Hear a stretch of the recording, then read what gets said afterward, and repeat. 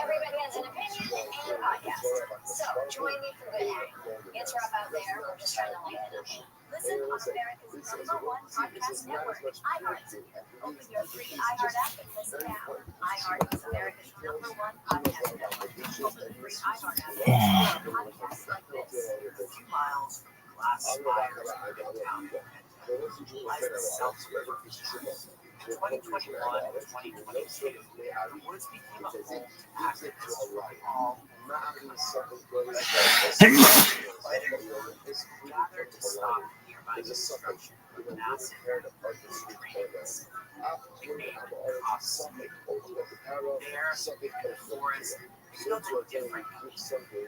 The forest architects and things like that present a vision of a society where we can have a we support each other without being at each other's throats or being subservient to each other until one day everything shatters.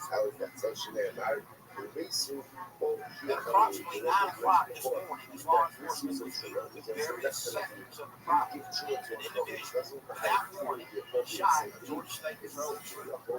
Same steady paycheck till last week through retirement, right?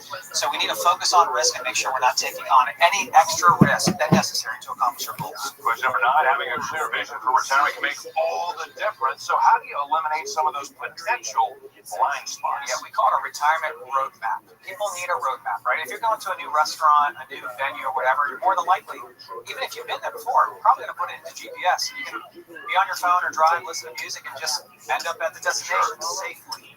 We need the same type of roadmap, the same type of GPS heading into retirement. We don't know what we don't know, right? Most Americans aren't looking at their finances and Social Security pensions all day long. Gary with the Sons, and when they were in college, I would go in there in high school. I was like a junior. Mrs. Hash would say, "Go, stock up the U's," because we're all sold. I mean, U's would sell by 10 o'clock. They put 100 U's in that fucking case.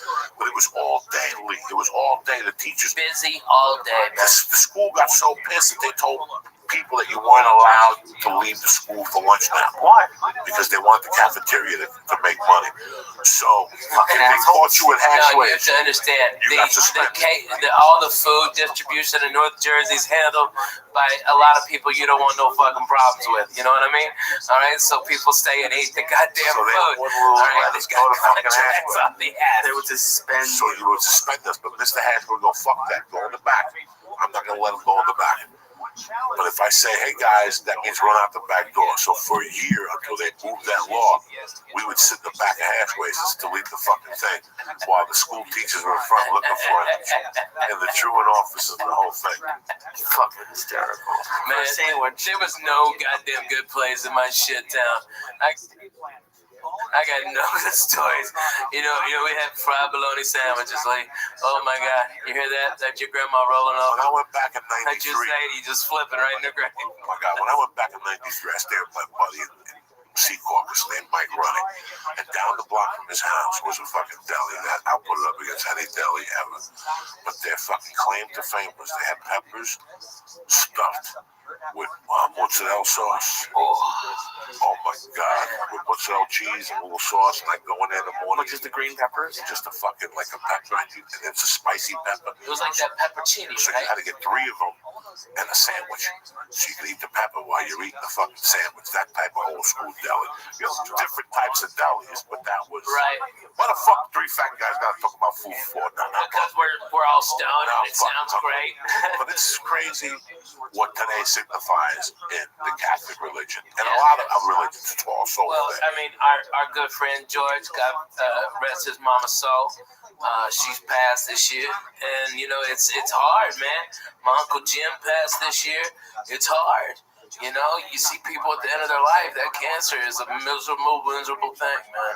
I mean, it is a horrible way to pass. You know, I'd rather get slammed into a sign on the 5 and break that bitch. I'd say, God forbid, but hey, I'd rather take that than that stuff. You know what I mean? So it was just fun going to church. It really was. I went by myself, no pressure on my wife and the kid. I didn't want them there. I just wanted to go because we did that church over, St. Bartholomew. We did it over. So I just went in there at 7:15. I tell you what, man, it just brought back a lot of fucking memories. Like, that's what happens in church with me now. When I go to church, I look at the 12 stations of the cross, and it's like a fucking acid trip, man. Yeah. I just go back into sections. And I remember I was thinking about my godfather. One of the worst things that ever did in my life was fuck my godfather over.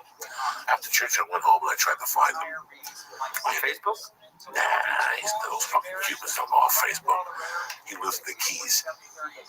I wanted to really, when I was a kid, my God, it's amazing what has happened. Did you see Mad Max? Yes. Okay.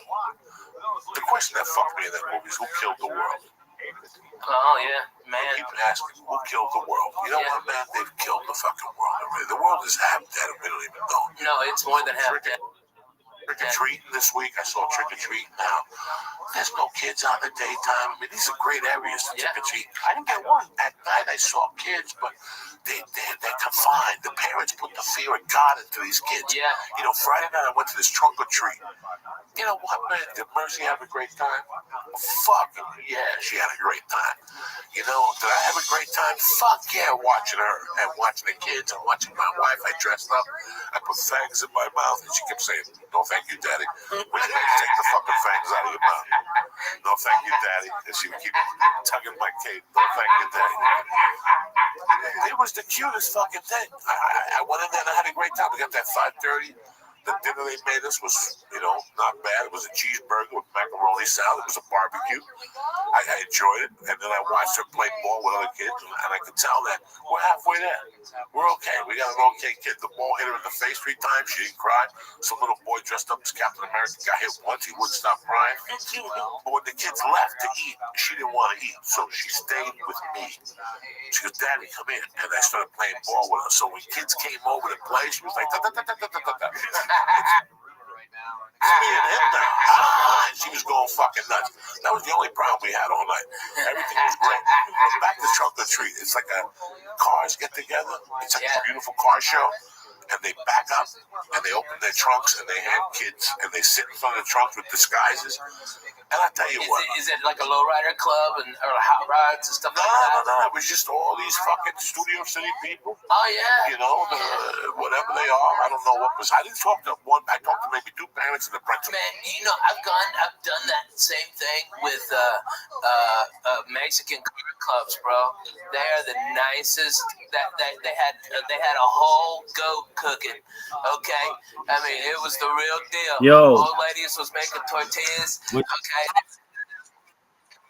I'm well, my friend. How are you? They had a band, a salsa band. Okay. It was for kids too. Yeah. What are your descriptions? I'm telling you, there was. Oh, white kids. White people. So these motherfuckers. Yo, what's going on? Well, was I looked at my That's wife. something here. No, it's tough. What are you saying? So important. And as we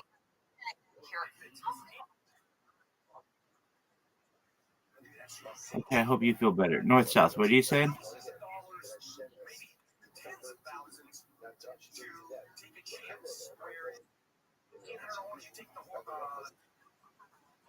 Did you send me it?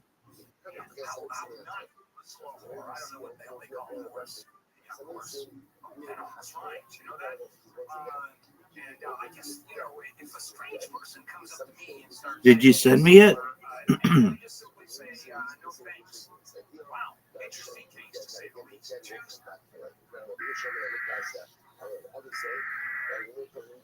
Did you send me it?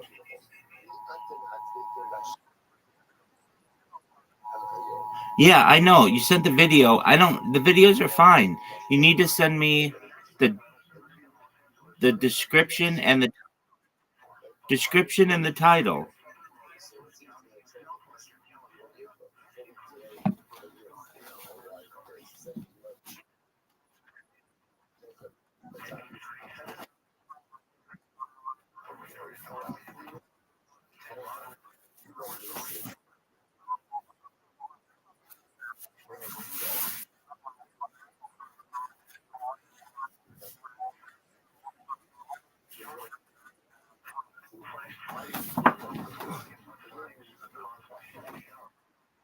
I can hear you. Yeah.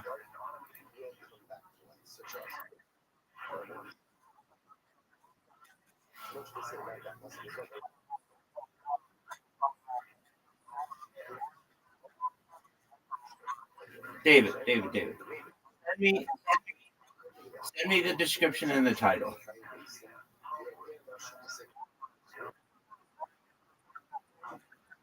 Okay.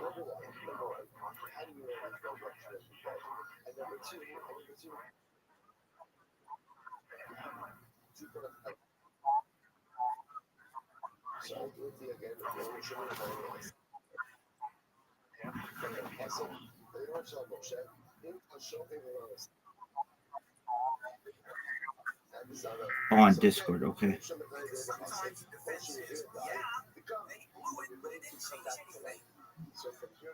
happens all the time. For example, there are cancers that are incredibly slow moving. And the first diagnosis, they miss completely. And then 6 months later, the second diagnosis shows that, yeah, you have the cancer. Okay, so the first people malpractice. Okay, did you send it? What are the damages? No. You're in the same position you were 6 months means nothing with this cancer. So that's the analogy I'm giving you. You have to follow all of the dots that the malpractice, which they missed that first diagnosis, is connected to what is happening now. And if they had done it correctly, you would not have this problem, or you would not have as big of a problem. So you get to go to a medical malpractice training. And by the way, E. coli disease that you had, how long did you have? 7 or 8 months, and then they cured it, right, with antibiotics. Yeah, no, I understand. All right, so they missed that. So, all right, so you had a disease that took 7, 8 months, and you were diagnosed with cure, okay, and then so you see malpractice. Check out North South, where style meets performance. Slash North South Style 99's Compass Gear. Yeah, but I didn't know, and I was paying that I shouldn't have did it. This is a tough one, but I'm going to suggest you talk to Check out North South, where style meets performance. Slash North South Style 99's Compass Gear. No. You tell me, what's the description?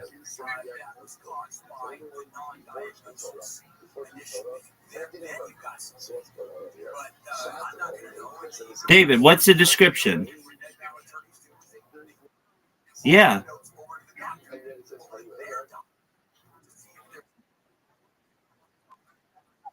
No. Go back. No. Go back to that YouTube video I sent, that YouTube account that I sent you. It gives a title of each video, and then you want to create a description for each video. Not on the video. It goes in the title of the video. Right now, you're just writing north-south, which doesn't tell me anything.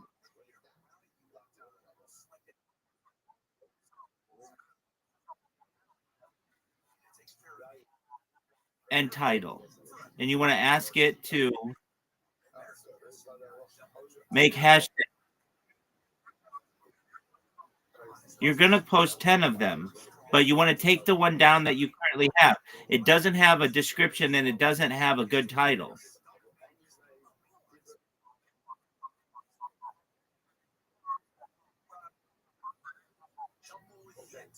Well, no, you're going to have to do this for all videos. You're going to have to do this for all videos. So here's what you do. First video you upload to Grok, you say, please give me a description and a title with hashtag for this video. It gives it to you. You put the title in the title, the description in the description. Video 2, you do the same thing. Video 3, you do the same thing. Make sense? Okay. Okay, that's fine. So take down the video on YouTube. Take down the video on YouTube. Come back after you've uploaded a new video with a description and title. We'll look at it. Once it's good, we'll move on to the next step, okay?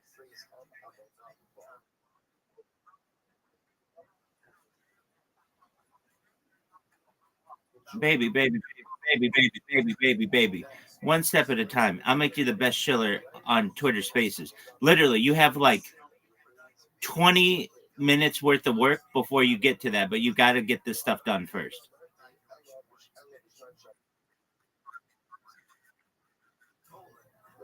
Don't call me. Just come back in here and tell me, okay?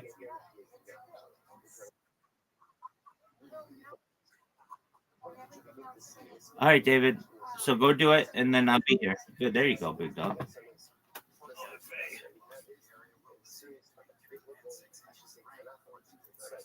I'll give you three and 6 right?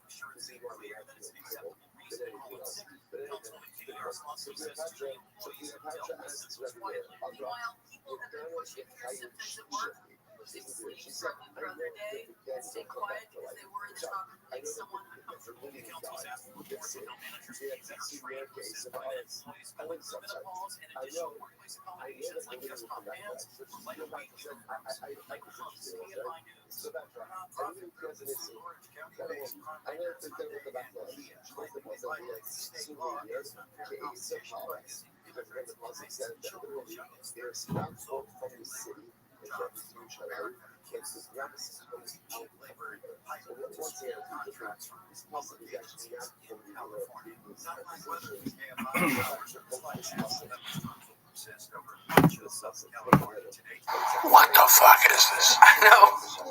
I almost have a nervous breakdown. Like, what the fuck is this? This is like Puerto Rican shit. But I go, this is what we have now. The parents scare the kids. And, you know, let's get together. Let's put them all together. When I was a kid, one parent went out, everybody held hands, and you fucking knocked down doors, and you yelled, and, you know, Saturday night, I didn't see people till 8 o'clock at night. How much pot do I smoke on my balcony at night, people? A lot. Tons. I was standing out there, and I was scared to smoke. My kids are going to walk up on me. After 30 minutes, nobody said nothing. Every once in a while, I'd see 3 kids and a parent. But the 80, 90 kids, I used to run with 80 fucking kids on Thanksgiving. Yeah. You ran 80 deep on Thanksgiving. And bundles of 20. Yeah, bundles of 20. I didn't see that. And it's just, and I know they found needles and every year. Some fucking dummy in Pittsburgh sticks hypodermic needles and fucking chocolate and all this shit. Man, that's why I tell all my kids, hey, Daddy has to inspect all of your candy. I need to find out all of this shit. That's what I did on Saturday night. Friday night, though, I got so high at the trunk or treat. I went home and she came home with a bag of candy, and I just sitting there and I started talking to me like cocaine, like a little right. And you have one Reese's. Oh, you're fucked. Did you fuck? Reese's will fucking put you over the limit. If you start with the little ones, the bullshit. That's what I thought it was. Oh, then I ate 3 of those. I then took you're 3 fucking cups. getting cups out of everywhere. And I went back and got the whole cup. Oh, I went back and got the God. Swedish fish. Oh, those are good. That Swedish fish, that's my world. That's my world since I've been fucking 5. Since I came from Cuba, I discovered Swedish fish. The red ones or the multicolored ones? Listen, the red ones, they only come in one color, Swedish fish. That's it. The ones that 7-Eleven in the bag. That's the only one I eat. All those imitations, skinny worms and shit, shove those up your mother's ass. I don't eat none of that shit. I'm a fucking Swedish fucking fish fan since day one. When I was a kid, I'd buy them by the box. And I'd get a brown bag and I'd stick my hand and put them in my pocket. That's how there was something when I was. Put them in your pocket? In a bag, in a brown bag. You get there's a big in the tray class. of them. No, I bought the box from the wholesaler. Oh, really? In Holy the 6th shit. grade, I used to know where to buy the box. Wow. There was a fucking wholesaler for candy when I was a kid. I'm telling you that. And I would go down there, I wouldn't tell nobody. I go down there and I get a box of Swedish fish and I get a box of a thing called devil gum. What's that? Devil gum. Way before fucking these other gum thieves thought about Big Red. See, Big Red, who makes Big Red? Wrigley. They bumped Devil Gum. When I was a kid, Devil Gum was cinnamon, but it was hot. Like if you ate 3 slices, the asshole was gonna be on fire, though. That's what Mexicans give their kids when they're in daycare. We had atomic fireballs. That's all we had. Right, no, atomic fireball. But you also swallowed gum, Joey. You're not supposed to swallow gum. That's why your asshole's on fire. My asshole's not on fire because of that. I'm telling you, I've been swallowing gum since day one, so my body knows how to process it. Spit out the fucking gum. See, if you start swallowing gum when you ate, then you're fucked up. I've been swallowing gum since day one. If that's a doctor, please email Joey Diaz. And do what? What's he gonna say to me? I want him to learn how to. Listen, I have pulled the gum out of my asshole. I have pulled little pieces of gum sometimes that Out of don't the get hair? processed. That's out of the hair. Oh, God. Or sometimes you're gonna pull the shit out of it and you can hear the gum going. It's like it. You can hear the gum? It's like it. Let me tell you what. Have Joey, when he gets one of them good ass zits above his asshole, to come and pop it like 1.5 feet away from you so you hear it. Okay, he did that in my fucking apartment after he drank all my goddamn orange juice. All right, he drank a whole fucking thing of orange juice in 10 minutes. And then proceeded to pop his zit on his asshole? Yes, no, not on his asshole, in the crack right above it. So to get any pressure behind it, he had to take those big ass fingers in there. Go one knuckle deep. I know all the stories. Back in the day, I ain't ashamed to say, I used to travel by bus to a lot of gigs. Greyhound was my sponsor for a long time. Joey Express. Joey Express. I would get on that fucking downtown bus to El Paso, and I'd drop you off and pick you up. The longest bus ride I did was New York City to Dallas. That was the longest because I had nothing going on. I'm going to go all the way to Kennedy and drop $200 when I get up here. Right here, and I can pay the express for $48. I looked at just to get to Boston. It's like only like 2.5 days for like $100. So I wouldn't have. I'm just thinking if I had to. You'll never have to. Man, I travel by bus because I own one. Get a king size bed. Don't do that. I could never sit like that. But you guys ought to jump on the bus sometime, and we do this church at other parts of the country. Yeah. Where's the bus going? The bus will be here tonight. It'll get in tonight from Tennessee, and then we're here. We're gonna be driving. They're gonna be driving around Wednesday, or Tuesday and Wednesday, and then we go north to do some gig. I don't know where it is, to be honest with you. I don't look at my calendar. I didn't travel no fucking Foo Fighters. You guys would kill each other. Before you got to the first rest stop. You're retarded. We would hotbox that bus. It would be just look, bro. Yeah, look, Lee, shut the fuck up, okay? Me and Coco have lived in an apartment smaller than this fucking studio, okay? And we laughed our asses off.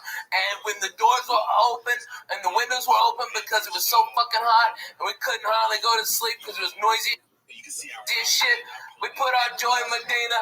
5 minutes, sleepy time. Wake up, throw kids for Jesus. Making biscuits, and I had him on the floor, futon, okay, and John Westling on the floor, and Jody Fertig on the bed. Yeah, it was crazy. We were in it to win it. This was Team Us. 1440. You don't even understand. Kill ourselves. We're brothers. Are you kidding me? Well, not literally. I'm just saying, like, you put something on the TV that he doesn't want, or he'll start. I got 5 fucking TVs. You got 5 TVs on 5 fucking TVs on that goddamn bus. Pick what channel you want. Player, cool. I got it. How many bedrooms on the bus? I've got a king size bedroom that pops out, okay, and then the living room pops out, and then there's 3 bunks. It's got a 2 bathrooms and a shower on it, and I think there's like 6 air conditioners on it. So if we go someplace where it's hot, like I went to Bonnaroo this summer, everybody, all these dirty white people were out there when it's 120 degrees of dirt. Fuck you. I took 3 showers a day. I was the sweetest smelling motherfucker. out there. People were like, they thought I was Pharrell or something. I was smelling so good. Okay, I was doing it, Jack. It was awesome. Everybody's boohooing. It's hot. Yeah, me too. I'm gonna go make a fucking margarita in my bus, take a shower, and smoke a bone. Fuck you. I hate that band. Okay, it was awesome. It was so great. But that's how we gotta go, dude. We gotta go on the fucking bus. All right, your babies would go bananas in that bus.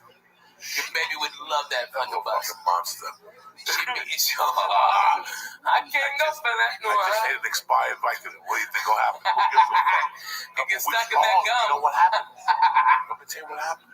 They're listening. Yeah, right? Let me tell you what fucking happened. What happened, Pop? A couple weeks ago, I went swimming in Toledo.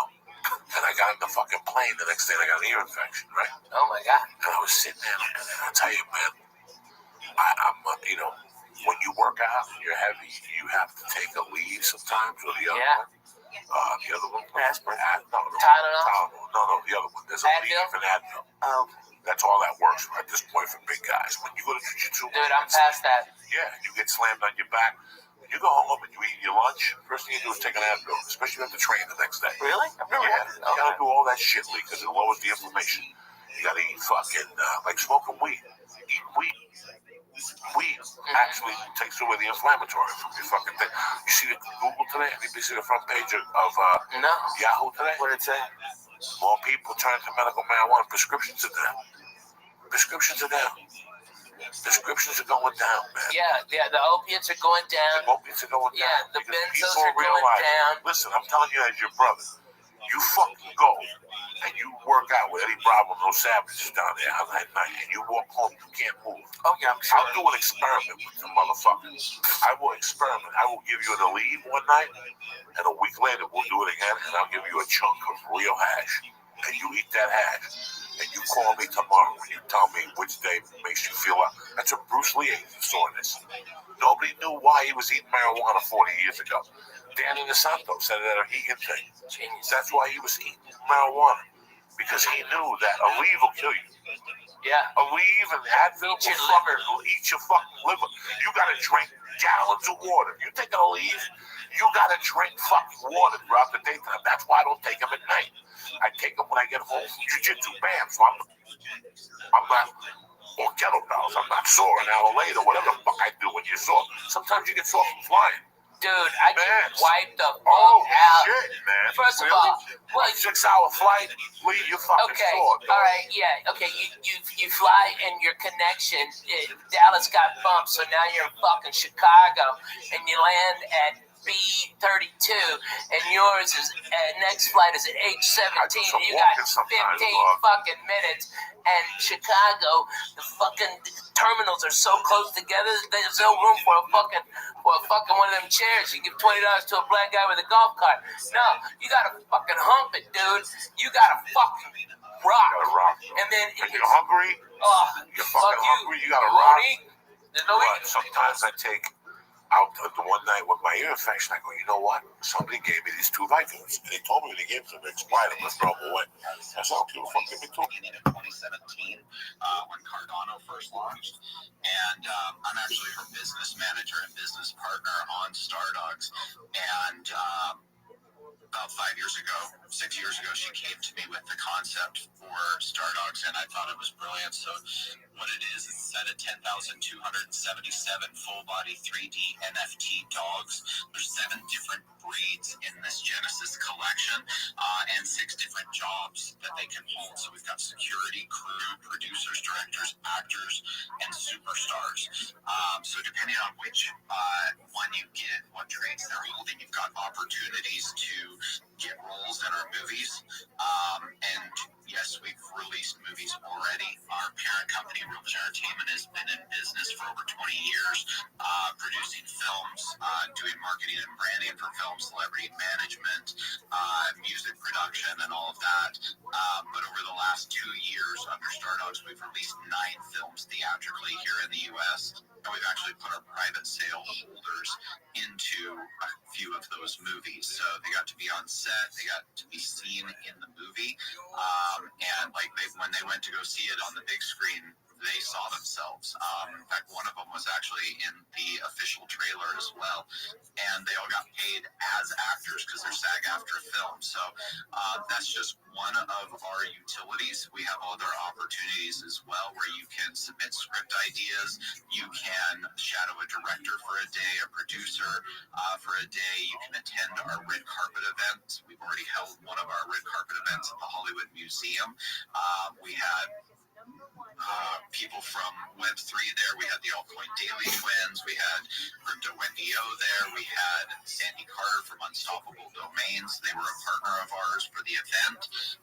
And then we had a lot of people from the entertainment industry, actors, directors, producers, people from the stunt community, VFX teams, all of that. It was an amazing event. But along the way, our founder was like, look, I don't want to be another one of those projects out there. We're a brand, we're a business, and we're going to deliver from day one. And so even though we have not minted yet, we've already been delivering upon our promises. So we do have our mint in 7 days. We'll be minting on our website, stardogs.com. For anybody who wants to get in early, we have our party sale and private sale going on. Anybody who gets in early on the party sale, it's a minimum of 1 NFT. Our NFTs sell for 0.5 ETH, whether you get in early or you get in on the public sale. But if you get in early, party sale gets you a ticket to one of our red carpet events, as well as your name in the credits of our next film. It's a $30 million rom-com. We have a director on board already that's done over $2 billion in ticket sales. He directed The Mask with Jim Carrey and Cameron Diaz.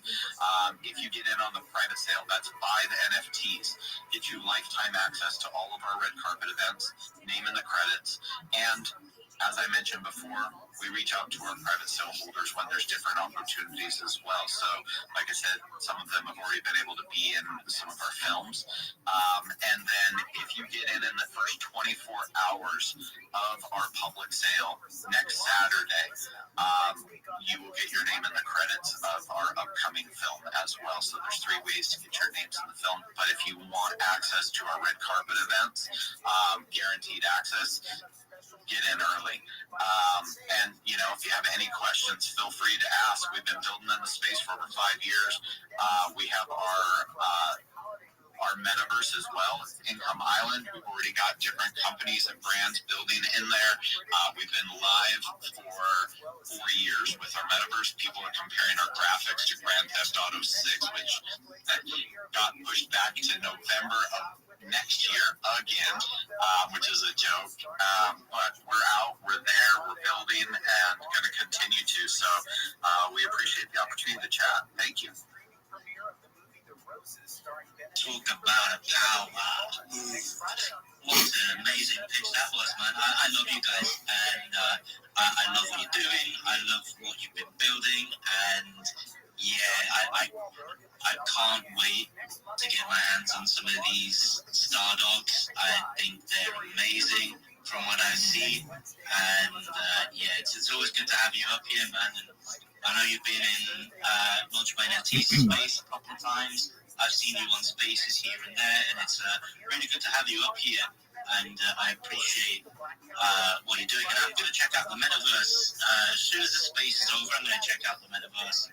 I've got to see this GTA 6 level of graphics, man. I've got to see it for myself. Yeah, please do. You can go on our Income Island page. It's Income Island, or at Income Island. You'll see the graphics right there. One of our partners is Interlink. We built out the Interlink Innovation Center in there. Axion DAO, Meta Rides. You can hop in their vehicles and drive around. And, for anybody in here, we have a space at 3 p.m. PST. If you want to hop in our space, you're all welcome.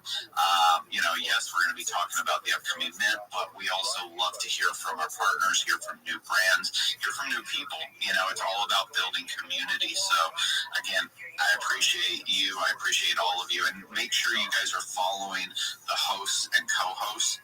Without these people up here, without these, other brands in the space that are hosting and, opening up the speaker panel, this is what gives us an opportunity to grow, build community, build our brands, and get visibility on what everybody is doing.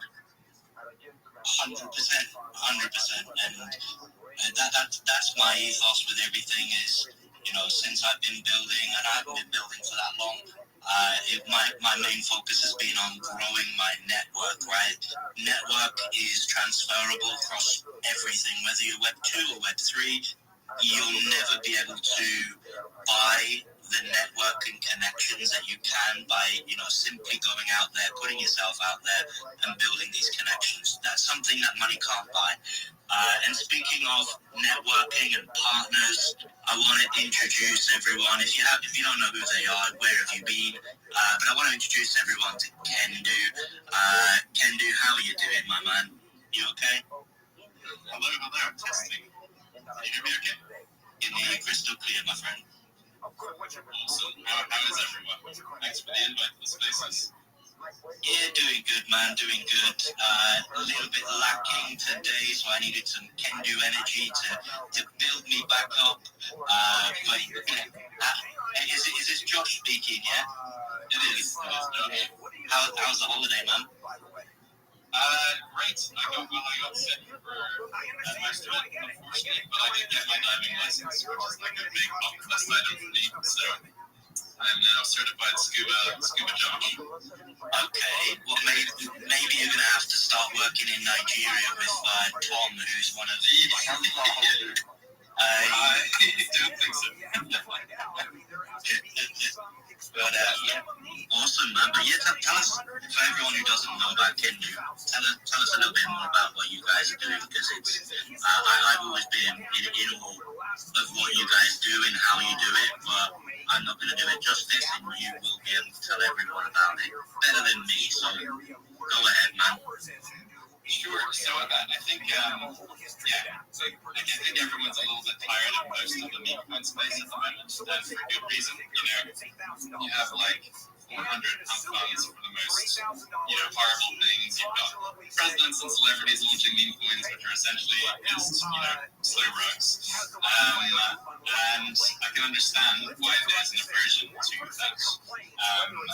So Kendu is not some like trending TikTok animal or famous Instagram dog or some famous dog's cousin's wife's uncle twice removed dog. It is completely original IP.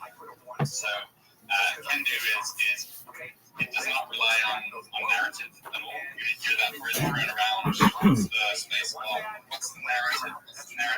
Trump's got a new pony. Its name is Frank. And suddenly there's like 1,000 francs on It is none of that. It's like a pure 2021 style, fully community, fully organic based missionless brand. And Kendu has actually changed lives, and I've seen it change lives not just financially, but people have adopted the Kendu mindset, which is where Kendu attitude as a word, and they've gotten up from the couch for the first time in years. They have started businesses. They've come out of retirement. They have become someone more than they were previously. And it's a very unique idea because I think everyone's sick of the meme coin space, and everyone's sick of assets based on vulnerability. It's very difficult to sustain that over a very, very long period of time. You kind of need something more eventually. But generally, when the team starts delivering that something more, let's say, in the case of Shiba Swap, or like the layer 2 that no one uses, then you have this like crazy active community that is now, instead of like becoming the next thing themselves, they are waiting for the team to do next thing. They're waiting for Bone Leash to pump or any of the other ideas. So that is not. This is the worst shill I've ever heard. And that all of those things will be community led. So the idea of a permissionless brand is actually really powerful if you can tap into a really energetic meme coin community. And the energy of a meme coin community can't really be replicated in utility projects or outside of the space in general. It's really difficult to get that level of die-hard, delusional, I will die for this project is my identity. but that's very prevalent in influence. So the idea can do is to kind of become a permissionless brand and tap into that energy and kind of create a symbiotic relationship between the entrepreneurs building under the Kendu umbrella and the Kendu community who are holders of the Kendu token. So this isn't just an idea anymore, it is working in practice. So far we've got Kendu Games, which is an indie Web2 gaming studio led by ex-BioWare and AAA game devs. So BioWare was responsible for Baldur's Gate, Neverwinter Nights, Star Wars, Mass Effect. Once they release their first title on Steam later this year, they will be poaching devs from Bethesda that they know as well, who are unhappy at Bethesda. So these are like very, very serious people. This is just one company who has chosen to build under the Kendu umbrella. As you can imagine, if you're a studio or an entrepreneur of any kind, you instantly gain access to your first 1,000, 5,000, 10,000 customers, users, clients, beta testers, and this relentless marketing force that works for you for free forever and never sleeps. So it's quite an attractive prospect. And what Kendu Games are going to do is they're going to take 15% of their net profit and buy Kendu. So these are people who've sold millions and millions of copies of games before. Oh, so baby. That will result in millions Oh, of baby. they're able to replicate that level of success. And that's just one company doing that.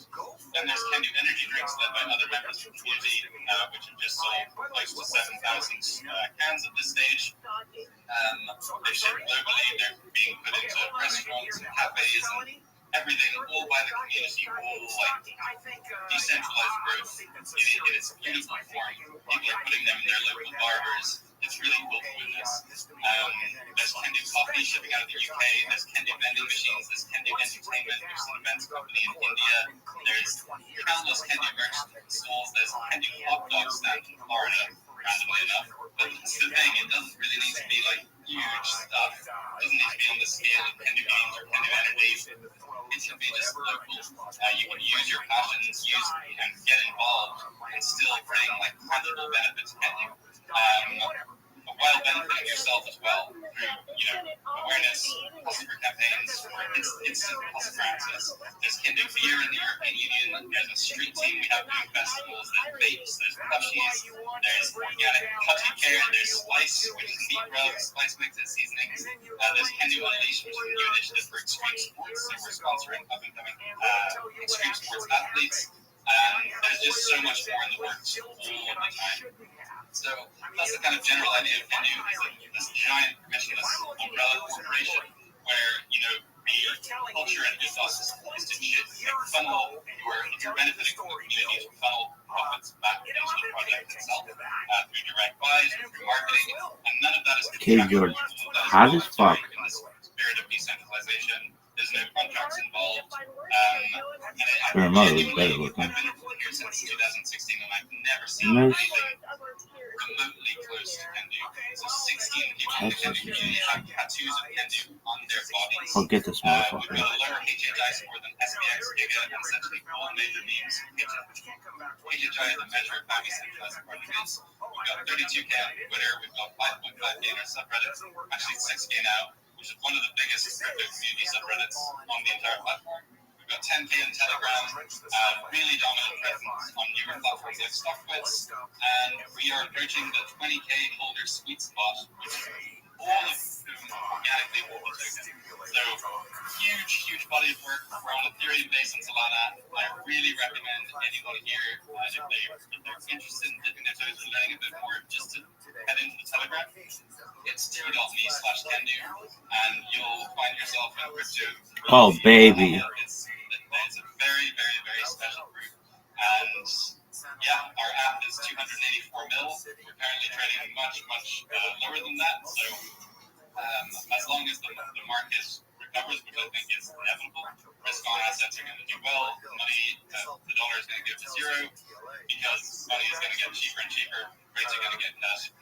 And this is like the prime opportune time in the market to seek out these projects that are really, really building, many of which are on this stage right now. So, yeah, I've waffled on way too long now. Please interrupt me. Please send help. I was just going to say, I don't feel like you guys have enough products out there, to be honest. I feel like there's a lot to be left to be desired there, man. So maybe you should focus on that. But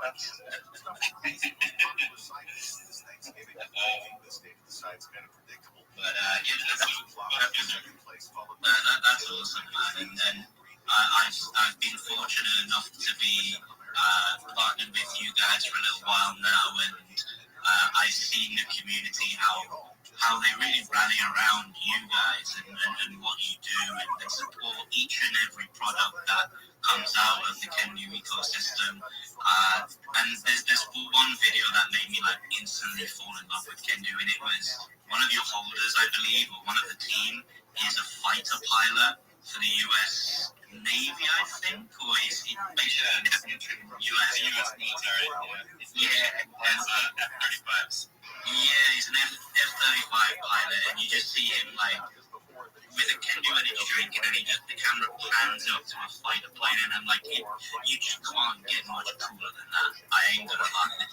We've got like very famous like actor directors who work with Zac Efron and all this. We've got brain surgeons. We've got we're really missing rocket scientists at this point. We've got fighter pilots. We've got fighters. We've got everything.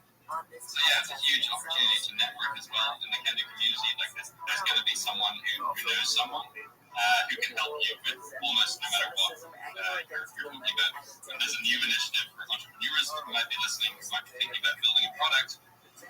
There's a new initiative set up where we're kind of gathering experts from various different fields that are already in the Kendu community who can help and advise you set up your Kendu business. And that's going to scale and scale and scale. And as Kendu scales, we'll also probably open up a grant system for entrepreneurs who are building under the Kendu umbrella. So all that's to look forward to. I love it. And if you need a rocket scientist, I'd be happy to take on that role. I think I can make that work. I could build a rocket. Look, if Elon Musk can build a fucking rocket, so can I. So easy. It's easy. All you need to do is make it pointy at the top and put engines at the bottom. Boom, rocket goes up. No, you just need a lot of rolls, the inside of the toilet paper, and you can build it from that. Yeah, exactly. We can make it work. I reckon together we can build a rocket, stick Kendu on the side of it, and there we go. We're now Kendu rockets. Yeah, I think we can see the headlines already. 15 dead and horrific rocket accident. No, it would be one moon. Deary me. But yeah, I appreciate you coming up, Josh, and you keep doing what you're doing, man. You're smashing it. I think we got a new speaker, Crazy Chicken, on Sol. I hope you're. I wonder if this is Chicken Nick behind this account, probably. But Crazy Chicken, how are you, man?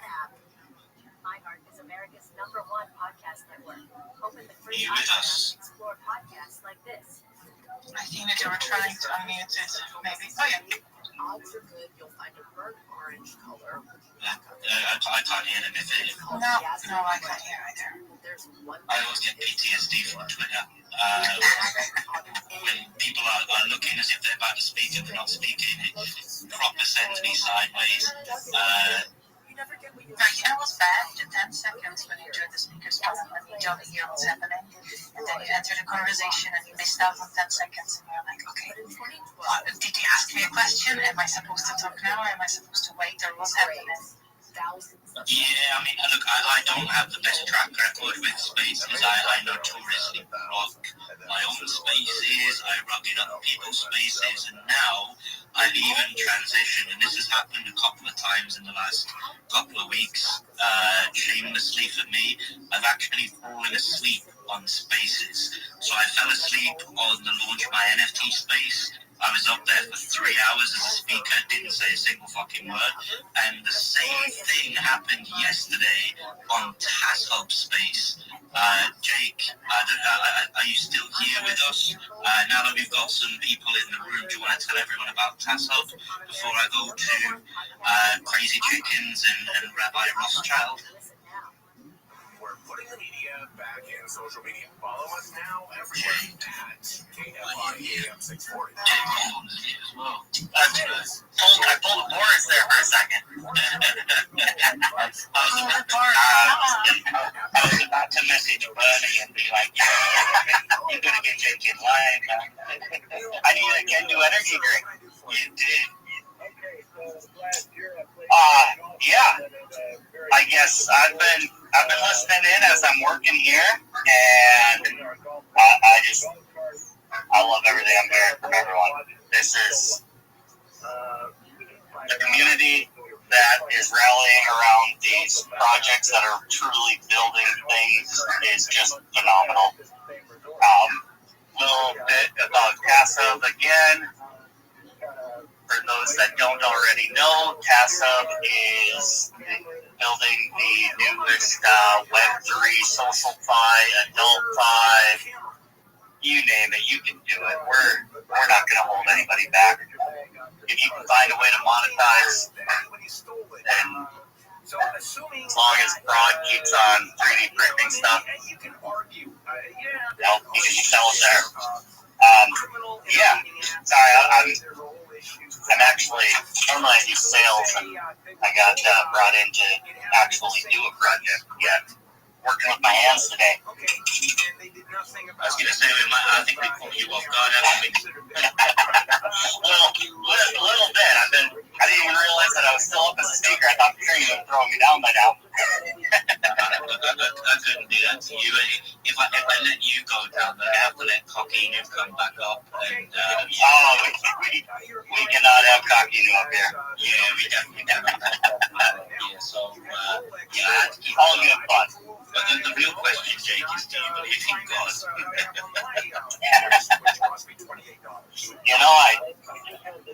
I loved how it got segued from, well, I believe you fly for 4 stars, and I believe you consume that daily. I'm like, no. Like, I was like, whoa, hold on. Let me finish my sentence before you jump in.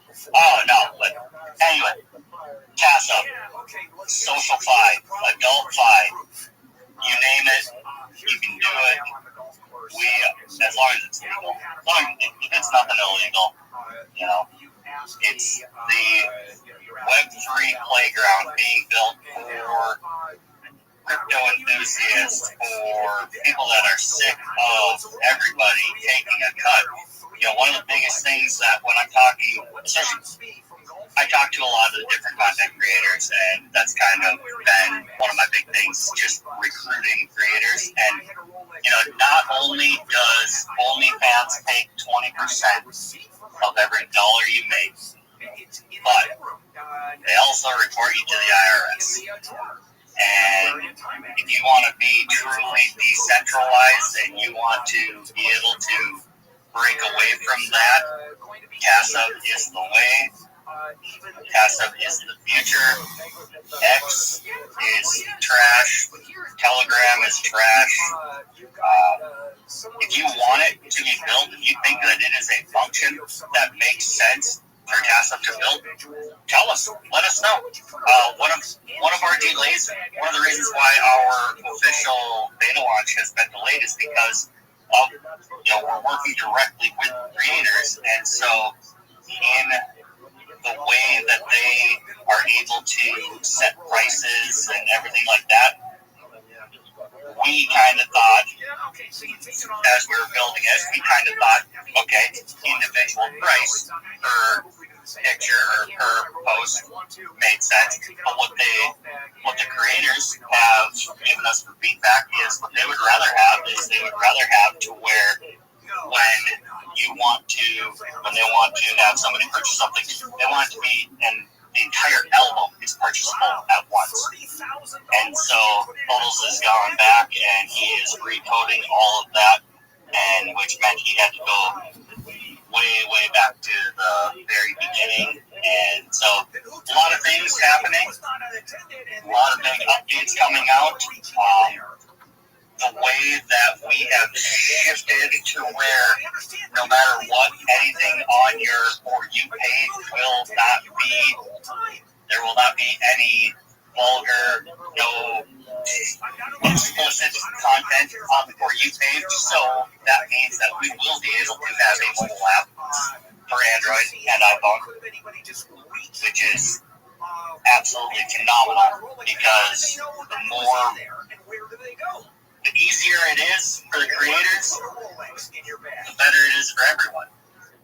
And one of the biggest things is time is money. And that is why CastUp has implemented to where when you post on CastUp, you will be able to share that post directly to your ex. You'll be able to share it to your Instagram. So that's kind of where the hub part of CastUp comes in. We're not asking anybody to leave their other platforms. We're not saying that. We're saying use CastUp to be the center of it, to be your distribution center for all of your content and for all of your creativity, to be able to just send out all from one place with one click. Streamline. Jack, I've got a question for you. So, in the future, are you planning on separating the pages for adult content and for crypto, or is it going to be blended for both? You won't see any action. That's what I'm saying is you won't see true adult content on the For You page. You might see a girl's marketing photo or teaser photo or whatever you want to call it, but you will not, unless you swipe over and unlock or purchase that content, it will not be viewable. And approaching it from the perspective of a project or a community, so you would start posting regular images as you do everywhere with text as well, and then you set up some, let's say, artwork or access to some services to sell through your platform, or what would you recommend? What would be the best route? So, some of the guys with call channels and stuff like that, like Unknown, I don't know if you're familiar with him, but he's getting a name in crypto. He has his own call channel, and so what he's going to do is he's going to have his people that subscribe to his CastUp profile are going to be able to. He's going to post the alpha there first, and even this sounds like the shittiest project next ever. post goes out on CastUp first. Am I still correct on saying that, Boris? You still doing that? There's actually some posts on CastUp that aren't on X. So when I do my marketing now and sort of my content creation, I specifically look for what I can put on CastUp first, and then obviously goes on to X. But there is some CastUp exclusive content that's on there as well. So I'm a big believer in CastUp. I love what you guys are doing. I'm currently getting to learning right now about how we can integrate a little bit more. That's a good goal, right? To integrate as many things as we can from different partners so we can all grow together. That's what it's all about, man. Even Cocky has a place on Mafia. Boris, why don't you pin in the Jumbotron your link? Good idea. Let me try and do that. Boris, I think you officially have more referrals than me now. I'll have to count later, but okay. You might have surpassed me. Does that mean I can come take your job now? And your car, and your wife, and your dog, and your house. My wife. 10 million Mafia, and you can have her. I'm just kidding. You can definitely find her on CastUp. I know everyone likes that more than you. It's alright, man. Honestly, Forrest, one of these days you'll have to play the No One Saved song for all of the people on the X Spaces, because it is such a hilarious and fun summary of the Coinzy community. It is. I'm not even gonna lie. My wife laughed her ass off when she listened to it, and the part about how I'm a good guy, but everybody likes my wife more, and it was like, oh my god, I love it. Every one time, I will play it at some point on another space. Have you heard the Razors one? Have you heard my new single? I haven't. I'm gonna listen to it. It's about Coquino, man. I thought you would have listened to it already. Yeah, it's a Coquino. I got thrown into actually doing work again. It's really messing up my schedule here. And don't worry, we don't do heavy. That's the Web 2. You go out to Web 3, we just chill. We chill and we deal, and we do what we can. And I think I'm going to adopt a more of a can-do approach and get every one of my community works for me. I think that's a good approach. So I think I'm going to do that. In fact, where are you? It's in the EJ Postman's house. I've lived for me. But now I've listened to the song. It's one of my best. It's even got a bad statistic in there. Oh man, they put it out when it's got a bad statistic in there. So Claudia's not happy. Claudia's currently working on making 23 bubbles for me. So I'll share some more info about that soon. Yeah, yep. Move along to our last two speakers, which is Crazy Chicken Song. Are you up with us, man? Yeah, man, can you hear me? Yeah, how are you? I'm doing great. How about you? Absolutely. Tell us a little bit about yourself, man. Why have you come up to show? I'm here to show Crazy Chicken. What is Crazy Chicken? Give us the alpha. Crazy Chicken is an NFT project built around creativity, rebellion, and community. We are creating a digital universe where a chicken represents a survivor of the coup. Free, bold, and crazy enough to stand out. Our mission is to build a strong, engaging brand which does beyond arts. And This I'm waiting we for are this. using the universe Hey. utility Hey, Bruce. and it's a limited supply, like our meat is life. I ask her, what are you doing here? She looks at me. Where can we make? On launch my NFT. Hey, Crazy Chicken. Okay, nice. Follow this podcast for Launch free my on NFT, you say, yeah? radio app. Number one for music, radio, and podcasts. Yeah, they're going like that. Yeah. America's #1 podcast. Are you still with us, Crazy Chicken? Yeah, I'm with you. Yeah, this guy sucks. You could mix it on launch my NFT. How much is it to make? Worse. It costs Hey. 0.15 Are you awake? and 0.1 for the whitelist.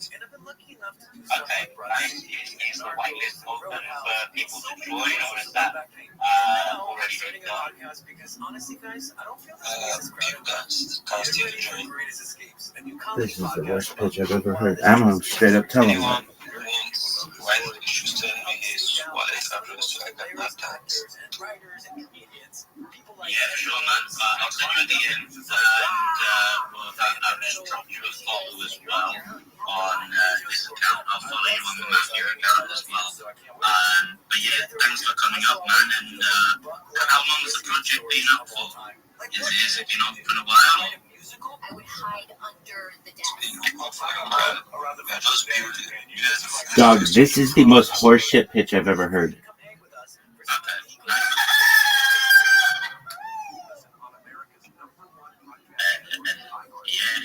You guys check out Coquino.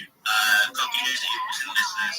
It's a dog, but we call him a clock. So it kind of fits in with the chicken vibe. It's a dog, we call him a When you cock. reach out to him, he loves I'm a grandpa, you NFTs. call me a cock. He loves collaborating. So Come on, maybe bitch, reach out to let him. me I'm sure talk. he would love a whitelist as well. But yeah, I'm going to move it along quickly to Rabbi. Rabbi Rothschild, and I know what he's going to say already. He's live streaming himself 24/7 every single day for world peace. But I want you guys to hear it from the man himself, Rabbi Rothschild. How are you? Every day is a holiday. Every meal is a feast. Thank you for the opportunity. That's right. I'm Rabbi Rothschild. If you don't know who I am, you will. I stream my life 24 hours a day, 7 days a week, 365 days a year for world peace. I've been doing so for more than 4 years. My streams go back to the pandemic. We've seen the death of a queen, the birth of AI, the coronation of a king, and everything in between. This is a real life Truman Show, a real life Big Brother. This is a time capsule and a timeline of human achievement.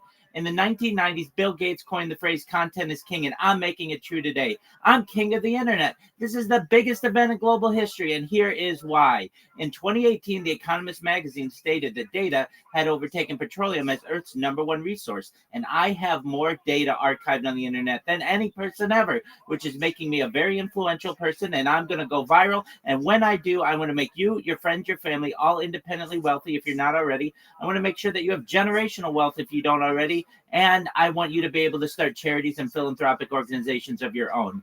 I'm unlike any influencer you will ever meet. I'm not live on one YouTube stream nor two. I'm live on more than 20 simultaneous YouTube streams. You can look at my pinned post in my profile for a link to all my YouTube streams. Additionally, you're going to find my link tree in there. I dare you to look at my link tree. Nobody dares you to look at their link tree, but I do, because I have more social media than any person on the internet. I have more content than any person on the internet. Additionally, you're going to find a link to my Discord, discord.me/rabbi.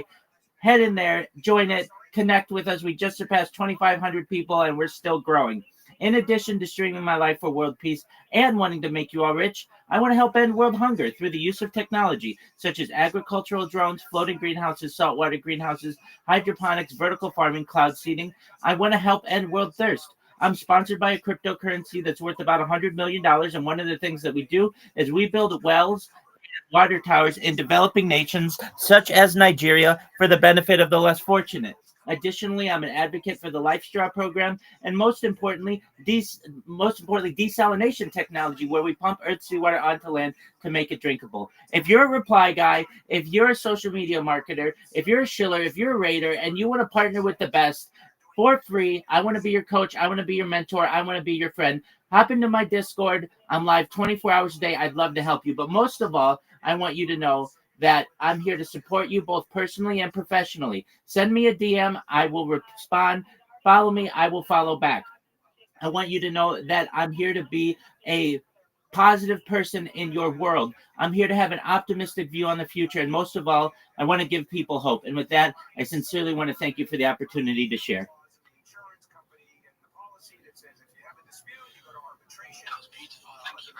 I really enjoyed that. I messaged you on our space. I think it was yesterday or the day before, and I joined too late, but that was a very nice thing. I'm glad to hear your pitch. I thought that was rather beautiful. Thank you, Rabbi. That was cool. Something a little bit different. So yeah, I appreciate that. Thank you. You're most certainly welcome. Thank you for your kind words. I have a question on you. Why 24/7? How does your surroundings feel about it when they come to visit you or they talk to you? That they are, included in the stream? Because maybe not everyone is comfortable with that. Certainly, I've had people from Northern California visit me in Southern California. A lot of the people who watch my streams who are fans know that they're going to be on camera. And for anyone who doesn't want to be on camera, I don't include them on camera. So I keep the stream separate. I don't stream in private areas of my home so that people can maintain their privacy. But when I'm outside streaming IRL or streaming in my room, the cameras are on, the content is live, and my opportunity to discuss all of the world's problems and how we can solve them are open. Is this something that you want to run, let's say, for 4 years, or I don't know, at a certain limited time, or do you how long do you plan on doing like this? This is a great question, Veronica. I want to do this the rest of my life. I think this is an amazing human undertaking and an excellent opportunity for the world to be able to learn. maybe a generation ago or 100 years ago or so, I would have been a diarist, someone who writes in a diary, or a journal someone who writes in a journal. But with the advent of being able to live stream and archive that footage, I've become essentially the world's biggest archiver of history. Not only can you watch my life in 24 hours, but I keep a radio going in the background 24 hours a day. So you can literally go back to any moment of time in the last 4 years. And now, not just what I was doing, but what was going on in world history. I think that will be studied by historians in the future. Additionally, the data that I'm archiving, particularly on human, is going to be valuable from a medical and biological standpoint. We'll be able to learn about my behavior, my sleep habits, my eating habits, my drinking habits, my bathing habits, my circadian rhythm. Every aspect of the human body can be studied, and not just not just one view, but from 20 simultaneous views. I even have a ceiling camera. And I've got another question, Rabbi. So you're streaming live 24/7, so 7 days a week, permanent stream. How do you keep that stream going? Do you also like go to different locations? You know, if you leave where the cameras are set up. How do you maintain that stream whilst you're having to do errands or do bits and bobs like that? Certainly, I stop the stream every 12 hours, and the reason why I do is YouTube does not allow you to watch videos that are longer than 12 hours that are live streamed. So every 12 hours, I stop the streams. But I have been able to stream as far north as Santa Barbara, as far south as San Diego, as far west as the Pacific Ocean, as far east as the desert and mountains. I've streamed in Beverly Hills, Los Angeles, Disneyland, everywhere in Southern California, essentially. And whenever I run into an issue where there might be perhaps low signal availability or something like that, I have GoPros that I can use, and I just turn on a GoPro, or many times I have a GoPro simultaneously, and then upload that data once I have the opportunity with better connectivity. But generally, I like to do desktop streams, or just really streams that are close to my Wi-Fi, so I don't run into those types of issues. Yeah, no, that makes complete sense, because you've got a solid connection. Stream's not going to cut out. It'd be very rare for it to. But yeah, if you're out and about with a GoPro, it can be quite tenuous connection. Wow, man, let me check out your links, man. I'll check them out. Nice one. Excellent, thank you. Yeah, thank you, Rabbi. It's like we were just talking with Rafi about space raps constantly, or spaces in general rap constantly. So I would find it quite stressful to be on top of the streams 24/7. I would find it quite stressful to continue. I don't know. How do you rest? Do you feel relaxed knowing that people are watching you? Absolutely, I sleep like a baby. So when I am gonna fall asleep, I just make sure to mute my Discord, and people know that I'm asleep there, and so that people don't disturb me. They still talk, they still enjoy themselves, but they know that I have essentially retired to bed. And then when I awake very energized and ready to take on the day. Usually, I say immediately upon awaking, I say a prayer. I then restart all my streams. They're usually pretty close to the 12-hour limit at that point. I do what is needed for hygiene. I daven, which is my morning prayers. It's known as chakras. And then from there, my day is generally open to be able to share my life with the world, be able to have discussions, play games with people. I've got a wonderful community. We play games on a daily basis. And to your other point, Veronica, about the stress of making sure the streams are going, that's one of the reasons why I'm live on 20 simultaneous YouTube streams, because as we all know, apps crash, devices power off, devices do unexpected updates. So when those kind of things happen, you recognize that it's nice to have backups and backups of your backups and backups of your backups of your backups, essentially redundant streams. And I'm not just live on YouTube. I'm live on about 33 different platforms, including about a dozen different Discords, including the Big Steppa's Discord, if you're familiar with that project.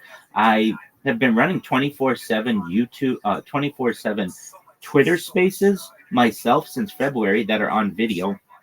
So if you ever want to find those, just type the word Rabbi in the Twitter Spaces search.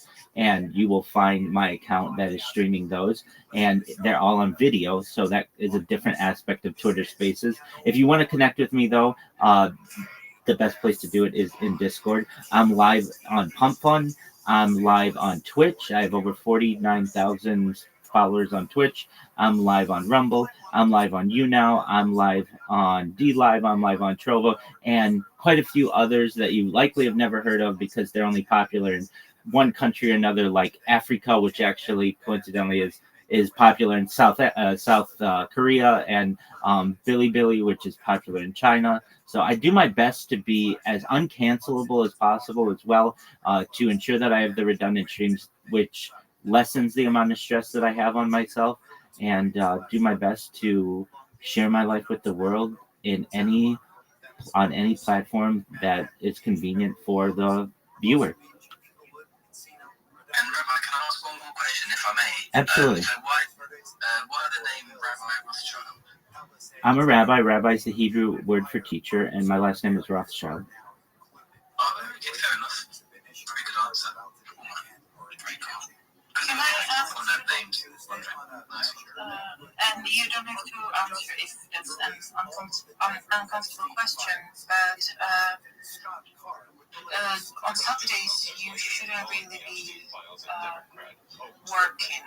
So how do you go around it? That's correct. This is not my job. I'm a certified project management professional by trade. I'm an app developer. I've launched apps on the App Store and Google Play, and I don't do that on Shabbat. I'm very strict to that.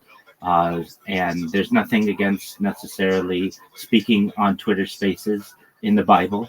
So there are some leniencies that I take, and I don't combust. I don't drive on Shabbat. I don't work on Shabbat. I follow all of the traditional Orthodox ways to the best of my ability. Thank you.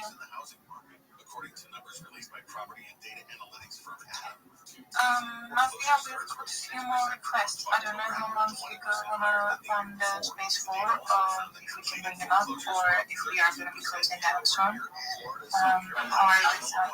I was just enjoying the vibes of 15 and Veronica co-hosting the space for me. I'm a competitive attitude and just let it go.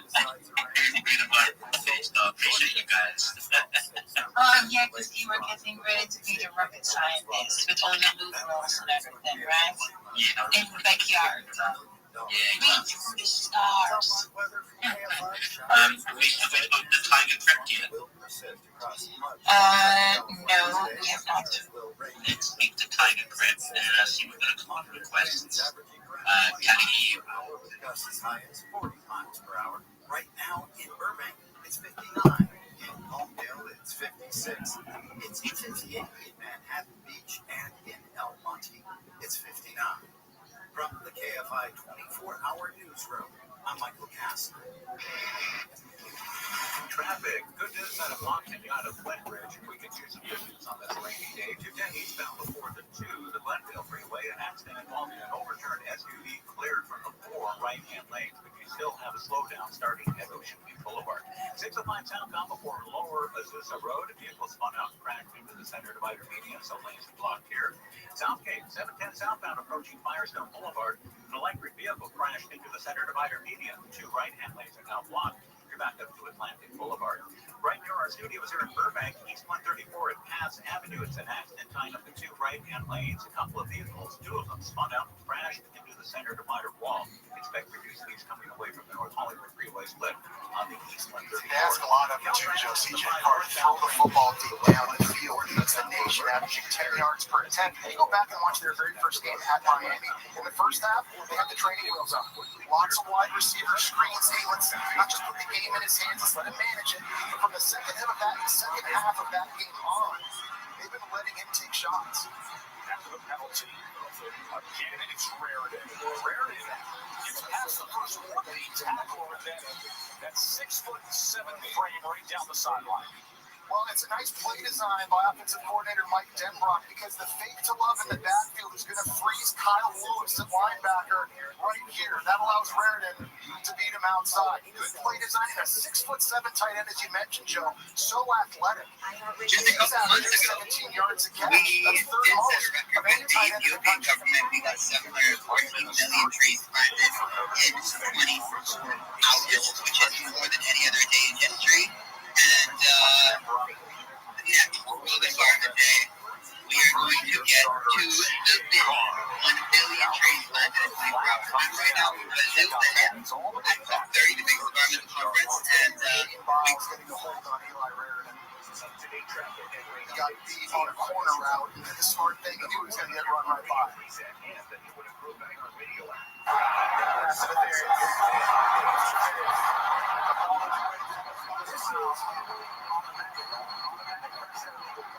So here's Miles right here, and Raritan's running this route up the field. Watch, he's got his eyes in the backfield. And right there, he knows, I'm beat, and I just got to reach out and try to grab him and stop his momentum. If Raritan had a full head of steam, he runs under that, he might have scored. First hit penalty of the day.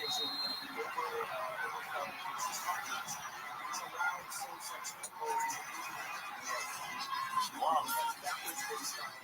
This time he was taken down. They were quick to get to him. Miles on top of him. Just see the patience, Joe. You see how he sets things up. He's got a burst in him, and he's all the schemes that they like to run. He's very patient, allowing the blocks to kind of establish themselves. And when he sees the crease, he puts his foot in the ground. Like we saw in the first quarter in that long touchdown run, he can absolutely explode. There are 11 players in major college football averaging over 100 yards per game. But he has the fourth fewest attempts of that. He makes the most of everything. Second and 7.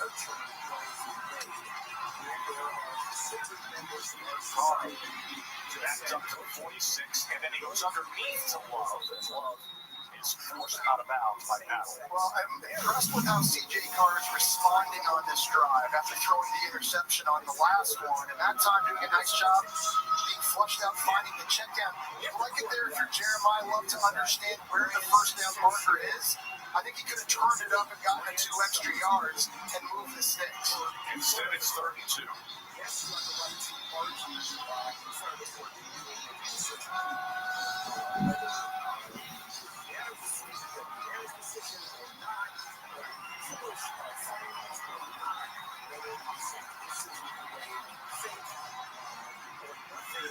Here's Raritan, and it's a first down Irish. They run a really good play that time right into the blitz by Pittsburgh. Oh, because I know I'll need them one day. It's not like I eat them. That night with the ear infection, I popped that Viking, and I got to tell you something. I got fucked up on that couch, dog. I liked it. Man. I fucking smoked the hit, and I fucking went to bed. I got up like brand new the next day. My ear hurt a little bit, but it didn't hurt as much as it hurt. He gave me 2 of them. I said the other one fell out of the bag. That was it right there. Oh my God. That was the one. I just found it. I thought it fell out of the fucking bag. Man, I think I like those pills too much. I don't do them. I don't fuck with none of them no more. I like them too much. I like the feeling of when I'm on the road. Yeah. That's where I like something to sleep. I had sleeping pills that prescribed to me. Me too, because I can't sleep. You need sleeping pills with weed? Yeah. I could fall asleep right now. You're not us. When I get up at 5 on the road, You're a titty baby. when I get up on Thursday morning and I gotta go do radio, Right. and I get up and it's 6, right? Like they're picking me up at 7:30. Okay. So I don't want to just get up at 7 all in a rush. I want to get up. I want to relax. I want to read the paper. I want to eat a good breakfast. I want to write a little bit. I want to slow down. Stretch a little. Stretch a little. I'll get up, take a shit, do all that shit. What are we talking about? About getting up, time management. Yeah, with hash. Oh, weed. with the Like you still need sleeping with the pills fucking sometimes. thing. Yeah, you fly the other side of the fucking country for 6-7 hours. Okay, you get in your fucking shit hotel at 1:30 a.m. Those dicks are coming to pick you up at 5. They didn't even call ahead and be considerate of go, what kind of coffee do you need? Can I bring you some breakfast? So I do all that. I do all that on my own. All of them. I do that all on my own. So 7:30 when they get there, I'm prepared. When I get back to that hotel room and I get high, I'll sleep like a baby. Right. But after 2 shows, the weed. There's too much energy. There's too much energy. Oh, after the show. So I know for a fact that I'm not going to sleep Till Saturday 4? night. I know for a fact, even this week I'm in Portland. My flight, I got to be at the airport at 5:30. I get back to Burbank at 8 a.m. Yeah, Jesus. I'm out. So 5:30, if I got to be at the airport at 5:30, that means I'm working at 4:30 in the morning. So I'm prepared for that 3 hours sleep after the comedy club. So what I do is Saturday morning, I get up, eat breakfast, I walk around, I get high, do whatever the fuck I do. I get back like about 10 o'clock, Jack. And Ralphie does the same, because Ralphie will call me on Saturdays from the road, and I go, what time is it? That free time, that little time, that's it. Yeah, that's Once it. I take that nap after that, it's over, because I'm sleeping straight till 3. Yeah, because we're at work. I have to. And I don't fucking sleep late. work. You know me, I don't sleep late. Ever. But Saturdays, I don't do lunches, I don't do nothing, because I know I'm going to be lurking all night. I know that I have a chance of falling asleep for 3 hours, but probably not even. Yeah. I'm used to it now. Bro, they got a flight. I'm going to Jersey, and I'm still flying into Kennedy, Jack. I'm going to New Brunswick because there's no connection. Everything is connected to Jersey now. There's only one direct, and that's Virgin. But Virgin gets me in at 8. Virgin will get me in Thursday cool at 2:30. Sunday, I ain't waiting till 1 to fly back to LA. No. It gets me back here at 3:30. Fuck I that. can't do it. Hey, man, So Virgin look don't at have Southwest. They've got one, right? No, Get 2 chairs. It's too connecting. No. Oh. Listen, Southwest is good for 2 hours. Yeah. After 2 hours. Your back starts to hurt. No, there's no entertainment. There's nothing. There's no. Southwest gives you free TV. They give you free TV on the Wi-Fi. They got to put your own TV, and I got to lock in and all that shit. What the fuck? I sit next to a communist. Oh my God. Listen, American Airlines, I got 200,000 miles on that. Yeah, right. Platinum, Virgin, Platinum. Right. Listen, there's no Southwest. It's from California, Nevada, California, LAX to Austin. Yeah. Houston, 2 hours, 2:10, 2:15. Anything after 2.5 hours of Southwest, you're asking for trouble. This whole story started with the pimple in the ass because of the bus. If you want a pimple in the ass, it's that bad. Fly fucking Southwest. So what happened was, I come back on a Monday night from fucking El Paso. I've been sitting on a bus for 12 hours. I must have fell asleep sideways. Oh my God. I was about 370 at the time. And the crease of the fat in my ass built the pimple up. 3 or 4 inches from my asshole headed like north of my asshole is right here on the cheek.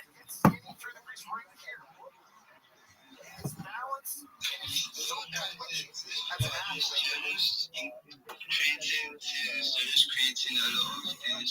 They're making the world grow each day, and everybody's growing to it the world. But some people don't just want to grow. E.g., my mom, she doesn't want to hear anything. She just knows that I'm pressing my phone and I don't use it for anything good. We don't understand. She's just weird, you know. So I see Lavanda. Lavanda, what do you have to say to us? Yeah, regarding crypto for payment, so I was at a Bitcoin, it was like a Bitcoin hangout in downtown Detroit, which is in Michigan, US. It's the I don't know. There's a joke that like Bitcoin should just be sold to some other country. Anyways, I was there, and they actually paid them here. They're using Bitcoin. It's called, and what they do is they use a very small amount of Bitcoin, and right now that measurement is called a Satoshi.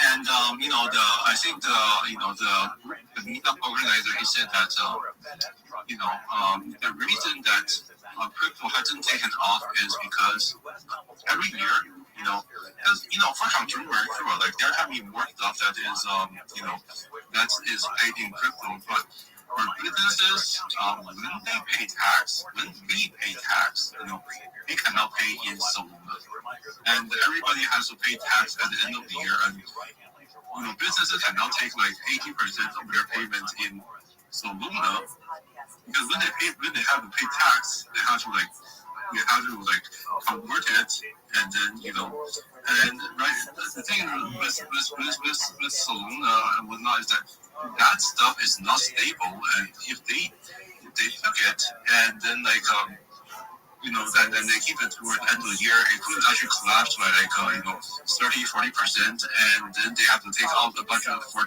tax, and now they're down real big, right? So if they do get Soluna or BTC, whatever, they just have to sell it. They have operating expenses, and then they have to pay tax, which is unfortunate. Even if cryptocurrency can be used for payment, it's the liquidity slash holdings are not going to be able to be kept up all that much until it is just official that you can pay tax using crypto. And then it gets into the government's wallet, which is another thing to worry about. Says the focus should be on foods that provide optimal nutrients like fiber, antioxidants, and healthy fats. She recommends what's called the Mayan diet. I see Rabbi's hand. Come on to I see Rabbi's hand. When possible, do you mind if I share my project with you?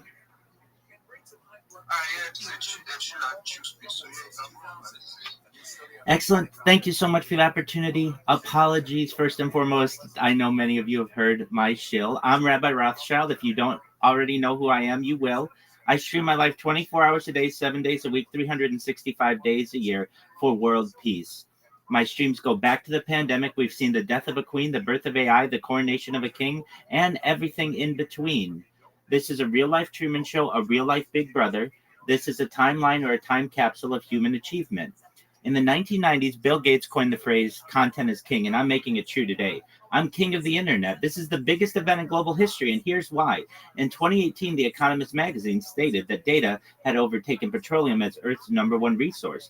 And I have more data archived on the internet than any person ever, which is making me a very influential person, and I'm going to go viral. And when I do, I'm going to make you, your friends, your family, all independently wealthy if you're not already. I'm going to make sure that you have generational wealth if you don't already. And I want to ensure that you're able to start charities and philanthropic organizations of your own. I'm unlike any influencer you will ever meet. I'm not live on one stream, nor two. I'm live on over 20 simultaneous YouTube streams from 360 degrees. You can watch my life. I even have a ceiling cam. If you look in my pinned post, there is a link to all of my YouTube streams. You can check them out 24 hours a day. I additionally have my link tree in there. I dare you to look at my link tree. Nobody dares you to look at their link tree, but I do because I have more social media than any person ever. I have more content than any person ever. Additionally, you're going to find a link to my Discord, which is discord.me/rabbi. You can watch me in my Discord 24 hours a day. You also can watch me 24 hours a day in the Big Steppers Discord. If you haven't joined the Big Steppers Discord, you absolutely should. It's a really great community. We are growing every day. We are approaching 8,000 people in the Discord. It's amazing. In addition to wanting to make you rich and streaming my life for world peace, I'm an advocate for ending world hunger through the use of technology such as agricultural drones, floating greenhouses, saltwater greenhouses, hydroponics, vertical farming, cloud seeding. I want to help end world thirst. I'm sponsored by a cryptocurrency that's worth about $100 million. And one of the things that we do is we build wells and water towers in developing nations such as Nigeria for the benefit of the less fortunate. Additionally, I'm an advocate for the LifeStar program and most importantly, desalination technology, where we pump Earth's seawater onto land to make it drinkable. If you're a reply guy, if you're a social media marketer, if you are a shiller or a raider and you want more business, connect with me. I will give you as much advice as I can for free. I have more social media than anybody ever. I have a lot of experience. I want to be your mentor. I want to be your coach. I want to be your friend, all for free. I will never charge you for any of my services, and all of my strategies are absolutely free as well. But most importantly, I want you to know that I'm here to support you both personally and professionally. I'm here to have an optimistic view on the future. I'm here to be a positive person in your world. And most importantly, I want to give people hope. And with that, I sincerely want to thank you for the opportunity to share. Thank you so much, Rabbi.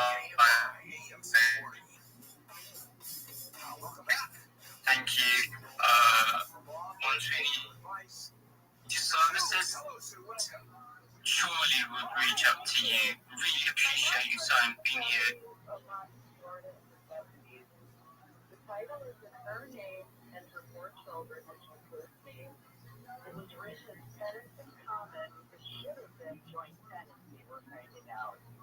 My sister passed away. My mom's together. I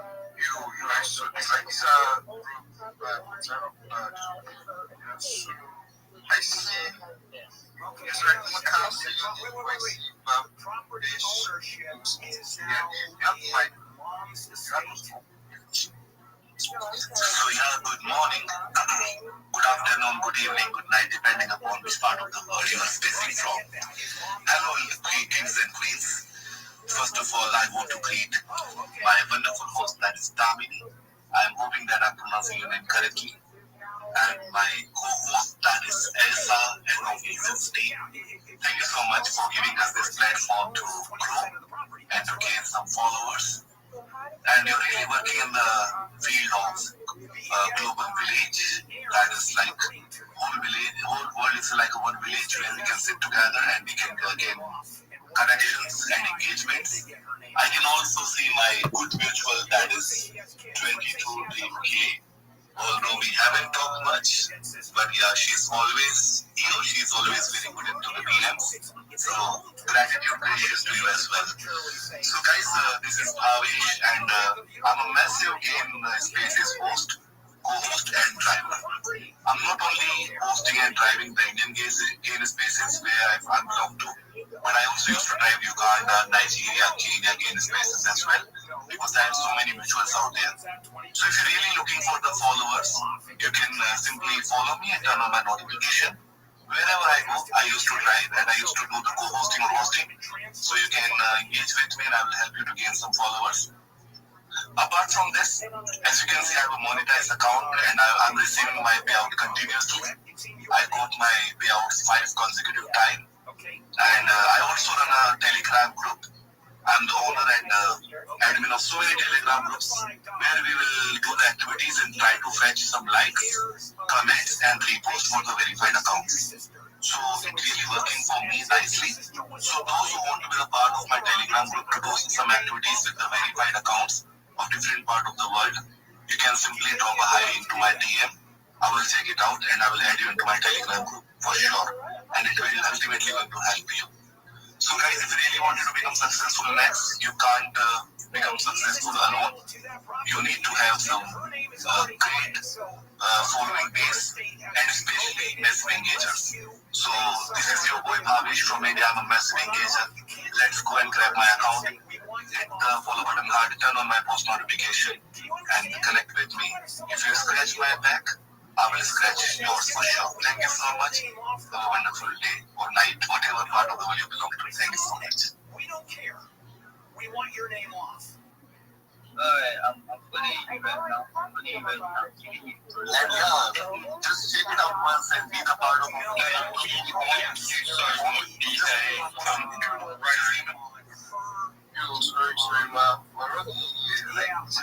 That's a little complicated because it depends on how it was held and how. Yeah, I just want to add one more thing. Just try to be the. Probably has to be a probate where the property transfers to him. And Dude, you saw up, Mike. To get him, he can't even sell the property because it's not even in his name. It's in his I thought I was working. Yeah, I just wanted to, talking about following Behave since he said scratch your back or scratch my back and scratch your back, yeah? So that means it's actually giving back a follow. So you guys make sure you follow him and probably he follows back. That you can't even hire a lawyer for that. You got to do it on your own. So you just follow the rules of probate. You just need to get your research. Because you're not going to hire a lawyer for $12,000 of inheritance. That doesn't make any sense. Sam, welcome to Handle on the Law. Hey, Bill. So, sure.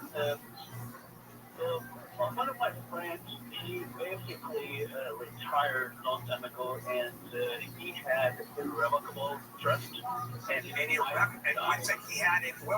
Then what they did to Vallejo is they raised the prices there, and then they pushed it into Sacramento, and then they rose the prices in Sacramento now. Sacramento people are now moving up to Sacramento, and now it's flooding up here. And then now guess what's happening here? The prices are raising like fucking crazy, bro. I used to pay $600 for a 3-bedroom house 10 years ago, 5 years ago. Today, that bedroom house is now 3 bedrooms, $3,500, and it's happening like that. Fucking crazy.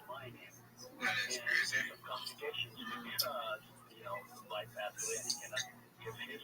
Yeah, houses like right now, COVID hit, bro, and like houses out here were pretty low price, like they weren't too crazy.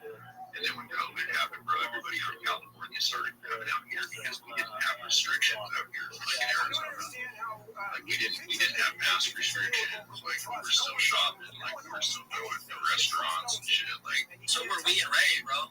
Like if you live in Redding, California, you know about Redding or California? Okay, so that's where I'm from. I mean, it's a crazy town. A lot of fucking ex-convicts. Everyone gets shipped in here. It's wild, but we didn't have no problems. We had our baseball league, and this is that league that helped me get back into baseball with pro. So we were running no masks. Nobody got sick. Dude, we were outside. Fucking league happened. Nobody played. And I think it was a private league, so we were able to play. But man, that was some of the funnest baseball I got to play. Like I had a lot of fun. Dude. COVID for me was a good time. I had a great time during COVID. To be honest with you, I loved it. oh, we loved it too, bro. We had some people that actually came out here to Lake Havasu because they heard that we weren't shutting down. So they came out here to protest a bunch of businesses, bro, and a shit ton of the community members got strapped up and went down there and ran them all out of town and shit. You know, out here it's all open carry. You know what I mean? People walk around with their straps and shit everywhere. So, like, they push those motherfuckers straight out of town when they tried to come in and pull that shit over here. Yeah, that's good to know. I just can't stand how hot it is in AZ, or else I'd already be there, bro. I can't handle the heat. I'm in Redding, bro. It's the same thing. Like, I'm dealing with it. But the nights get better. It's really good thing. Be like 60-degree nights. And that's something when it's been 115, 112 all day. It'll still hit like 60s, 70s in the night. But, I leave my house at like 3 o'clock, 3:30 in the morning to go to the job site, dude. It's already 105, bro. yeah, you can't do what you get older, bro. That heat is bad on your body. You just can't fucking Yeah, it's ridiculous out here. like where else would you go before you leave? There's no you like it there, so not anywhere else. Actually, man, I grew up in California, but I was born and raised in Kansas City, Missouri, and so all my family lived back there. So I'm gonna be going back to Kansas City here in like probably the next year. I think you're moving. Really? Yeah. It'd be 2 hours. Well, so where in Nebraska you from, bro? Alright, because I just, like, when I moved out here to Arizona, I was living in Great Bend, Kansas, dude. Oh, really? Yeah. I'm not sure where that's at in Kansas, but it's You know where Haynes, Kansas is at? Is this a geography lesson? Should we change it to Chill and Chill and make it geography lesson on the Great Plains geography lesson plus Havasu? An hour and a half, 2 hours away from Topeka, like southwest. Shit, yeah. The zoo and Havasu. Go on vacation, leave on probation. That kills me, dude. I'm in my 40s. You know what I mean? I've been doing this shit since like 04. Yeah.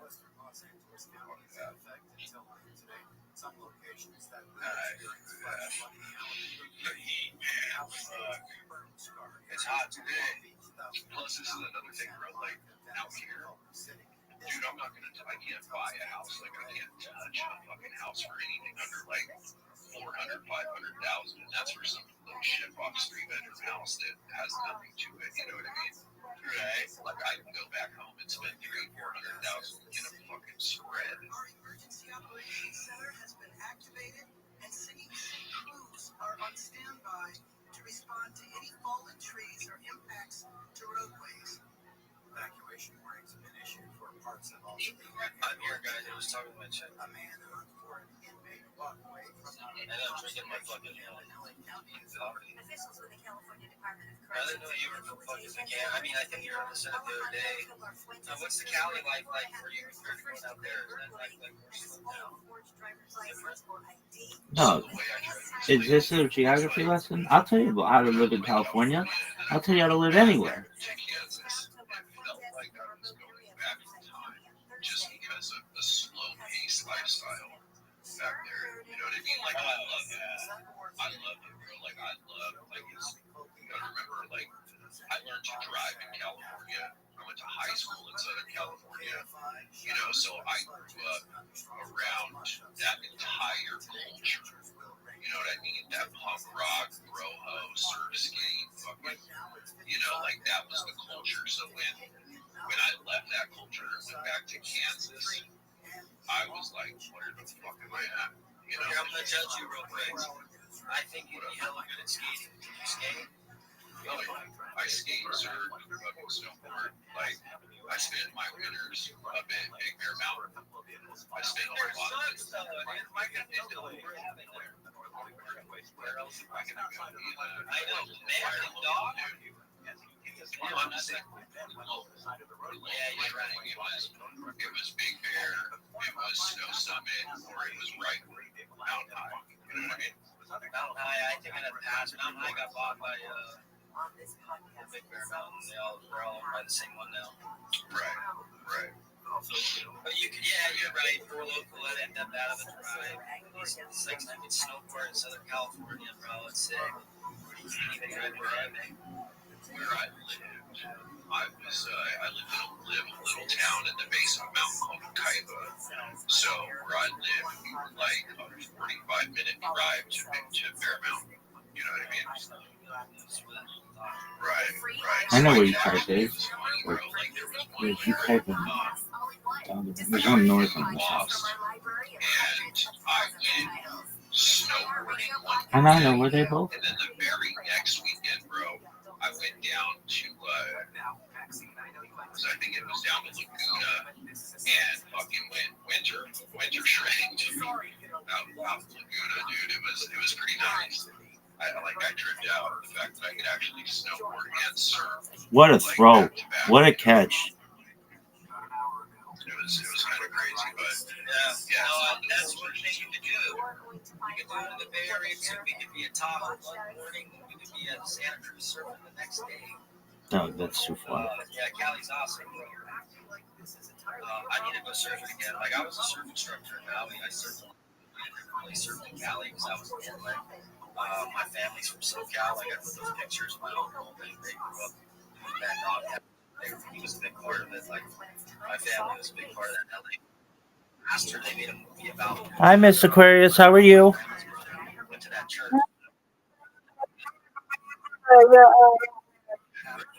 100%. How'd you sleep?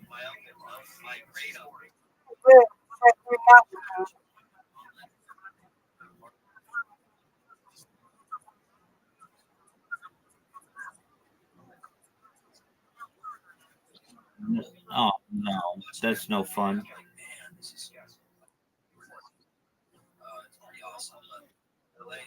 Is it nap?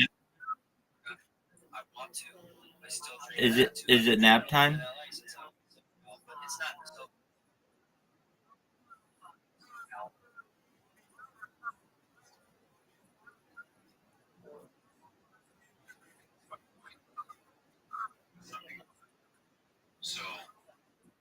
Excellent. What kind of cake? Ooh, excellent.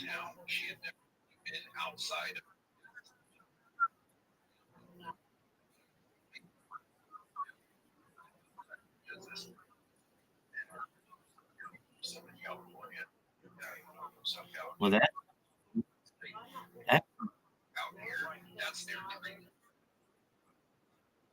So far, so good. Chilling myself, just sharing what I do. Welcome. How are you, D? D. Yo. What's up, D? How you living, big dog?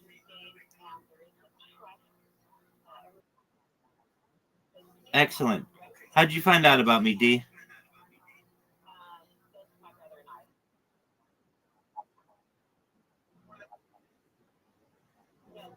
Oh, okay. 100%. Excellent. All right. So, are you a Web3 marketer?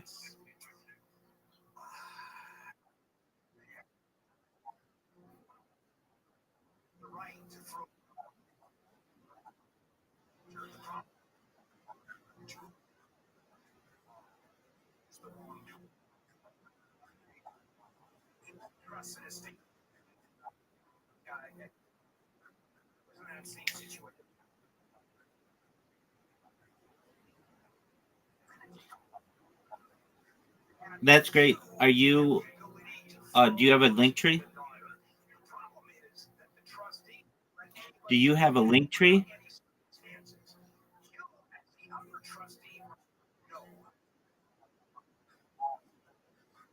No, it's a link tree.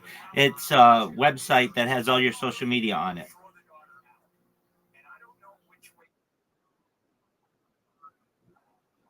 No, no, that's not what I want. So, my man, you need a link tree because you need to be on more platforms than just X. You're a social media marketer. You're a promoter. You want more business, right? Excellent. So what I'm going to do, everything I tell you is free, but I want to help you. I want you to be more successful because I hear too many people doing exactly what you're doing, but they are only doing it on one platform, and you should be able to do it on a lot more platforms. So I want you to check your DMs. I just sent you a message. Basically, the first thing you want to do is create a link tree. A link tree is your business card for the 21st century. It's the opportunity for you to have one place, a one-stop shop for all of your social media. So I get a link to your link tree. I get a link to your Discord. Get a link to your Telegram, everything. Does that make sense? Okay, good. And again, everything I tell you is free. I'm never going to charge you. And all of the strategy I tell you is free. But you've got a big community behind you. And that's great. You've got 300 people who are raiders. I mean, that's amazing. You need to have them do what I'm going to have you do. So, what I did, I sent you a DM that has the top 30 social media on it. And here's why this is important. Number one, it's free.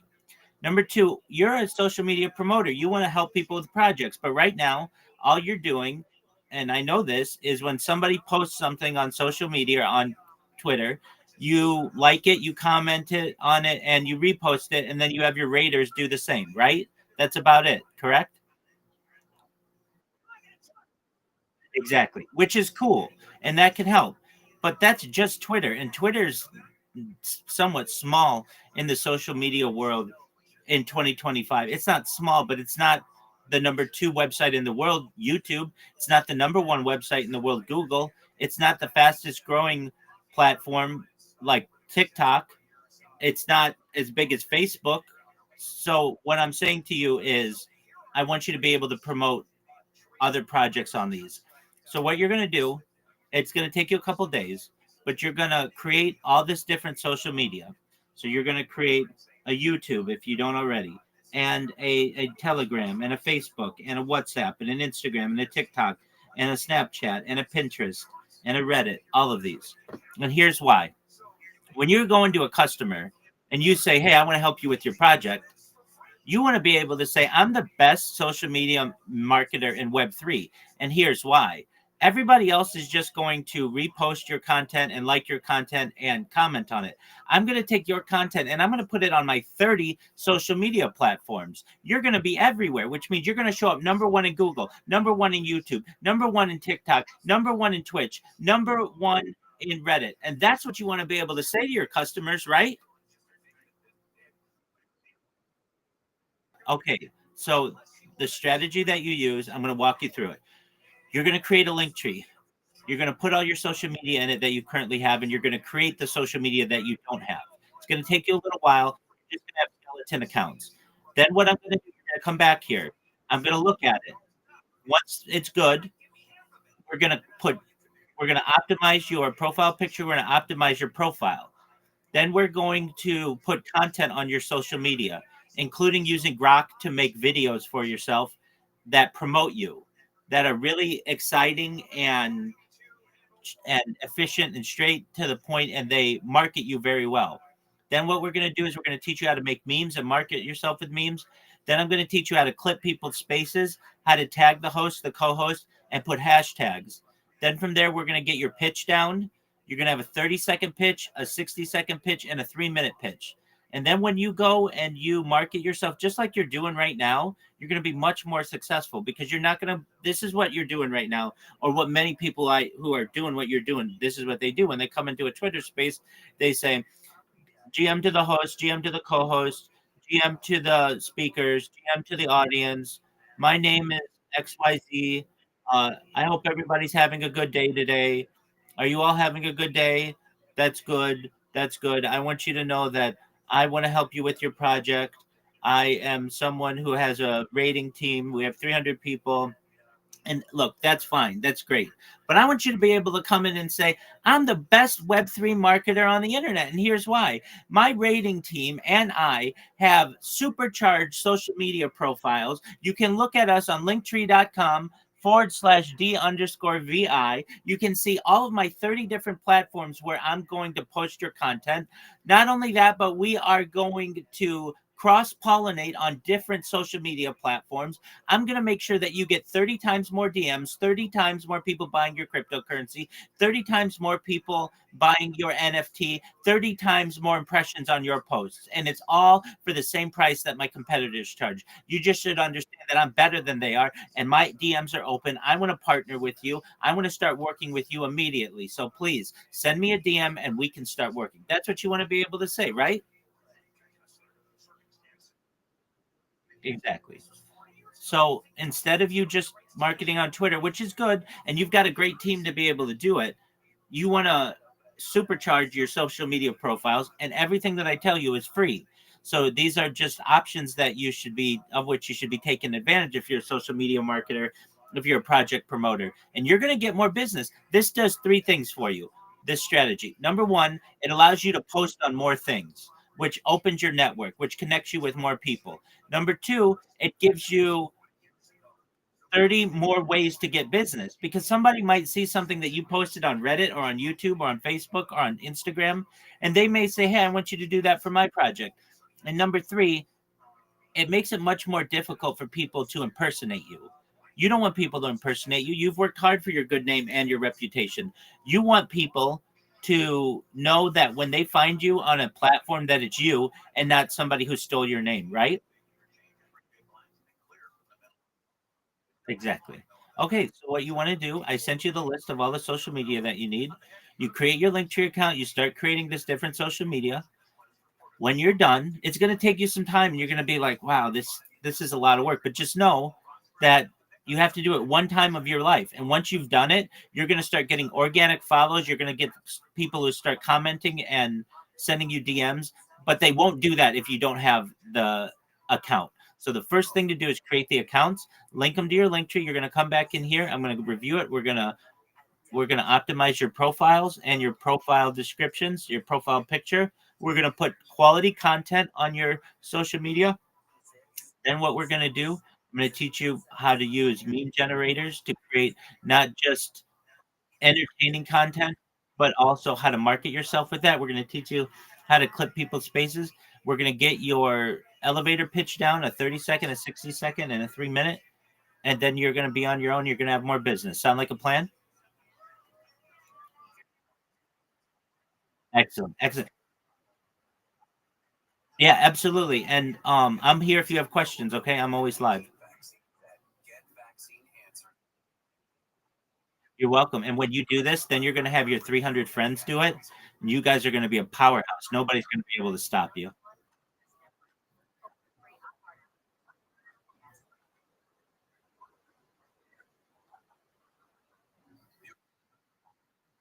Sounds like a plan, my man.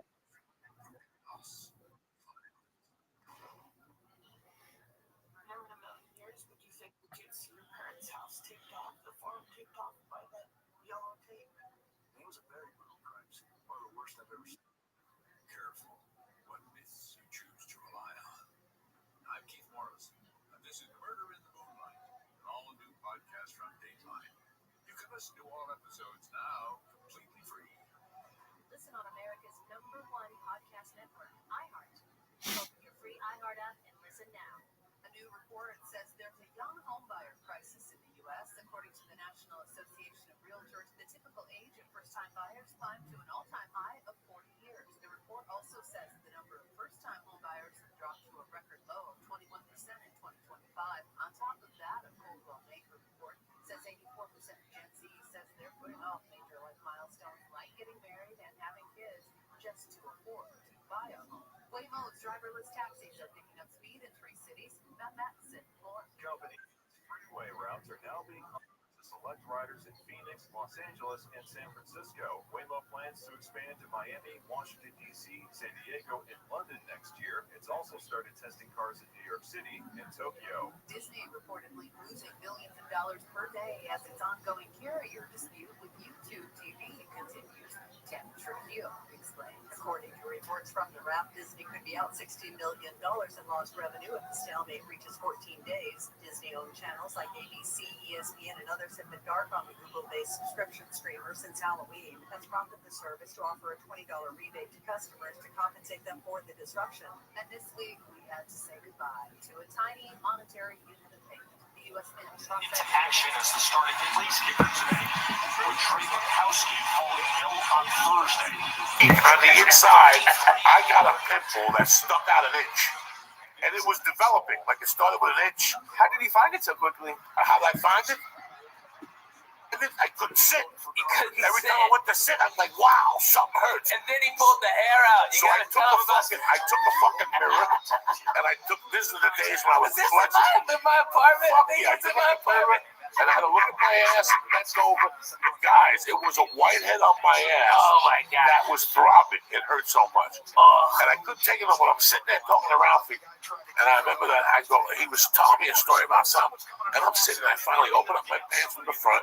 I got no underwear on. I put my pants you didn't even take your pants off. I didn't take my pants off. That's when you had the ball pants. I stuck my hand through a hole like in a fucking yoga position. I had to get to a yoga position, Lee, and I had to squeeze the pimple, but turn it.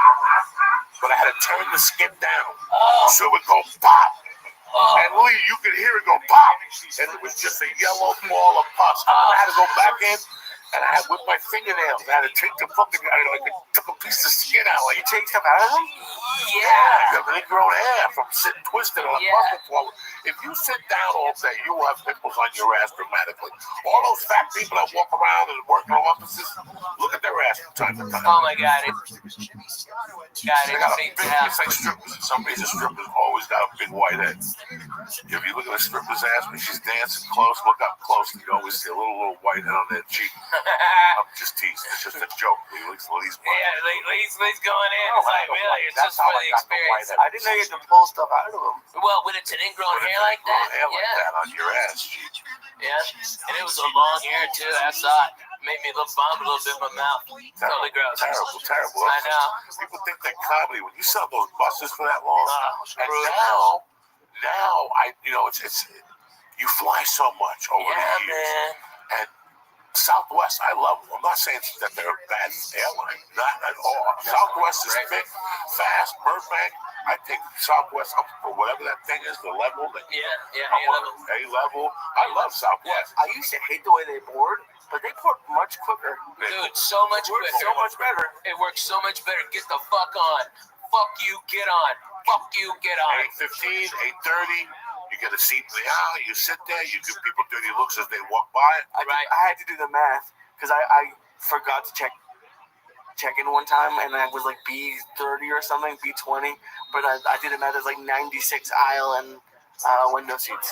So as long as you're in the first 96, you're cool.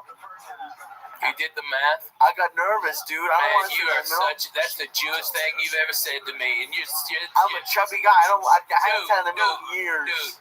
Dude. You got the flag of Israel right there.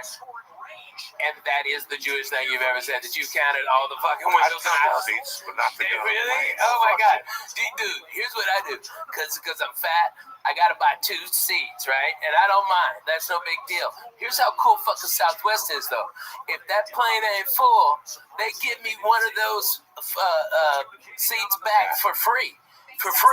And so the next time, so I fly, when I live in Nashville, 2-hour flight, I'm in Boston. 2-hour flight, I'm in Chicago. 2-hour flight, I'm in Miami. 85% of my work is within 2-hour flight. So I go over there to Southwest. This is how good they are in Nashville. Holy shit. I got there 10 minutes before the plane was supposed to take off.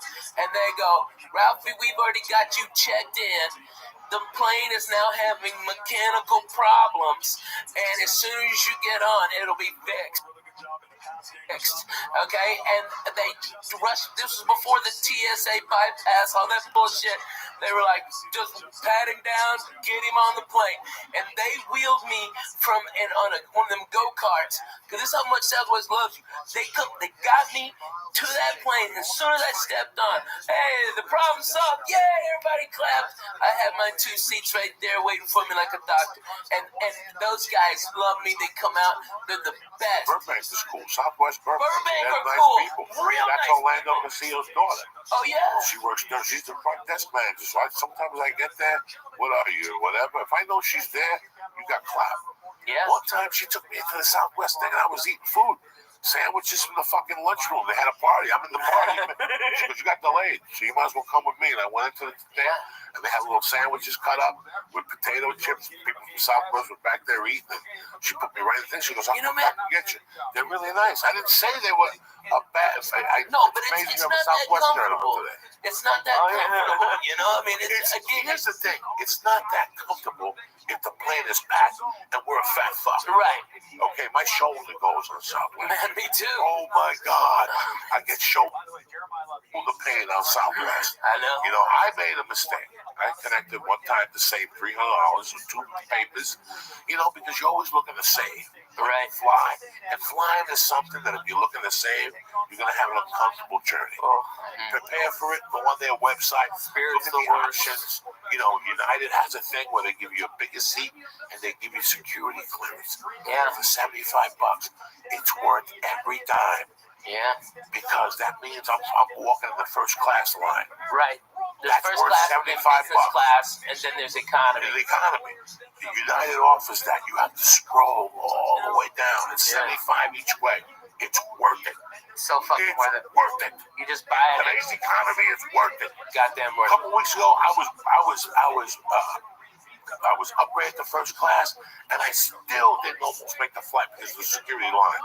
Yeah. This is what's going on out there, people. So if you're flying over the holidays, I'm telling you right now, if they offer get a early. fucking earlier thing, or get it.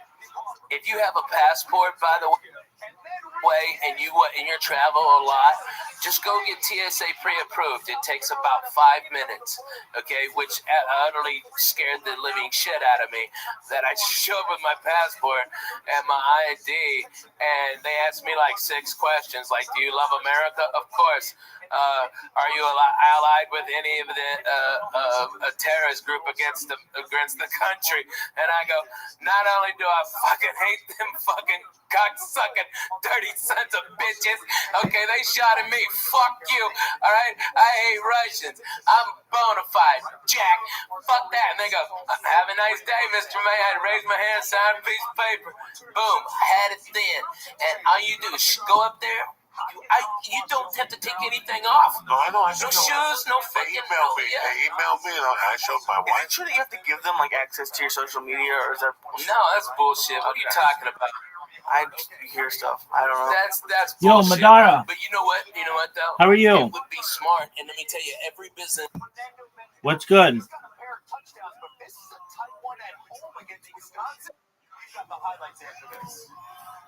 I'm doing it.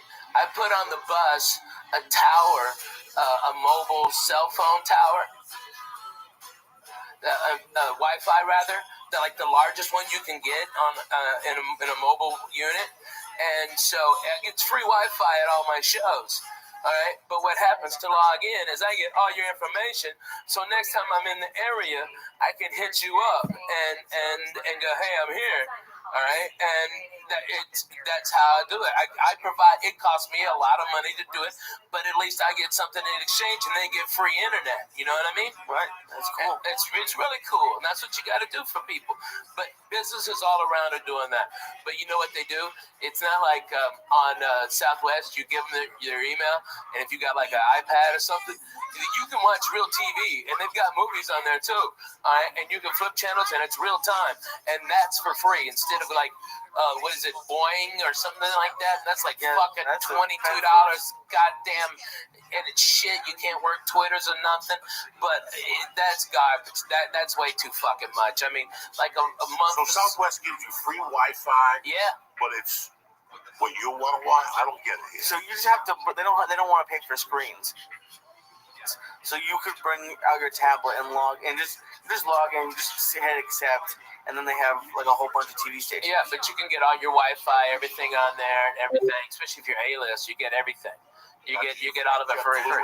Yo, I do not Mandara, how are you, Mandara? And it doesn't. I don't live in a hub of it, but I do live in a hub. Nashville's a hub for Southwest, and you know, direct. GM, how you living, baby?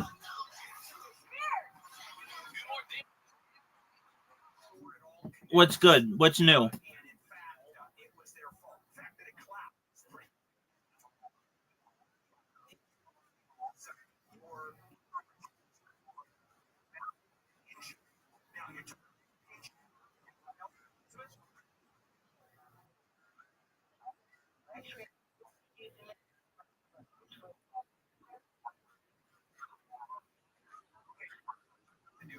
You don't have to do Facebook, but create a business Facebook account. Facebook's like the #3 website in the world. You want to be promoting on that. You don't have to put your name on there. Put your company name.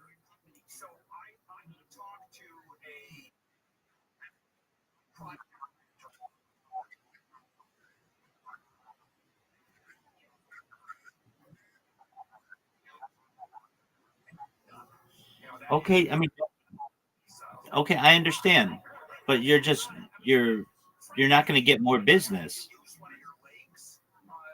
You want to get more business. You want to get more business, right?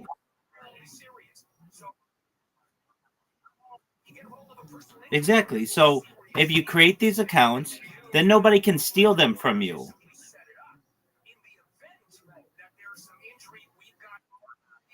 It's important for you to be able to establish yourself in social media. Once these accounts are made, the hard part is done. So I just sent you a link of all of the different social media that you need. You create those accounts, you link them to your link tree. Once you're done, you don't ever have to link them again. Then it's done. You don't have to create any more accounts. But if you don't do it, somebody's going to see that you haven't created a YouTube account or a TikTok account, and they're going to steal your username.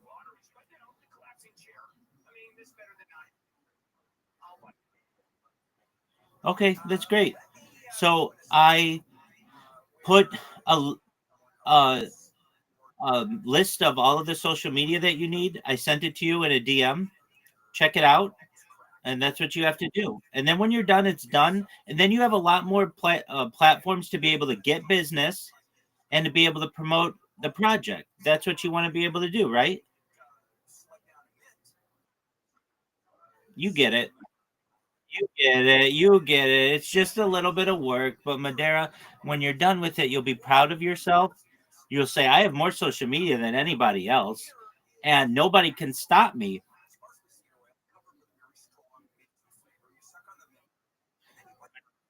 I know you get me, my man. I know. Trust me, I get it. I get it. It's like, man, I'm sick of making these accounts. But guess what?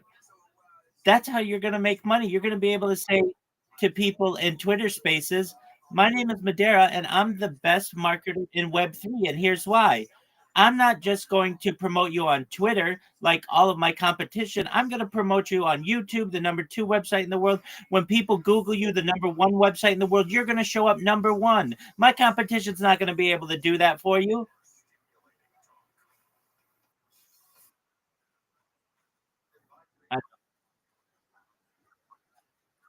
That's good. That's good. I'm here if you need my help. You know that, okay? Absolutely. So go get it done. Spend today just making accounts and linking them. And when you're done, come back, show me the link. We'll look it over. We'll make sure it's good. Then we'll put some content on it. We'll teach you how to make memes. We'll teach you how to clip people's spaces.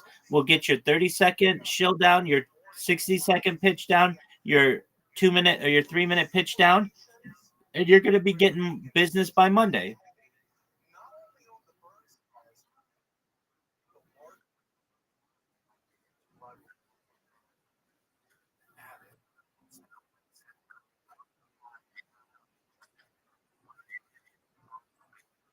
Stop, stop, stop, stop, stop, stop, stop. I don't want excuses. I'm going to give you solutions. So you don't have to download these apps. All you have to do is create them in a browser. You know how to make a in a browser, right? Okay, so you use Safari and then you link them all to your email. And then whenever you get any messages or anything on any of the platforms, you'll get an email about it. Then you don't have to have all these apps on your phone. Make sense?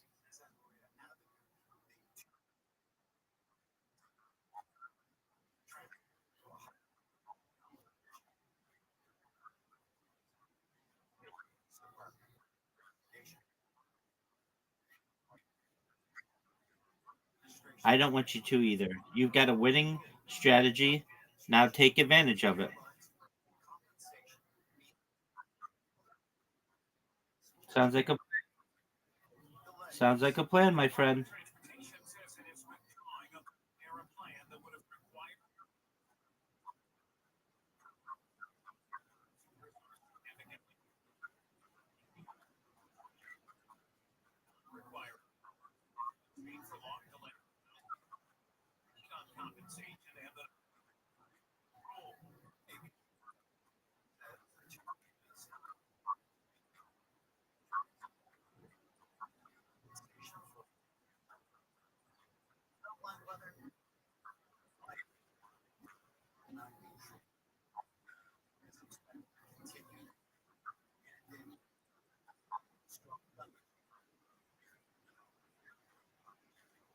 There you go, big man. I'm here to help you, okay?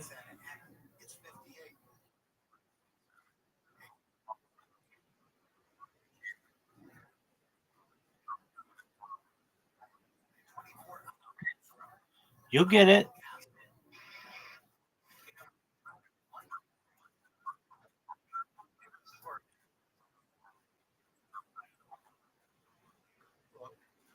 I understand. Just a little bit of work. You do a little bit of work now for a lifetime of results. You never have to create these accounts again. Madera, I would understand if I said to you, you have to create these accounts every week. You have to do this. No, one time. That's it. Then you're done. Then you're automatically going to benefit from it. Then you're going to have years and years of people who are going to be following your account and commenting on your account and sending you DMs and getting you business.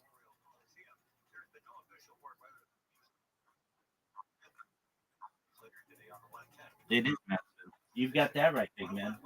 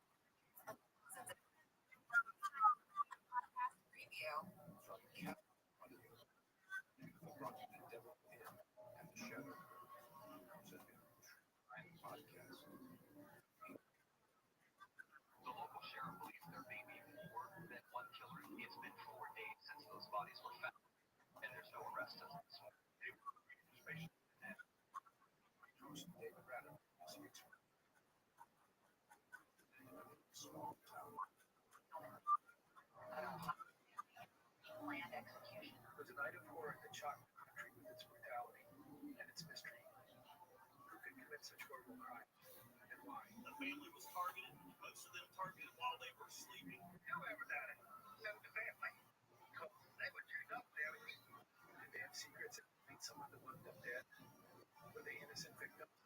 Or something in between? Ultimately, this is a story about family and loss and hope for redemption under on the iHeart wherever you get your podcast. The iHeart #1 for music, radio, and podcasts, all in one app. What would you give for a child you love to make their wish come true? Critical illness. Just imagine you can make them real. Give a child and feel every single one of us make it mine. Because when we come together, joy will show you. All right, Madera, you would please mute your microphone unless you're talking. You're good. You're good. It happens to everybody. Thank you. Experience iHeartRadio at home and on the iPhone and Android app at iHeartRadio.com. Here's another way to connect to iHeartRadio. Sonos speakers. Activate iHeartRadio within Sonos to access all your music, radio stations, and podcasts. Or even easier, look on the player screen in the iHeartRadio app for the available connections icon. Then you can cast directly to your Sonos network and control the Sonos experience directly from within the iHeartRadio app. If you've got Sonos speakers throughout your house, you have iHeartRadio throughout your house too. iHeartRadio, everywhere you want to listen, including in your home with the iHeartRadio Sonos integration. Check it out for free now. iHeartRadio, anywhere you want to listen. iHeartRadio is there. iHeartRadio.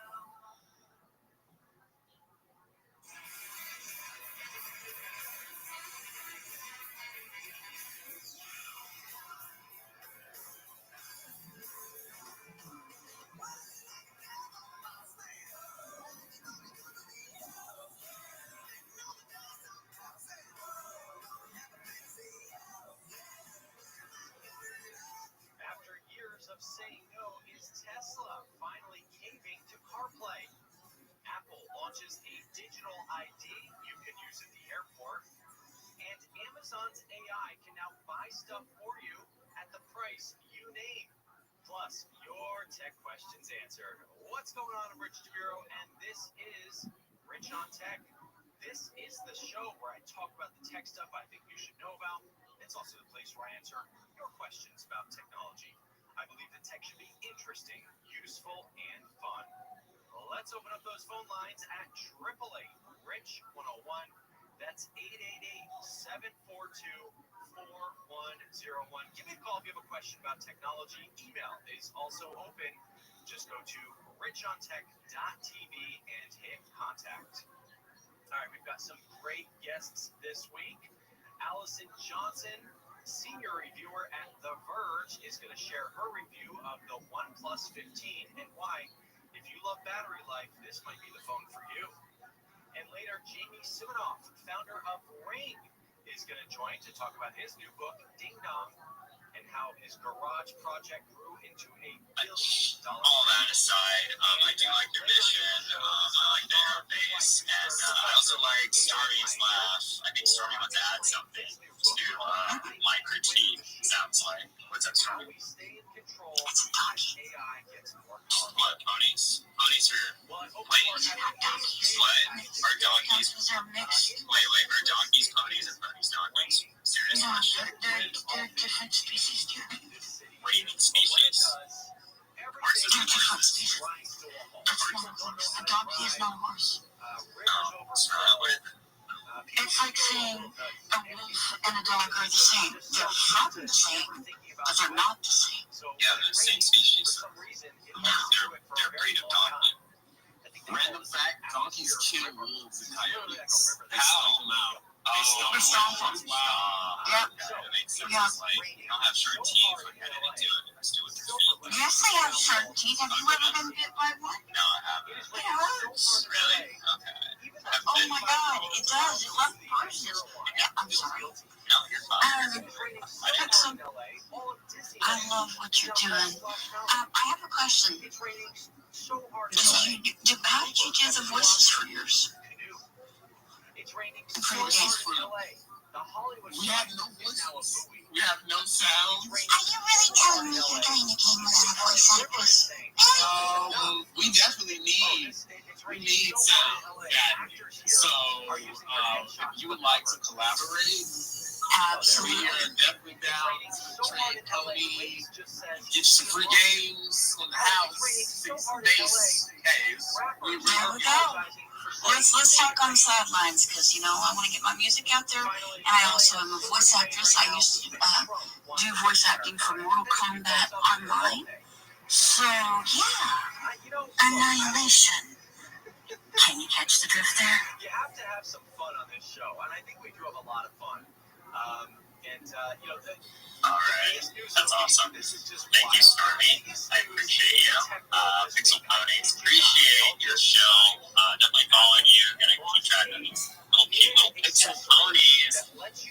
Was there anything else you wanted to add, Pixel Ponies, before we go to the next speaker? This is true. Apple teamed up with the fashion brand Issey Miyake and introduced maybe not. Maybe I'm rugging. Hopefully I'm not rugging. We're not ready. Oh, my bad. Get this piece of cloth. It holds no worries. Pixel Ponies, I got you. You're free to chill up here if you want. Building the space. The iPhone Pocket. This literally the DAO that you just joined, and when you get a DAO token, you own the entity that is EAC, the Evil Aliens from Planet Polygon. So you just jump in the Discord, you open up a ticket, you get a free EAC NFT, the one I'm rocking here, and you get 500k EAC token that's on chain that you can swap in and out of.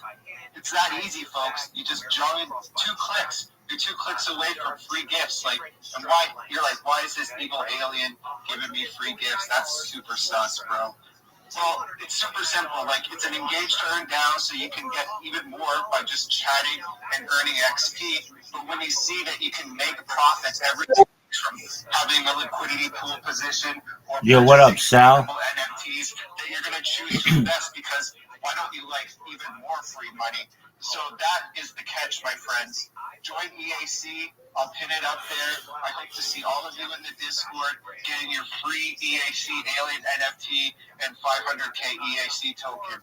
useful Apple news. They did introduce Love it. Thank you so much for that show, EAC. It's not the first time I've heard it, but it is probably the last time either. So thank you so much. You're more than happy to throw something up, put it up on the Jumbotron. Get some EAC token once you join the Discord. Absolutely love it. What a steal, fam. What a steal. Stormy's got her hand up. Let's go, Stormy. EAC, we need to talk because I'm in your Discord and I don't have a verbal alien. Oh, well, you need to open up a ticket. Just hit me up in the DMs. Our Discord is super strict. We keep people active. If you haven't been active, then let's get you active because when you're active, you earn even more than just one NFT and 500k token.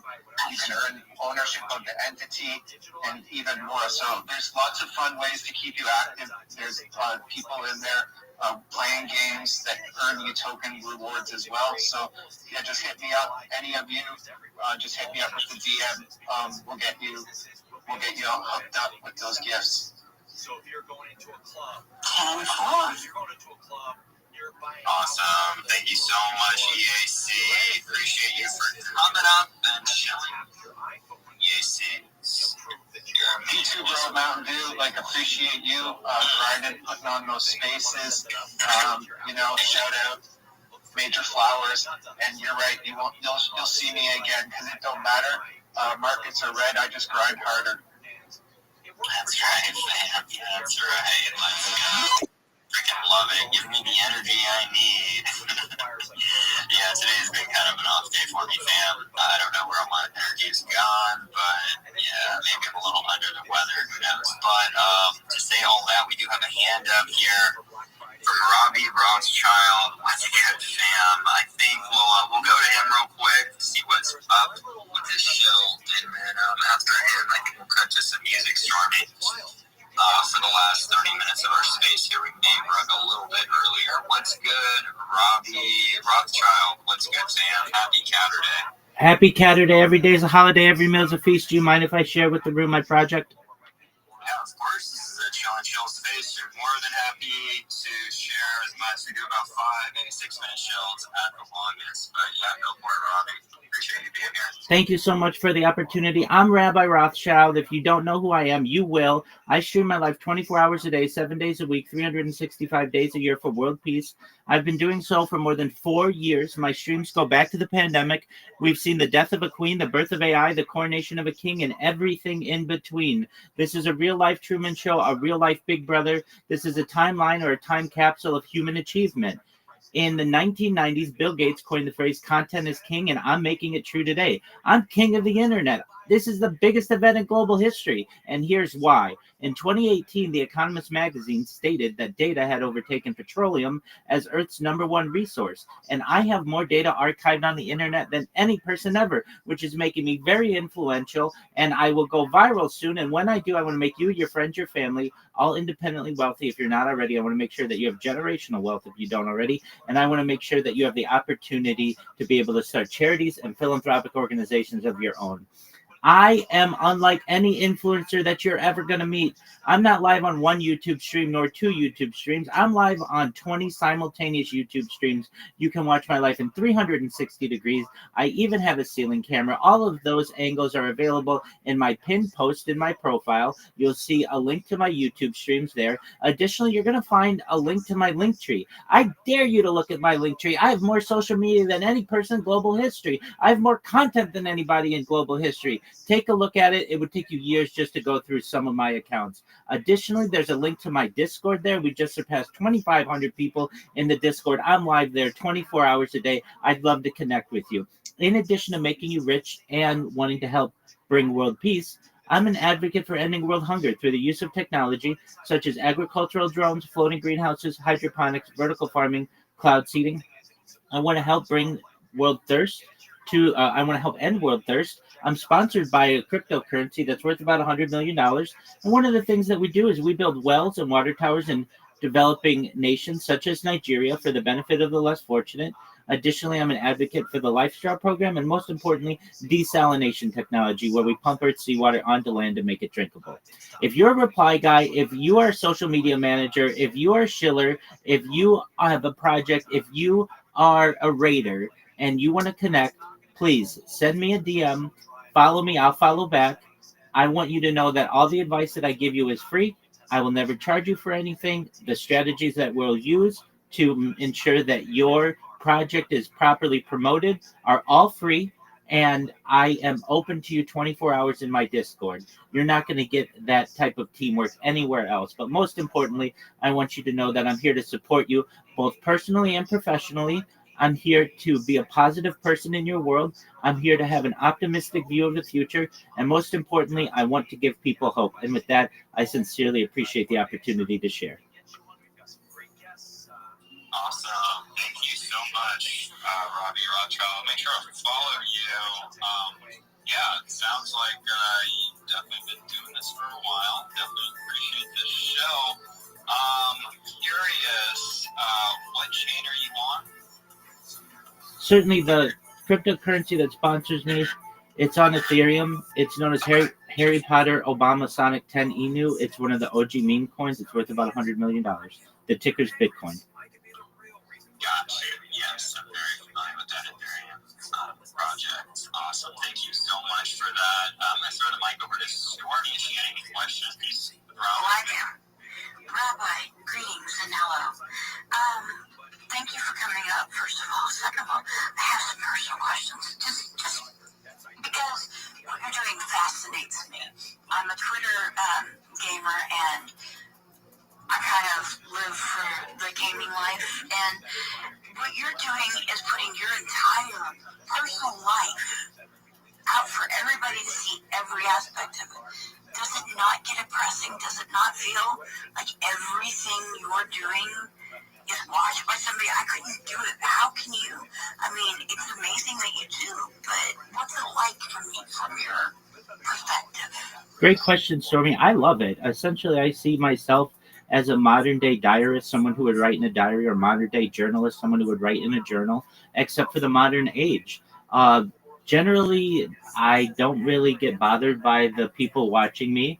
I don't necessarily have to speak with them all simultaneously. That would be overwhelming, certainly. All I do is make sure that the cameras are on, and if people want to come talk to me one on one or in a group, they can certainly do so in my Discord. But aside from that, it's just basically a computer that's on, that's staring at me. And I've got to say, when I first started this project, I was more like you are, Stormy. Most likely, I was not someone who was very comfortable having my whole life on camera. In fact, I was quite I would say closed off to social media. But the pandemic hit, and I'm a certified project management professional by trade. I've launched apps on the App Store and Google Play, and that allowed me some financial independence. And I'm at the time was working a major contract for a Fortune 100 company, and my life went from going into the office every day to being on camera for something like 8 hours a day. And when your life does that, that's already a third of your day that's on camera. And thereafter, it just slowly allowed me to be more comfortable on in front of the camera and recognize that we're all human, and that we all make mistakes, and that we all laugh, and we all sleep, and we all get hungry, and all the other things that happen to a human. And if I'm willing to basically have the courage to be able to show the world these things, in the future, people may be able to learn from this. Not only is it an amazing timeline or time capsule of human achievement. It's not just a study of my life, but in the background of every stream that I have a radio going that is capturing the world's news events. So you can literally go back to any of my streams for the last 4 years and know not only what I was doing, but what's going on in world history. So it's creating essentially timestamps. Additionally, what it's giving people the opportunity to do is to be able to perhaps in the future learn not just about my life behaviorally and my personality and my project certainly, but about the human biology. We have more data now to be able to study an individual and their sleeping habits, their eating habits, their personality, their behavior, their drinking habits, their bathing habits, every aspect of the human body, and even our circadian rhythms, and probably things that we can't even in today's technology be able to comprehend. With all of this data, it's going to be, I think, very important for the world to be able to study in the future, and especially when it gets integrated more into AI. AI is going to be able to dissect these 4 years and these 20 different live streams and be able to make really great analyses of what is going on, perhaps be able to allow the world to be able to learn even more than we can currently comprehend. So when I recognize the benefits that the sacrifice that I'm making for the world may outweigh some embarrassing things that may happen on camera or some privacy that I may lose, I'm willing to side in favor of being open to the world and just basically making my life candid camera. Okay, I'm going to ask a question that everybody's probably thinking nobody wants to ask. Does that include your intimate times and your showers and stuff like that? Excellent question. So whatever we do under the covers, is kind of our own private business. And my shop. No, no, no, no. I keep the stream on. Yeah, I mean, I'm out there. I can say my showers are quite entertaining. I like to sing in the shower, and I either keep a camera just above my waist, or I wear like swim trunks so that I can have a full version of my body. And yeah, I go to the bathroom on camera, and I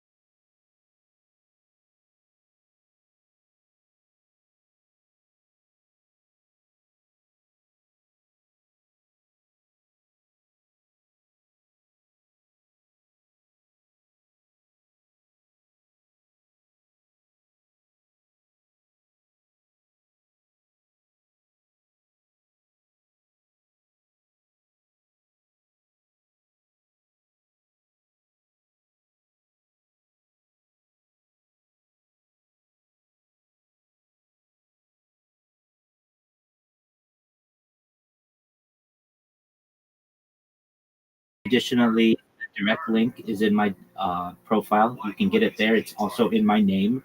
I'm available to you 24 hours a day. If you want a friend, if you need support, I'm really just here to be a good person in your life. So if you want a new friend, feel free to join my Discord. Also, send me a follow. I'll follow right back. If you have more questions, send me a DM. I'd be happy to connect with you. Thank you for the opportunity. Done, and thank you. Yeah, thank you. Appreciate your time, Rabbi. Very concise. Okay, Crypto,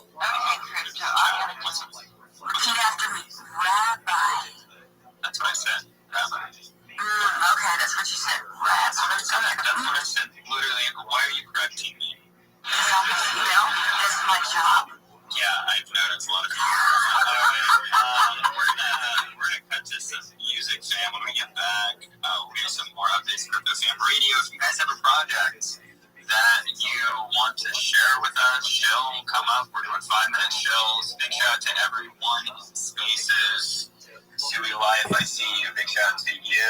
I see Pixel Ponies. I see Gorilla Plus Steve. What's going on, fam? We got Cat, Jilly, you Labs, Ink Inspire. I haven't seen you in a minute, fam. It's good to see you, Inspire. We got Chump Wizard in the house.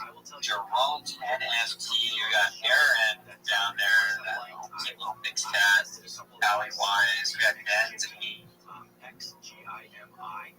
And they make a lot of great projectors that people like. And of course, they're going to have a Black Friday sale. And they've got some portable projectors like the Moco 4, which I've tested and I really like that. So that's a good place to start, XGIMI. And then we actually had on a guest a couple months ago, Philip Jones, who is the lead reviewer at Projector Reviews. He kind of talked about what to look for when buying a projector, and he also gave us some recommendations. Now, his top-of-the-line recommendation is the Epson QL7000. That's going to run you a cool $33,000. I don't think you're getting that one for your backyard. That is not going to happen. And his other two that he really likes are just as expensive, so we're not going to do those. But I did say, hey, do you have anything that the average person can afford? And the one that he mentioned is Yaber, YABER. He specifically said the V12. And if you look that up, that's about $300. Typically, it's on sale right now. It's early Black Friday, so typically it runs about $429. And the other one that he liked, let's see, what was it here? The Epson Epic EPIQ Epic Vision Flex, and that is a $330 projector. Again, I would probably wait for the Black Friday sales, like you said. I'm gonna look this up. I'm using Rufus on Amazon to see what the prices drop to on this. Later completed, and some of the pieces I did listed from other options and maintained it. Most of your books with oil pastel, or you have some other style. Most of it, there is iPad Procreate one I'm sharing on the Jumbotron, and there is iPad. Currently, I'm working in iPad Procreate only. The oil pastels one are of 2023-24 time. I'm not working currently in oil pastels because my daughter has destroyed all our pastels. So I am fully digital medium now for that timing. And when she will grow a bit bigger, then I will use it, because now she takes all my colors and does it in floor. So I'll start purchasing my pastels for the time. I'm still I had this question because making physical art takes a lot of time, and because you're not going to be having to juggle a second device that you're connecting. Yet when I use iPad.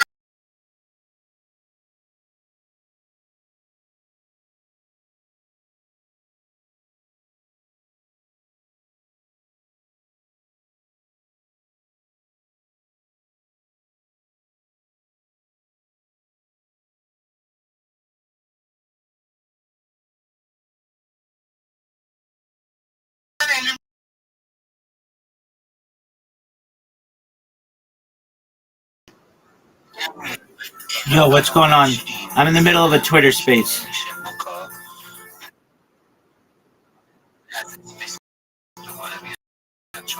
Cool. I gotta mute you.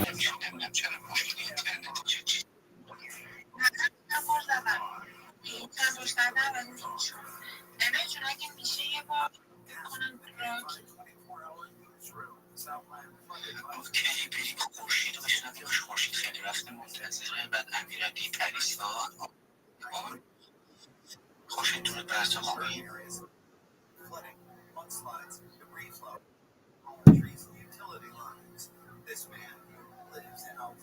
چه صدای من میشه شما صحبت کنید؟ خورشید جان صدامون رو داری؟ در همگی وقتی عالی. بله دارم به همه خوبیم. صدای منو نداره؟ من صدا تو دارم سانی. صدا تو دارم. اوکی. یه ثانیه اوضاع نتم خیلی خرابه. حالا نمیدونم نت میگه نت چیه همین چند روزه اینجا. من فقط یه سوال دارم برای شما.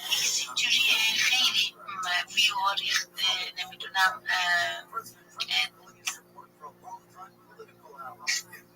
خیلی کنده بر من یا از گروه میتازه بیرون اسپیس ها میفته بیرون. برای شما اینجوری دیگه دقیقا اتفاقیه که برای من افتاده بود دیگه. قبلا یه دور ایکس تو باید پاک کنی دوباره، ولی اگر ایمیل و همه اون چیزهایی رو که با همین چیز ایمیلت وارد این ایکس شد، یعنی ایکس تو ساختی، همین توییتر تو ساختی دوباری اگر نداری که کلا میپره وارد این اشتباه نکن. اما اگر همون ایمیل و همون سوالاتی رو که میدونی میپرسن زن دوباره اگه داری پاک کن دوباره اوکی کن ایکست درست میشه. با اون شدتی که من شدت نیست، اما من ویوم خیلی کم شده. نمیدونم من حالا پرسیدم از چند میگه همه دارن این اعتراض میکنن. نمیدونم در حال بروز رسانی ایکس داره چی کار میکنه. یه ذره ویوها خیلی کم شده. بعد اصلا من قابل مقایسه نیست. توییتای مثلا 2-3 روز قبلا با هفته قبل اصلا عالی میرفت بالا. ولی الان چند ساعت میگذره میبینی 10 تا 20 تا ویو میکنه. فکر میکنم نشون نمیده یه جوری شده. یه اشکال که نه حالا داره چی کار میکنه. نمیدونم فکر میکنم داره بروز رسانی چیزی میکنه. من منظورم از این جهت اون اندازه چرا آراد هستم ولی نه خیلی زیاد مثل تو که اون همه را میشدی. آره ولی بروز رسانی که گفتی رو احتمال قوی هستش. ولی چند روز پیش یه خانومی هستش که خیلی معروفه، حالا بچه ها اکثر هم میشناسن، قدیمی ها اسمش الان یادم نیست، یه توییتی زد که در مورد عمل کردهایی که اصلا کلا توی ایکس چی کار باید بکنید و نکنید و در مورد اتفاقا آرتیست رو صحبت کرده بود و گفتش که لینک مستقیم کارتون رو توی همون توییت بذارید، پایین پین نکنید، پایین اون توییتی که میزنید. بعدش میگفت هشتگ اصلا نیاز نیست مگر اینکه مثلا میگم کلاب مستر بینه مثلا باید اون هشتگش رو بزنید یا حالا یه هشتگی مرتبط با اون موضوع، ولی هشتگی اضافه اصلا نزنید چون کارساز نیست. یه چند تا چیز دیگه هم نوشته بود. احتمال قوی همون داره درستش میکنن و یه مقدار زمان میبره دیگه. قطعا همین. الان یه مدت که گفتن که لینک تو خود اون توییت نذارین، تو اول ریپلای بذارین. الان دوباره میگه تو ریپلای نذارین، تو خود توییت باشه. اون چیزی که خانم نوشته آره میگه که توییت رو این لینک مستقیم رو توی همون توییت اول بذاریم، یعنی سعی کنین توییت متنش طوری باشه که اون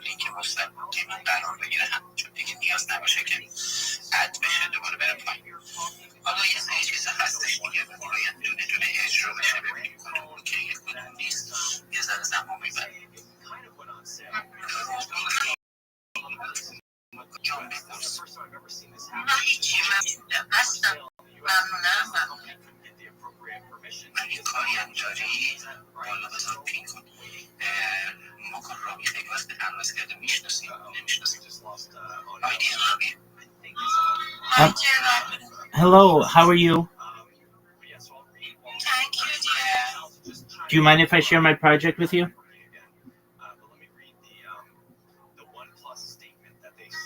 Yes, please go ahead. Thank you so much for the opportunity. I'm Rabbi Rothschild. If you don't know who I am, you will. I stream my life 24 hours a day, 7 days a week, 365 days a year for world peace. I've been doing so for more than 4 years. My streams go back to the pandemic. We've seen the death of a queen, the birth of AI, the coronation of a king, and everything in between. This is a real-life Truman Show, a real-life Big Brother. This is a timeline and a time capsule of human achievement. In the 1990s, Bill Gates coined the phrase, content is king, and I'm king of the internet in global history, and here's why. In 2018, The Economist magazine stated that data had overtaken petroleum as Earth's #1 resource, and I have more data archived on the internet than any person ever, which is making me a very influential person, and I'm going to go viral. And when I do, I want to make you, your friends, your family, all financially independent if you're not already. I want to make sure that you have generational wealth if you don't already, and I want you to be able to start charities and philanthropic organizations of your own. I'm unlike any influencer that you will ever.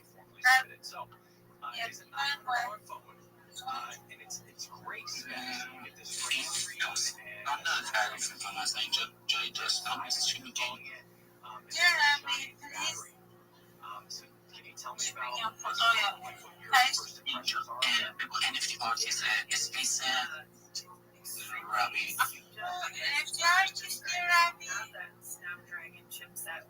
Pardon me?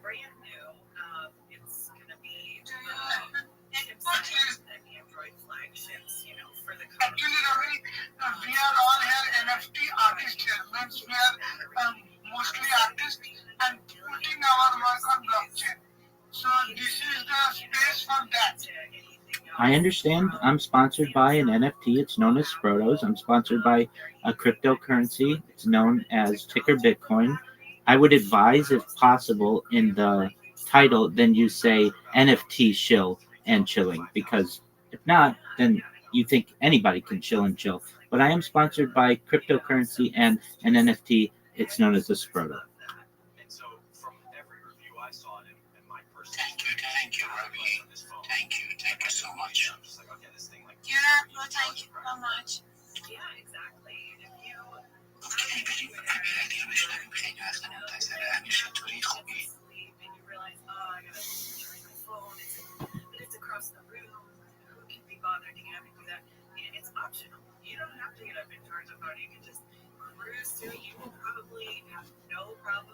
Oh, chill and chill. Okay, well then chill and chill. That's what I'm doing, baby.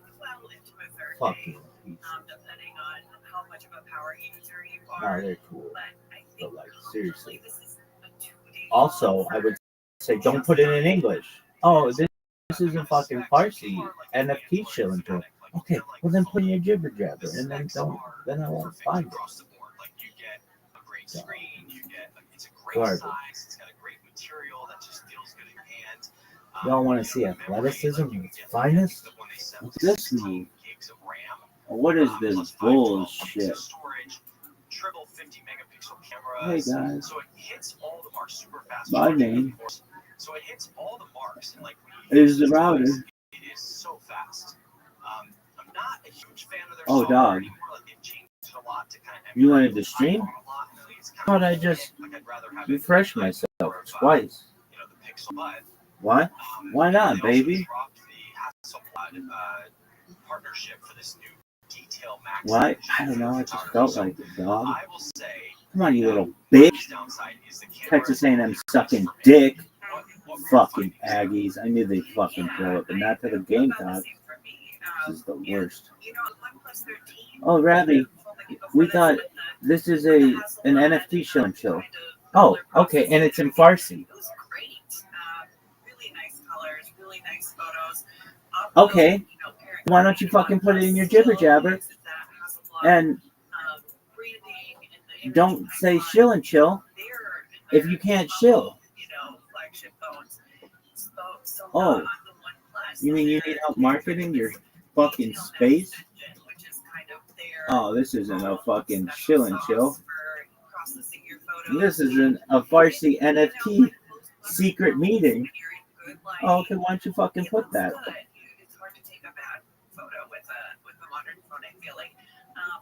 Oh, you mean actually label it correctly? Yeah, why don't you fucking label it correctly? On the rear, you've got the 50 megapixel in the main camera, the ultra wide, and the telephoto. But all of those sensors are just a little bit smaller than the ones that were on the OnePlus 13. And I think that really hurts image quality, especially when you get into low light, where you have. Don't get your shit together. Are you fucking serious? This is some bullshit. Oh, this is an NFT. Yo, what's going on, Mrs. Hayes? Mrs. Hayes, how you living? I'm amazing, thankfully. What's good in your neck of the woods?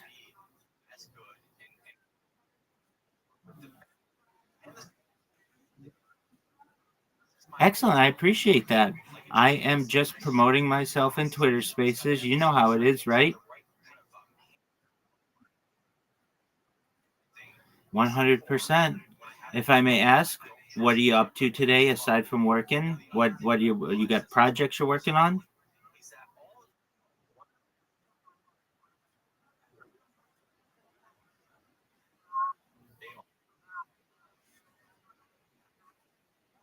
Oh, very cool.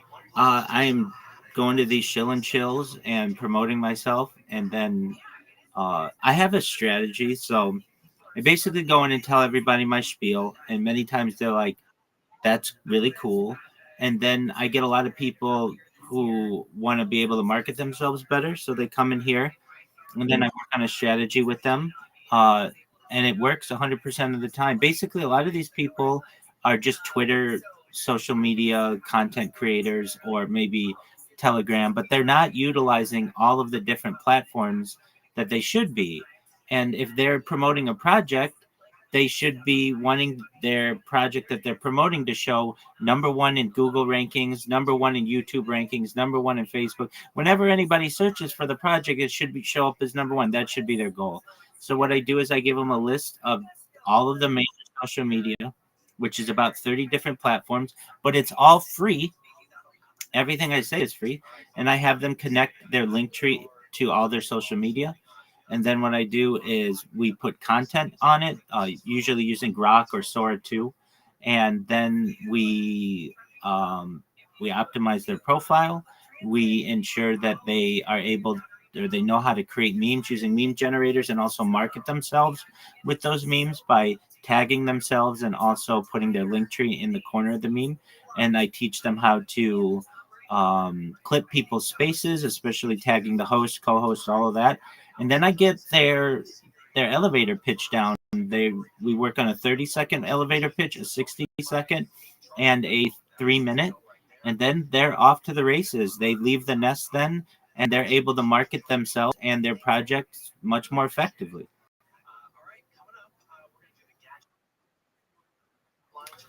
I appreciate that. Yeah, it is amazing. People don't recognize that you can get 30 times more people to your profile, 30 times more people buying your NFT, 30 times more people who are buying your cryptocurrency if you market it across the entire internet, not just Twitter. And, I understand people want to be lazy. It's just human nature. But when you're marketing someone, you need to do more for them than just liking their content, commenting GM on it, and reposting it. There's a lot more to it than that. So I teach them how to do that. And there are basically now 2 tiers of marketers on Twitter Spaces. There's your average reply guy and your average shiller and your average rater. And then there's the people with whom I've been working, and they're blowing everybody out of the water.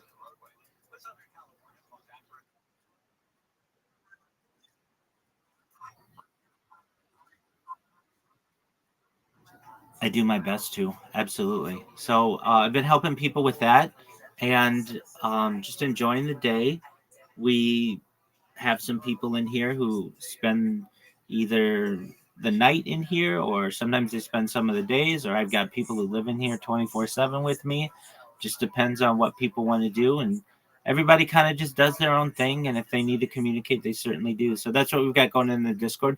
We just surpassed 2,500 people in the Discord like 2 days ago, which is for one individual, that's a huge accomplishment. I'm not a team of people by any means. I'm the only person promoting this. So to get 2,500 people, I'm quite proud of that. And I'm approaching 1,000 on Instagram, which, or not Instagram, pardon me. I have 10,000 on Instagram, but 1,000 on this Twitter account. Now I've had I've had tens of thousands of people following me on Twitter, but for whatever reason, sometimes those accounts get suspended for following people too much or whatever they want to determine at Twitter support. So I have this new account. We're approaching 1,000 followers there, which is great. They're organic, they're real, they're kind individuals. So that's good. That's what's going on in my neck of the woods. What else do you have on your agenda for this weekend aside from your projects? Oh, very well. Oh, excellent. Have you used Sora 2 yet?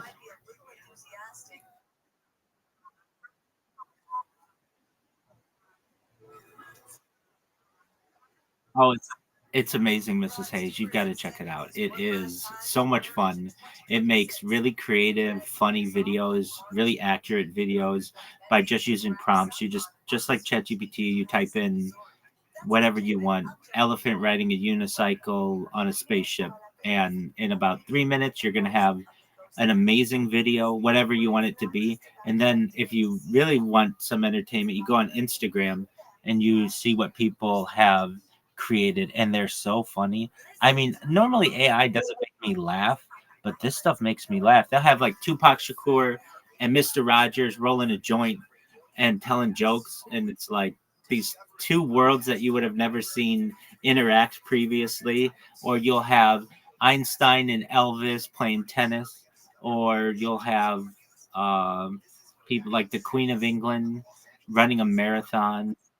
Yeah, it's all really cool. So if you have the opportunity, Sora 2 just launched its app on the App Store last month, and Android, the Google Play last week. So it's starting to, I would say, infiltrate the American consciousness. It's not available globally yet. It's only available in certain regions, certain countries. But if you're in the United States, I definitely highly recommend trying it.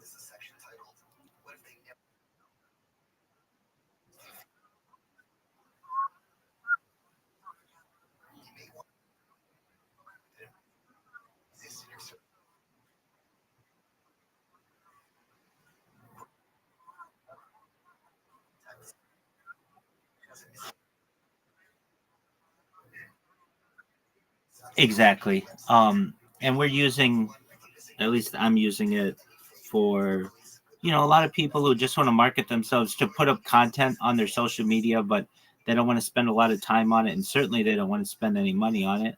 You create 10 videos on there, it'll tell your audience exactly what you do and who you are and everything. And it'll essentially make your social media profile look more robust and have content as opposed to being a skeleton account. And that's all you want to do when you're just starting out with social media and promotion and things. So yeah, it's and really once you start seeing what it can do in 10 seconds or so with a 10-second video, you recognize that either the technology is currently there to make full-length movies or it will be very soon. And that's really going to change things where people will watch entire AI movies, be extremely entertained by them. They'll laugh, they'll cry, and everything in between. And there will be no true actors in it. It'll be really interesting.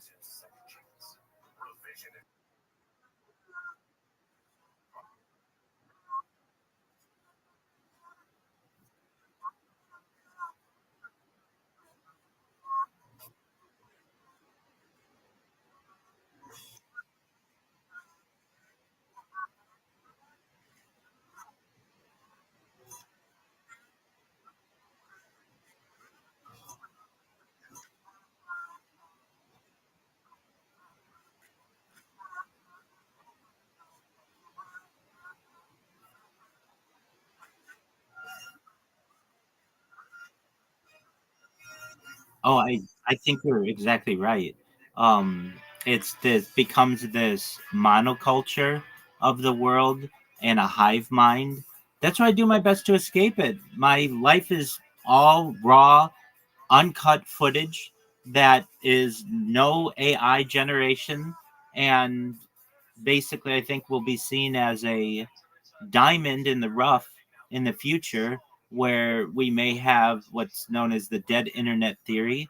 My footage is as raw as you can get, and that's going to be really exciting to people because you know that it's real. You know what you're watching is real, and that it's not AI generated. And in this ocean of AI generation, real human content is rare.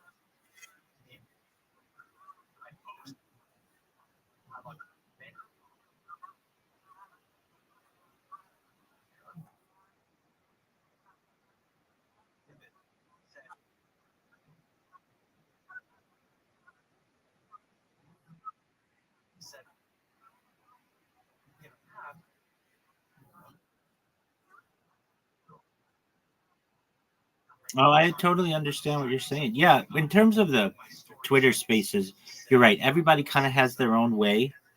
And I listen to so many Twitter spaces, Mrs. Hayes, that I I want people to be efficient with their time. I don't want people to waste people's time.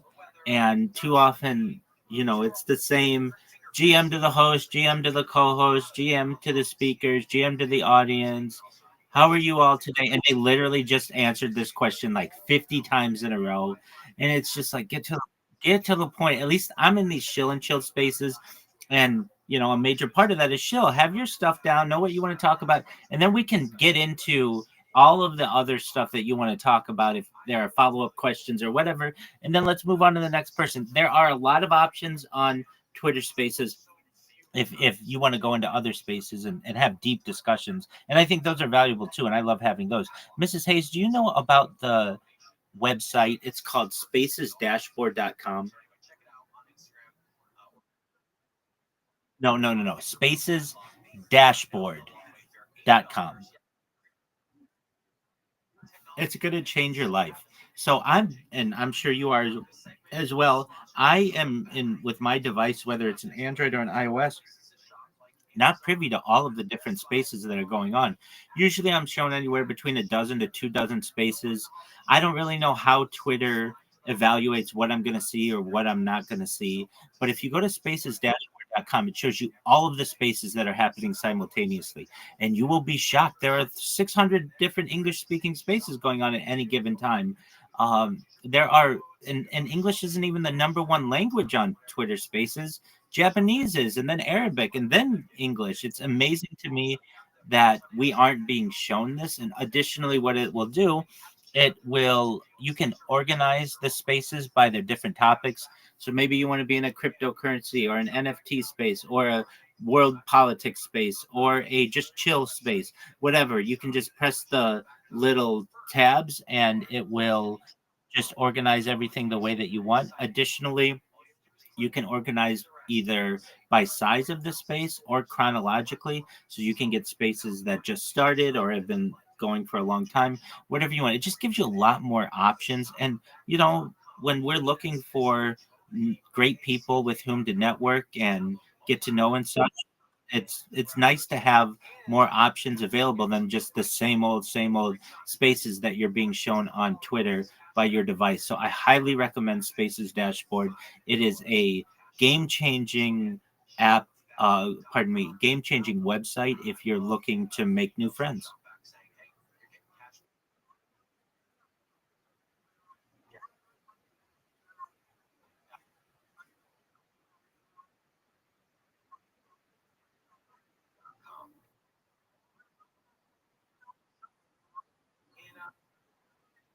Oh, exactly. 100%. If I go to Spaces Dashboard right now, just to make a comparison, there are 511 English speaking spaces going on simultaneously right now. I never see that many when I'm in spaces. I see 10. That's it. And then it's like it shows me a bunch of upcoming ones, but it doesn't ever show me 511 of them.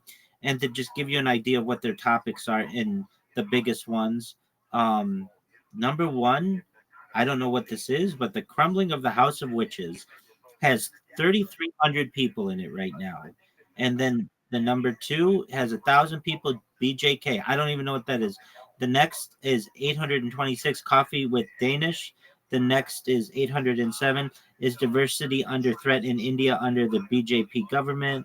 I mean, you just maybe these are of interest to you, maybe perhaps they're not. They're not really of interest to me, but I like having the opportunity to be able to see more discussions that are going on. The search for Twitter, depending if you're on an Android device or an iOS device, is limited as well. So if you're on Twitter Spaces a lot, Spaces Dashboard is an absolute game changer. So I suggest if you're looking for quality connections and discussions, that's where to go. Yeah, great question. It's been around for at least 4 years. I mean, that's the thing. Nobody talks about it. It's such an intuitive website. It's so good. I don't know why Elon Musk doesn't buy this website and just integrate it into the app. I'm actually shocked at it because you want people to be using your platform. Why wouldn't you show them all of the different discussions that are going on?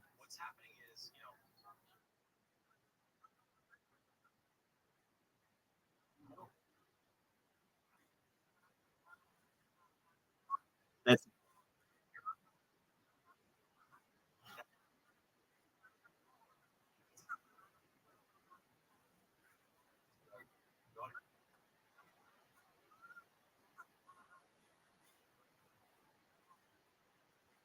Wouldn't you think that? Yeah. But no, it's been around and it's not that well known. Big time hosts know about it, but the little person, just a regular average Twitter space user, they would have no idea to go there. And frankly, how would they?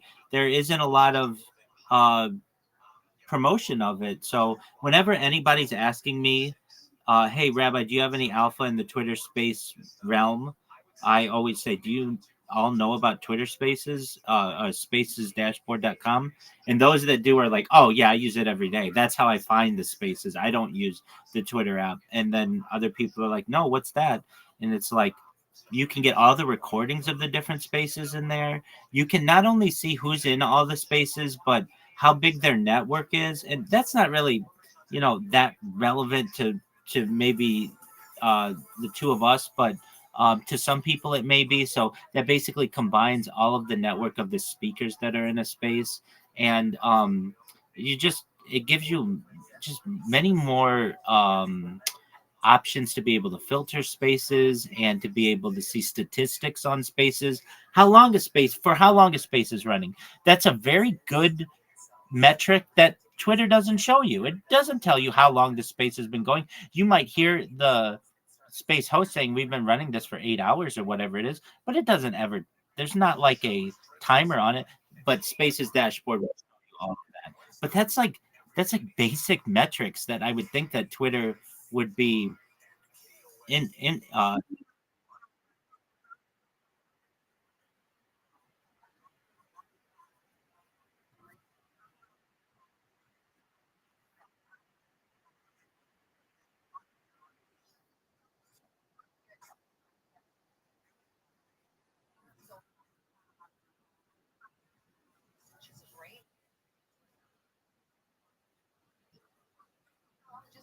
That's okay. That does take a lot of talent. Exactly. I always say, apologies, go ahead. I always say that Twitter Spaces seem to be kept together with duct tape and hope. You never know when you're going to get rugged. You never know when the app's going to crash. As you know, as a user, it's not the best experience. It's not the most consistent experience. So for someone to have an 8-hour space is quite an accomplishment. It does take a lot of talent to be able to manage that. And I don't know why you can't have filters that tell you, I want to see what spaces have been running the longest. I want to know what spaces just started.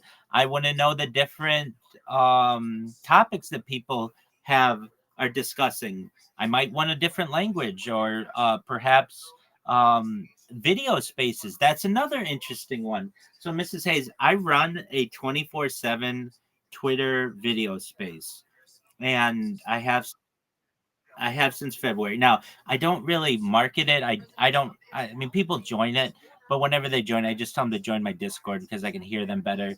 But it's interesting to me that Twitter has allowed people to run video spaces on an iOS device for almost 2 years now. Yet they still don't have that availability on Android. Why wouldn't you, as an app developer, make sure that your apps match and that your functions match? To me, it shows bad management of the platform. You shouldn't have one option, a key option showing video in a Twitter space is a key option, and it's only available to half the market. It doesn't make any sense to me.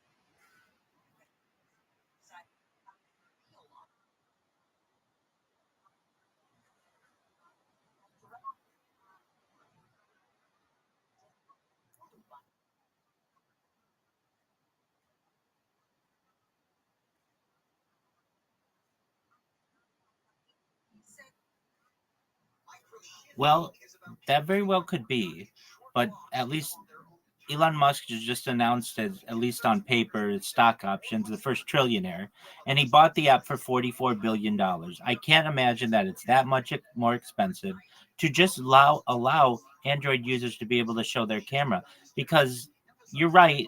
With Android, usually the cameras aren't as good, but the high end Androids, they're even better than an iOS camera. So there are people with the newest Samsung Galaxies who have faster processors than the newest Apple phones. And then when you get into Huawei, those Chinese phones are light years ahead of an Android of an iOS device. So I don't understand. I think it's lazy. You shouldn't have it's not just that. It's not just the iOS function of having the camera. On every device, you don't get a search bar for Twitter Spaces. What a lagging feature. So you just basically you get more spaces that are available, but there's no search bar. So you're really limited to what you get to see.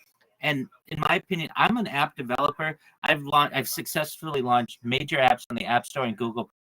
One of the things that we always make sure that we do before we launch an app is we ensure that the user experience is exactly the same or as close to being exactly the same on the different platforms. That's at the heart. And for these companies to recognize their not recognize that they have major gaps, to me is astounding. Then when you have people, okay, here's one. On Android, you don't get a soundboard, but on iOS you do. The soundboard's been around for years. Why wouldn't you have the soundboard? That's a simple implementation. Why wouldn't you have that available on Android and iOS? It doesn't make any sense to me. So I don't know. I don't run it. But to me, the experience could be much better. But nevertheless, I'm happy with what we have. I think that Twitter Spaces is a great way to be able to shield yourself and promote yourself and make friends and network. All of that is wonderful. So I can't complain from that aspect. But in terms of the reliability of Twitter Spaces and sometimes the functionality, there's a lot to be desired.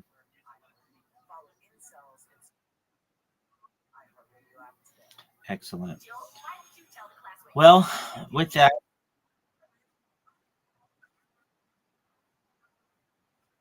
yeah. Oh, well, so different versions of generally the same app. I've signed an NDA, so I can't tell you what the exact app is, but this took over Los Angeles several years ago. It is Uber for car washing. So you press a button on your phone and somebody comes to your house and washes your car. And I marketed it on, of course, digital platforms. So banner ads and App Store and Google Play ads. But additionally, I was in commercials. We were sponsored the Lakers. We sponsored the World Series, the Super Bowl. We're on ESPN. I don't know if you know who Stephen A. Smith is, but he's like Mr. ESPN. I signed him as a spokesperson to our app. I got to meet him. Very nice individual. Um, we had every billboard in Los Angeles and Southern California, basically.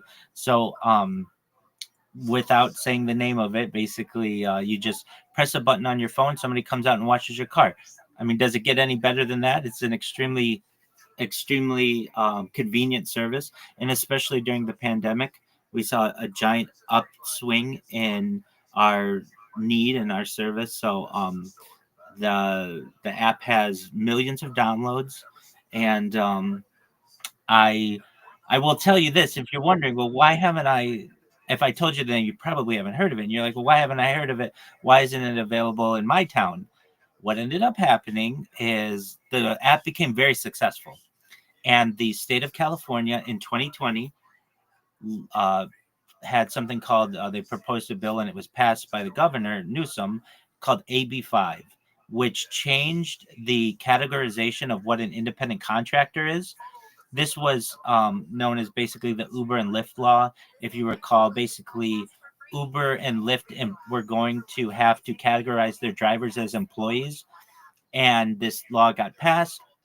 And there was an exception that was eventually passed as well that allowed Uber and Lyft uh, contractors to remain contractors, but the car washers were not allowed that same exception. So it basically made the app really it changed the business model. So around that time, I took a position, a, a more compensated position. So I should have done it earlier with a Fortune 100 major company, and so I ran projects for them internationally.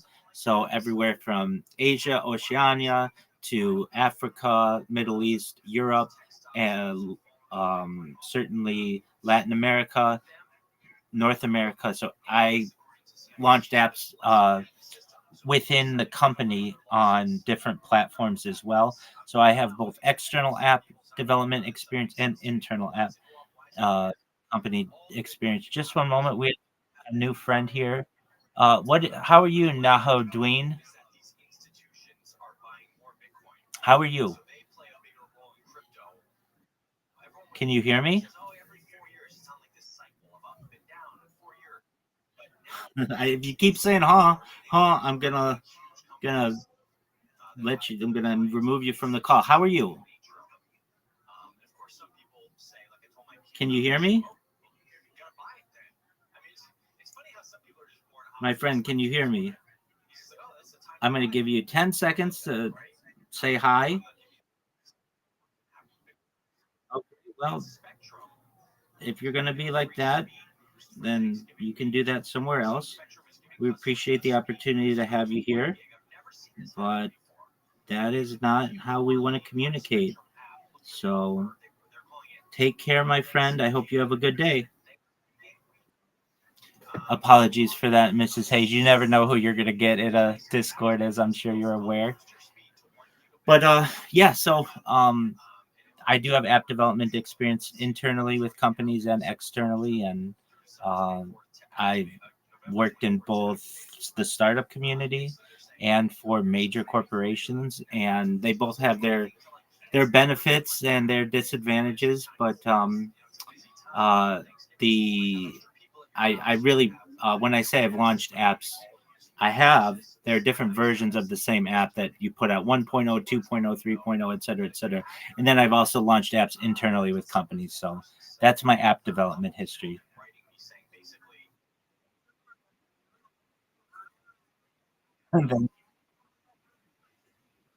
Absolutely. It's my pleasure. So with that, I'm going to get back to the grind of Twitter Spaces. I'll see who is allowing people to chill. Feel free, as you always know, and I hope you know, this is your second home. You're always welcome here whenever you want. Feel free to stay on the call and listen to my shills, or I hope your day continues to run smoothly. And just know if you need me, either now or in the future, I'm always here for you. Okay.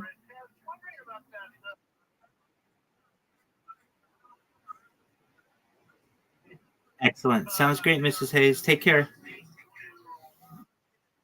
Bye.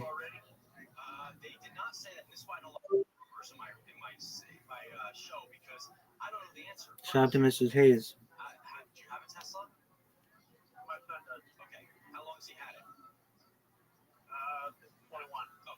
So I got a Tesla in 2021 as well, and I could not believe how many new features they added to that car over time. Like I'm talking ina jinjina muku ku ci gaba Allah ya taimake ku amma mu kan ba mu dai a rubutu don muka wannan Alright, gaskiya haka ne. Gaskiya maganin ki maganin ba haka ne yadda kasuwa ta zo ta ɗanyi wannan. So one thing that I've seen over time with Tesla is that they add new features to their older cars. Kind of like the iPhone, like it's always getting new features, or an Android. And so I would have no reason to believe. No way. Texas A&M with like the biggest comeback. Wow. Based on the specs that those cars have, like if they have an older processor or something, they can't handle it. But I will tell you, just knowing what I know about CarPlay and seeing how many cars it's in, I don't think you need a lot to run that, and I think that even older Teslas will be able to run it. So I would say it's probably a good chance that even older cars will get it. And so that's going to be overnight, you're going to have people that are just very, very happy to have this. So we'll see, Lee. I hope it comes to all of them. All right, I appreciate it. Thank you so much. All right, thanks for calling today. Appreciate it. 888-RICH-101, 888-742-4101. Let's see here. Let's to the Amazon. Let's see. Let's go to. Man, so many calls. Let's see. Let's go to Kevin. I'm trying to look at people who have been waiting for a long time. Kevin in San Diego. Looks like that's line 4. Kevin, you're on with Rich. Oh, actually, now I'm in Orange County. I'm driving up the coast. Oh my gosh! Well, you made some progress. That means the traffic is not so bad. No, it's not. Neither the not rain, the atmospheric river. Yes, it's. We don't get rain. I remember when I first got to LA, there was something called El Nino, and it was my first experience. And I was like, wait, what's the deal? I thought it never rained in LA. And they're like, oh no, this is something different. But I feel like every couple of years we get something similar. But anyway, what can I help you with, Kevin? Okay, I upgraded from iPhone 14 Pro Max to the new 17 Pro Max. Nice. Through T-Mobile, and there's two things that saboda sun ga cewa akwai less attention a kansu kuma mutane mafi akasari sun koma wancan because like wancan za ka ɗan yi rubutun ka kaɗan ƙaramin rubutu za ka yi maganar ka samu box kuma za ka ɗan kali na box so shi wancan maganar mai shi Okay, well, I have a wife in Thailand, and we communicate through Facebook Messenger. We have been for quite some time, whether it's texting, whether it's sending photos, or whether it's selling short, under 1 minute video. Never had an issue with my 14. With the 17, it just said sending, like all day. Even a text. So, what I had to do is delete the app and reinstall it, and it worked for maybe a few hours, and then sending. And it's frustrating. I have to delete the app and reinstall it, a dozen times per day. Oh, wow. And it won't work with my friends either. So it's not because it's going overseas or her phone. Interesting. I was going to say, well, and these things work no matter where the people are. I mean, it doesn't. That's the beauty of something like a, third-party messaging app like a WhatsApp or a Messenger is that they work universally no matter what device the other person's on or where they live, which is what's great about them. So it does.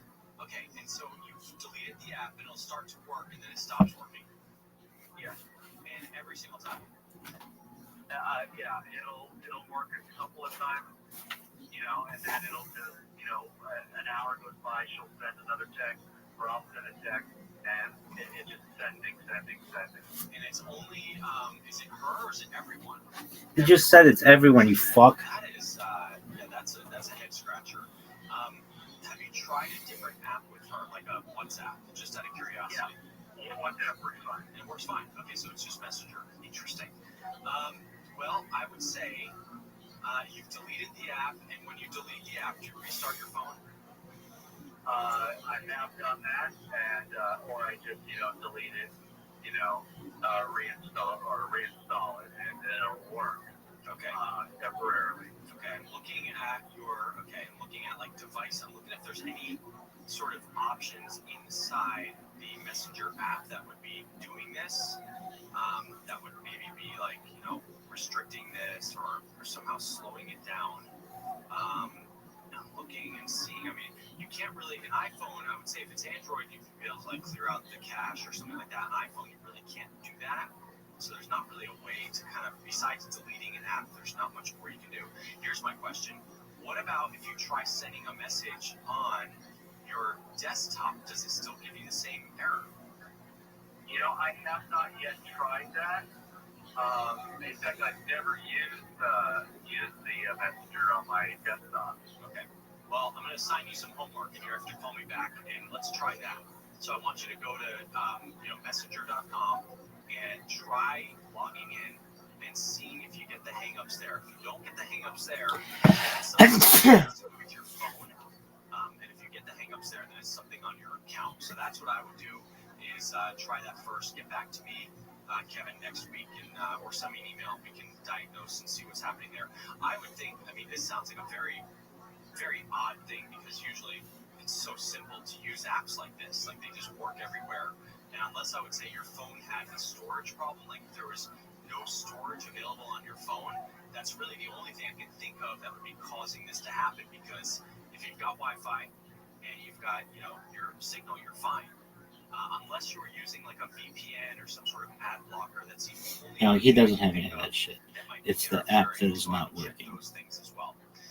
Great question. Definitely one of those head scratchers, but hopefully we can figure it out. Thanks for the call today, Kevin. Appreciate it. First in San Diego, now in Orange County. All right, coming up. What else? What am I going to tell you about? Google is rolling out a major AI shopping upgrade. You've got that, plus more of your calls at 888-RICH-101. And we've got Jamie Siminoff coming up from Ring. 888-742-4101. This is Rich on Tech.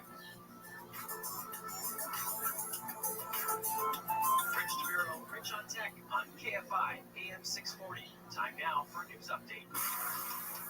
I'm Eileen Gonzalez live from the KFI 24-hour newsroom, here's the latest. SoCal is on alert for flooding and mudslides from heavy rain, with evacuation orders underway in Burnstar areas.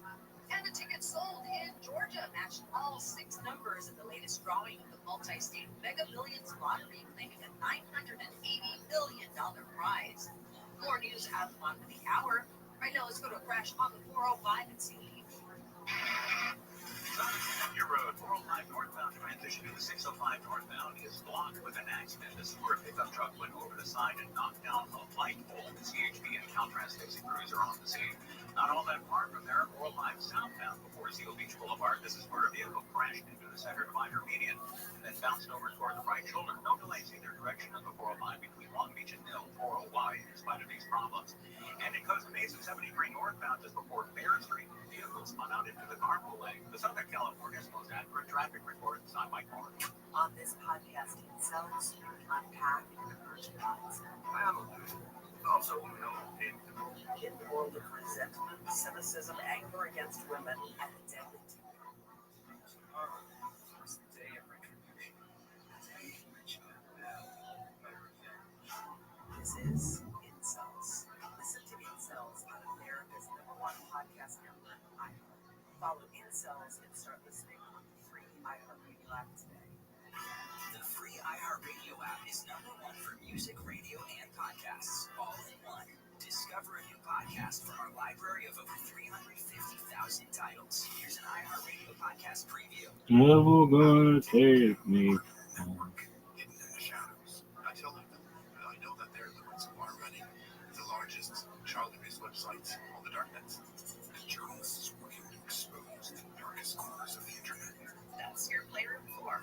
That's your baby's clothes. That's my house. The police hunt down online predators. we created the environment that they used. No, we didn't. We didn't make it. They made it. Hunting Red. Subscribe wherever you get your podcasts. Listen and follow this podcast for free on the iHeartRadio app. #1 for music, radio, and podcasts, all in one. iHeart is America's #1 podcast network.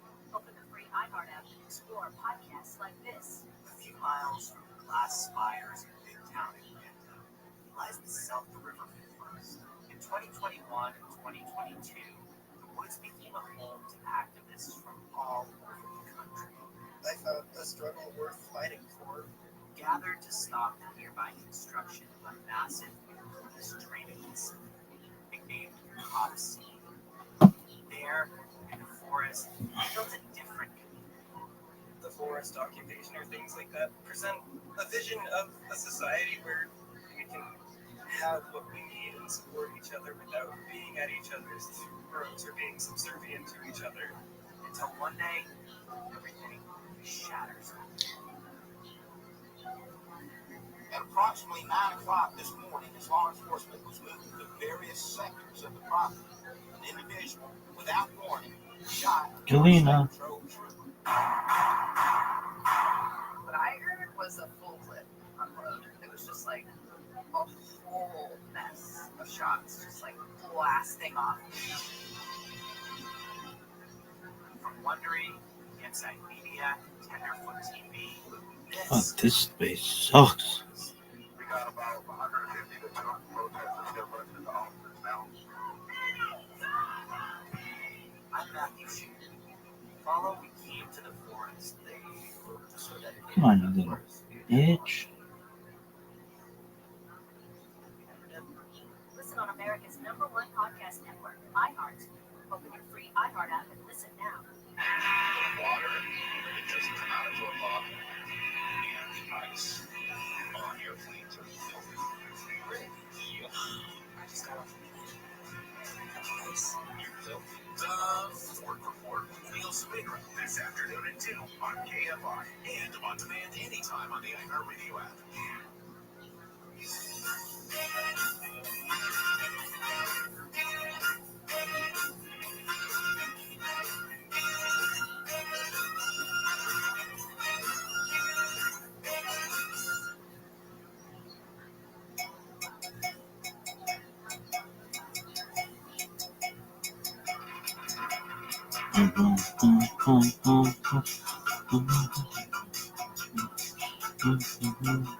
No. From a little rider.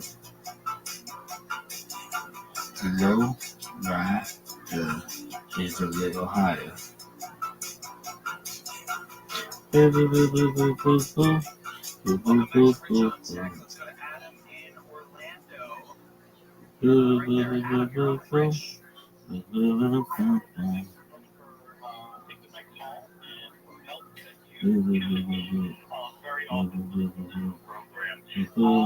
I wanted to let you know, I need some help with the following. I am traveling for Thanksgiving, like a lot of people are, of course, by plane. But I'm nervous that considering what's happening and what's been canceled and being very delayed, I won't be able to visit family without way traveling for Thanksgiving. So I may have to drive, and so I'll look at some days to do it, but I still have to do some work. I normally work from home, and I do everything on my PC, so I never need a laptop. And so I may have to get an alternative. I don't want to purchase a laptop because I'll never use it again. So all my work from home for clients is my PC. But I do have a Amazon Fire 10 tablet that I bought 4 years ago, and I sometimes watch television on it with the Spectrum app. And now, my question is I do have a Google Drive and a Gmail account where I communicate with clients and I type Word documents and send them back as PDFs. And I may have to do that on this trip if I'm leaving earlier the week of Thanksgiving to travel by road. And so my question to you is, is there a way to get time drive big enough documents to work on my Amazon Fire? I tried it, I can open it, but I can't just really develop. Yes, well, there are probably more ways, but I will tell you this, the Amazon Fire devices. What a catch. What a catch. Production devices. So what you're talking about, number one, if you notice on the Fire devices. What a terrible fake call, man. I guess your screen 6 you're gonna go for it. That's a catch. I'm sure you notice that there's no way to download Drive, there's no way to download Gmail. Massive is right. Download them, or I guess access them from the browser, but the experience is not going to be as good. Our versions like this. You're trying to edit what a PDF you said? No, I basically have to type find that target to write a short report. It's a one-page thing, and I usually do it on a software that opens up Word documents. I'm going to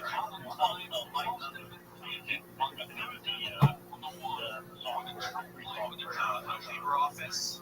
Yes, I've been using that, but I also have a Gmail and I can save documents. I can just drive. I can use the types. Word is type. Well, it looks like there is an Office app on the Amazon App Store, so maybe use that. And there is also, you can also use Google Docs. So I mean, look, this can be done. It's just it might not be as simple as it would be on something like an iPad. So I think if you're downloading the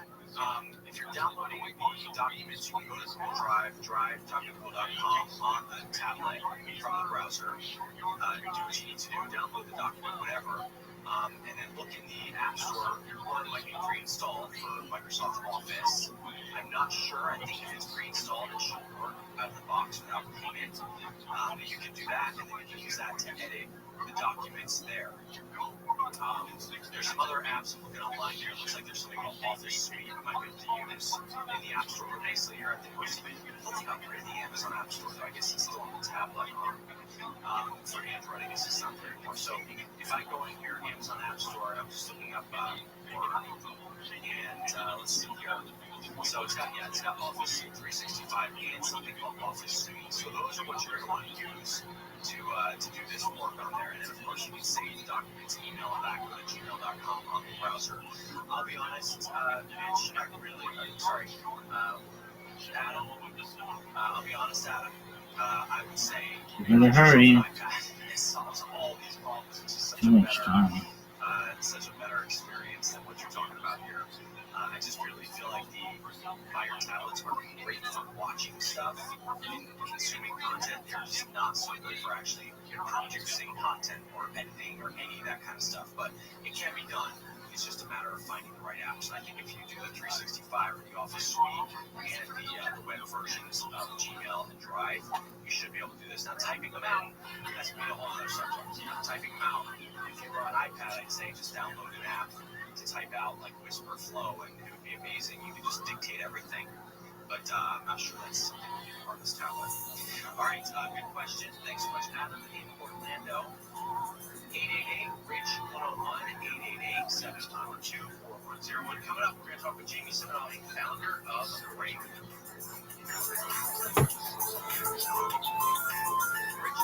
Rich on Tech on KFI, AM 640. Time now for a news update. I'm Eileen Gonzalez, live from KFI 24-hour newsroom. The storm is intensifying as it continues to move through Southern California. 5-alert warning has been issued for southwest LA County until noon. Forecasters say heavy rain from thunderstorms could trigger flooding, mudslides, and debris flow, especially near wildfire burn scars. Evacuation warnings are placed for several hillside communities, including Palisades at first. In some parts of the Palisades, those warnings became an evacuation order. And the flood watch is also in effect until 10 o'clock tonight. A suspect is under arrest in the death of Can't stop, won't stop. That's what they should say. Yo, this fucking laundry's so sick. This can't stop, won't stop. Rockefellers.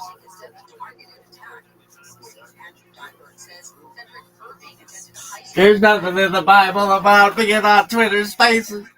I even looked. I fucking looked.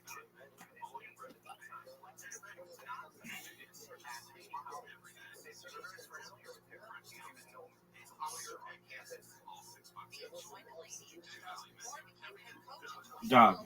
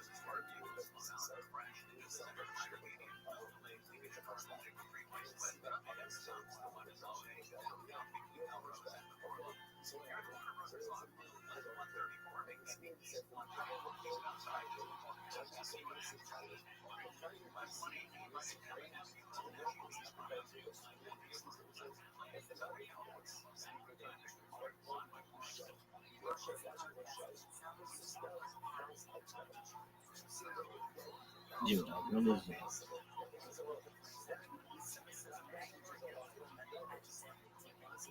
Get him. Giant sack.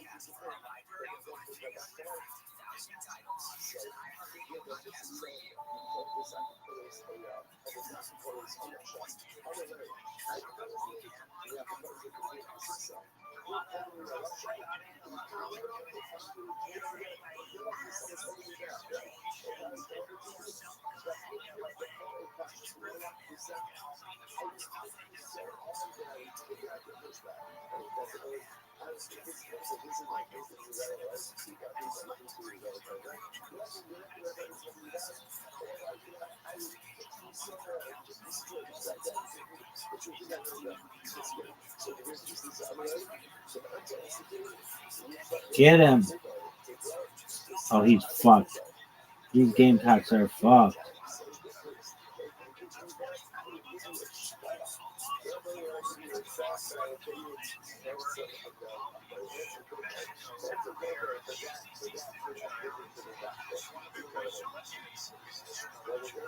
You better hurry the fuck up. Oh, it's 4th and 16. You're done. Give this game to the Aggies.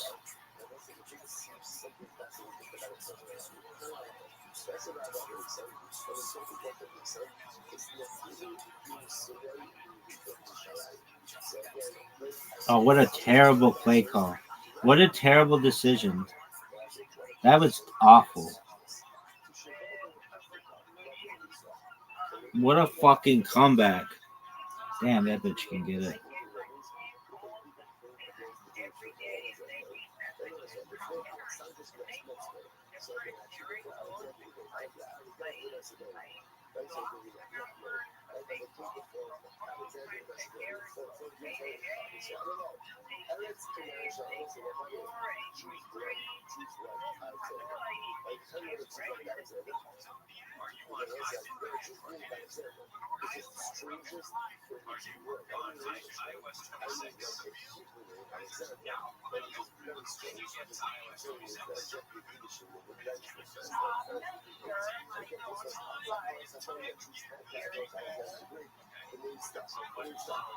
This bitch is done.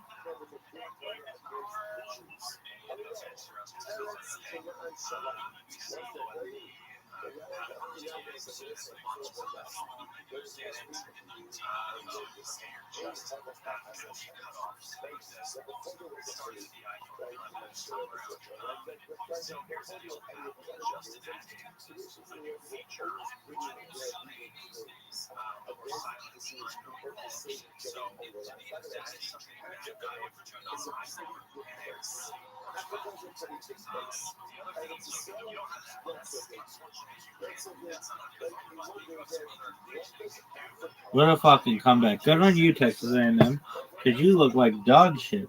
Largest comeback in school history. Trailed by 27 points.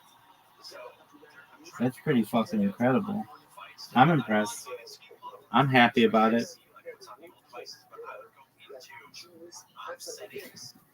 There isn't anything in the Bible about being on Twitter Space. Yo, my Mr. Fundamentals, how you living, pimp? Mr. Fundamentals, can you hear me, son?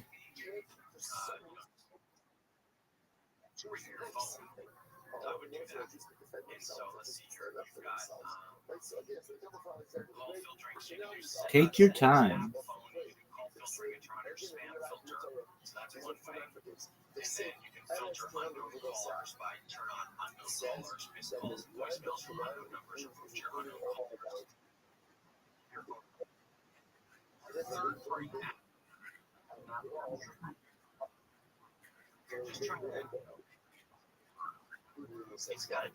Okay. I probably am not the right person, but I will listen to what you got.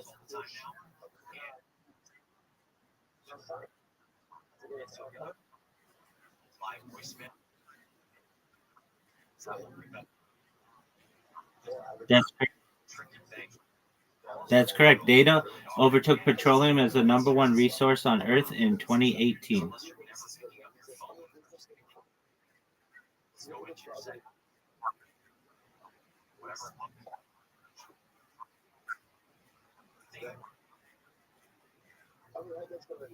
Excellent.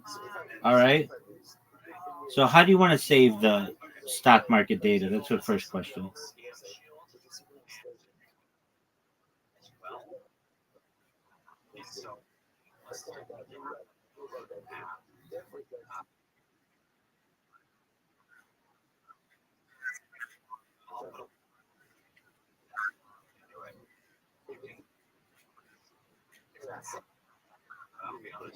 All right, but that's difficult. Um, how do you want to save it? Physically, or do you want to save it in the cloud?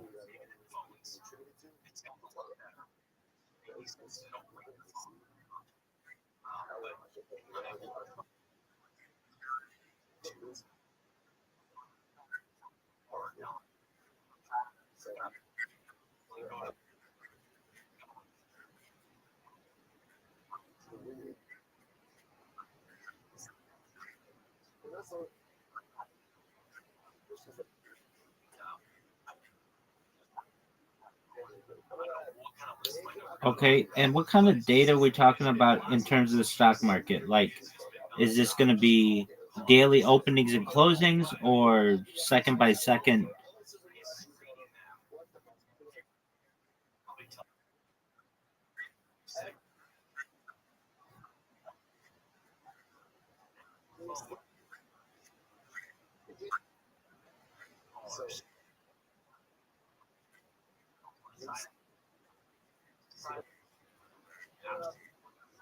All right. So, I mean, can't you get that in a Bloomberg terminal?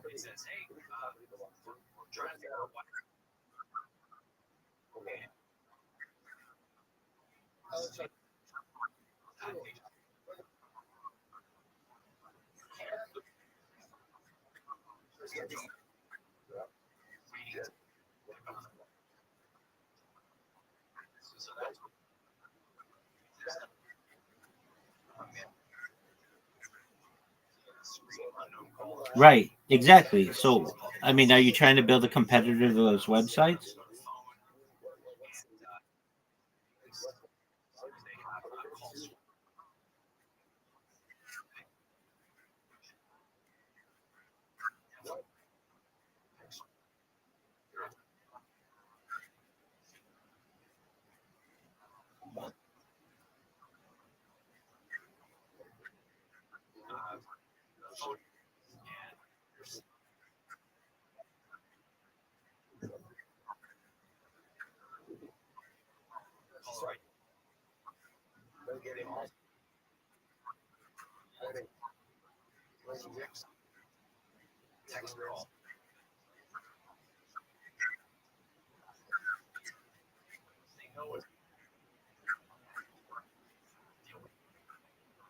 Yeah, it does.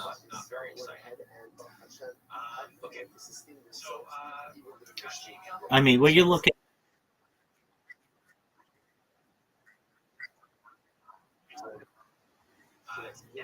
oh, I'll certainly think about it. It will take a lot of startup capital, and I mean, I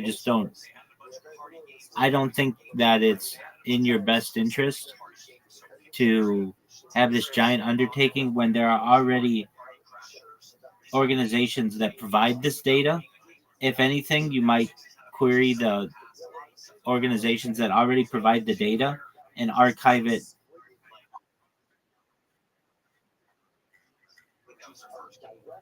Oh, I don't think so, but okay. I mean,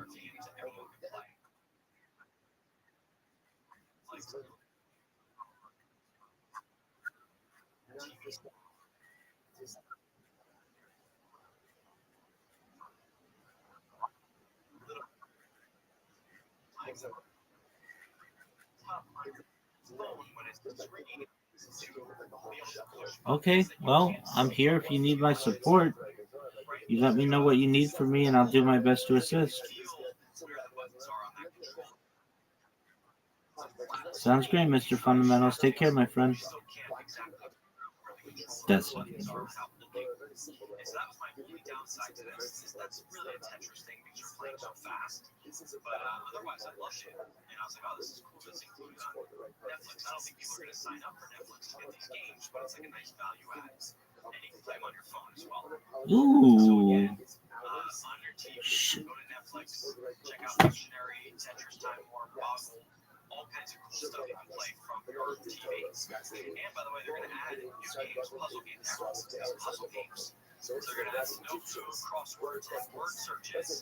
The silly thing is, it's all going to be based on Netflix shows, which, I mean, I guess if you're a big fan of these shows, then sure. But otherwise, it's kind of silly. Like, I love that change, but okay. All right, we're going to go to break. We're going to come back and see if we can get Jimmy on the line. 888-RICH-101, 888-742-101. My name is Rich Shapiro. You are listening to Rich on Tech. Rich Shapiro,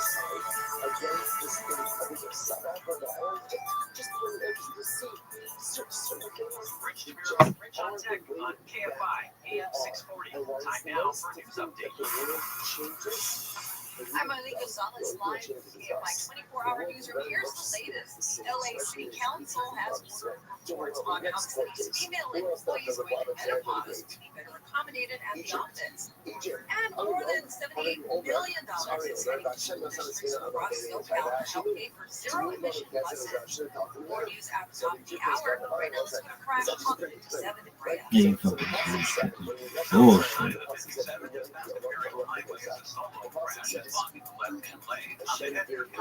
This isn't easy. Easy win.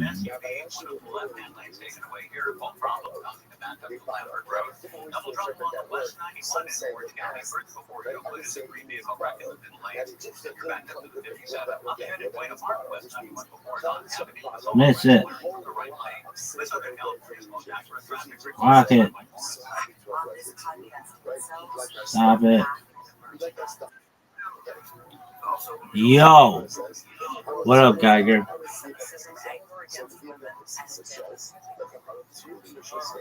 Lock it.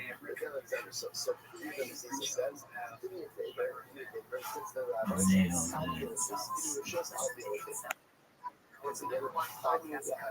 Streaming my life for world peace. How about you, big man? All right. About what are you thinking?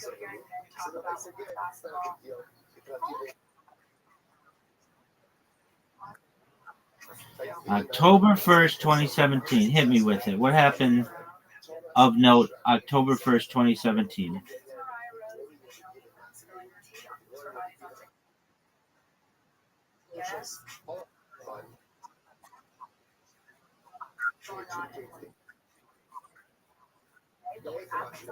Oh, the Las Vegas shooting? Yeah, that one's fishy, to say the least.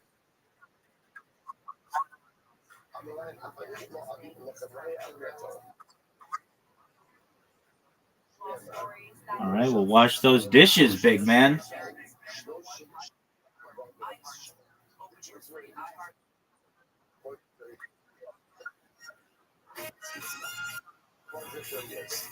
Big dog, you want to repeat that? I couldn't hear you.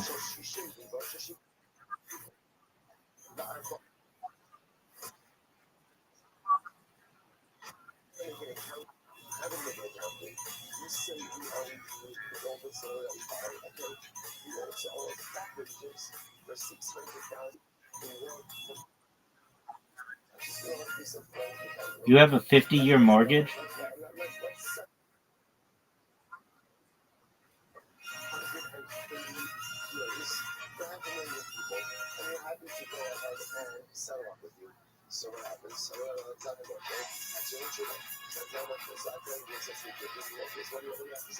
Yeah, that's ridiculous that that's being introduced as a financial opportunity.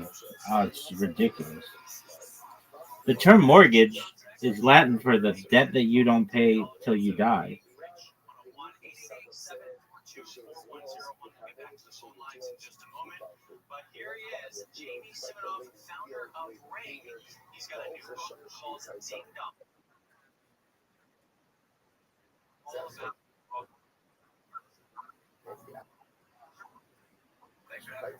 So congrats on the book. Very exciting. I started reading it, and I love it. I think you did a Well, with the advent of remote work,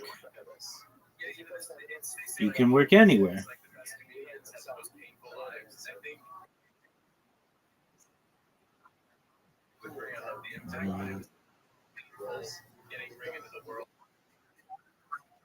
That's what I really like. Was just pushing to do new regular and bring. You know, I mean, obviously it's some things There you go. Do you have fresh eggs every day?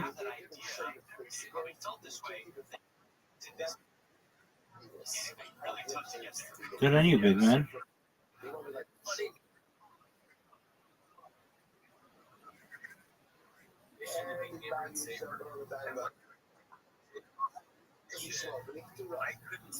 How many chickens do you have?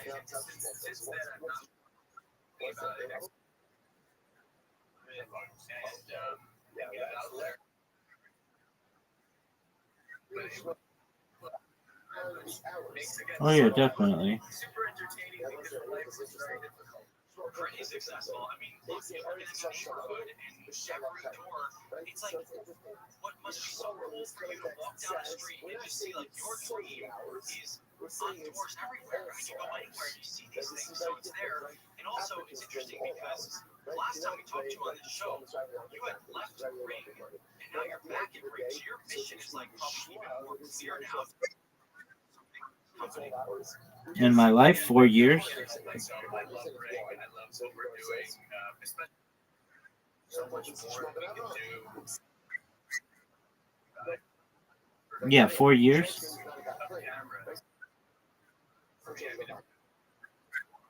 No.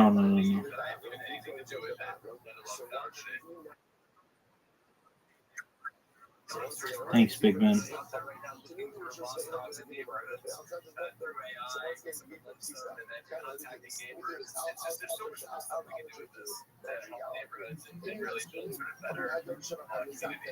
That's a feature that is really interesting because obviously it's going to help people. Do you think you'll expand that feature to do other things like lost, kids or seniors or something like that? Can you?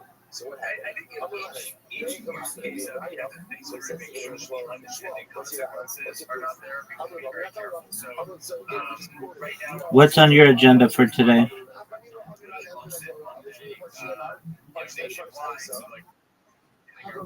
Word, dog.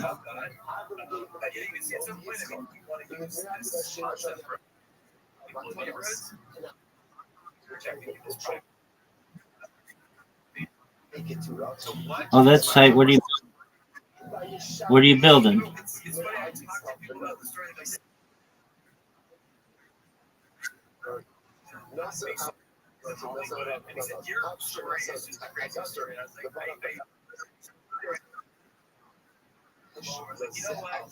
Please enlighten me. What do you mean? Oh, okay. Oh, I got you.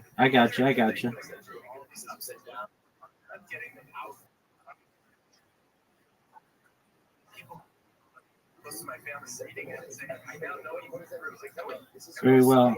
I took it as a double entendre, but I thought you were talking like your hose, like your dick. But I get it. Hose like ladies of the night, like loose women.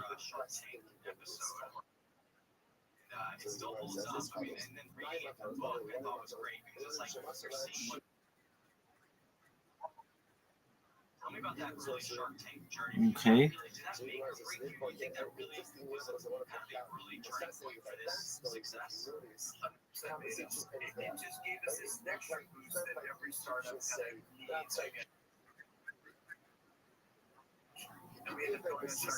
Well, enjoy yourself.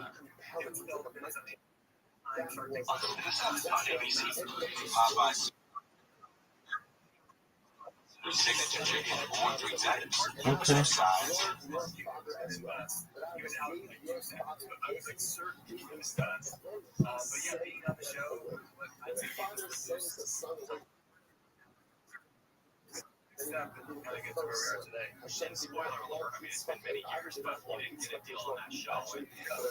Skeletor, isn't that from He-Man?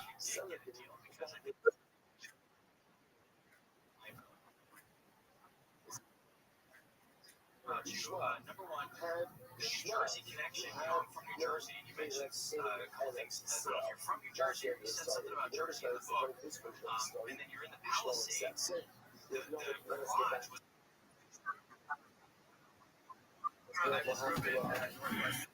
podcaster, gentleman who got to 20 years ago. The garage, the original Whiskey Vented ring actually burned down in the fire, which was really sad, as well as most of that neighborhood. I still live in that area, and I actually came back and fought the fire up my house, and stayed in it for a few days, and it was certainly, still one of the probably craziest things ever to. Just complete disaster for everyone here and in the other fire zones. Oh my gosh. And we got a couple minutes here. What is your biggest piece of advice for someone starting a company? Because I'm sure people are always hitting you up for, how do I do this? How do I do what you did? Capture and they want like a one answer. They want use Facebook marketing or like some sort of very quick sort of answer. The reality is, and this is what I think the book sort of lays out, is that we won because we just kept grinding. Like, we just didn't stop grinding, and I don't stop. And I think the best thing I can tell people is, like, find something to work on that you care about, and then just grind. It is responsibility of dedicating all the shooting brushes this year, as it's exclusive for the source global responses for the month of Adar. Terry and Steve Lang, Terry's father, Dr. Harry Khan, Steve Bush, Ben Yosef Cohen, and the Ziv and Greg and Berman families, Mr. William Ziv, Ben Shio, his fellows of the Built in America, Torah. All of the national Sabbath, the families in from all over the full Sabbath, Israel, Shem Shem has a share of one of our success of people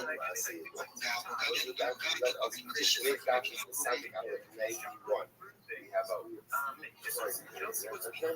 but we're going to make it on something on the days late. I got it count from the top.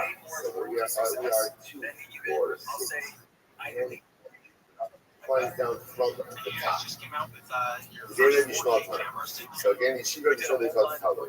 Let's just remember again, this is trying to find some type of scriptural allusion to Christmas.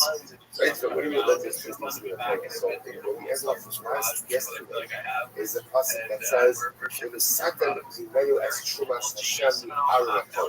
You shall give Truma to Aaron. Now, everyone else is very interesting. Aaron received many things alike. One thing he never ever received was Truma. Why was the Truma business just like Jamie? And Aaron never needed to ever see. So at the end of the day, again, they want it to and ultimately again, Truma to Aaron. So sure, again, once you have the possibilities, that it's going to So the Gemara says today, which is Gemara goes by very short time about Aaron. What does it mean? You have to give Truma to someone like Aaron, meaning what? Not Aaron, just like Aaron is a chopper, just like Aaron has one chopper.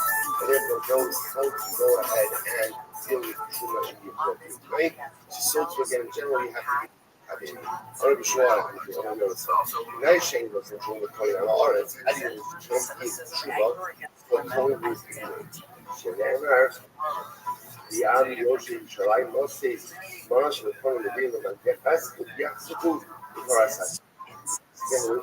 This is you give it strong in the emotional from as Kalamax. Whoever is holding the ability of the has a portion in Truma, the Sheikh Massive is on Hashem, whoever is not strong in the Torah about the Sparkle, ain't not the Roman mass, does not have the portion. This, as you're going to see, this is not as much punitive as it is just very important. Truma has a lot of details, Truma has a lot of complications, I'm going to back about for those people who've been around, it's as if it gives it to our life. Not only something to himself or something to himself, but just food in front of the line. There's a something. Will it tear it apart to eat it or not? Something over the arrow. Something over the going to eat something. Something. Will he eat this in a state of ritual purity? Will he eat it in a state of ritual purity?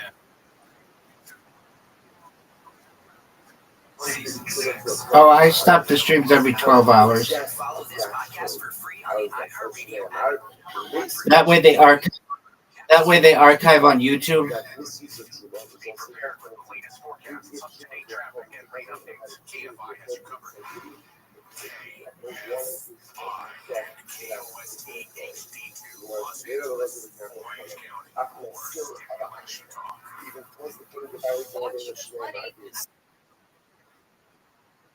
So what's fascinating about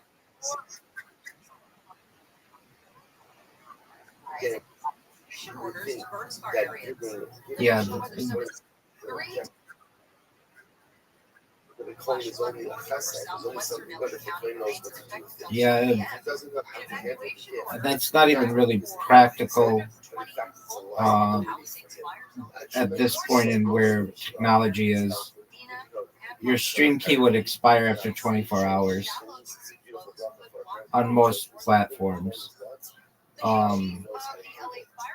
And it certainly doesn't archive if you do that for long periods of time. So I'd rather have the archive. To me, it's more important that people are able to watch what I do in the future than have a really long stream.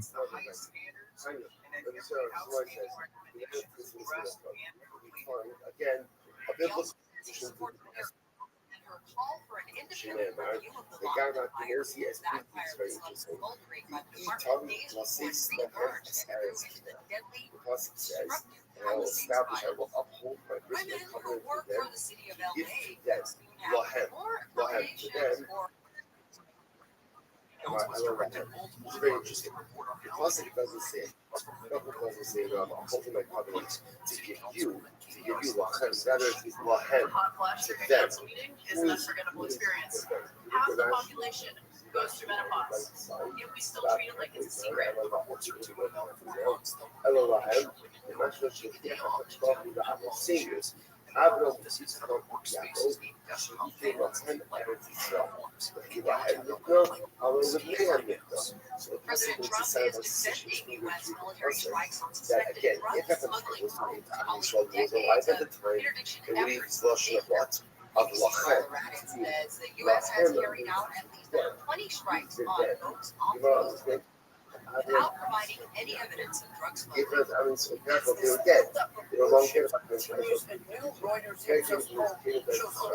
I'd rather what of Americans ordered the U.S. military to kill suspected drug traffickers without a judge. What does that show you?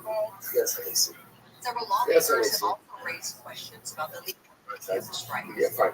Practice for the first time since the 24-year-old defensive end Marshana Nealon died by a suicide. Defensive tackle Sultan Thomas says the team is leaning on each other to cope with the loss.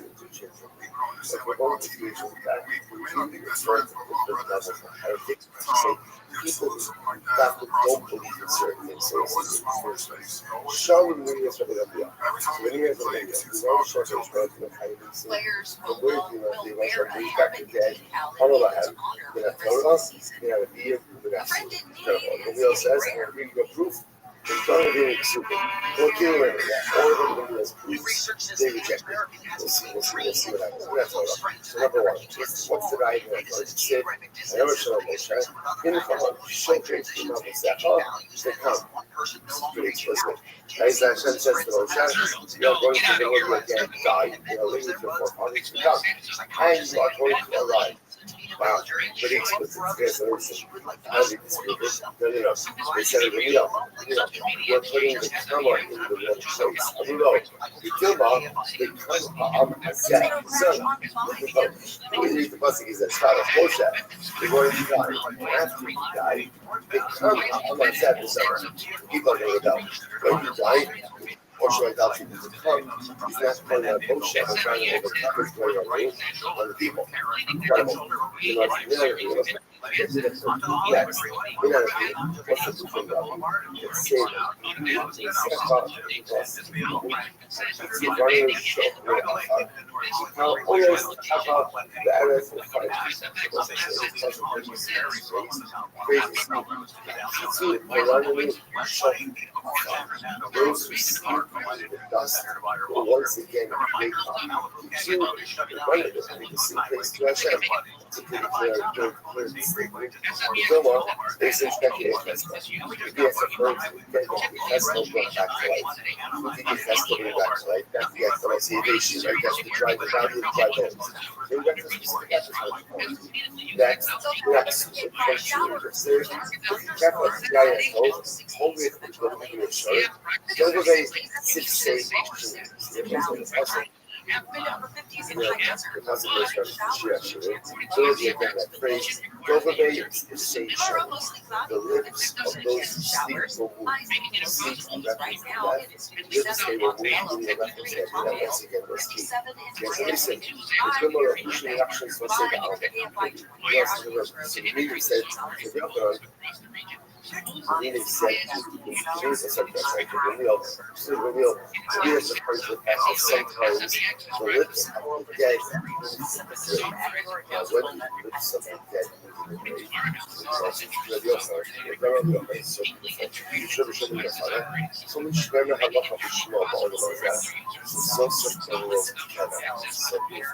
whenever a person dies, if someone says over by the way, what that means is when a person dies, someone says over the deceased lips,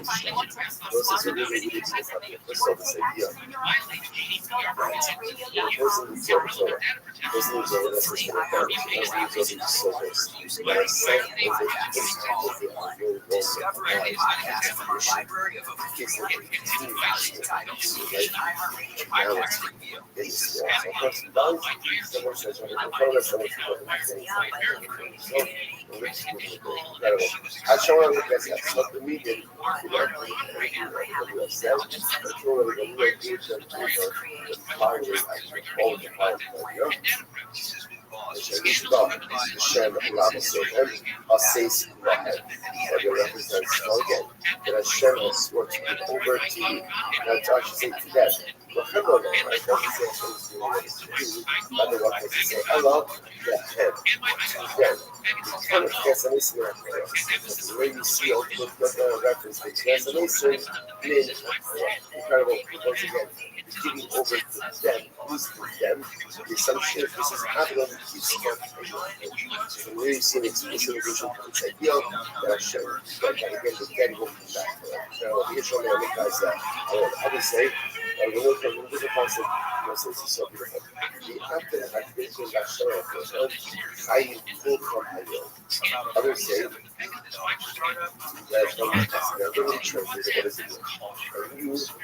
You bring to Hashem your power, right? Silent full time. So it's easy to translate this.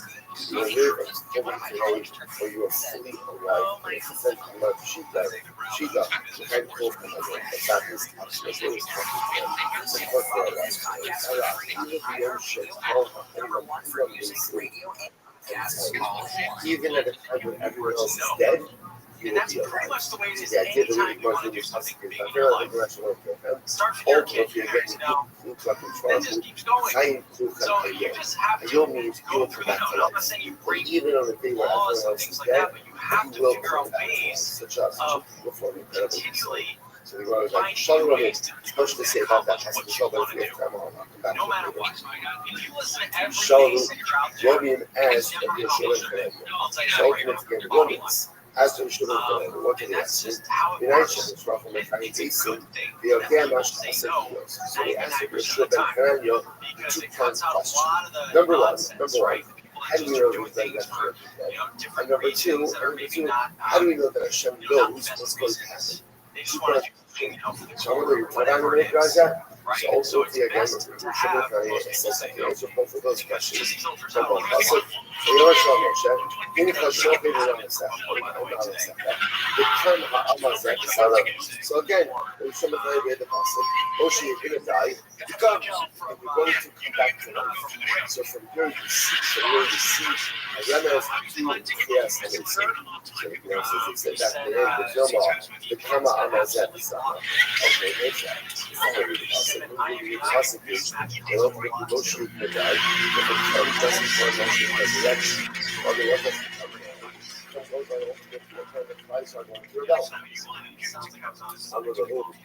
when Julian says fine, even if you say that, at least the part of the event, you're not assassinated. And even if you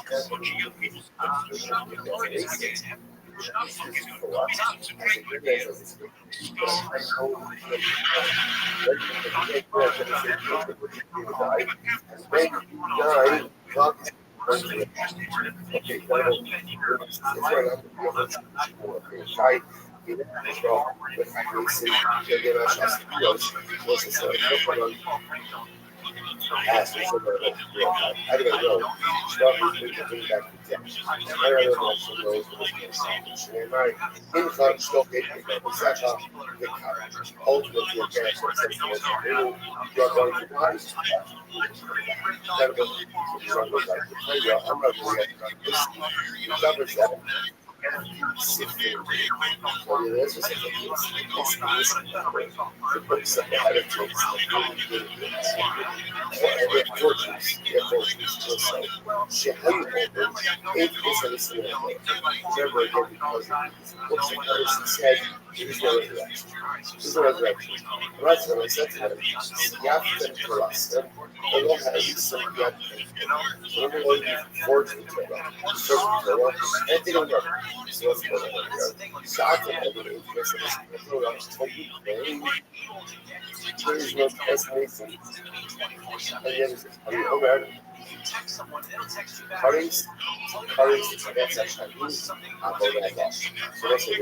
Double washing.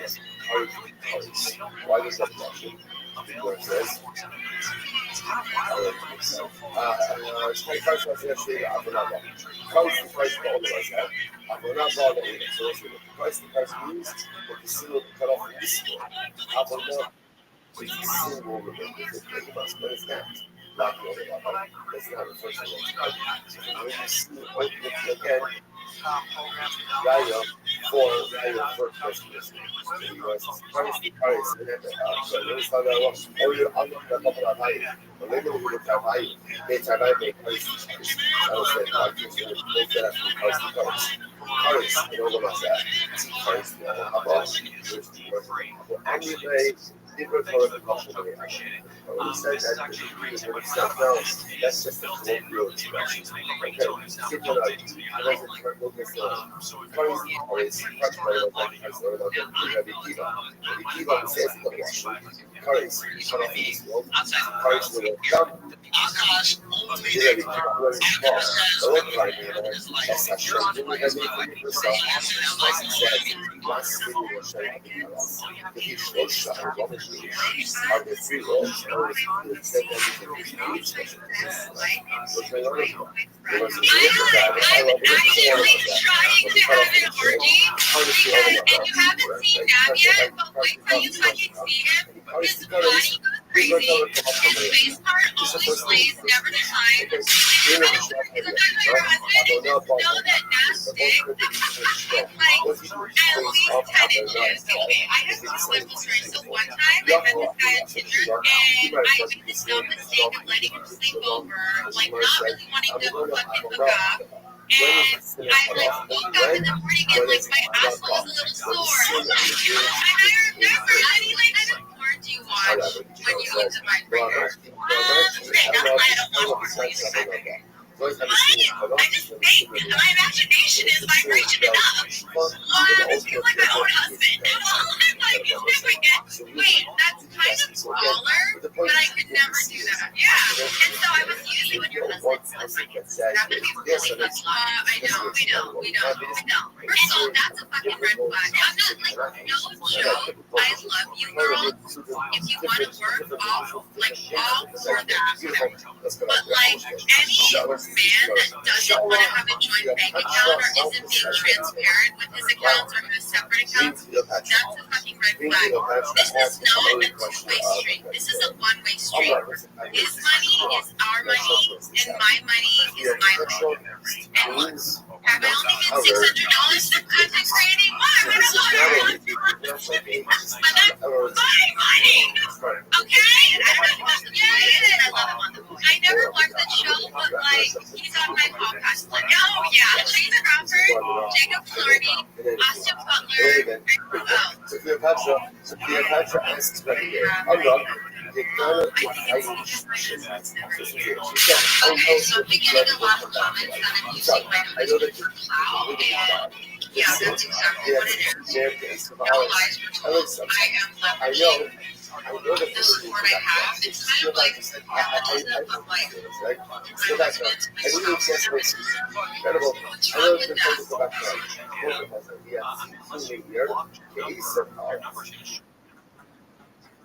Here's one from the city. That is a one-time thing, right? Like if you just at one time. There you go, McDonald. But you may have a setting. Are you on T-Mobile, AT&T, Verizon, something else?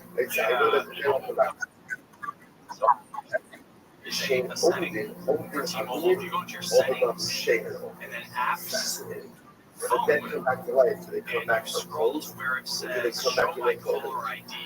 Incredible. Now, So I'm about I've got two so numbers here's on my phone. One is T-Mobile, one is Verizon. Big I'm only seeing this option for T-Mobile. So we So go you says may see the this match option. the shit And for if you tap out your phone so number the there where it the says show my caller ID, green that is may be very toggled off. I'm trying to see what is it's it? waiting for mine to kind Where of the wheat kernels come you up here. can't see But just to that's see that. everything else about You this. may want to call And yet T-Mobile and just say, Yotza hey, is my become a caller little ID blocked? Yet it comes out And many they can layers, many figure layers. out on the Now, maybe what on does the that mean? network level if it's blocked. But if you can also do this on your The phone, kernel itself, you can just look at that setting. It looks like it's just popping up on the it iPhone. has many layers. So Right? again, Plus, it's it has settings, different things on top of it. apps, You see from your game just like phone, this. and then scroll down where it says show my caller ID. Now keep in mind it's only going to show up if you have, if your carrier supports that option.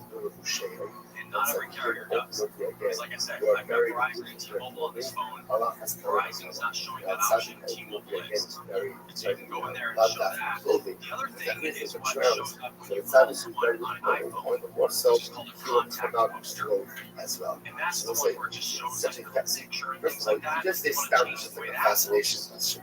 But then again, I believe resurrection of contacts, open up the contacts app up at the top. It says my car. Clothes. And so if you look at your car, you'll see the picture that is sent to other iPhone users. And if you tap at the top, it says share payment photo, contacts only.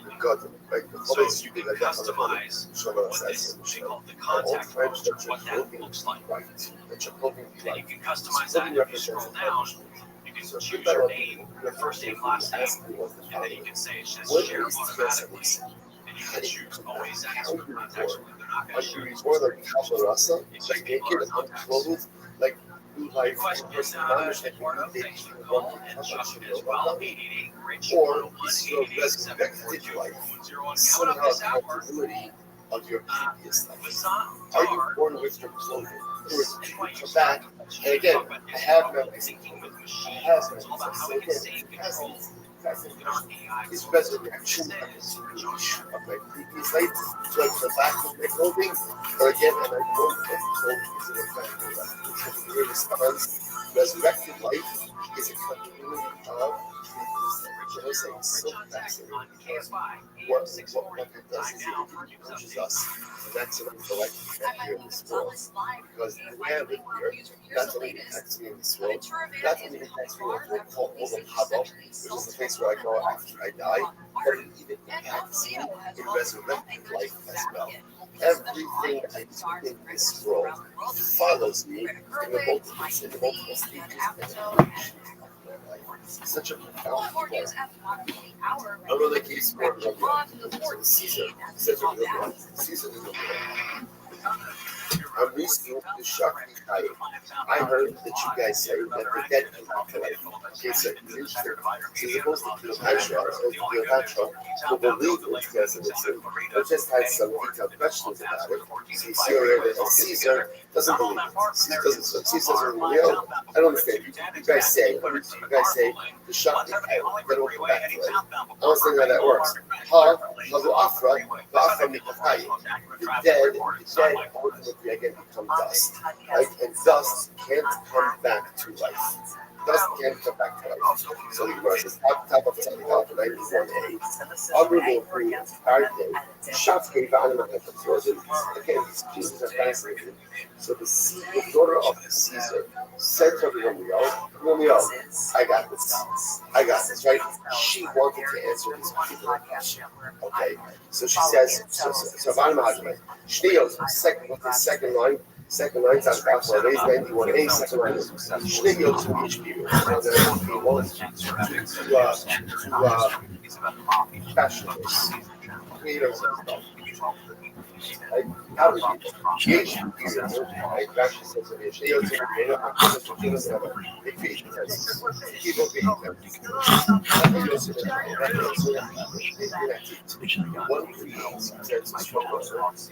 First class like a doctor. I was out of there at 6:15 on Saturday, on Halloween. That was the first one in there, on there. America's got a nice flight today. Dude, it's a fantastic flight, man. They add one during the winter. Yeah. There's a problem. Like in the winter, you have to look. They add an extra one on the way back. Because usually you have to leave early to have one at night. Yeah, they get nervous about Dallas and Chicago, so they add extra direct to Nashville because Nashville's such a great hub that you can get all to the south and right there from there. Like that's like their emergency one. Like when Dallas has an ice storm and Chicago's fucked up, they add extra flights to other key cities just so like to Miami so they can bring people up to the East Coast. It's crazy, but that's what they do. They're smart, you know. They do it like they do, baby. They do it like they do. A lot of people don't fly. They get. I'm gonna tell you what the best flight. I'm gonna tell you what the best ticket is in the business. What's that? Virgin Main Cabin Select. Fucking A, man. I tell you what, Virgin First Class is bomb, dude. I'm talking about the Main Cabin Select. Oh yeah. The one behind. It's people fantastic. can't afford first class. Oh my God, it's first class. It's first class. It's first class. It's first class. Like it's first class It's for first class. half the price. It's first class, half the price. Best seat in the business. And then without a doubt, you've got more leg space actually than you are having first class. I've been more comfortable in Main Cabin Select than I am in first class. You know why? Because they have a desk. I can put a notebook down. I could actually fucking type something. And you can I got gorilla hands. Bro, you can stretch the fuck stretch out. back. It's got more space than first class does. You have to hit a button. They bring you free food, Yeah. free booze. Everything's on the house. So it's still first class, only not the first class. And you still stand on the first class line. That fucking Brit. And if you want to fly first class, you call 12 hours before the flight. Yeah, if it ain't full up. 149. Yeah. Boom, they bump you. And So that's you always to go have to across the fucking have it. country. That's going across the The country. only problem is they like, all right, I want to go to fucking Austin from LAX. Right. No. You got to go to San Francisco first. Yeah. That's the problem that I foresee. Chicago, I'd love to take Virgin to Chicago, but you know what? I don't want to get to LAX at 9. Yeah, that's hard. LAX at 9 is rough. That's a rough flight. You know what? American will get me anywhere at 5 a.m. I call them and ask them. That's one thing about American. That's true. That's one thing about American Airlines. That's They why. have flights That is why I fucking fly American. They are because 24 9 out of 10, hours. they got a vampire flight. They are 24 hours. They got a 5 a.m. to Chicago. That means you have to be at LAX at 4 a.m. What type of human being are you? You're working at 4 a.m. without drugs. You, Yeah. me. You know, it would be more effective, like, if they ran, like, Southwest is almost a 24-hour-a-day airline, and especially with all its international flights now, but I'm telling you, man, America is the smartest in the business. They lower the rates of what they could, but they run them all the fucking time. And they lower the rates in that so they have more people go to the off times who are bargain hunting like the rest of us used to, and then main consumers can pay at an accelerated rate for the last immediate good flights that aren't as full because the cheap people got diverted to the other flights. It's a goddamn beautiful business model. That's how you fucking make money. It's amazing how much these companies treat the customers like crap. Like, especially, well, there's no fucking reason why I mean, all right, if you are the worst person in the fucking world, go work at the airport because no one will bitch about you because they don't have time to fill out a form. They don't have time to fucking, can I talk to your manager? They just don't. They got a plane to catch, so they go, oh, that guy was a dick, and they watch your next plane. You get it's free. It's awesome. If you're an asshole, go work at there.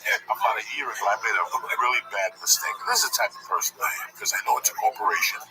I know it's a company, and I know, was it you and I never have it? No. I was on a chat today with somebody about agents. And I said, listen, I know people who are shit agents, but the agents are killing. Yeah. Doesn't matter. Just because he's, I was looking at it. Here's the funniest thing. I'm on IMDb. They've got a rating for agencies and management and all that shit. CAA is obviously number 1. William Morris is number 2. Innovative is like 8. And then the agent top was like 200. It's like 300. It's a fucking nightmare. There's some management companies I looked at, and here's what's fucked up. You look at Jeff Susser's management, they're 4,300. A regular person would look at that and go, I wouldn't even talk to that management company. Yeah. But what do you mean for the depends on what they cost? That's how, that's the rating. That was the rating. That was as far down the list. But they've got 3 clients. They've got 3 millionaires. Millionaires. So it doesn't matter. It doesn't fucking matter. It doesn't matter. You understand me? So it's all bullshit. What are the rankings based on? I guess the client's earnings, and the client's earnings. And so, I'm with William Morris, and I think worldwide they're number 1, but here in America, CAA is, especially in LA. All right, but William Morris is badass. Who gives a fat baby's dick? At that level, unless they're worthless or fucking strung out on something. I mean, there's been a lot that have risen and fallen because of what they're snorting and what they're drinking on their fucking expense. But man, if you got one client and you're that guy's manager, and that fucking guy is Kevin Hart, your rating would be, that you only have one client and you're so far down. But Kevin will work hard and make a ton of money. But what if he takes 2 years off, just to relax and build up a new act? That's when your rating drops to 5,000 like Sussman's. But how much TV does even Joe and Kevin do anymore? No more. Is Joe doing? He's still throwing people around at UFCs, right? Right. But that's you have a theatrical. Some guy called me and they said he would be such a fucking amazing action hero. And I understand. Oh my God, he would be fucking amazing. Okay, with Joe Rogan, with a fucking skull and tats and crazy shit, driving a hot rod through the fucking desert for hot bitches. What the fuck? I'm all for that. That fucking nice ass Corvette of his fucked up. Oh, God damn it, run to it. I wouldn't want to do it either. He can throw it. A friend of mine asked me, he can change a light bulb with a kid. If you put a show on TV, would you want it to be example? Because I go, he probably would do it if I asked him. But it's the last thing on his mind. It's the last, and if you understood his life, he does the easiest path of resistance. We were talking about work ethic a couple weeks ago. He got that job at the UFC as a volunteer. He called the guy and said, I'll fly myself out. I just want to do something with my time. You guys have an idea what the UFC pays him? What he's become on that channel? He's like the voice of that shit. Yeah. This didn't come to him because he trained. He went to the ITT Institute of fucking announcing. He stepped up. And that's what this whole thing's about. It's Yeah, stepping up. fucking balls. So if you have this job, right, guys, this is how he looks at it. And I look at it the same way, right? You got this job that flies you into Vegas or whatever every once a month to call a fight. They pay you a shitload of money. He gets residuals from 2 shows, guys. Yeah. Remember, he was on 2 syndicated shows. Hits. Why would you want to drive Warner Brothers and put up with that? Yeah. Why? You know how hard it is to be The Rock? It's fucking. You know how hard it is to be The Rock? hours a See, day. people in Kansas, because he doesn't know what the fuck he's doing. He's going to wake up one day and go, first of all, how many needles can I stick in my blood? How many needles can I stick in my neck before my kidney blows up? Because that's how the public needs to see you all the time. He went on some show a month ago and said he eats 20 pounds of fish a day. That's all great and dandy, okay? But you got to stick needles in your body to be that fucking big. Hey, me and you going to some sushi spots. We got him on that one. Yeah, we got him on that. So, you know how hard it is? You have to train. Right now, Joe Rogan has a family. He's He limited, doesn't man. want to come down to him. Why would you want He is such a genius. I was telling somebody that day, what do I want? What do I want? Do I want the Joey Diaz show? 20 million years. I'm 52. I did blow for 30 fucking years. I'm surprised I didn't fall in the mouth. So much bad pussy I ate, like the Kardashian black guy. Oh, yeah. What's his name? Lamar Odom. Let me tell you. I would foam at the mouth. Those bitches are the fucking kiss of death, For 20 dude. years, I'm overweight. One guy's got You gotta look at your fucking weight. You gotta look at your life and go, how long am I gonna fucking last? So do I really want to drive to Paramount every day and put up with this faux pas producer and director on their creative thoughts for a show for 5 more fucking years and my glory to stick away from my kids? The kids are fine. He's fine. The UFC pays him great money. He goes on the road when he wants to with the UFC, so it's all in house. So people make me laugh when I go to these clubs. They're like, so what's it gonna take for Joe Rogan to come to my club? I want to say, listen, act to God. He comes in for one fucking night. He doesn't want to, I remember in '98 being at the Laugh Factory one night, and I tell this story constantly. As whether people like him or dislike him, or he's not funny or funny. Dane Cook one night walked out of the Laugh Factory in '99, and he came over and said hello to me. And I looked at him and I go, how was the last stop last week? He goes, that's a fucking great club, man. Yeah, that was 92. No, I mean 2000, 2001. He goes, 2000. But the only problem is, it was a lot of work. Yeah. Wednesday through Sunday, and I looked at him, and I didn't think about what he was saying, but I got it. Dude, and that guy had a ton of money, and we had $2 to our name, and we would have loved it. But no, he goes, I just want to play bigger places. That's it. Just one show. That's it. One show. He put that out there. He put a plan together. He changed comedy with that move. And I saw it happening. I remember saying, who started it? Dane is the one who started it. You know, everybody before, from Mitch Hedberg, everybody, Wednesday through Sunday, maybe stay until Tuesday if the drugs are good. Everybody, Dougie Stanhope, everybody did it. Fucking Dane Cook was the first one that broke the fucking model. The clubs had the control the whole time because there wasn't after comedy died after the 80s and the 90s were fucking dead. There were no headliners that were selling tickets, okay? So when comedy started to come back up, the clubs, there was less clubs, and so these comics, so they could fucking keep the money down. But now, the dumb fucks, they got greedy, like they always do when they fucking start making money. They start putting all these comedy clubs everywhere, and then they go, oh, I got no fucking headliners. And then that's when we got the power, and it was fucking Dane Cook that showed the way. You can say, go fuck your Wednesday and eat a dick on Sunday. I'm doing, no, you know what? I'll come in Thursday for Friday morning radio, and that's it. That's it. And I'm back at home in LA early Sunday. He put it together.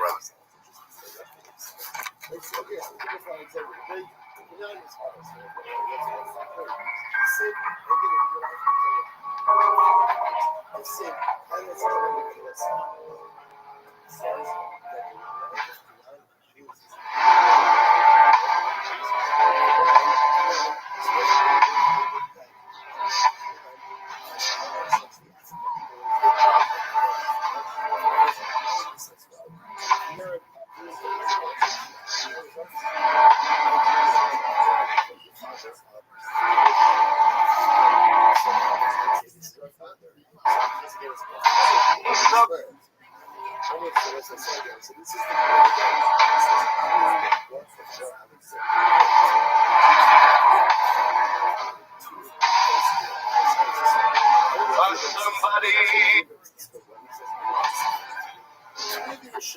What do you think you're dealing with, Lisa?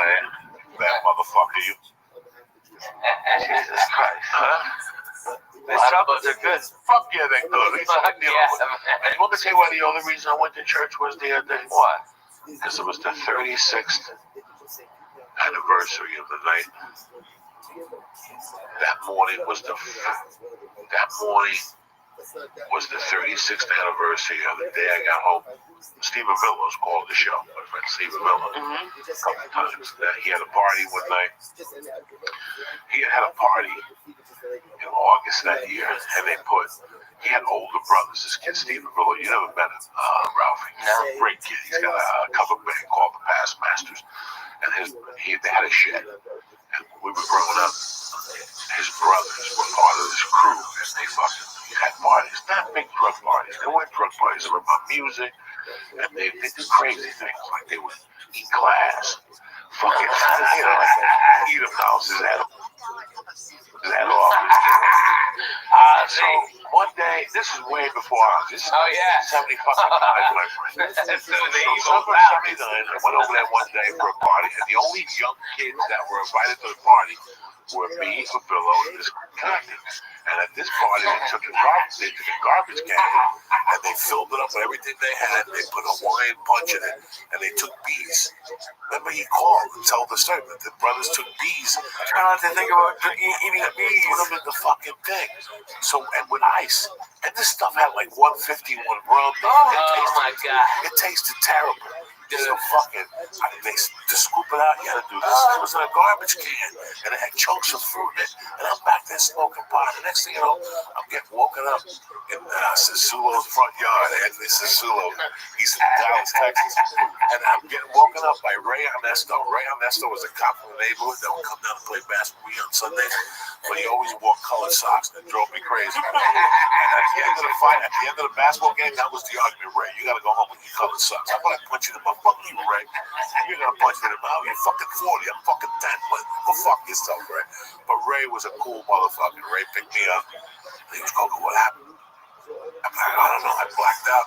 I got fucked up. He goes, come on, I'll drive you home. And he knocked on the phone. My mom answered. And she's like, what's going on? I go, Mom, I got fucked up. I fell asleep on Sisulo's thing. She goes, go fucking sleep it off, you idiot. She yelled at me. This was like the end of August. This is the first time. That's when parents were fucking parents and police were goddamn police. And right? police didn't have to be fucking parents too, he was man. in the neighborhood. And Right. I'll never forget that I was fucking hungover. This is the first time ever that I was hungover. So I got in like at 5:30. It was starting to, the light was starting to come on. 5:30, a sophomore, and I'm going to be a sophomore. This is like 2 weeks before they put me in the hospital for a lung infection. I'm fucked up. I'm not doing drugs though, guys. I didn't do drugs. I was smoking pot then, and I was high. I wasn't a big drinker, but I drank a little much. I'll never forget that. My mom can drink early, dog, and it was a Sunday morning, so I got home like at 5. I passed out about 10 o'clock in the morning. I can hear like ice cubes. Shit, that's what I woke up to. I can hear Cuban music, and I heard her come up the stairs. She goes, oh yeah, well, that means wake up. I made breakfast or lunch, and she had like a glass. In those days, towards the end, she used to drink a Bloody Mary with a Heineken in it. Shit, right? Who the fuck makes a Bloody Mary with a Heineken in it? Walking around your house? And she was such a spick. Like, she was such a spick. She didn't even cut the celery. She'd just fucking break it, put it in a drink, and eat it while she was talking to me. And, but you have to appreciate this. And you can't write this. You can't write this. You know you're supposed to cut the lettuce off the celery? Yeah. She was such a spick, she just ate it, right? Fuck She just yeah. ate it. Fuck it. She would Eat dip that it. She shit. loved tomato juice, that V8. Oh, fuck That's yeah. what she lived off I of. still love that, dude. I drink that like twice a week, 3 So times she a week. wouldn't put Tabasco in her Bloody Mary. She Oh, I put got- Frank's red sauce. Oh, not me. So anyway, she looks at me going, I'm fucking, I got a headache that's pounding. And she goes, oh yeah, they go see the actor I cook for you. And then she goes, she looked at me for like 5 minutes.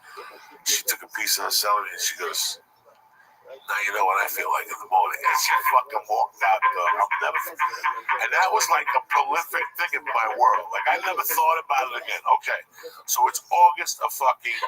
You got the best of It's August of fucking whatever. But she said it very pate patois. Now you know what I feel like in the morning. Okay, this is how you want to live your life. She just walked out of the room. Okay. Stone Cold, So man, that's for real. now this is the end of August. Now in September, October, November. I love you, Will. I get invited to a Halloween party. It's a Saturday night. Fucking crazy. What you think of banging chicks yet? 3 days before this fucking party, a girl pulls me aside. That's beautiful. She goes, "Hey, what do you think of this girl?" I go, "Why do you ask?" She goes, "She wants to get together with you. You want her number?" I go, "Sure," but she had just broken up with a kid. And even in that 1979, I went up to the kid like a man. And the kid was a tough kid. And I went up to him and I said, "Can I talk to you?" He said, "Hey, he already knew." I go, "I know you're not with her anymore. Do you mind?" And he goes, "You know what? I like you. But I do mind. I'm still in love with her. Just give it some man." Okay, fuck you. I just, but that's how deep I was in 79, guys. At 15, I already knew there's boundaries. You gotta be a man. You gotta be respectful. And that Halloween night, we all dressed up like ghosts. And we took a hit of acid. We went to the Gamio's garage. And it was tremendous. It was tremendous. And at 11 o'clock, I went to fucking meet her. And some girl came and said, "She's not coming. You have to go get her." And I was like, "What?" And the girl was hot. And on the way walked. In fact, Timmy Holloway is her cousin. He's listening to this podcast. Robin Thompson. It was me and her. Robin Thompson started walking. And her boyfriend, Glenn Zemnick, was a man already. Me and Robin were 15. Her boyfriend was a man. That's how hot this bitch was. He was a fucking man. This bitch didn't even date high school kids. He got out of the car and talked. We were leaving together and started yelling at her. But I stuck up for her. He, was very nice to me that night. And all this shit went down. I forgot the whole thing. I forgot to call home. That was the rule of the house. You gotta fucking call home. So Saturday night was this night. It was a Halloween party. It was in those days. In that year, if you look at 1979 map, Halloween was on a weekend. Me and Ghetto Boys and Trick or Treat. No, Halloween was like on a Wednesday. So, but the party was Saturday. Yeah. So it was like Halloween was like Monday, and this party was on a Saturday. So it was like October 28th. You like trick or treat like 3 times. So what happened was I stayed there, and all of a sudden I realized it's 3 in the morning. And I called home, and my mom answers. She goes, "What the fuck?" And I go, "Listen, I'm up here, but there's no buses." It was a Wednesday.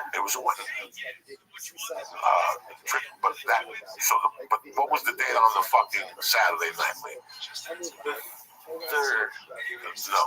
The Saturday before that. 27th. The 27th, because she died on the 8th, Lee. So she died that Wednesday after that, not after the Halloween, 10 days after the Halloween. So it was a week and a half. She died a week and a half later. So she gave me the speech on a Sunday night, and she died November 8th. So look at it. You follow me? Yeah. See how the cop. Wow. So that Sunday, she goes, "I'm on the couch. What are you going to do?" And I go, "I don't know." She goes, "We'll take a taxi home." I go, "I'm not going to take a taxi home. I got other buddies with me. We're all going to walk home together." And I had done the acid and stuff. And the acid was coming down. I was getting like the little jingles and shit. So something happened. Somebody took a ride downtown. But by this time, we were talking. It's 5 a.m. I'm not going to call her back. She was already sleeping. And I'll never forget that I fucking my friends dropped me off. I had a ghost costume on. And I walked up the fucking stairs. And as I was putting the fucking key in the door, dog, she opened it, grabbed me with one fucking hand, and just smacked me across the face. She hadn't smacked me in 4 years, 5 years before that. I was a big boy, and that just wasn't her MO, to hit me. She would say, "I'm gonna fucking kill you." 2 years before that, she did light me on fire with a Mountie roll. She broke all upon my Balzano's backyard. So, but she was pissed. And she slammed the door. She goes, "Let me tell you something." She goes, "Someday you're gonna be fucking married. You're gonna have a fucking wife, and you better fucking call her every hour on the hour. That's the deal in this house. You can stay out all fucking night. I don't give a fuck what you do. Drinking with your stupid buddy." She went off. But she goes, "All I want. And I'm standing there going, you just smacked me in the fucking face hard. Like, it was a hard smack to the face. Like, it was still stinging. And she's like, you know, you fucking idiot. You know, what the fuck is wrong with you staying out till 7 in the morning? Get upstairs to your room. I don't even want to look at you. And I was pissed. I'm like, I might even move out. Like, that's it. I might even move the fuck out of this bitch. Fuck this place. Fuck this place. Fuck you. No wonder your husband left you and the other one died. Fuck you. Holy shit, that was fucking real as it gets. That's real. My father died at 37, and then one who was a killer left her because he hit him in the head with a fucking saint. A fucking Catholic saint. Which one? Go ahead and look. No, Santa Barbara, the man that with the sword. He flicked a cigarette. She fucking waited for him to fall asleep. She broke it over his head. Nobody could deal with that. He didn't even know what to do. He was lost. He was in a deep sleep. So that night, I went to bed thinking, What was that after she got home from closing the bar? Yeah, they came home together and they were talking. And they were sitting like this. He was sitting on a chair. And something happened when she wanted a cigarette. And he took it and instead of handing it to her. We were old school Cubans, right? You don't throw nothing in that house. No, that's rude. That's fucking rude. Threw it at him. I don't give a fuck. What if somebody flicked a cigarette? Can I have a cigarette? Like you're saying, if I'm thirsty, hey, Coco, can I have a sip of your wine? Sure, it wasn't you fucking threw it in me. It's the same fucking thing. It's rude. It wasn't even lit. It's fucking rude. But my mom's demented drunk head. It was a disrespect thing, so she waited for him to go to bed. She hit him in the head. And he fucking left the next day. But so I'm walking up the stairs thinking, that's just. I'm walking up the stairs. Oh yeah. I'm walking up the stairs thinking, you know what? I ain't tolerating this shit no more. You know, I'm 15 and a half. I get a job. I can live with the Balzanos. That was my plan. I don't need this shit. People hitting me. I met one of the Balzanos when I was working at Hasbrook Heights one time. Yeah. So the next morning she woke me up again. She's like, yeah, cook something. She goes, but let me tell you something. She goes, get up. And she got up. I was like, oh, fuck. She goes, first off, I'm sorry to put my hand on you. You're too old for me to be hitting you. But number two, she goes, I just want you to understand something. All I want out of this deal is for you to grow up and be a man. That's it. I don't give a fuck how you do it. I want you to grow up and be a man, okay? When you tell somebody you're going to call home, you call home. And she kissed me on the cheek and she walked out. And I didn't think much of it. I just sat there. And I was like, you know what, whatever, I'm a man. What the fuck is over here? I am a fucking man. I was just sucking titties behind the high school last week. I'm a fucking man. I worked last summer. I made $75 a day, you know, my head. And in the morning, you know, whatever. So 10 days later, when I found her dead on the floor, the first thought was like, she's never gonna find that I got left back. But the second thought was, here's what she was saying. She gave me a heads up. That's all she wanted out of this, for me to be a man. Whatever I knew in her world, what that meant. But I just wanted to celebrate that. I know that she liked churches. Yeah. My mom loved going to fucking preach. There was a church down the block from St. Patrick's Cathedral. This in the 70s and 60s. And every year on February 26th, my mom would give the guy 100 and bring him a bottle of shivers, whatever, flowers, and they would set the casket up like a fake casket. And my mom would do a fucking thing for my dad. And she used to say, I love fucking. We used to go to churches just to fucking look at churches. Even though she was demented, she would go to churches. Then in the 5th grade, I was 10. That's 1973.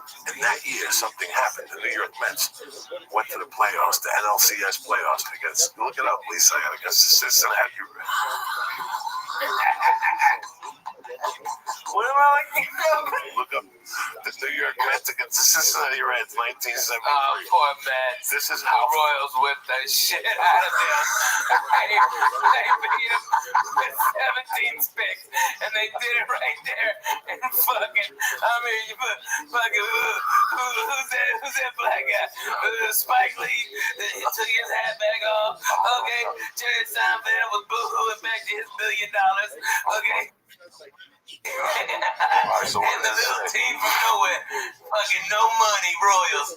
I'm so proud of them. God bless them. It's an American dream. It really It's an is. American It's a fucking American dream. Good for them. Whipped them to death. At their house. What year was it? 73. 1973, New York Mets and the Cincinnati Reds. Tremendous. October 6th to 10th. And New York won the series 3-2. But they lost the A's. Right, Pete Rose beat the fuck out of Bud Harrelson at second base. It was tremendous. when he was that year, sliding in. But that year, my mom, when I made my first community, we were talking about. Oh yeah. So what Lee, did you? So you went to Jewish instruction when you were growing up? Yeah. All the time. What days? It's Saturdays. No, it was Wednesdays a lot. Wednesdays and Sundays sometimes. Hey, did you have the little things? Oh, thank God. No, that would have been a Lee, you should let him grow now. You should eat some pot cookies and say fuck. Just fucking people's head. Lee, if you did that, you know what, Lee? I have no idea how to grow those. Yes, you do. How do you grow those? You just let it. Yeah, just let it fucking. What am I supposed to do? Pre? Who gives a fuck? I'm not really an asshole. Hey, no, make it big mutton chops. Everybody think you're a hipster. Faggot. It'd be great. You're not a model no more. What do you give a fuck what they think? You got a girlfriend? Yeah, get you some mutton Get chops. a mutton chop. Like, clear Get this you some extra dough from a so you can eat sponsor. pussy and it doesn't chap Yeah, we'll your get you some leg. Jew wax so you get some money on a sponsor. Oh, yeah, man. Lee's Jew wax. Yeah, get you one of them mustaches, too. That makes you look like one of them fucking evil villains, like you got a bitch tied up on a train track. That's what you need, Lee. That would be the look. Fuck yeah. Come on, Lee. You gotta do that. Come on. You got that stash. There's no way that's my look. Dude, that's your look. That's your look. And then shave your head and you'll be a circus strongman. Okay, that's what you'll be. You'll be such a strongman. You'll be I'm sorry, it's just cracking me up. My fucking mom. That hash was fantastic. I used to go to this fucking Sacred Heart School for boys. And how they did, what they did was, you had a line up, 8th grade, 7th grade, 6th grade. So to go to church, there was this bell. And you had to ring the bell. So Sister Anna would go in 8th grade and she'd ring the bell and be going, well, my mom used to eyeball that bell. Because it was made from copper and it had a wooden handle. And the Cuban, big saint in Cuba, which is our things like I had other gold and sheep, you're supposed to have a copper bell. And if you want money, you have to ring that bell. So my mom one day on the way home, she's like, just get close to me. My mom shoplifted the fucking bell. And she would take it to the Met games. And ring that fucking bell. So in the back of her mind, that bell was everything. That bell was what was bringing her luck. Every time I'd see her, she'd give me a kiss and go, you're a genius. That church is bringing me good luck with the fucking bell. The Mets keep winning. What you stole from the church is bringing me the Lord. That's amazing. So every time the Mets would play at home, she'd ring the bell. And she went to a Met game, she'd take the bell and put it in her purse. And she'd ring the bell at the Met game. This is true fucking story. This is how crazy. This is where I came from. Oh, man. I know you don't have all this time, but have you thought about, like, trying to go back to 1973 Met games, like, video and see if you can hear the bell? That'd be crazy. Shit, you're blowing my fucking mind. You're blowing my fuck. I couldn't. Dude. No, I couldn't do it. You would hear it, too. You would hear it going, Rusty, stop. She would throw chicken wings when he'd run back. She hated Rusty, stop. So she was on his side of it. No me ponga para el lado ese compadre. Yeah, I mean, she hated him. And it still made me fucking laugh. She hated him to the point. She'd tell me to the point, like the usher would go, Denora, where do you want to sit? You know, do you want to sit in right field? And I think Rusty, where did Rusty stop play? 73 Mets. Was it 73? Wherever Rusty stopped. They had a horrible, I think it was Rusty Stop or George Theodore or something. The motherfucker Oh, my mom used to get always so had to pissed. hit the cutoff. He was a right fielder. Yeah, he always had to hit the cutoff. That was the So story when on the that. guy would, when the, my mom, I always don't. So she Dog, called I'm him a getting chicken goosebumps wing? right now. Oh my God, that's So the best. here's the deal. New York The guy would go, Denora, I got side on right field only. So he would have to run past her. He would have to run past her. If she would sit there and he ran past her, she would lose her mind. She would go ballistic. All 8 times he'd run. Oh yeah, Ruti, hijo de puta. She'd fucking yell at him in Spanish. And then if she was close to him, she'd throw chicken wings at him. Oh yeah, hijo de puta. So when the guy would ask her, where do you want to sit? And he'd say like, where do you want to sit? My mom would go, oye, no me ponga a ese lado, compadre, porque el tipo ese, no, I don't like that fucking dude. So she would sit on the other side. Who was the left fielder? Oh God. Oh God. Oh my God, you give me a fresh. Oh God. Plus they had Wayne Garrett on third, so she was on level with Wayne Garrett. If Wayne Garrett took his dick out, my mom would jump the fence and suck his dick and Tom Steve at the same time. Okay. Your mom's got heart. Give me the team. By the way, this Friday I'll be at the Club Nokia here in Los Angeles. If you're a church member, please come in. I'd love you. I'd love to see you live. I'm going to do about 2 hours and blow your fucking minds. Come on, baby. What's the team? Who was the left fielder then and who was the fucking third baseman? All right. You want the left fielder or Cleon Jones? Cleon Jones. Who was the third baseman? Wayne Garrett. Yeah. Bad motherfucker, dog. He reminds me of David Wright, the hot corner they used to call it. And my mother loved Wayne Garrett, so she could tolerate Cleon. And my mother used to call Cleon Jones La Cleon. Vamos para la Cleon. Vamos a hablar con el negro. Because he was black, so my mom would clap. And Wayne Garrett, she liked Wayne Garrett. But if you put him on the other side, she'd be tormented the whole game with Rusty style. She'd turn and look at me and say, I don't want to look at this motherfucker. I gotta sit there and look at this motherfucker.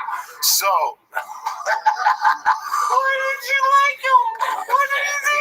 Hera, she lost like $10,000 one time because he dropped the ball, and that was it. That's it. Was My he mother's dropped the world. ball, or was it because I heard? No, he did something stupid. He couldn't throw it to first base. He had to hit the cutoff. I don't know what he did to my mother. My mom just didn't like him. Mom, when Yo, she sat how on are the right you? side, not only would she ring the bell for the That's match, good, son. but then she put voodoo on Rusty style with the same thing. Right, so that year, bro, listen, the How fucking is Reds beat the Chilean Reds, right? women's soccer going? Who's your favorite player?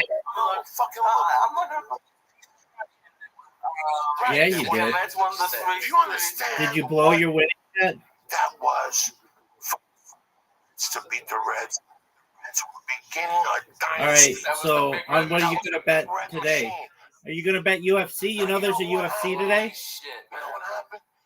My mother, when they went to the World It's like Series, the big UFC fight. I remember I was still It's going to Sacred Heart School for boys. it's I still Islam remember versus playing that this other game guy. because my mom had that belt. And if it's even gonna get creepy. Not only do you the school, you go on Sundays. And you go home. What day the World Series, the game what was the series when the Oakland A's beat the Mets? 1973 World Series. 1972 World Series. Look at the day they clinched. So this is really gonna knock you motherfuckers out. Okay. Oh my God. See if it was a Sunday. The day they won that game, the Oakland A's beat the Mets. Game 6 was on a Sunday. Was it 6 games? 7 games. Okay. Sunday, October 24th. Who the fuck do you? So listen to me. No, it's Listen to not me. my fucking job to watch him. I still remember.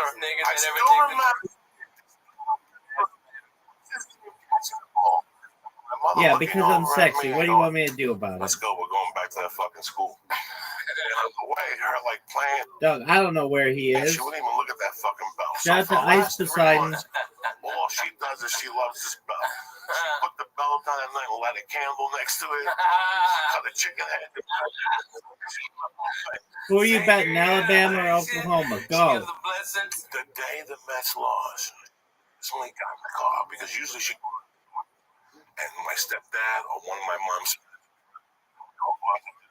and then my mom would go to the bar because you'd have to be there till 5. You are just 3 if you were working the bingo on Sunday. Yeah, man. That You are jerking yourself off raw. Personally drove me to the fucking school, got me out, you see, the whole time. And in the middle of that dictation, she gave me a hug, and she goes, "Do me a favor, get this fucking kiss of death bell away from me, right?" Like, why ain't touching that fucking thing? They've been looking for that bell for 3 months. They've been doing searches with dogs for that fucking bell. Oh my god. Fucking bell back. You run it. No. Here we are in front of the 10. I'm fucking and my mom's telling me, go put this. I don't ever want to see that fucking who are you bell betting? again. I don't want to Texas see that bell. or Georgia? I want to see Rusty stop. As long as I live, I swear to God, I don't know what I hit. My mom used to get superstitious against certain things. Okay, so now the bell had carried her throughout the whole Texas baseball. or Georgia, dog? Not only that, the bell helped the Mets beat the Cincinnati Reds, which at that time were royalty. Yeah. Okay? Now, because they lost in Game 6 or in Game 7, the bell was bad luck. She didn't want it in the fucking house. Take this fucking bell out of here. Like I said, she personally How much you think she lost on that bet?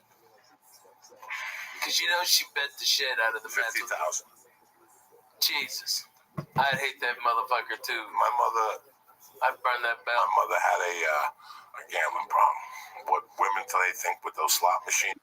That my ain't mom made you look like a fucking... My mom was a bet in baseball. All sports? No, just baseball. Baseball and horses. And that's the horses will kill you. It's every day. You can't do anything every day in life. She lost everything because of her baseball betting. Everything. And her teams for betting baseball were the Red Sox. At that time, which they were hot then. And those are one of the great. So this whole last week was really I watched the fucking Met games. I watched them. Did I cheer for them? I gotta tell you something. I was cheering for them up to when they went to Shea Stadium the first night. And when I saw them singing "Ring Me a Song," "You're a Shadow Man," whatever that Billy Joel thing, that was it for me. I was disgusted. I have never been that. That's not the New York I left. They were all hugging each other and they were singing, "Sing me a song, you're a piano man." And Billy Joel was in the top acting like a jerk. That stuff drives me crazy, dog. That's a baseball field. You're supposed to go there and throw things, and ring bells, and yell obscenities and shit. They've created it into something else. That's what pissed me off about those. That's why I got so mad.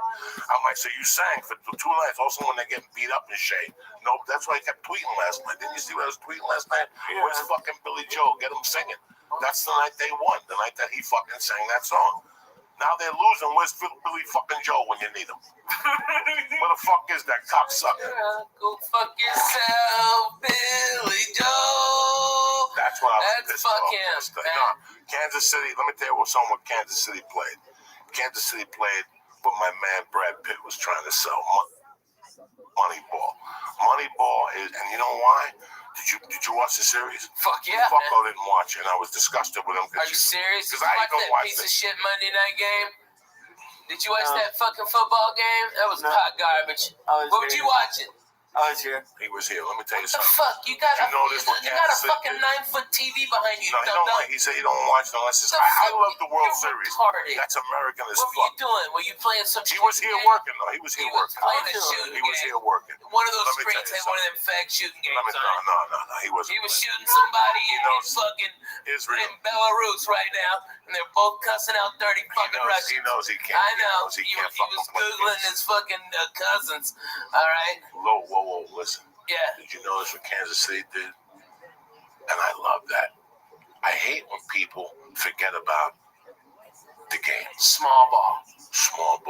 Lee, they stole bases. They stole bases. I love when people steal. They put pressure. You really want to fuck with a motherfucker. And if you look at the Cincinnati Reds, the big red machine, that's all they did. Their job, the next time classic baseball, the Cincinnati Reds play, you sit there and you watch that whole game. And you're going to go, oh my God, Nobody had more than 15 home runs. Rick Foster.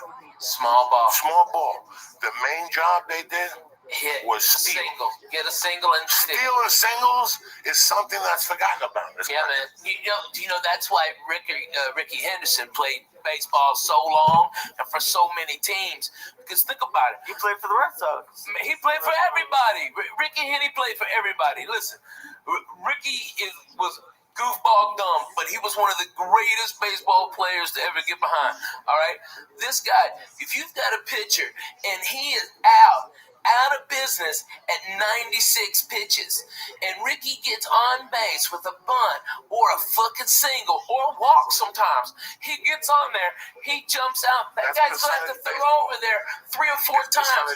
He's going to wear out his arm. They're going to have to bring that middle reliever that's a piece of shit that hadn't worked in 8 days in, and then they have to go through 3 closers. So what do they do the next day? Ricky Henderson blows out their next guy. That's what genius small ball is, and that's what they did, man. They played fucking great baseball, man. They played great baseball, beautiful like college ball. Old Cincinnati Red games. Their leadoff was always Joe Morgan, and he always stole. And once Geronimo came on, those fucking Indians, those Geronimos, they go crazy. And they had like 3 people who would steal on you. Pete Rose would steal on your ass. You know, Pete Rose wasn't a thief, but he just, they just guerrilla you. And if you watch, there was a game I watched on Classic Baseball maybe 8 years ago that they actually showed the fucking pitcher just going like, I don't want to deal with this ever again. This was not baseball. This was torture. Because it's small ball. It's slow torture. Every pitch, something happens. There's always something happening. Every time you let that ball go, it's either a single, a punt, or this motherfucker's stealing. That's torture on a pitcher. He can't focus. You got to duck. You lose your concentration. It's fucking crazy. And I used to love baseball. I know everything about the Red Sox. There's 162 games before the postseason. I don't have time to watch all those games. It's I don't know. Well, not every one of them, but watch one of each series and feel like a fan. You know what I mean? I like the Houston Astros. I started stand up there in '90. I loved them. Me and John Westling, we went for a foul ball, and little kid was going for a foul ball. We were stoned out of our balls, and instead of me squashing that kid for that fucking foul ball, I broke the seat. Okay. And the kids got the ball, and everybody's cheering, and we're on the big screen, and I'm holding that chair together, motherfucker. I got my left hand holding the chair up, okay, and John's laughing. He goes, you broke that chair? I go, this motherfucking chair is done. I broke that Astrodome and been there 30 fucking years, and I fucked that chair up. We got up, it fell to 4 pieces. I swear to God, get Johnny West on the phone. That is so fucking funny. Oh my God. Broke a couple of things, cocksucker. I broke a lot of shit. I used to break lawn chairs. Lawn chairs could not move me. Remember the Pittsburgh Funny Bone? Yeah. The home with Creepo that used to have naked women pictures all around the bar. Yeah, right. I always used to hate those. Dad, I hate lawn chairs, dog. Yeah, the chair you have on your balcony. I never knew why you had that goddamn chair there. I broke one and you broke one. Well, I was like pushing the jar and you came and just tormented. Well, for a fat guy, those are the worst chairs. When you shot the pilot for VH1, didn't I break a chair? Yes. Something happened. I broke a chair. You broke a chair. It was awesome. For a long time, I was breaking fucking Oh my God, it was so fucking funny. I love when a chair broke. One time with sleep apnea, chair broke in Miami. Dude, you broke Gavin's toilet. Remember, you went in there and you just sat down too hard and you broke that fucking toilet. And then you made the slow creep. And water came out and flooded Gavin. And Gavin got out of his, because you were sleeping in my house. You were like, fuck him, I'm going in here. I broke Gavin's fucking futon. That was classic, dog. I heard that thing snap in 8 ways. When you're a fat fuck, you break shit sometimes without even knowing. It's the most embarrassing thing.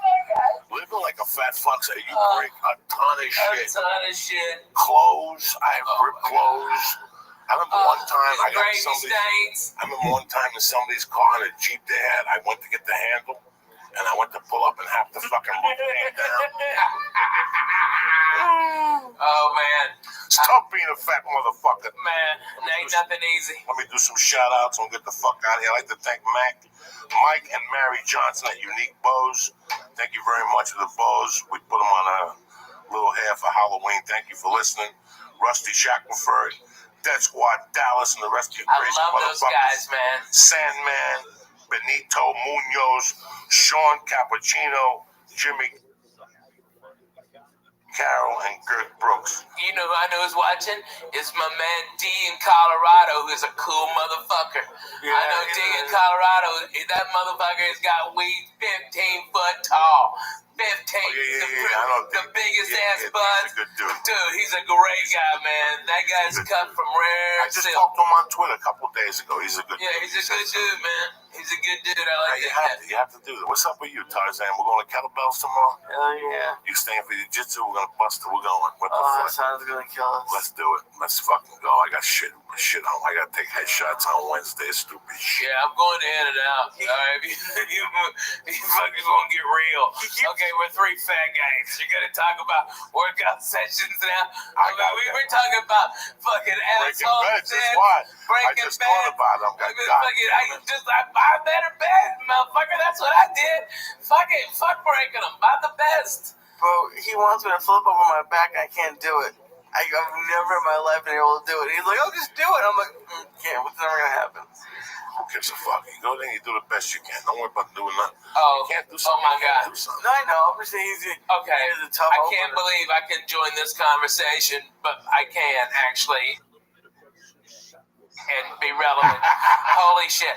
Okay, I've been trying to limber up and like, because traveling so much, it hurts. And so my doctor, as part of, I broke my wrist, has said, as part of my physical therapy, go to yoga, okay? So I'm having this one-on-one with this yoga instructor, okay?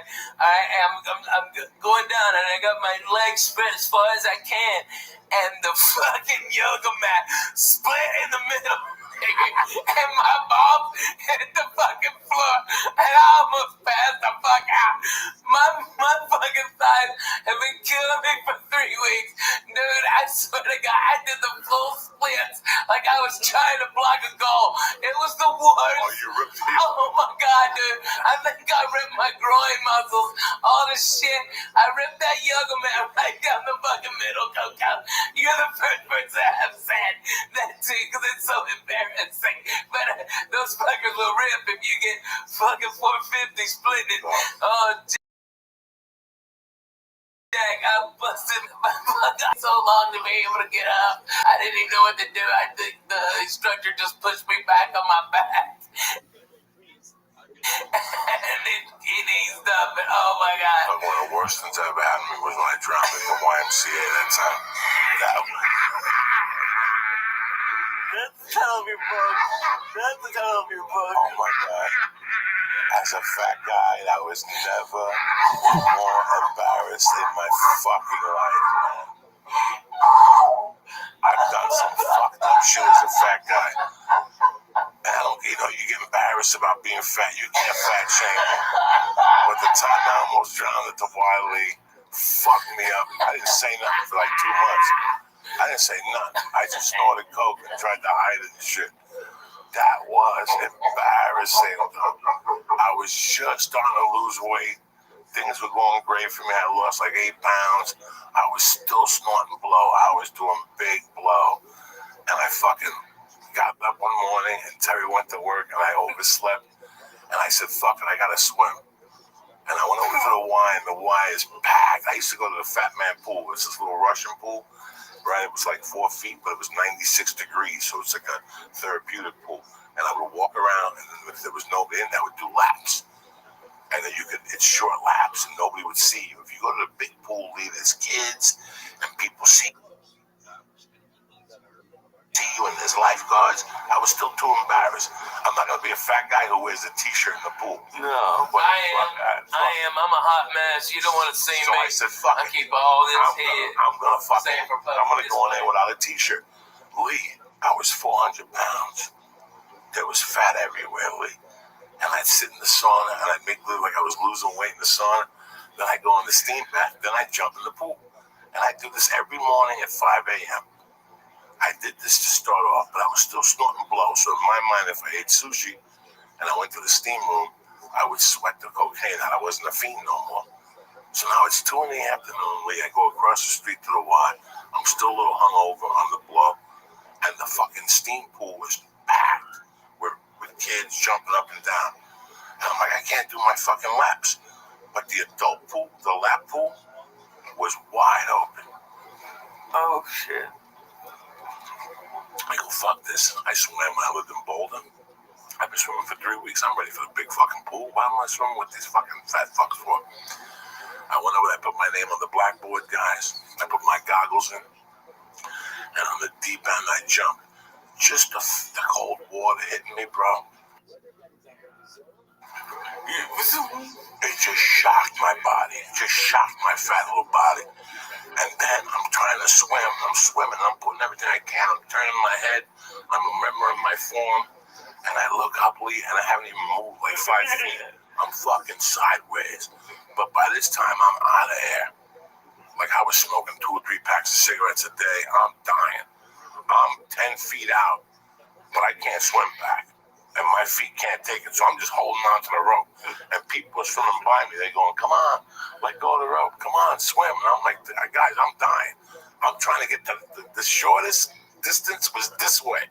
If I swam vertically to the fucking wall, I'd never make it. So I had to swim this way. So I pulled myself like Spider-Man. And I get to the wall, and I'm huffing and puffing, guys. I mean, guys, I was fucked up. Seriously. That's when I realized this has to end. And I'm holding on to this, and I can't kick no more. And I'm out of oxygen, and I'm holding on. And I got my fucking chin on the thing, just holding me. And some kids are like, Mister, are you okay? And I'm like, no, I'm not okay. Help me. No, like, come on, pull them out. And all these little kids get together, these little Mexican kids, and they're trying to pull me out. And they can't pull me out. They're like, 1, 2, 3, pull. And they're pulling. I'm like, and I'm turning purple, Lee. I mean, Lee, I'm not breathing. I don't even know about breathing through my nose. I'm starting to panic. People are starting to circle and look around. And these little kids can't pull me out. They're like, fuck it, ring the buzzer. And they ring this buzzer. And it's going, wah, wah, wah. And all of a sudden, this chick gets on the thing, and she turns this thing around, and they're actually going to make me, listen to this, they couldn't get me out. So they were going to fucking drop a hoist into the pool, and they wanted me to swim into it, and then they were going to pull me out like a fucking whale, like orca. And by this time, there's 50 people watching me. You have any idea, Lee, how embarrassing that is? I got tits, they're by my stomach. Lee, I'm purple. And they're like, swim to the middle. That must have sucked. Get to the middle, and go in, and we'll drop the hoist. And the hoist will pull you out, and then we'll bring you to the side. Lee, by that point, I'm so fucking embarrassed. And now, out of the corner of my eye, I see ambulance tech workers running in with a fucking mattress.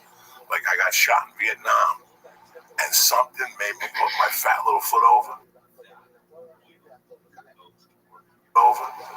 I just went, and my fat foot got over, dog. Oh my God, that thigh must have weighed 1,000 pounds. And I fucking pulled myself up, and I rolled down like orca. I just rolled down to the pool. I got up, and I got up right in time. As I went to the fucking door, the 3 ambulance workers were running in. They're like, where is he? Like, that's him. And I just walked right past him, dog. Because rule number 1, don't stop and don't sign nothing. You don't need to get checked out. Mind your business. You're fine. You know, as long as you get to your car. I gotta be honest with you. I think there's a thing called secondary drowning. Look it up, Lee. It happens. You just take a little bit of a little bit of water in your nose, and it gets down your actual windpipe, and it can be a very small amount. You don't have to have this deep, long thing. It's a secondary drowning. Look it up, Lee. Explain it. believe that's what it is. That's what I thought you had, because I swim all the time, man. You know, we belong to that tennis club. I keep on inviting you to come up there like regular white people and let's have a goddamn party, okay? You're in town 8 days a fucking year. I'm calling that out. Let's go, When? okay? Tomorrow? I can't go tomorrow. All right, then next summer. No, not next summer. Stop. Come on. We got the whole holidays. You're a fucking We got the man. holidays coming. I'm You gonna gonna be here smoke for turkey. Thanksgiving? I'm trying. Okay, if you can teams in me, all right, trust me, I got problems, okay? We all got fucking problems. Yeah, I'm fucking Jay-Z over here, but I got 100, all right? We got a problem. We all got problems. Word to that. But you know what? She's fucking being so great. It's like, it's so, like, freeing for both of us. And I still love her. I'm in love with her. I love my babies, and that's why, you know, this wasn't an acid trip night, you know what I mean? It could have been, but it just simply wasn't. I got real shit to do tomorrow, you know? I've got two beautiful babies that love their daddy, and I've been getting so much bullshit, you know, about me and the wife filing for divorce. Truth was, she was just responding. They only check LA records. She was already, I had filed on her like 10 days before, okay?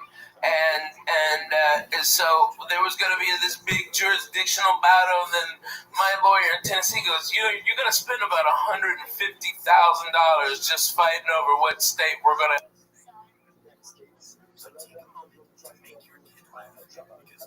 We're going to have the divorce in, okay? Not counting my money, all right? I was supposed to write a retainer tomorrow if she wanted to go to war for like $50,000, okay? It's retarded, all right? And we're just being cool. It's like, my babies, I always want them supported. My wife will never want for anything.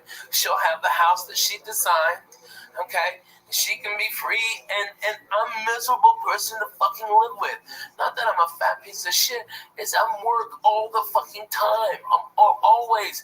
I've got babies that have to be in school. But since this shit broke on the internet, man, they have people taking pictures of my kids, man. It's like, motherfucker, I'm the guy. You know what I mean? It's like I'm the guy behind the microphone. You know, those are my babies. And they're just being fucking dicks. You know, I couldn't even go hardly trick-or-treating with them. The people all fucking up in my business who I never even knew. I wanted to slap so many motherfuckers. I couldn't take it. I just sat down. Because everybody knows my fucking business. But they also know my babies. And they go, yeah, their parents, you know. And everybody up there is either swinging, fucking divorced, fucking somebody else, or doing coke. You know, there ain't no innocent ones over there, but they're throwing stones. But man, they're coming after. Let me ask you a question. Yeah. You told me a story that was fucking hysterical, and I didn't understand it. Because you're a funny fucking dude. Whatever's going on in your life right now, Ralphie, with your children, the people from the church, we love you, and I know. we got your back. We want you to know one thing. Divorce ain't easy. There's two ways you could do this. You want to do this with shotguns and Jews? No. Or you want to do this with, and that's the way you got to do it, because you have a career. Yeah. And you want peace of mind. You want peace of mind. I'm in love with her. Listen, man, sometimes people try. I'm thinking about this Rothschild one. I didn't know. I don't know anything. Guys, I don't know anything. I just found out that these people broke up, and she's dating a new dude. When does this happen? How does this happen? The singer from No Doubt. Gwen Stefani? Yeah, she's dating the judge from fucking the show or something. He broke up with his wife, and she broke up with her husband after 14 fucking years. And they had like a thing today, like, these two. Like, That Blake Shelton guy? Yeah. You know, listen, man, people in life sometimes don't get. I pray every day that Carrie stays in love with me, and I keep it together with her. I pray every day because I know how quick it can go. And the longer you're with a person, the harder it fucking is. And when you have children, it's even fucking harder. It's so hard. There's two ways to do a divorce. You could either A, go to war, or B, take a fucking few lumps in the head, which you're gonna take anyway. That's all. You're gonna take anyway. I've taken that my whole life. Listen, it ain't no big deal. Either 10 people can hold you down and put a big black dick in your ass, or you could just take a fucking white flag, get naked, put it on your back, turn around, loop your own asshole, and let them do what the fuck you gotta do, okay? You know what? A dick in the ass hurts both ways, but I'll tell you what, it hurts more if you clench it up. She didn't do anything wrong. She didn't do nothing wrong. And you know what? She did help me in my career. You know, the truth is, when I got Last Comic Standing, okay, Jay Moore, dickhead, called me on Thursday, go, hey, I need you for an audition. I was in Hawaii working at the Lab Factory, and he said, come back. I need you here on Saturday. And I looked online, the cheapest ticket for round trip, because I still had to finish in Hawaii. There's nobody on that fucking island who could have done it, right? And so I had to come back, and the ticket was like $1,100, you know, and that was 2 months rent, man. That's real fucking shit. Like for a maybe, for a big fucking maybe, and I rolled the dice, and I couldn't afford it. Lana had a credit card that her mama gave her for insurance, and she put it all on there. And that's what launched my whole career. So does she get half? Yes, motherfucker, she gets half. Okay? She should get more than half. She's going to be drawing a salary from my place. She's going to be getting out of on it like regular white people, because we're Jews, you got to respect. All right? My babies already have big things set up for them. They'll never want for anything. They'll never have what I went through, you know? And it's like, that's what you want. But now they're coming. It's just so irritating. It's like, you know, they're just dumb. These motherfuckers, you know? But the internet is a good thing and a bad thing. Yeah, right? The internet is a good thing and a bad thing.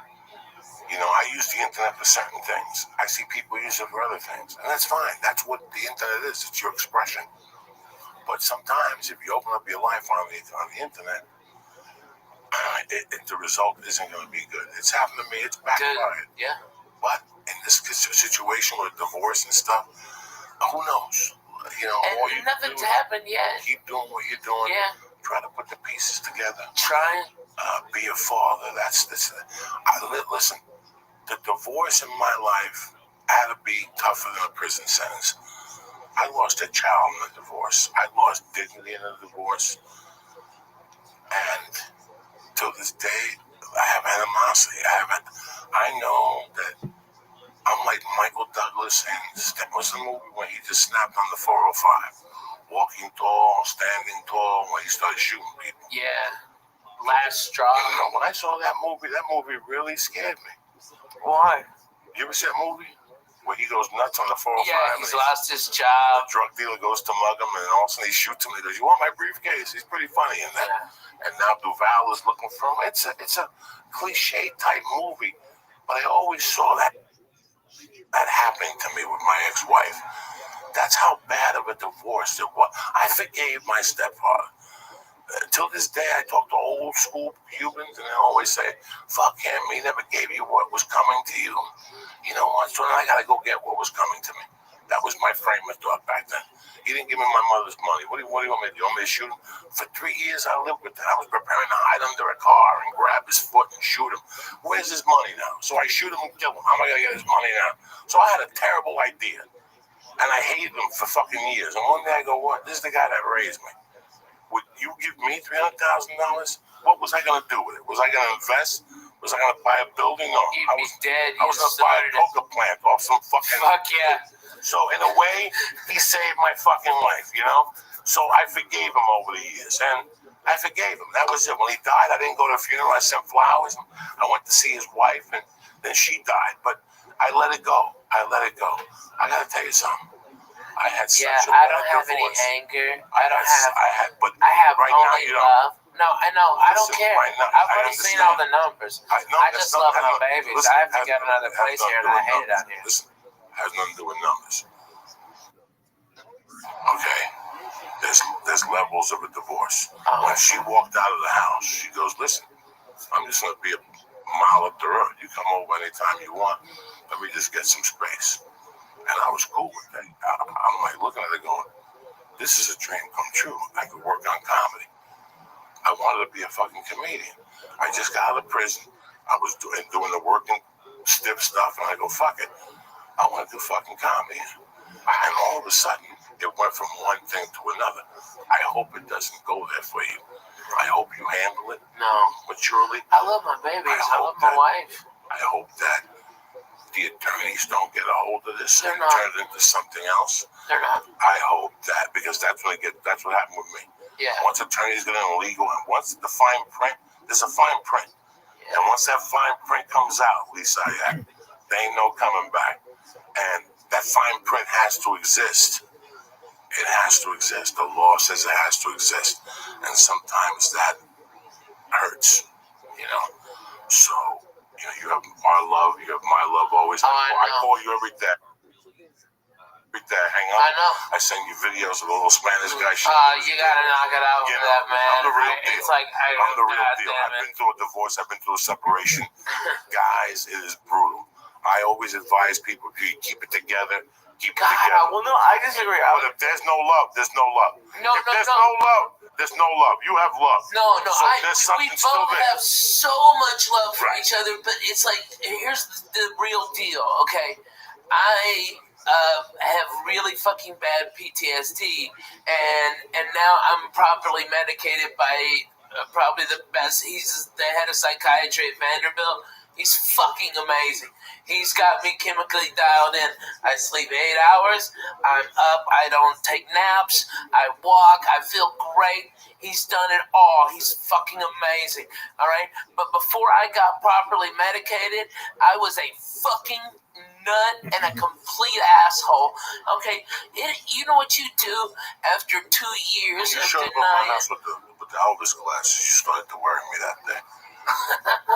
What question did you have over that? No, it's not a question, but it was just my parents got divorced when I was in high school, and I actually had wished they got divorced earlier. Like they said, like we stayed together because of the kids. I even back then, I thought it would be better just to have like You're just a tough dude. This is listen, man. I was dumb, but I feel great now. Let's get something. I got a lot of redemption. Let's get something on the air. Last Comic Standing is a great show, and it shows a lot of comics to the country and a lot of vice versa. I don't even know what the fuck I'm saying. When Ralphie was on Last Comic Standing, he was already a brilliant headliner. Ralphie was already headlining, people paying tickets to go see him. I mean, this just accelerated the program where now these kids become somebody.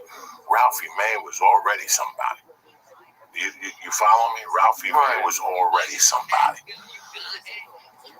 It went from one thing to one thing, Ralphie. I judged it. I was there. I was there when you were, cooking for us with no money, and also next thing you know, we're sitting on Wilshire Boulevard with a jar of weed in the living room. People just sticking their hands and taking weed to go, and he knew it. He didn't give a fuck. Take it. That's what Sean Ralph smoked the fucking whole thing. Yeah. I mean, every time he'd see me, give me $200 to do what you do. It's hard on a person, never mind on a marriage. Yeah. This has been a journey for you, and you've learned, and now I hope that you keep it together. I hope you find I've got a way so much more peace in my life. I've got so much less stress and less anxiety. I don't have nightmares every night. Now, you have the PTSD from Spellbind? No, that's hilarious. You see the bottle of Hey, that was 12K. Shut your mouth, cocksucker. That was a good angle. All right? I broke my fucking ball, but hey, I fucking got 12K out of it. Worked as a mother. No, it's when I had bilateral double pneumonia and a pulmonary embolism, and I had to stay awake for 9 days because they said if I couldn't help my lungs expand, I would die. And I had the blood clot was so big that because I had pneumonia and I'd broken two ribs from coughing, and that's what caused the blood clot to go right. It was right here, and they said that a radiologist was going to come in at 7 a.m. and enter this this vein and go into that and find it right there by the lung. And he goes, you have to be awake. We can't give you any anesthesia. And it's inside you. It fucking hurts in there, man. All right. that they're gonna, you got a 5% chance of living. Okay. If it blows the clot out, okay, you fucking live. And if not, you'll bleed out in your brain. You'll have a stroke. Good luck. Hey, sleep tight. Boom. Motherfucker. I was fucked up, Jack. That fucking snap. That snaps your fucking head, dude. And so what I've been doing like a lot of PTSD groups, okay? And they're always like, what the fuck are you doing here? And I'm like, look here, cocksucker. I'm just as fucked up as you are. And let's get to the real deal. Let's talk about some shit. Oh, like you even know about you know how many times I've gone overseas for the fucking military, like 19. I'm in a 44 forward operating bases in multiple war zones. Okay, by the way, Afghanistan this time of year is fucking beautiful. All the Taliban's turbans, change colors, lieutenants, insane. Those dirty motherfuckers, they're like reds and yellows. It's beautiful. Okay, but I've been there, and then they start getting real, dude. And man, when those guys get real, it gets real. You know, I mean, it's like, I know it sounds stupid, right? But you're absolutely right. You know, Ralphie, man, I gotta tell you something. I'm sitting here across from you. I'm gonna end this podcast in a couple minutes, but I gotta tell you something. It's I'm 52, man. I've had a great life. I laugh. I love being upset and laughing. I live to laugh, people. I know sometimes I come across as a prick. I love giggling and I love laughing. I have a lot of regrets in my life. I did a lot of fucked up things. I was talking about my godfather before. One of the biggest regrets I have that we didn't have the money to do it, Ralphie. What a mistake that we could go back and rewire that apartment with a camera. We would have a show. And I'm telling you, that would have been the all-time. It would be HBO's all-time greatest comedy show. And you can't. And you know what? I'm sitting here across from Ralphie and I'm listening to a story and I'm like, I can't even go to HBO. Like I'm telling him, I'm taking a Ralphie narrating a show about Adventures of a Fat Guy. And just even all that stuff, the tube, when you fell that time. Oh, falling on Gardner. I'm sitting here across from you. And I'm thinking, not even Gardner, the thing you were telling Lee about that, he's going on. You don't understand. This chick is living in his house. Before we're talking about the story, he has 3 guys trying to fuck the same chick.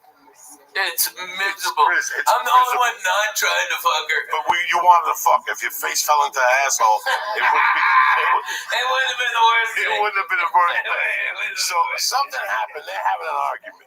You cannot write this, Lee Sayat. This is an apartment that's living on whatever Ralphie's society. I'm living off Ralphie. I got a little bit of coke in my pocket. Ralphie's making Bloody Marys. And we're going over it. We're hitting this every night. Everybody knew that at 2 a.m. after the comedy store. The party was at my apartment. The Red Devil, Ricky Cruz, Babaloo, you know, and we just talk shit. The producer. Somebody would have a joint, somebody wouldn't have a joint, but this one night it was just me. Dude, we always had drinking Bloody Marys, and we're giggling. And Jody said something to Ralphie to piss him off. And there was a big Japanese lamp in the kitchen. All right? And Fucko here sits down and she pisses him off. And he sits in the position and something happened that the light got a little lower. And he's fucking saying shit to her with his face red, right? He's like, fuck you. This is my house. Don't you ever talk to me like this.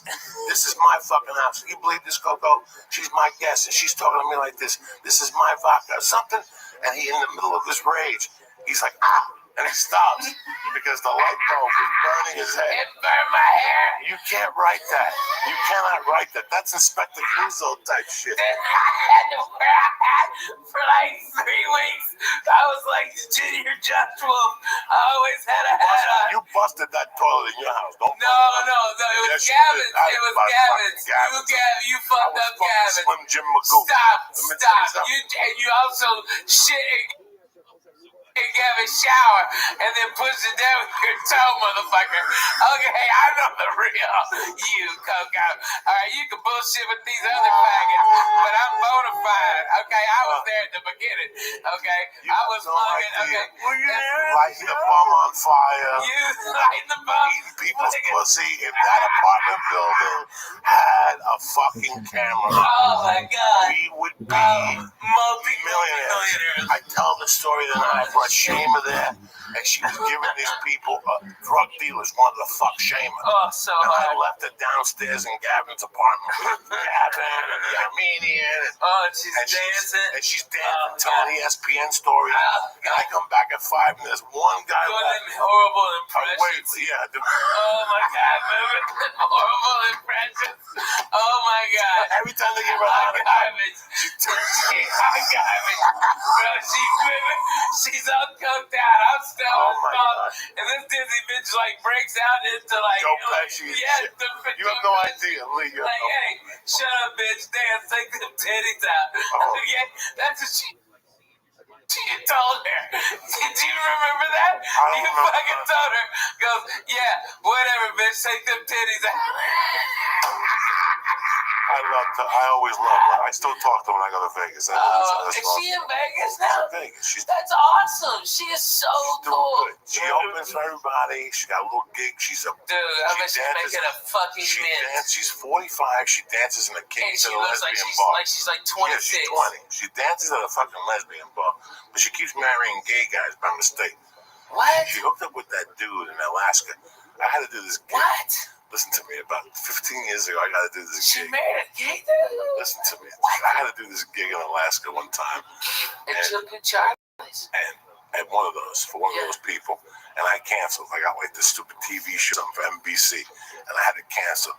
And she went up there and met a go-go dancer, like a male dancer. And they fell in love. And she put his name on her little pussy. Oh, and then they moved back to LA and they were in love. Man, that's he was like unemployed, but he always came up with a little bit of money. And she was dating him for like 2 years. They were in love. And then one day, she went in his email and she saw an email from old dudes that he would go to their house in the afternoon and put like a bikini on and he would dance for old dudes and shit. And he would get like $50 and do meth. So she threw him out and shit. She was heartbroken because she always makes fucked up choices. I've told this story before. This is hilarious. Somebody tells me this is the name of the guy that she's got on her pussy. This guy is a go-go dancer for old dudes, and he's smoking meth. So she throws him. Holy shit! She throws him out. I hear about this. About a month later, right now? No. Okay.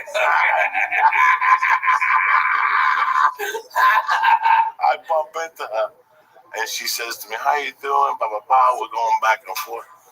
And I go, "Hey," and I don't know what the guy's name was, but you know me. I go, "So how's Mark doing?" And she gets kind of sad. She goes, "I'm not with Mark anymore."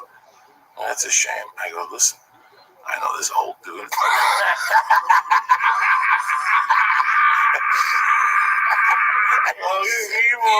You know what, Shayma, you gotta give it up to her. She is a queen of a ball buster. She will give it, but she will fucking take it. I tell you what, she takes it better than a lot of fucking bona fide grown men. She's always at. Well, she's fucking funny. She came up at the comedy store. She came up at a fucking comedy club. Her mother's a biker. Her mother's Gemma. Did you know that? Her mother's like Gemma. Really? Like she was telling me stories, showing me pictures one time in the house. Her mother's like Gemma. And she's half Arab. I didn't know that. Yeah, she's Arabian. She's like a Jesus, Iranian. She's beautiful. I tell you, if you look at her, you think that she had plastic surgery, and you're like, but you realize it's just natural. She glows. Her and April Macy used to be real fucking tight. 2 pieces of ass hanging out together. This is 12, 15 years ago. They go and doing these dirty shows all over the place. And they start doing Armed Forces show. They got a My Face. What was before Twitter and MySpace. They got a MySpace page together. And they would do all these dirty rooms. And they got Penthouse to pay them peanuts. But they had something going on in Vegas. They were really trying. And every time you'd see one, you'd see the other. And one day I see Shane. And I go, "What's going on? Where's your buddy?" She goes, "We don't talk no more." So in the back of my mind, I'm like, wow. It's 2 girls. They went for the same guy. It's some girl shit. About a month later, I find out they're on a trip back from the fucking and Sarah Tiana verified it. They're on a plane on the way back, and also the plane starts having engine trouble, and they're gonna die. The plane's gonna go down, and all of a sudden they go, "We're gonna release the mask." And they released the mask, but only one came down. It was Seamus mask. Fucking April Macy took it, held it down, started choking her face. That's deep. That's savagery comedy shit right there, Ralphie. Oh, wait. Are you still on the Netflix tour? Yes, unruly. We've got the West Coast this whole month for the next 2 weeks, and then it's Lord's Day, it's Thanksgiving. You got to get back to Grace. All right, I'm hitting Eugene. I got Santa Cruz, Fresno. Holy shit! Look how high Portland. over there. Portland. I don't know what I'm on, but man, this is great. No. Seattle. Look at the flying Jew. Oh, he is fucking in sumo land. Jesus Christ. Look at you. Oh, my God. Dude, I'm telling you, Lisa, get that mustache. Look like at the villains. Get that mustache all What's the matter, twisted dog? up. You alright? Look like the fucking circus strong man. You should have seen your face a couple minutes Hey, ago. all the church members up in Canada. First time I'm coming to Vancouver, man. Come out and blow me out, see, man. that's the fucking town. That's a town, Jack. I've heard a lot of great things Oh, about shit. Vancouver. They're going to carry you out to the bus. Oh, my God. Oh, my God. No. That's it fucked up, dude.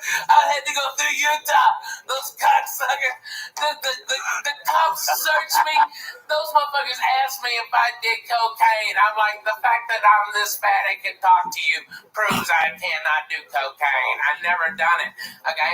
And then the guy asked me if I want some Quaaludes. You write my own Quaaludes. And I'm like, what the fuck year is this? 77? Yeah. Can I buy Quaaludes from you? Well, give me 20 fucking grams of Triceratops horn, you dumb fuck. There's nothing there. You know what the official quote was? The one I gave him? Because I was fucked up. You know what I was fucked up on? Cold medicine. I had a sinus infection because I just come from a goddamn Disney cruise with my kids. Okay, and we flew to we were in the Bahamas, and I was on that fucking that boat of germs. Okay, and then I flew to Denver, so I went from 82 to 12. Okay, fuck me. All right. And I had all this shit in my head, and it was horrible. So I started off with like all the Dayquil stuffs, okay? Like fucking just like Dayquil, Theraflu Day, okay? Like every Mucinex day, every day shit they had. And I dried up a little bit. I wouldn't have boogers coming out of my head, okay? All right, this is the real deal, okay? All right. But I started shaking, dude. I started shaking. I'm shaking because I'm all fucked up on all that cold medicine. Auntie, how are you? Okay, Coco, I'm not gonna bullshit you. I got the NyQuil out. I'm Yo, trying can you to hear me? smooth this ride out. Auntie, what's good? Hola, how are you, big dog? Amazing. How old are you? 17. You got to be 18 to be in here, big dog. Take care.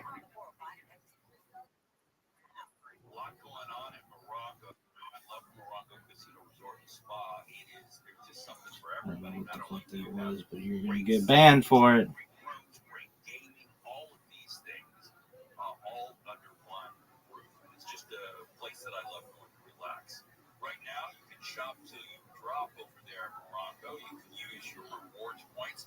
Shop top brands in their ballroom before Black Friday, noon to 10 p.m. on the 28th.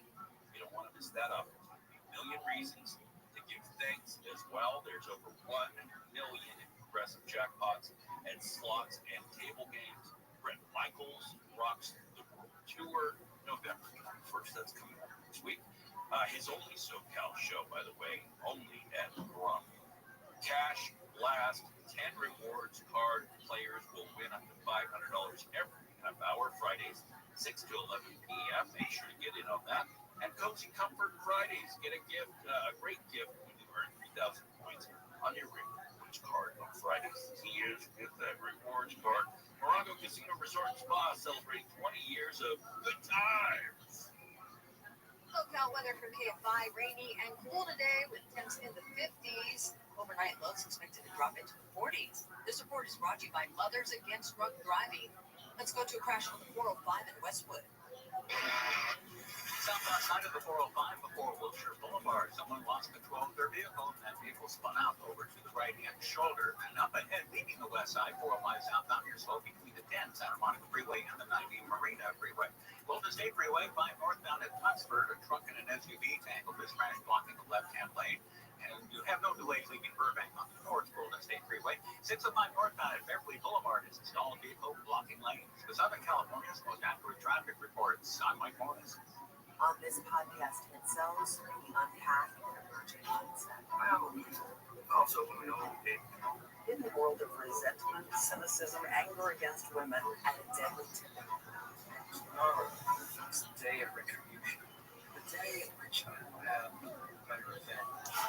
This is Incels. Listen to Incels on America's #1 podcast network, iHeart. Follow Incels and start listening on the free iHeartRadio app today. Birthday parties.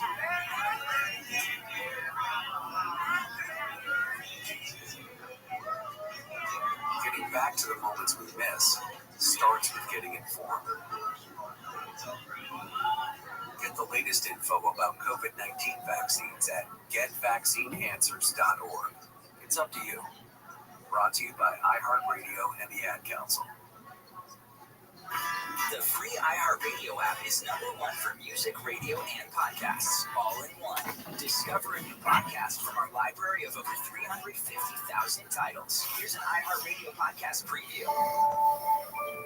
In 2005, investigators in Palm Beach, Florida began uncovering a dark secret. A lot of girls knew about it, a lot of girls were doing it.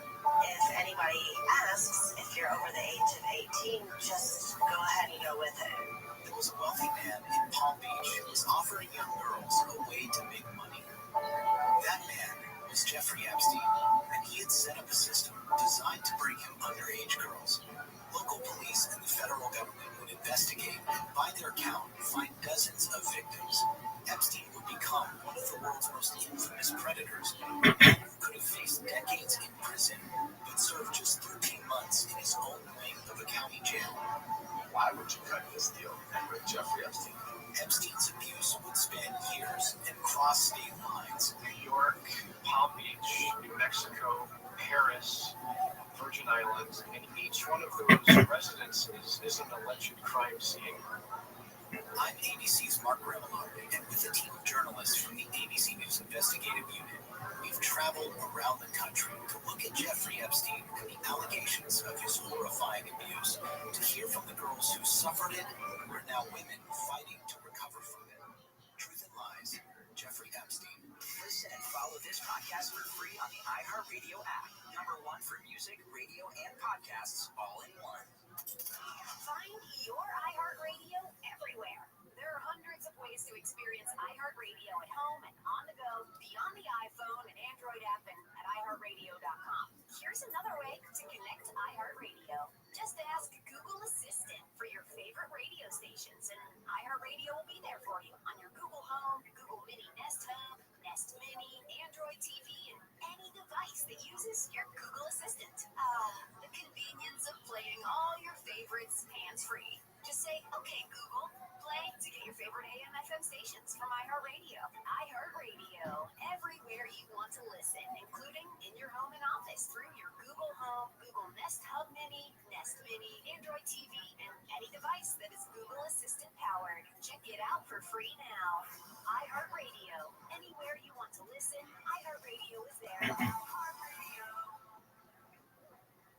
No November is Alzheimer's Awareness Month, and a medical expert is offering tips on lowering the chances of getting Alzheimer's disease. Sandra Darling, who specializes in preventative medicine at the Cleveland Clinic, says the focus should be on foods that provide optimal nutrients like fiber, antioxidants, and healthy fats. She recommends what's called the MIND diet, which consists of mainly plant-based foods, nuts, whole grains, and beans.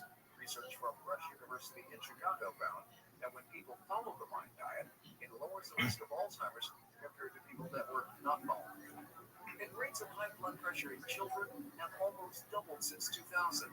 A new study out of China found that in 2020, around 6% of children and adolescents had hypertension, putting them at risk for health problems down the road. One of the authors of the study said that childhood obesity played a significant role in the numbers, along with consuming high levels of sodium and processed foods. Health Update by Mark Mayfield. KFI AM 640 for stimulating talk. The next Bill Handel show. Rain over the weekend. Rain all week. Rain. I don't like it because it's very wet. And that's coming up after 7 a.m. Monday morning, a wet Monday morning on the next Bill Handel show. KFI, AM 640 live everywhere on the iHeartRadio app. Hey everybody, happy Saturday to you. Neil Saavedra here. We're day today. We just started the show. We got the elevators down at the station, rain, all kinds of chaos. I think I'm coming down with something as well. So switched to mostly interviews over the phone today. But we're happy to be with you on this rainy Saturday right now, talking to my friend Karen Ross over there at Talleyrand down the street from the station. Just a great gem in Southern California to get an honest, wonderful, delicious meal with interesting people. And of course, they do it right for Thanksgiving too. If you're looking to get sides, if you're looking to get the bird roasting, if you're looking for any of these things, they even have a couple of reservations open as well if you want to eat in. Karen, I know we have you just for a couple minutes. You have an event today. Talk about those sides and explain to everybody what they need to do if they want to get takeout. Okay, so if you want to get takeout, the day of Thanksgiving, they open at 11 a.m. And you want to just, there might be a short line in front of the restaurant. Our doors open. We have 3 different stations doing to-go orders, so you can process orders quickly. You walk into the front desk. We have a limited menu to go. Typically, so our system works well and quick. So we're doing our turkey dinner, of course, that comes with yams and pumpkin pie and all the fixings, and then a baked ham dinner. And then along with it, if they want to get extra side potatoes or stuffing, we can do that. But we're pretty limited, so we can kind of make the system work well, right? So if they'll come in the front, they'll go to a station, they'll order. They literally will walk around to the back of our building, and my to-go team of Kevin and Juan just knock it out of the park, and your order will be on your way. We'll hand deliver to you, and you'll be on your way. I would guess within 10 to 12 minutes. Go ahead. Is this something they pre-order, or can they show up day of? No pre-orders, just to keep it all together. Just show up, order in person, and literally in under 15 minutes, you're going to be on your way back to where you came from. Home, the office, wherever that would be. We don't sell whole turkeys, though. We do get that question. Our birds that we buy are very large from our meat purveyor. We buy the largest purveyor in LA, another great family-owned business. But we don't do small birds. So we don't do whole birds to go. We just do individual dinners to go on Thanksgiving Day. And they're wonderful. You have big fans here at the station. That's one of the few things that you look forward to working on the holidays is knowing they're going to get that meal. I know that you have a big day ahead of you celebrating an engagement, so I'll let you go off to that, Karen, but I appreciate you taking the time. And, of course, and the website. The website is www.talleyrand.com. Excellent. Have a wonderful day, my dear, and we'll talk again soon. Thanks so much, my friend. Have a happy Thanksgiving, okay? Happy Thanksgiving to you, Karen Ross from Talleyrand down the street there. You're on Olive by the station, and really, whenever Handel's in town, you know, when he comes in and we go to breakfast afterwards, after the show, we go to town. He was here last week, and we went to Talleyrand, and we kind of have our same. He gets a chili omelet. They put chili and cheese on top of this omelet. Strangely enough, I know I'm the fat guy, but I love egg white, cheddar, and ham omelets. And they have great potatoes there, breakfast potatoes there. And we did the Belgian waffle this time. Holy what? Kayla, have you ever eaten a telegram? She run off. It's all right. I don't need that kind of attention. I'm fine. But if you haven't gotten a chance, get out there. They're open face turkey sandwich. One of my favorite. Just besides one of the only ones you just get a chance to get out. That is something happening that forbid, or you just don't want to cook. Like I said, they do order as many as you want with the sides. So the whole turkey, so that they're roasted on the birds on Thanksgiving. Really is a great way to. Yeah, no, it's definitely an interesting thought. This definitely isn't kind of work that is for everyone, and no job ever is for everyone. That's just the truth about it. But once you kind of figure out those engagement things and you're able to get that taken off, and then honestly, a huge part of it, being I obviously where you start giving the engagement first, and finding those networks, but it really is building that network around you, right? Who are you engaging with on a daily basis? Who are you in Discord calls with? Who are you planning your events and your spaces with, and your giveaways and stuff like that? It's using all of those things, and a lot of that is cheap or free to start out doing, and then like you said, obviously people see that and they catch on and they want to continue to participate, and they want to show up day after day, time after time, and as that grows, the other opportunities come along. It's just how it works, right?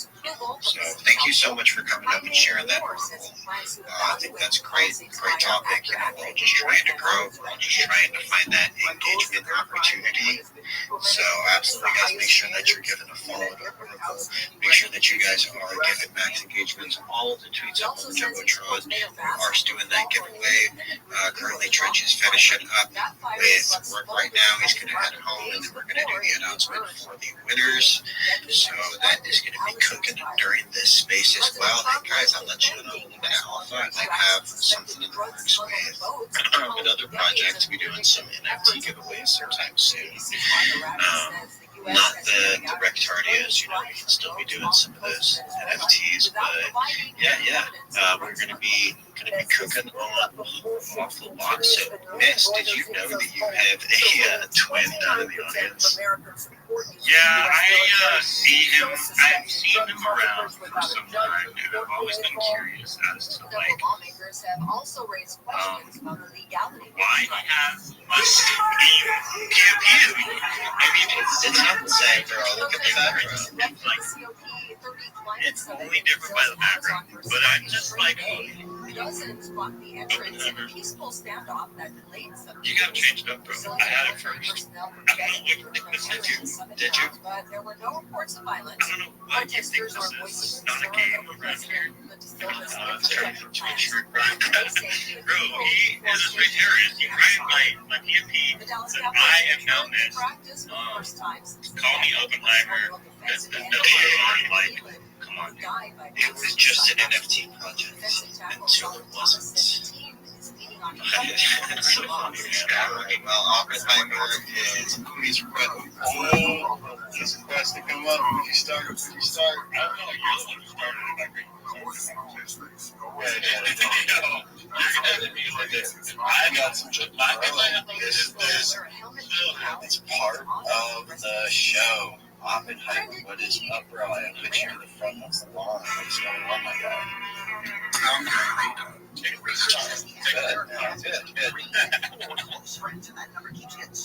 So, I own the PFP. Is a derivative. Let's make that clear right now. So, you're a thing. You guys do Oppenheimer. Don't engage with him. Oh my gosh. Stop being a hater. No. It's all, honestly, like, profile pictures are profile pictures. Like, I kind of believe if you, like, take something, if someone's ever, like, hey, do you own that? Like, they're offended, like, it's like, whatever. It's like you meet the owner and they're like, hey, I don't appreciate that. It's kind of like one thing. But I think for the most part, people just want, like, PFPs to be using anyway. Like, no one's trying to, like, sell a JPEG. I'm not offended, though. I'm cool with this. And, this is Kuba, yeah. It's like chill guys, yeah. Met him in a space once. As far as I'm concerned, so long as it's not used for like scabbing and shit, I'm okay with it. Because I'm already using it for like IP stuff. So I don't want like someone just popping out of nowhere and they're like, yeah, listen, you stole $5,000 from me. I'm like, what the fuck? Yeah. Bro, so as far as I'm concerned, it's going to be like random. Exactly. Definitely can be. Yeah. It's always like surprising. Like there's just stuff I think like people tell me about that people do. And I'm just like, wow, what is it? Like, that. It's just like,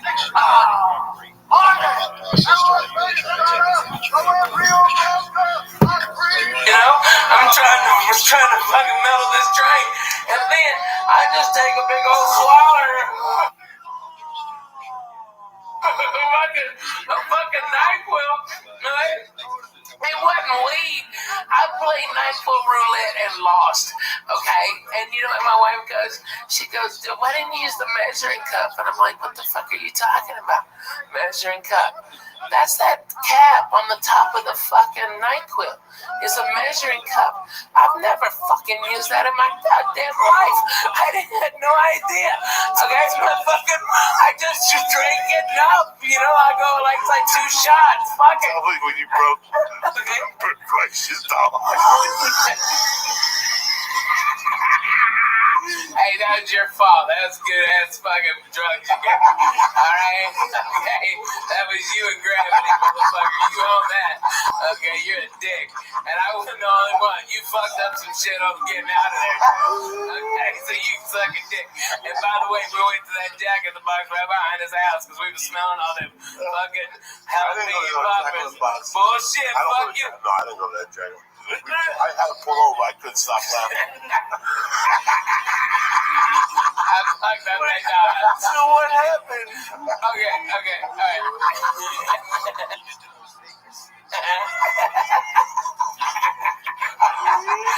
I think what fucking happened. Different. Listen to this. You keep your balls in, motherfucker. Alright, nobody want to see them. Alright, I've seen him plenty in my life. Alright.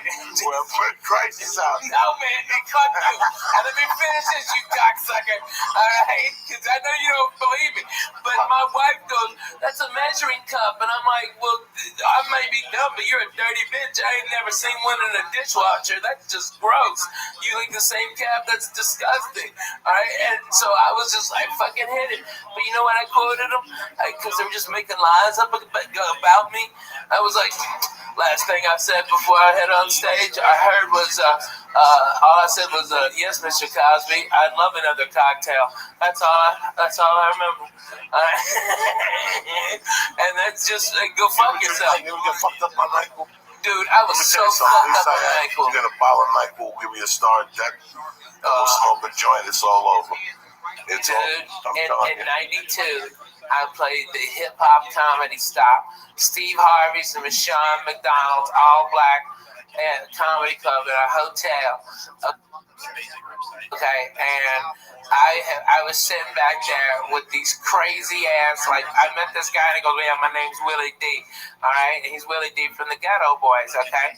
And then this little ass midget walks over, Bushwick Bill, okay? And he's a gangster, okay? I mean, Bushwick Bill was no bullshit. He had knives on him and shit. That little motherfucker cut your balls off. That was eye level to him. Okay, no, with codeine syrup. That's the shit. Codeine, and we listen to fucking slow records that this guy named DJ Screw would do.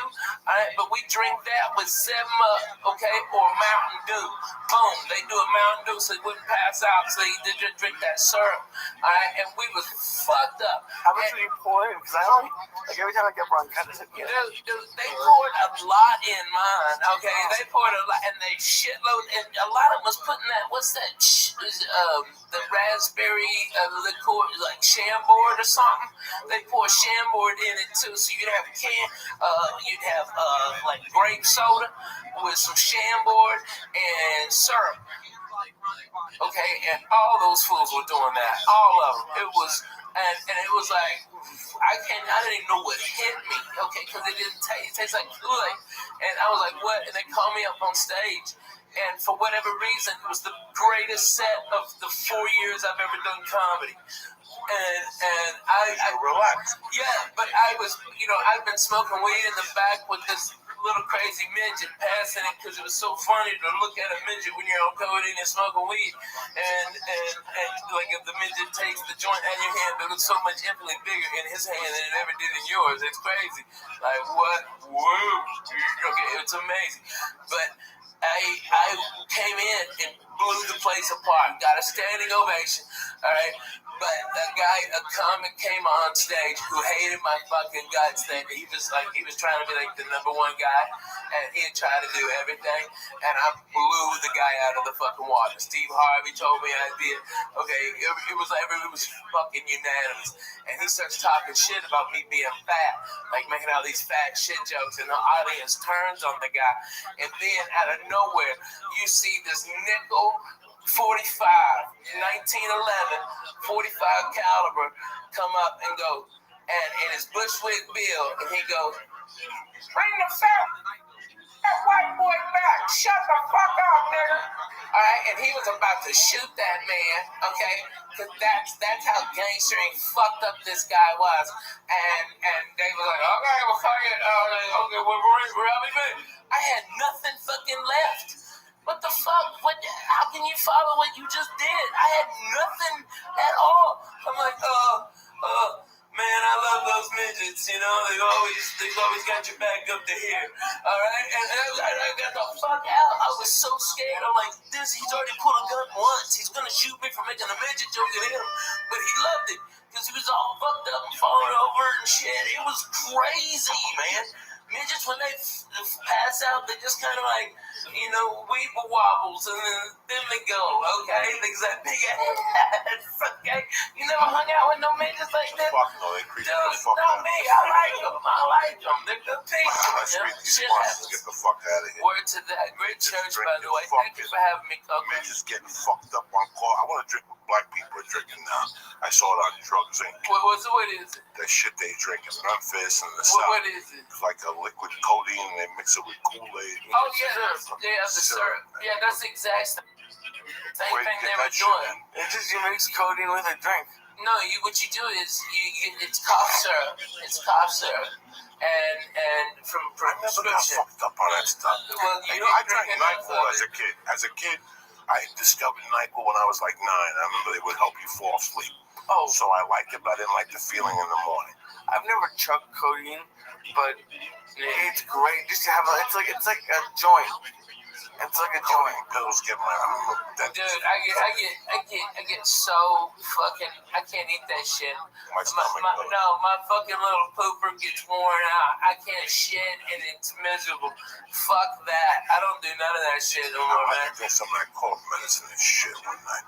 Dude, you don't want to. Records and shit. Oh man, that's what we used to do. Play slow records. The horse in this motherfucker wants time. Bring it back, bring the horse in this motherfucker one time. Hey, Lee, put this song on. Okay, this is a great song. Hold on, we gotta get the fuck out of here. We'll put some songs and get the fuck out of here. Word to that. Let's do this real quick. For 9,000 years, that's how long humans been making wine. That's also how long they've been confused about which wine to drink. Some people get a headache after they drink wine. I used to get a headache One time I shoplifted a bottle of wine from Albertsons across Hudson County Park. And I drank it with Diddy Quintero, Louis Castillo. I had a headache for 2 fucking days. So for many of us, it's a shopping part that causes a real headache. You have too many choices. You don't know what to do. People coming over, they're serving chicken, they're serving lobster, and sometimes you go down there and wine's expensive. You went in there to buy a 20, next thing you know you're dropping 60, and you got no guarantee of what you're gonna buy, right? Let me tell you something. It's overwhelming to pick out a good bottle of wine sometimes, especially for people who don't know it. Your own personal experience learning about wine and why you bother to learn about wine, that type of stuff. This is what we're gonna do. I joined a new wine club. It's called Club W. They changed the whole game. It's easy. You go to clubw.com and you answer 6 questions. The algorithm, Grim, whatever you say, algorithm creates a palette profile just for you. I don't know where the card is right now. It's pretty cool, man. If you ever seen anything like this, Club W is leading the grape to glass wine revolution. What means is they cut out the middleman. They work directly for the vineyards, and they cut the guy out, which in turn saves you some do-re-mi. So with Club W, you get premium wine customized to your taste at a third of what you pay for at a store when you don't even know what the hell you're paying for. Yeah, you're not buying like, it's not like a club where they send you other companies' wines. These are their wines. Like, you're not going to see these wines anywhere else. But the most interesting thing is going to their webpage. When you go to clubw.com, you go on their page and have all these videos, informative videos, and they tell you what wines you drink, you take the test, and next thing you know, you're involved. Which, when you don't know about that, listen, man, I grew up in a bar. I don't know nothing about wine. So when I went to Club W, I was blown away by how much interaction you have. They'll put it down to the exact thing. I mean, the nut, the grape, where it came from, the vineyard. Anyway, what they do is they save you money. It comes down to maybe $13 a bottle of wine or something like that. And there's even a no-risk 100% guarantee that you'll love when they send you. So do me a favor right now. What they're doing is, for all the listeners, is they're offering 50% off your first order when you go to clubw.com/Joey. So do you understand me? 50% off your first order when you go to clubw.com/Joey. And this is not like fucking Columbia House, where they send you records every month, even if you don't want them. No, you order what you want. Right. So if you think you need 3 bottles, you order 3 bottles. It's $13 a bottle. They get delivered to your door, and it's exactly what you like, what you're guaranteed to love, or you get 100% money back guarantee. So again, do me a favor. You get 50% off your first order. Go to clubw.com/Joey. Stop wasting time and stop losing money at these retail stores and start drinking wine you know you're going to love. So go to clubw.com/Joey to get your 50% off, all right? I'm doing it just to get this stuff I bring to Thanksgiving parties. You and Paul just get, no, but I'm just saying, like, let's say you have to bring stuff to a party. Yeah, man. Just get 3 bottles of wine, and then you're gonna have to go to at least. This town takes a whole week off. There's parties every night. We're off until the start of the new year now. When I used to work on TV, a little bit of work, not really. Yeah. Until Thanksgiving, it's gonna be busy. But then after that, they're out. Everybody's skiing. Yeah, it's good to know. Anyway, let me tell you something. I tell you once, I'm going into a heavy season now. I go into like 6 weeks of flying. So this whole thing, dog, I got my on it. I always slap it out. What's the one I take? The Immune, the Shroom Tech Immune. Let me tell you something. Those planes are filthy. Those planes are filthy. If you think you get off a plane, they steam it with chemicals and they wipe down nothing. In my bag, there's a fucking deodorizer. I got a hand sanitizer to wipe everything. That's the first thing I do when I sit down now. I don't want somebody else's ass on my ass. Then I'm sticking like their fucking ass. You gotta wipe those fucking seats down. So do me a favor. It's just bad. When you fly, there's a lot of human contact this time of the year. Do yourself a favor. Go to onit.com. Get the Shroom Tech Immune. You boost up your immune system when you have a lot of human contact. When you're flying, we're out, we're smoking dope with different people. You hit a vapor pen, you know, you get sick this time of the year, you lose fucking thousands of dollars, especially you, Ralphie, man. I can't afford to fucking get sick. I can't. So I don't take a chance. I up my vitamin C when I fly, and I also take Shroom Tech Immune. But that's not only the only thing fucking on it's got. They got Shroom Tech Sport, which gives you more endurance when you roll, lift weights, walk, whatever the fuck you want to do. Even when you fly, it opens you up. They have Strong Bone, they have the hemp protein powder, and they got Alpha Brain. You know, it's with 100% money back guarantee. The nootropic, it's off the fucking chart. So do yourself a favor. Go to Onnit.com right now and press in church, boom, and get 10% off of your first order. And if you get it sent right to your fucking door, you don't have to leave the house, you have to go to Whole Foods, you have to do nothing. What do you press in, Lee? Church. Beautiful. Number 2, hitty6.com. What'd your dad say? He loves them. He says that because we say it's 5 for $50, it's half off. They're usually 20. Because it's usually like $20. They're 20 a piece. You get right now hitty6, tremendous, 1,200 guaranteed puffs right here. I'm smoking the reefer, but right here, my little fucking cigar here. I'm living like a doctor. I'm like Pacino and Godfather too. You just don't even fucking know. You broke my heart, man. hitty6.com right now. They got the tobacco, they got the cigar, all right? Then they have the tobacco line, cigarette line. It's 24, 16, 8, and 0 milligrams of nicotine. You can quit smoking with it, whatever the fuck you want to do. My dad likes the flavors too. And the flavors, you can switch it up. Go to hitty6.com and press in Joey's Church. Boom! And get 5 for $50, which is 50% off. NailedItLife.com, the Vapor Kings. You want a vapor pen, you like smoking, you like doing this, you want to see the devil, go to NailedItLife.com right now. What are they running, Lee? Tell them. When you use code Joey Diaz, you're going to get 20% off the premier vapor pen on the market for all the oil and wax smokers out there. And if you live in California, they are also the makers of Los Guisheranos. There you go. Joey? So listen, do yourself a favor. Please support Nailed It Life. Please support hitty6. Please support Onnit. And please go to Club W. It's the holiday season. It's beautiful. Wine delivered to your door. That's perfect for you. I'm here to save you guys money. I'm not trying to fucking sell you no junk or nothing like that. Don't forget my main man is where the Nokia Peter. I'm at the Friday. Friday night. Go to RalphieMay.com. Yes, for tickets. Go to RalphieMay.com for everything. Go see if he's coming to your fucking neighborhood. I'll be there soon. Trust you don't me. want to miss this fucking I go everywhere. I'm in Portland Thursday through Sunday. And I'm in New Jersey next week at the Stress Factory. All right, guys? Hey, I love that club, man. And maybe those boys from Restream come out, man. I like those guys. Thank you for coming on. We got hey, fucked Church, up tonight. You know what? That ass fucked me up. Coco, yeah, it's fucked up. Coco, there's cameras and microphones here, but at the base of it, it's back 16, 17 years, 1440. Me and you, my little glass table sitting by the window, Crack a fucking joke. Crack a fucking joke. Only Lee's here. Only Hilly? Yeah. How you feeling, He's the my only brother? audience we've ever had. I'm good. That's what Coco brought up the church. What's happening now? Made me a deacon.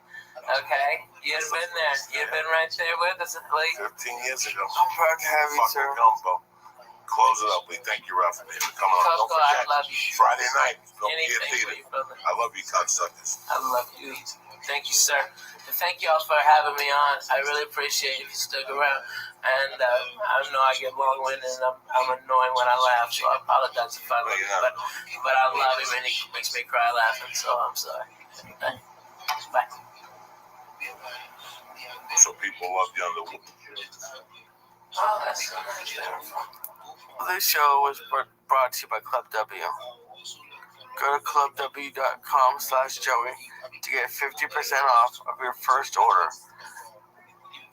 That's right. Go to clubw.com to get 50% off your first order. I'll see this later.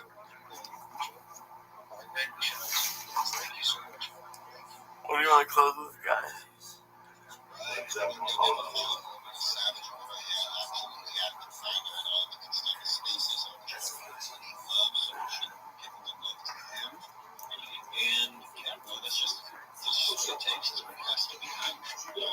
so much, Mr. India, for helping me out, guys. Make sure that you're also taking the time to give them a follow. Turn the doors on for them. Sound familiar? At Mattress Firm, we understand there are many problems that can keep you up at night, like snoring, aches and pains. pains, or sleeping high. Our sleep experts have the unrivaled know-how to match you with a mattress that can help. And now at Mattress Firm, you can upgrade to a queen mattress and adjustable base for just $499.99. For the great sleep you deserve, visit Mattress Firm. We make sleep easy. Restrictions apply. See store or website for details.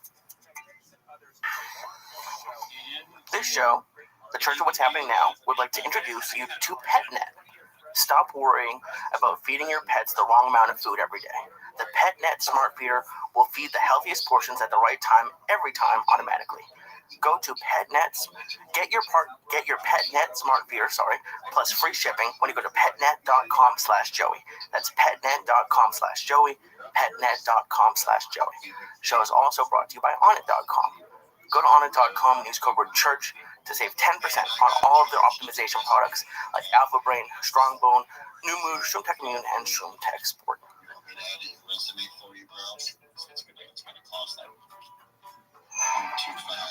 Oh shit. It's the Church of What's Happening Now, bitches. Kick that mule lead. Monday, October 17th. The day the devil was buried at sea. Lee Sayat. Ralphie May. That way people can see some of the work that you do. Uncle Joey. A little Michael Schegner. Like work for yourself when you take on skill sets, like you just try to identify what like the biggest needs are in the industries and the places that you're trying to find like positions. So I think that that's like oh shit. That, a lot of projects break out those fucking bazookas. Uncle Joey's in your living room tonight. A decent amount, get them involved and dedicated to the projects, to take on those positions. What's happening, beautiful people? I missed you, cocksuckers. Ralphie May here. Hey, everybody, how are you? Here, hello. Same old fucked up crew. It's a Monday night, October 17th. I hope your weekend was fucking tremendous. We had a great weekend. I want to thank Chicago for letting me take my special in their beautiful fucking city, which I've always loved to death. I finally got Lee over there. I turned them on to a hot beef fucking combo with the sausage, with the fucking green peppers and the onions, and forget about it. That's what fucked me up. It's not like the hot beef with sausage combo. Right. It's the combo. That's it. The combo. Oh my god, they're crazy. I love it. Which one did y'all go to? Bigger House. Strong. It was close to the thing. There was a World Series. There was right. You don't want to go up there. We didn't want to go all the way down. We didn't listen. I don't like fucking around. We were taping. I had to do shit in the afternoon both days. So we just kept it light, like Lee and myself. And I gotta tell you, it all worked out. No, we didn't. It was just great. It was a great thing. It's the reason why I picked that city to do the special. That's amazing. It's such a great town. It really is. They're great audiences. Really. They're like blue collar but smart. It's a rare thing. And they're not shocked by shit. Chicago. Fuck you. How nice. I lost my phone in the hotel and they turned it in. They turned it into the front desk. Fuck yeah, that's Chicago, man. Where'd you lose it? At the restaurant? I don't know. We were at the restaurant. You got up. When you saw me, you got up. Because you did not have it in the restaurant. You got up and you left. You were sitting there playing with the phone. Yeah, I must have. You put it next to you. And you got up when you saw me. And you left it there. I felt terrible because I dropped the album. When I got there, somebody gave me a great fucking album. Rainbow, Long Live Rock and Roll. Right. We went to eat the Cuban sandwiches. I left it downstairs. That night, they called me in my room. We have your album downstairs. That's amazing. I'll get it in the morning. That's great. Great little city, Chicago. Listen, man. Chicago's one of those places that once you get into the suburbs, it's the little last American frontier suburb. Yeah, right. It's really neat. I hate that the whole city is being painted as like the old Wild West, everybody's dying, getting shot and shit like that. That's only certain parts of Chicago. Nobody gets it. It is what it is. Yeah, right. There's parts of Chicago that are fucking bad. There's parts of Houston. Oh my God, so bad. Yeah. The different element moved into Houston. Oh shit. And those areas where we used to go probably now no way. so fucked up. This is going on across the country anyway. You just can't say Chicago. Chicago's a scary. scary place. Look what happened last year in St. Louis. I mean, Oh my God, yeah. tensions are still like on the verge. You know what? That's so crazy because I used to go to St. Louis as a kid, and man, I remember in like '84 they had this whole 4th of July down there.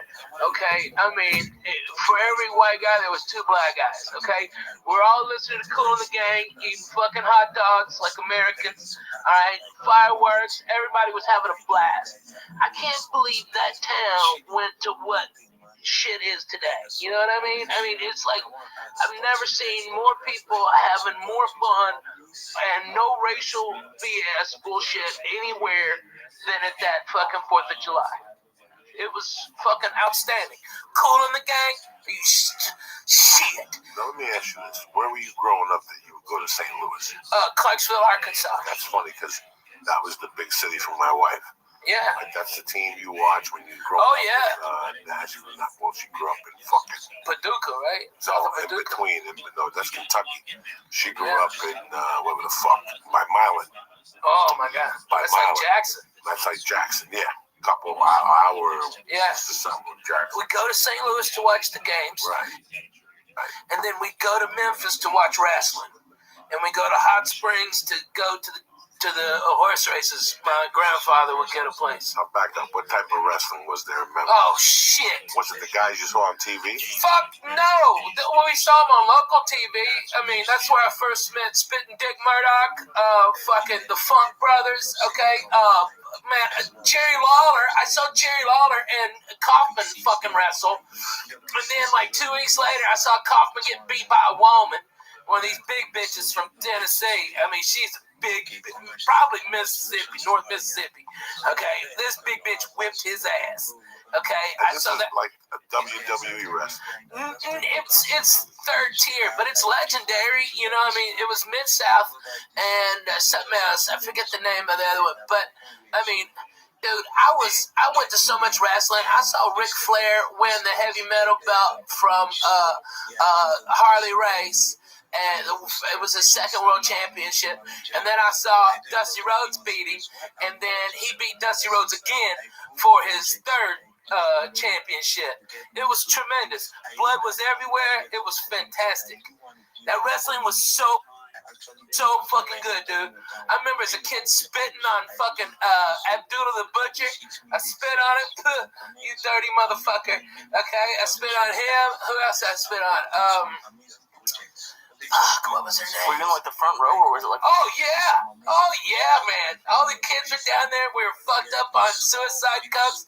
That's where you ever have a suicide? I don't think so. Okay, it's where you take a Coke. All right, you tell them just a little ice, a little ice, and then you hit every type of Coke on the fucking thing. Yeah, that's the suicide. Getting all fucking hopped up on that suicide. We call it rainbow. Like Coke, Dr. Pepper, okay, fucking orange, Sprite, orange Sprite, yeah. That's why we called it the rainbow. That's the suicide. Hot garbage, cough syrup, like the red NyQuil. Not even the fucking ghetto one, the green one.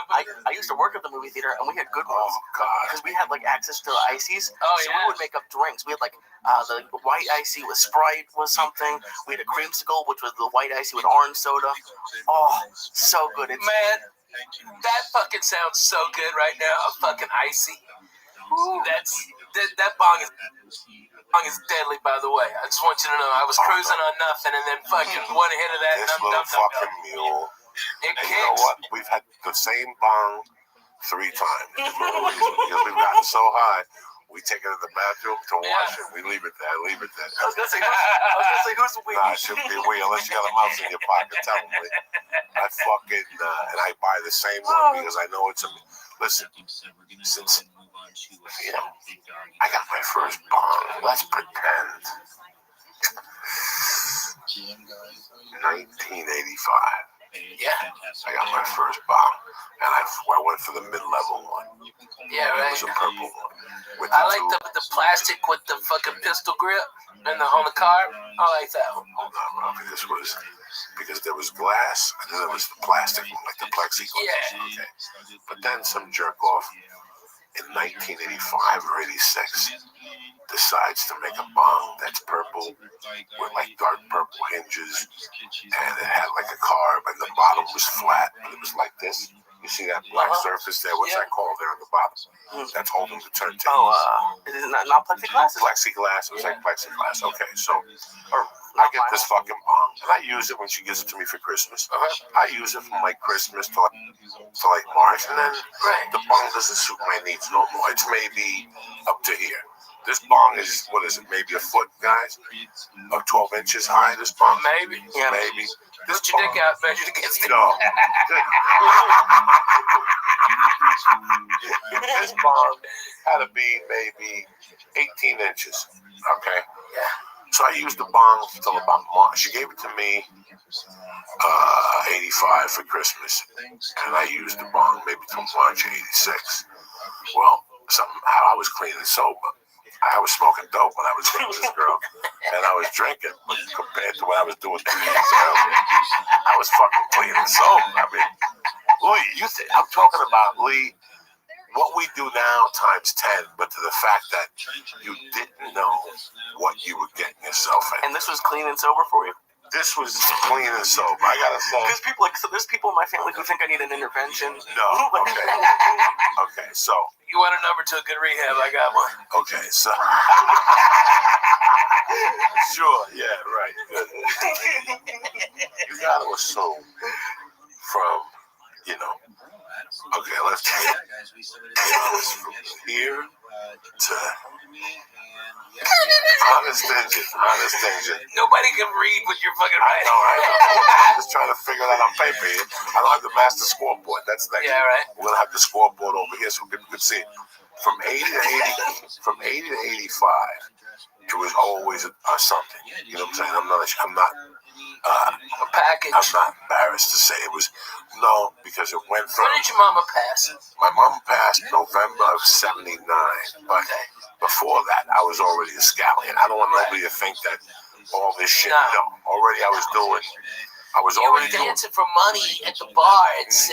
No, but I had already by that time when she died, I was already doing acid. I sold acid that whole summer. I was making a living off of acid, a living off of microdot acid. I had it down to a science, Ralphie. I had it down to such a science. I had to cut a friend of mine in on it. And then the real money maker was Black Beauties. I would get those are the Quaaludes, right? The ups. Oh, okay. So I would get 1,000 for $45, but I would sell 100 for $35. And then you sold one for $1. Ralphie, wow. You sold 40 of them, and you already got your money back. Right. And you still had 960 of them to do it. There was only a loser could lose money on that deal. Yeah. And I would sell those to wrestlers. No, wait, you're doing that now to Adderall. Right. So you get the, but not getting it for the numbers I was getting it for. No. Not for those numbers. Walgreens don't get them for those numbers. And these Black Beauties were fucking solid. I wasn't getting these from I was getting these from these two chemists that were kids down in a college in Pennsylvania, East Stroudsburg. And I remember towards the end, I was opening them up and just snorting them, like 2 capsules. Oh. So you figure, I think of Lee a lot. When I go home at night, I think about drug shit. And I think about one particular night when I was selling purple microdot acid. I probably had, when you sell it, Lee, you do it. So remember, you build your resistance. Yeah. So I might sell you one, and you might do one and get fucked up. But meanwhile, I got 4 of them. Right. And I'd be walking around, and I'd be bumping into people. What's up? You got mescaline? Let me sell 2. Sell me 2 hits for $4 a piece. They cost me $1.80. Not even. They were $90 for 100 hits of mescaline. So you walk into a place fucked up and be like, give me what he has? No, you couldn't walk into bars. Our kids, we were walking the streets. We'd be walking on side streets so we'd avoid the cops on Kennedy Boulevard. And I'll never forget one night about 2 in the morning, we bumped into this kid, Vinny. Just roaming the streets of your town? With another kid. You'd bump into people from West New York. You bump into people from fucking Guttenberg. Northburg. No, Hoboken was farther away. But the people locally, that would be on those streets. We are. But we bumped into a kid from St. Joe's West New York. And I'm talking to him. He's loading up his pipe. And he goes, you got 2 hits of mescaline. I'll never forget this. He bought the 2 hits and he goes, get one of those hits and crush it up and put it in the pipe, let's smoke it. And dog, I almost thought my head was going to blow up. I looked up and I go, I've been thinking about this for a year. Now you just said it. That means I got a partner. Let's do it. And we smoked that fucking acid. And I got a headache, like one of those in-between headaches. Did it get you off? Did you freak out? I was freaking out on the fucking acid already. But to make a long story short, I'm sorry I went on this tangent with you, Ralphie. No, I love it. When I'd go out in those days, you really didn't know what was going to happen. Like, all you knew then was that you had $42, Ralphie had 64, and I had 80. And we were going to go to a bar and have a few drinks. And maybe a package would show up, and maybe a Quaalude would show up, maybe a Tubalon would show up. Well, you know, and it was like... Well, that's what I want to know about the fucking Quaalude. Like, I went from living this fucking... going to the bar on a Monday night. Okay, like tonight. What's tonight? Monday, yeah. Meet me at Sharp Wolves at 8 o'clock. Okay. They give out food. And let's have 3 beers. Tell me you're going to be at work tomorrow, 8 o'clock. And Joey, I can't miss. Because the last time I went out on a Thursday, I missed fucking work because you kept me out till 3 in the fucking morning telling me stories doing blow. We can't do blow tonight. My girlfriend gets mad when I do blow. Dog, you'll tell me this before we leave the house, like 8 times. And you'll agree with them? You won't make them do blow? No, what I'll say is I don't want to do blow on a Monday. Who the fuck wants to do blow on a Monday night? And also we go down there late at 8. We eat like there's good meatballs. Yeah. The Heineken's taste good in the tap. You know what I'm saying? And all of a sudden somebody will walk in. Dog, I got these fucking Quaaludes. Oh my God. The guy fucked up on the chemicals. He made 100 of them, but he had them paired that way. So all the chemicals went to the fucking bottom of the Quaalude. So the ones on this side is the one he sold us. So they're like 3 straight. And next thing you know, Lee's like, Jesus fucking Christ. Okay, I'll spend one with you. Because I gotta get some sleep. I'm leaving here in 1 hour. You see my clock? Like, I remember people saying it to me. Like, you see that clock?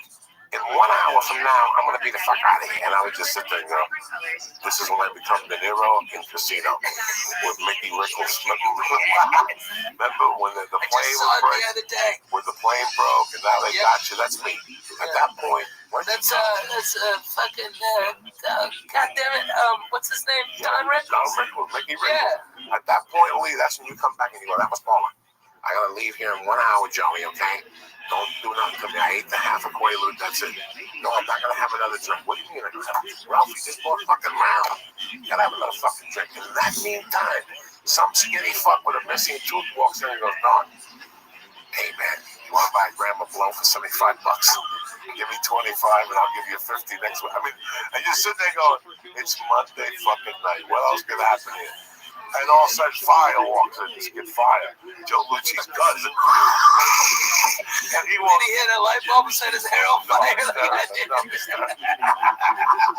all of a sudden, he walks in with fucking Valium, with the Visa. You know, this was a constant. And now, I never had anyone come up to ask me that. They don't even ask you. They just get a drink. And also, they wave. And next thing you go to the bathroom to pee. And they got you in the bathroom. So, you want to buy these? Dude, they're $10 a piece. I'm going to do for $7. I need the money. I want to go to New York and get my dick sucked. Okay? What are you going to do? I'm going to pass out some good bills. Let's get it. I would pass on the bills. Give me the fucking Crazy. Give me the fucking 20. Come on. Never pass. Give me the fucking 20. Let's get the 6 bills. All right? Cut this shit.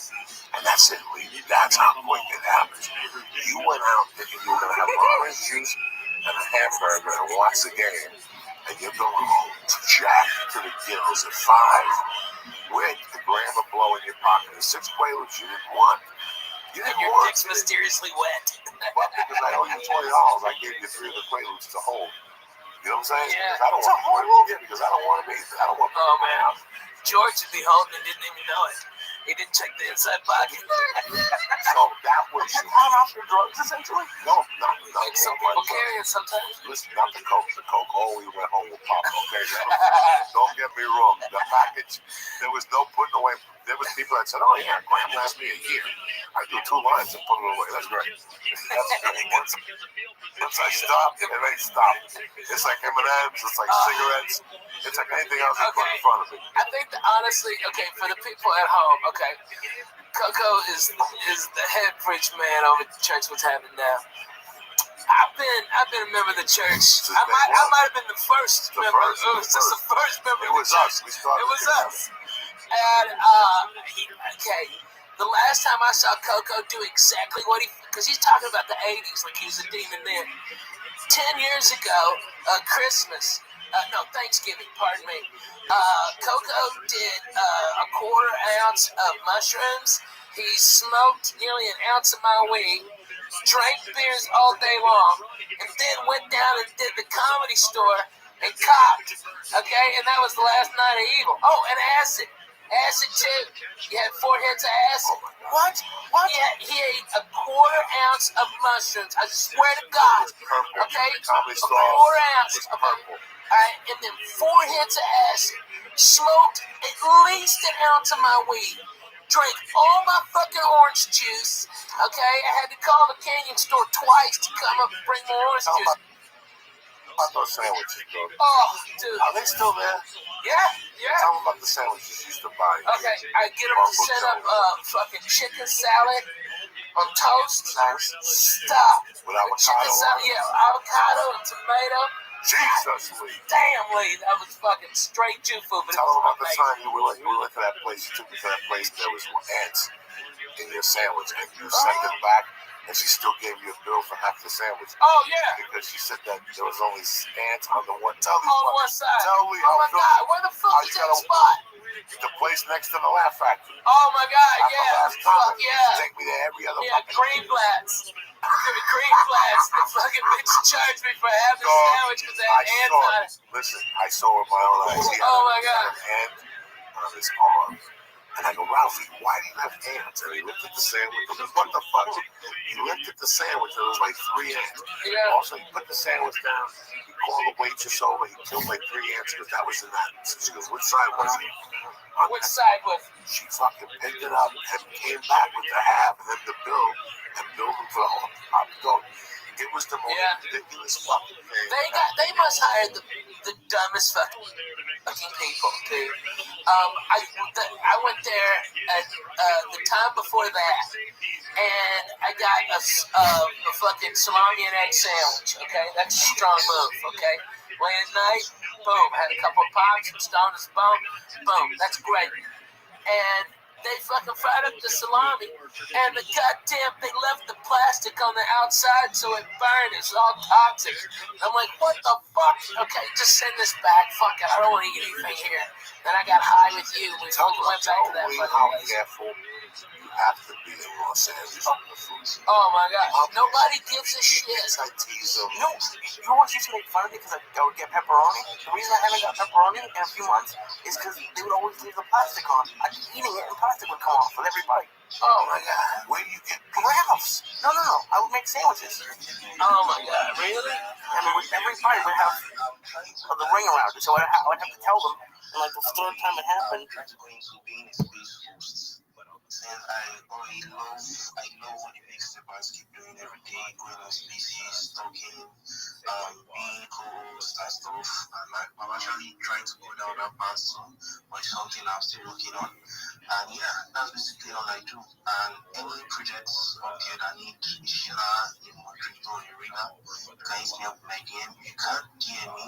My Telegram profile link is on my X profile. You can check me out today. Message me on Telegram, and that's what I have to say. Thank you. Come back, we'll talk about that. Well, I guess I need to stop muting my mic when I'm listening because I'm always going through other people's pages and like making comments. Right. I like go to reply, I'm like, oh yeah, they can't hear me because my mic is muted. So I like script back to the page. Just keep showing up, but go get into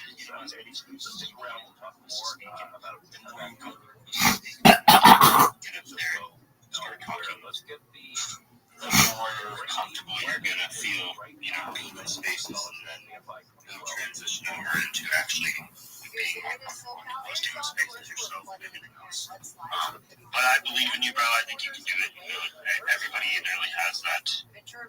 We have a voice box for a reason, and it's meant for us to use it, I think, bro. You use it for good things. Yeah, if you guys want to go ahead and turn your attention to the Jumbotron as well, we got Trent who just announced the winners here.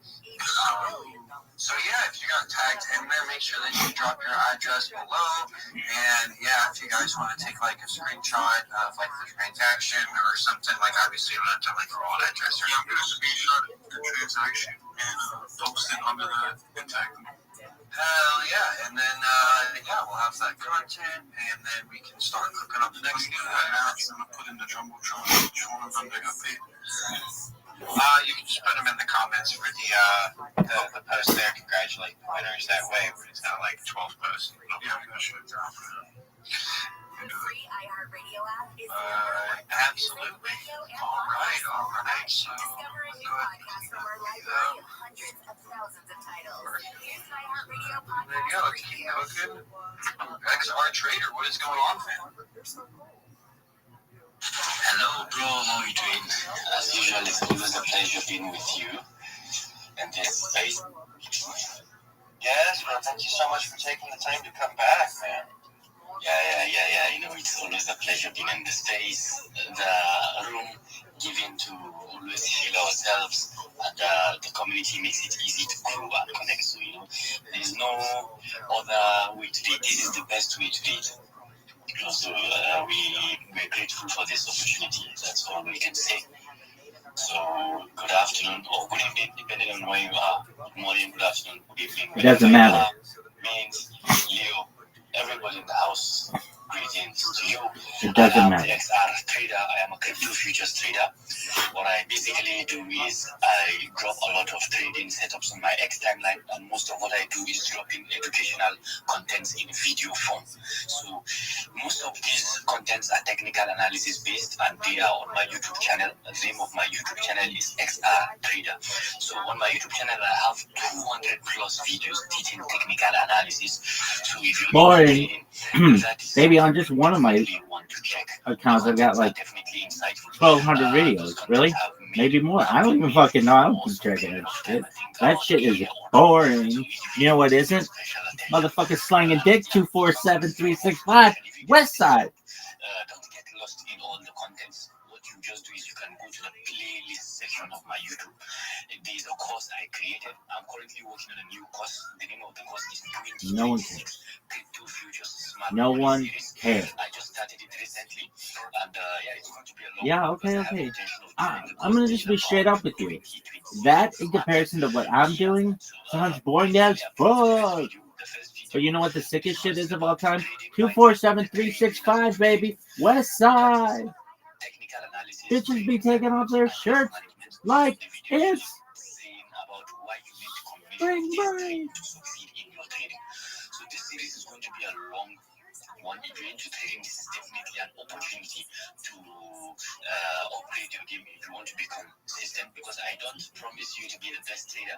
I'm not the best out there, but I promise you this is boring as fuck. That I have for you.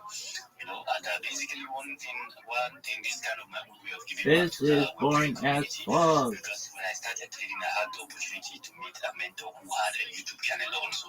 Okay, you want the best mentor ever? It's this motherfucker. Why are they like, you have 2 minutes, 1 minute, 30 seconds goes by, you're done. And then this guy, it's like,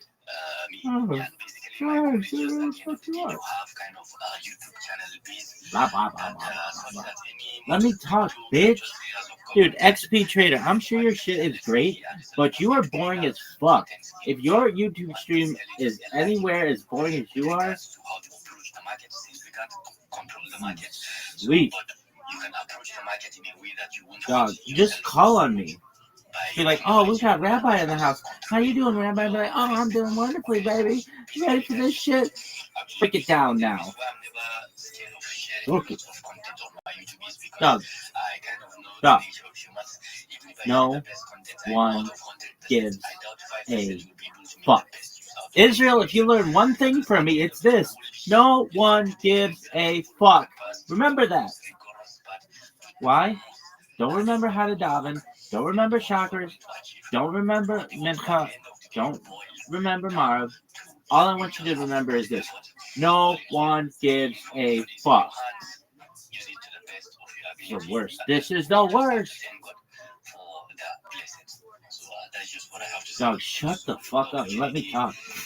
Your shit sounds boring.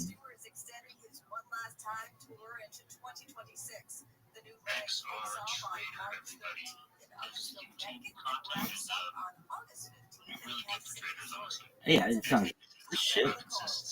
This is way better. Even if you are not having, the best days, you just show up in anything. What if you're slinging dick like a motherfucker?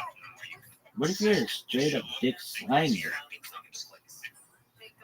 wouldn't even say the easier it becomes, just Yes. the better you become.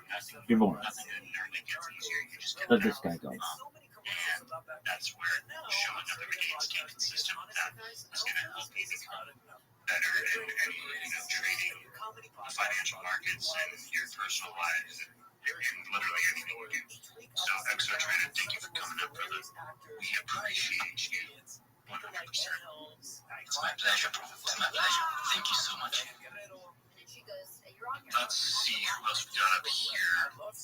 Make sure you guys go check out his stuff. He has some pretty cool content. I was looking at it. We'll go on to, I think, let's see, we haven't heard from, there's some hands. Jiggy, Bobby, I know you were next, actually, Bobby. What's good with you?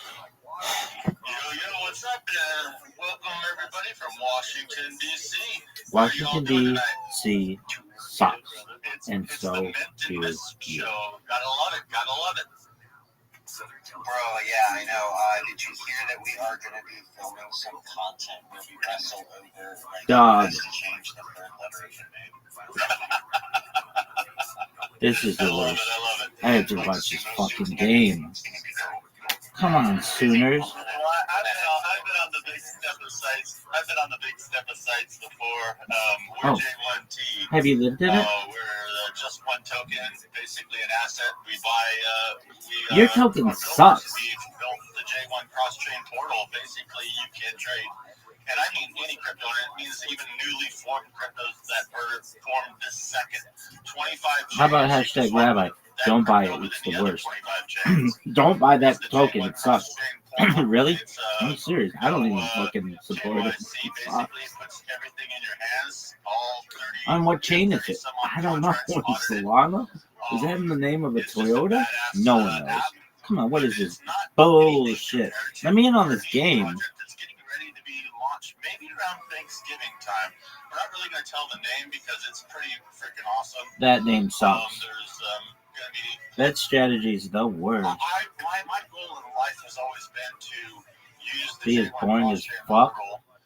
Dude, let me in this game, baby. Form to link it with Oracle Financials. Oh, okay.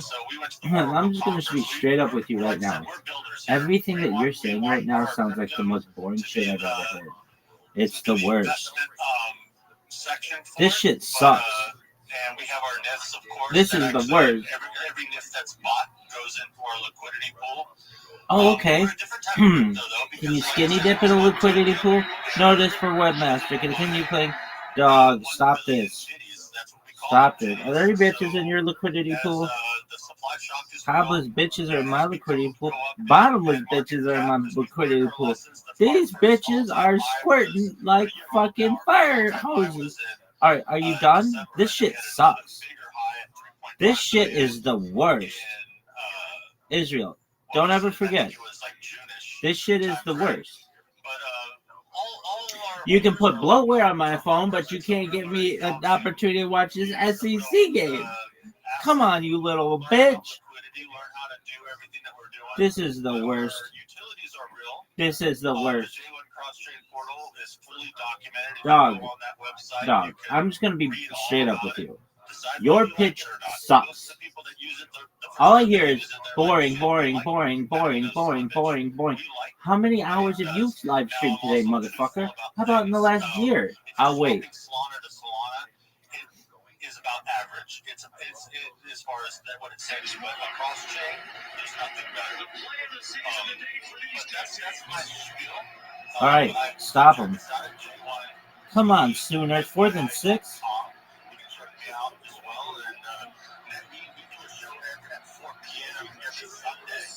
I would pick 6. Oh, what is this bullshit? No. Let it work. Come on, baby. Stop him. Not enough pressure. He's short. That's huge.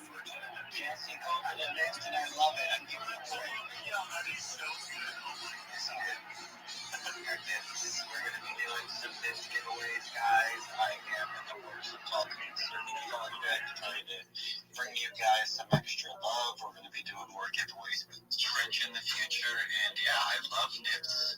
I'm going to be posting some nips that I've been looking at here soon, bro. I just cannot get over the fact that you're great at this work. Hey, I've always called it that. I mean, I've called it that from day one. I don't give a shit.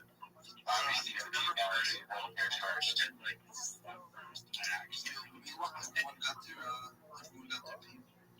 That posted in the comments. It's so freaking lit. Everybody, make sure that you give a huge shout out, huge thank you to Web3 is Fake Trench. We got him here doing the most to make sure that he just elevates the space, that he can elevate his own brand, that we can do what it takes to get ahead, guys. So thank you so much for that. I am checking out those comments now. That is so awesome. So guys, thank you so much. And yeah, just let me know whenever you want to do another one, bro. And it's been a pleasure to be on that. And yeah, guys, so with that being said, let's go ahead and cycle through a few more speakers. And then, yeah, bro, we can definitely cook on that next one, guys. One next week for sure. Man, do you, or not man, I'm man. That's what my brain is, guys. Sorry, I was like, okay, so I was looking at this post, you know, like on Jumbotron, and it says my name, like right there. So I was like reading that when I started talking. That's what happened. But it's pretty fucked when you guys can't get your own names right. You know, you guys just gonna have to roll with it. One day I'd like to be, one day he might be missed. No, bro. We're gonna have to change the name, bro. I'm gonna do this for it. We're gonna get milk, bro. We're being of the views, okay? Anyway, when you pull up that space tweet and read see the most recent replies on there, I've been telling people to like go in there. You know, we got about 40 comments in there. I think there should be more, but 36 likes, 40 comments. If you guys want, go leave a like, go leave a comment.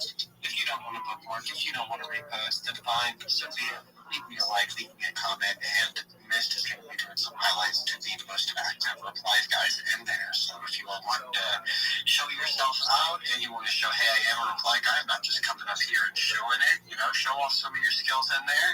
And for those people looking for reply guys, that I think we got these one reply guy hired last night as a gig. So, you know, guys, people are in here looking, and, you know, you just got to make yourself stand out. So, Miss, why don't you go ahead and take the floor again, Miss?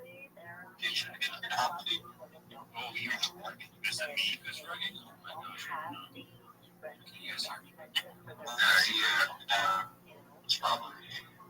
I think it's me. Oh, boy.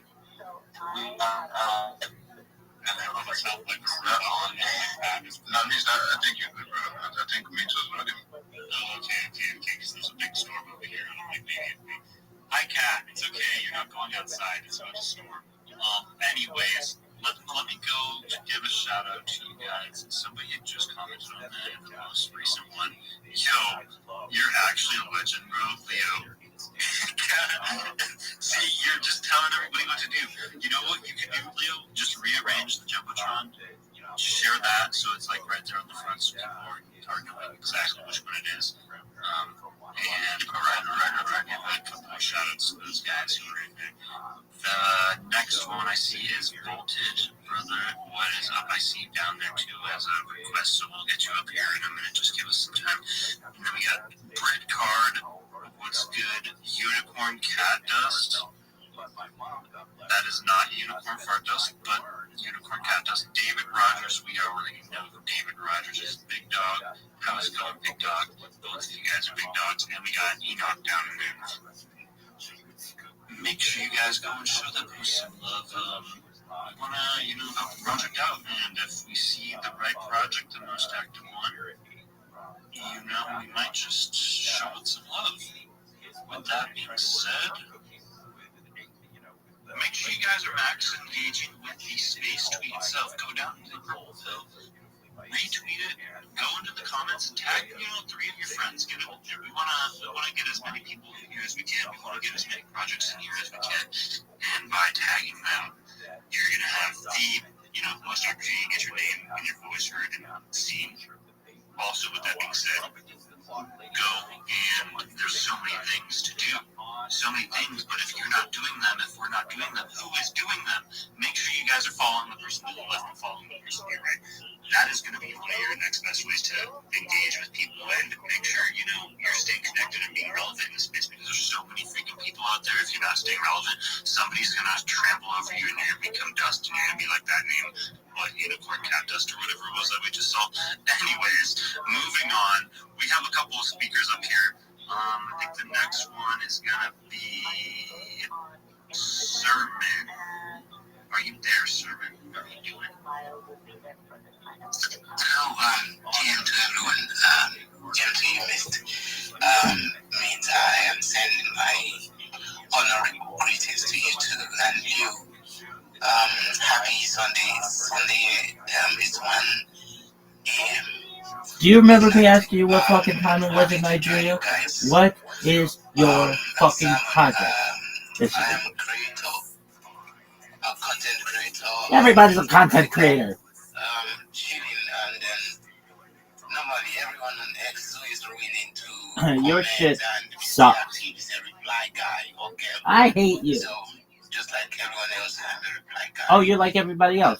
Cool. How many years have you streamed your life? Spotlight from spaces, spotlighting projects. Also, in the background, I am working on building my own projects. Oh, did your project suck as much as your shill? What I am doing automatically. Your elevator pitch sucks dick. From anywhere, at any time, for any space. You know whose elevator pitch kicks ass? This motherfucker. You know what's sick? Space elevators, bitch. You want to hear my space elevator pitch? It's sick as fuck. This is the worst. This is the worst. Hey, Servant, guess what? Your pitch sucks.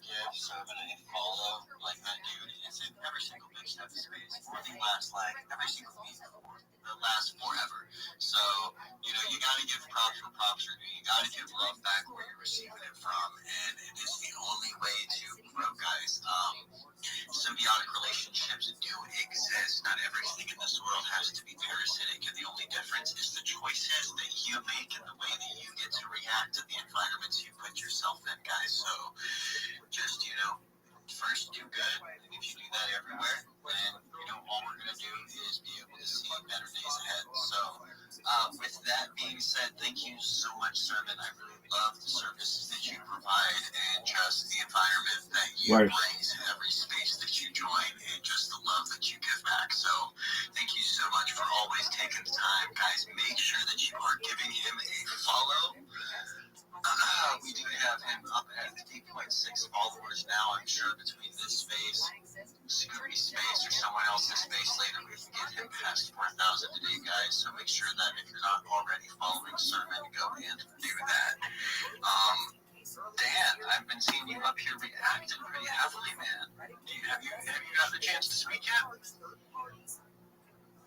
No, man. Just appreciate you guys hosting the space today, and thank you for giving me the opportunity to pop on up and say what's up. I see a lot of legends here in the space, which is amazing. And as a builder here, and just focused on getting that FB on a lot of people and providing support. If I can provide any value, tomorrow I'm going to hop on a live stream and sort of help people uncover the power of video and how it matters here. Spaces is the closest thing to Rothschild. What I found is putting more video on your timeline as well, like X live streams over deliver like insanely. So I'm gonna hop on a live stream tomorrow and provide any like guidance and support. Oh, you're gonna be on a live stream tomorrow? What about 20 live streams right fucking now? Just appreciate you guys hosting the space and letting me pop up here and talk for a little bit. It's truly amazing. Yeah, dude, honestly, if you're not already in the Big Steppers Discord, it's in my bio, it's in Miss Bio, it's discord.gg/Big Steppers. The reason I bring it up is because we have a lot of people involved in different aspects of Web3. So, like Magic's one of our top pages, one of our good friends here. He is a live streamer for Oracle Fun and Loot. And then we have Rabbi Rothschild down there, who's going to be doing his show here in a few minutes. And he literally, dude, you gotta stick around if you haven't heard his show yet. It's going to blow your mind. I swear to God. So, just might be able to bridge you towards some other people and be able to build that network for you. Amazing, man. Same last, I've already joined the Discord, so I know how it works, and I'm all fired up to support how and where I can. So it's amazing. Absolutely, man. Absolutely. Well, thank you so much, guys. Make sure that you're giving Dan a follow. Absolute Base Chat. Come up here, show the love, give all the reactions. We'd love to see it. And he immediately joins the Discord. He gets in there and joins the community. So, guys, that is just taking notes. That's what it takes. You have to get in where you fit in. And if you're not putting yourself, if you're not, it feels annoying, guys. You feel annoying coming up in these spaces every single day, week after week, saying the same things over and over and over and drilling your point. But, guys, it's what it takes.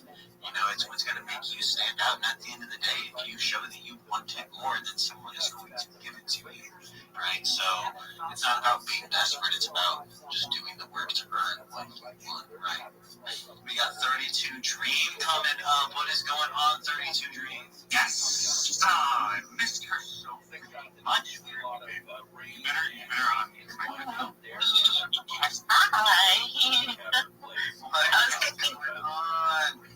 I was taking a nap. I've had a really bad headache today. Oh, did you take some medicine, take a nap, so you feel better now? Yeah, I'm feeling totally fine. Good, yeah. Feeling fine. Just some electrolytes and a little bit of sleep for help. Yeah, I'm just grinding way too damn much in spaces. The other day I think it was 16 hours. Wait, never grind too hard. What am I saying? Max. What? Oh yeah, Tax. I mean, you can't, there is overworking yourself, But hopefully we can make enough money to deal with those problems later. Yeah. The other day I did do some art. Well, actually, I did this art piece a long time ago, but I've been messing around with Rock, and so I made a video of it, and I used other apps to make the video, so you guys should go check it out. It came out a week ago. Yeah, if you want to put one of your posts up on the Jumbotron too, get some love while you're here, guys. We love 32 Dream. Literally, the Big Steppers would not be able to function the same without her. She is constantly giving us love, constantly giving us support. She is in every single person's space, and now she's hosting her own. So make sure that you give her a follow and definitely turn those noties on, because she definitely brings in the female crowd.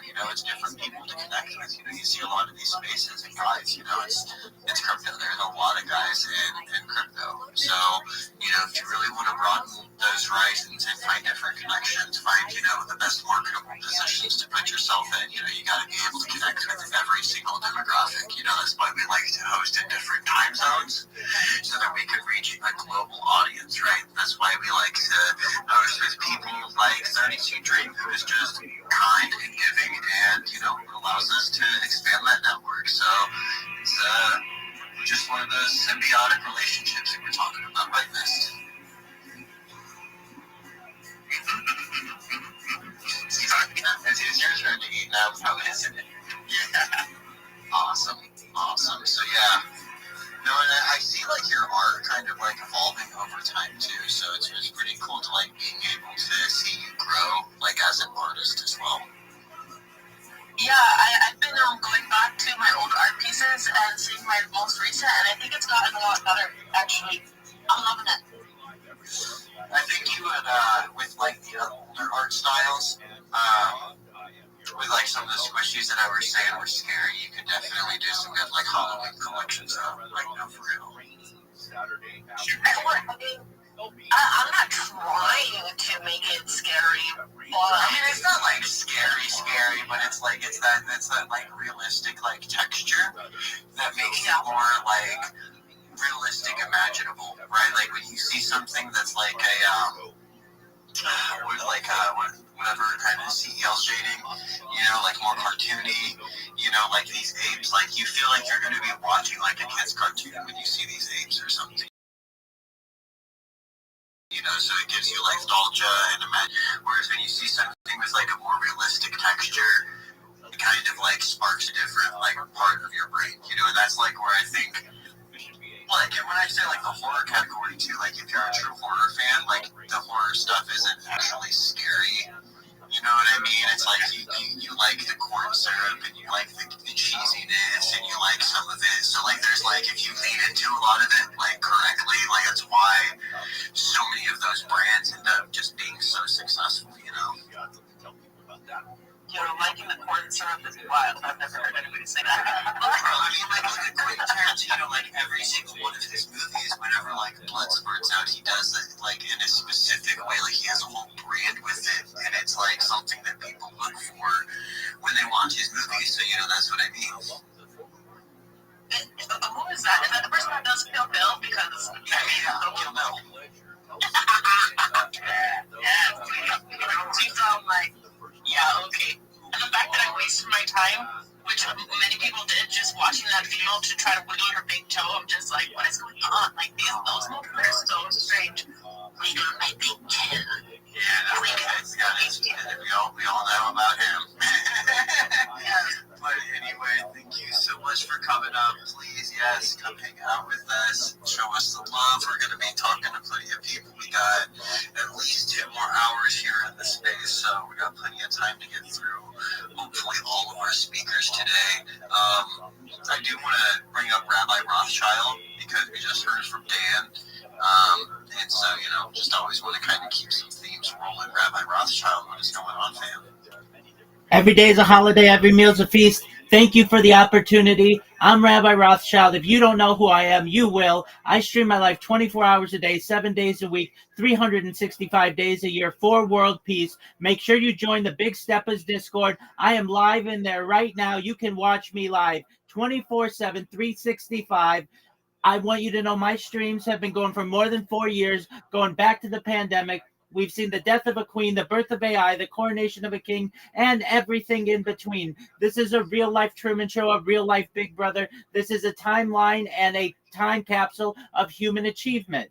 In the 1990s, Bill Gates coined the phrase content is king, and I'm making it true today. I'm king of the internet. This is the biggest event in global history, and here's why. In 2018, The Economist magazine stated that data had overtaken petroleum as Earth's #1 resource, and I have more data archived than any single individual in global history, which is making me an extremely influential person. I'm going to go viral, and when I do, I want to make you, your friends, your family, all independently wealthy if you're not already. I want to ensure that you have generational wealth if you don't already, and I want you to be able to start charities and philanthropic organizations of your own. I'm unlike any influencer you're ever going to meet. I'm not live on 1 YouTube stream nor 2 YouTube streams.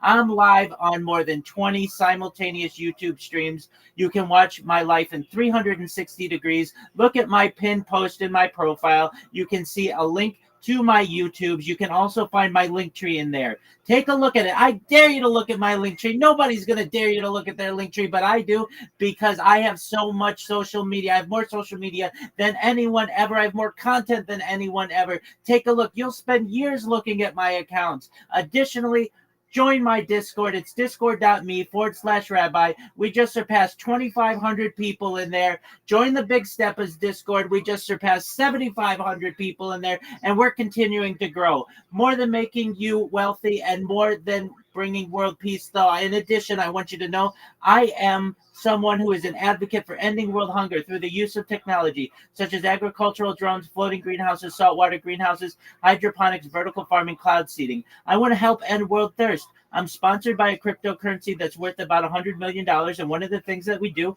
is we build wells and water towers in developing nations such as Nigeria for the benefit of the less fortunate. I'm an advocate for the Life Straw program and, most importantly, desalination technology, where we pump our seawater onto land to make it drinkable. If you're a reply guy, if you are a social media marketer, if you're a shiller, if you are a raider, and you want help getting more business, come to my Discord. All of my advice is free. My strategies are free. You're never going to pay anything when you work with me. I want to make sure that you're more successful and that you get more business. Send me a follow. I will follow you back. Send me a DM. I'll give you the strategy. But most importantly, I want you to know that I'm here to support you both personally and professionally. I'm here to be a positive person in your world. I'm here to have an optimistic view on the future, and most importantly, I want to give people hope. And with that, I sincerely want to thank you for the opportunity to share. Boom. No, absolutely. We always love hearing what you have to say. Love your presence in this. Definitely. I'll be there in a second. Provide more color, to the environment. So it's nice to have that diversity. I'll be there in a second. Cool. Just gets people involved and interested in different things, So thank you so much for coming on, everybody. Show Rabbi some love. Give him a follow. Go check out his Discord. Go check out the Big Step's Discord. Like he said, we are exponentially expanding every single day. So that's what we got to do is just lock in and keep going. Like I said, it's weekend. Other people are. I'll be there in just 1 second. And here we are just doing what it takes to get ahead. So, guys, the world is crazy right now, and the world is always crazy. I'll be with you in just 1 second. But right now is one of the craziest times that we could be alive. So we locking in now so that we have a better future through actual change and, exchanging interactions with one another. Welcome, Pablo. Welcome, Pix Puto. I'll be with you in just a second. Let him just finish. I'll talk to you. What we have to be doing, That being said, we got our good friend Mr. Digit up here. What is going on, bro? What is going on? I'm really just dealing with the coldness right now. How my voice sounds like it's not even here, but I'm here. I'm showing up. I'm active every single fucking minute. But this is how it is. Okay. Pablo, can you hear me? Pix Crypto, can you hear me? Pixipo. Pix P10. Can you hear me? Excellent. You want to make more money, I take it, right?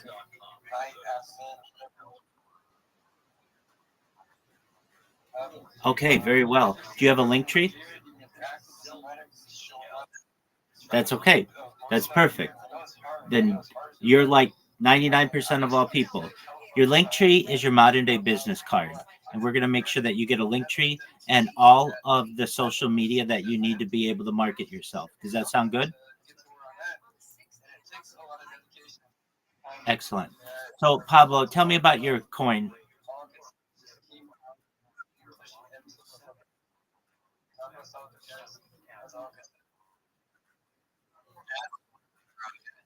Just come hang out for a while, get some and just.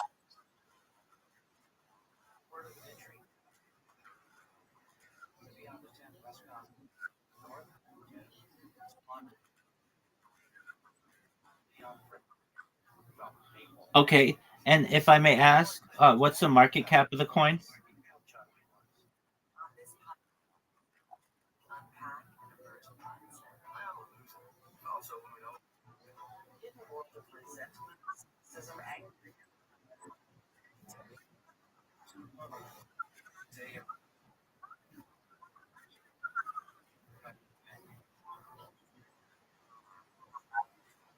Excellent. Okay.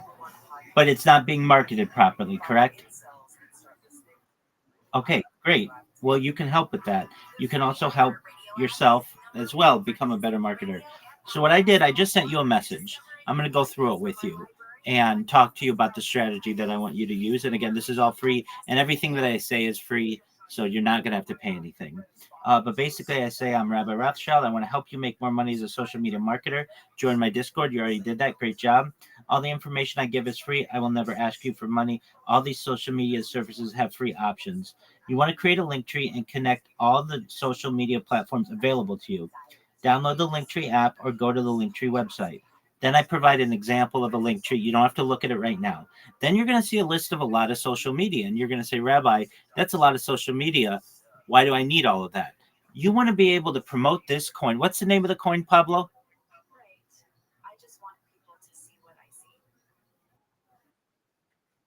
Beautiful coin. So you want to promote the America First coin in as many places that you can for free so that it doesn't cost you guys anything. So that when someone types America First coin, you show up first in Google, you show up first on YouTube, you show up first in TikTok and in Instagram. That's your goal, right? Excellent. All right. So this strategy is going to help you with that. So what you're going to do is you're going to create, if I were you, I would do this both for the America First coin, and I would do it for yourself as well. If you only want to do it for America First, I understand that though. So what you're going to do is you're going to create a link tree for America First. Then what you're going to do is you're going to put any social media that America First coin has. Does America First have an X?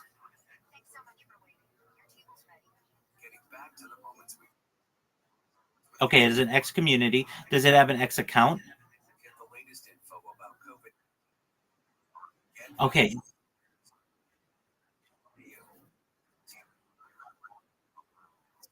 Exactly. And you don't want people to get confused. So you've got to get your America First X account. I know you have a community and that's great, but there's already confusion. You got to knock that other one out of the blow them out of the water. So you create an X you create an X account for America First. Do you have a YouTube account for America First or any other social media aside from the community? Okay. Oh, okay. Absolutely. Okay, great. I mean, that's the perfect time to do it. So what you want to do is you want to create a Gmail for America First Coin. You want to create a YouTube for America First Coin. You want to create a TikTok for America First Coin. You want, whenever anybody types America First Coin in the search engine, you want your project to show up number one and not this other America First Coin. Okay, so you're going to create America First Coin on all the different social media, especially the big ones. But in addition, you don't want somebody impersonating your coin either. So you want to get it on about the top 30 platforms that you can. Then what the plan is we're going to put, you're going to come to me. I'm always live. We're going to look at your link tree. Once it looks good, we're going to put content on it. So you may have some content that you already have, but you may not have much more than that. We're going to go to Grok. We're going to use AI to make videos that say, buy America First coin. It's the best coin. America's the best country. This is what you want to invest in, reinvest in your country, reinvest in your future. Something like that. Right, Pablo? Excellent. Then what we're going to do, once we get content, we're going to put it across all of the platforms. So whenever anybody types America First Coin, not only do your account show up number one, but the content shows up number one. And we're going to push people to buy it. So is it available on Pump Fund or where's it available? Where do I buy it?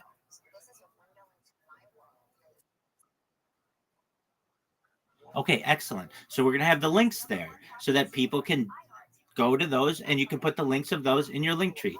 Then what we're going to do is we are going to also, if you want, we can teach you how to make memes if you don't already. You may say, why do I need to learn how to make memes?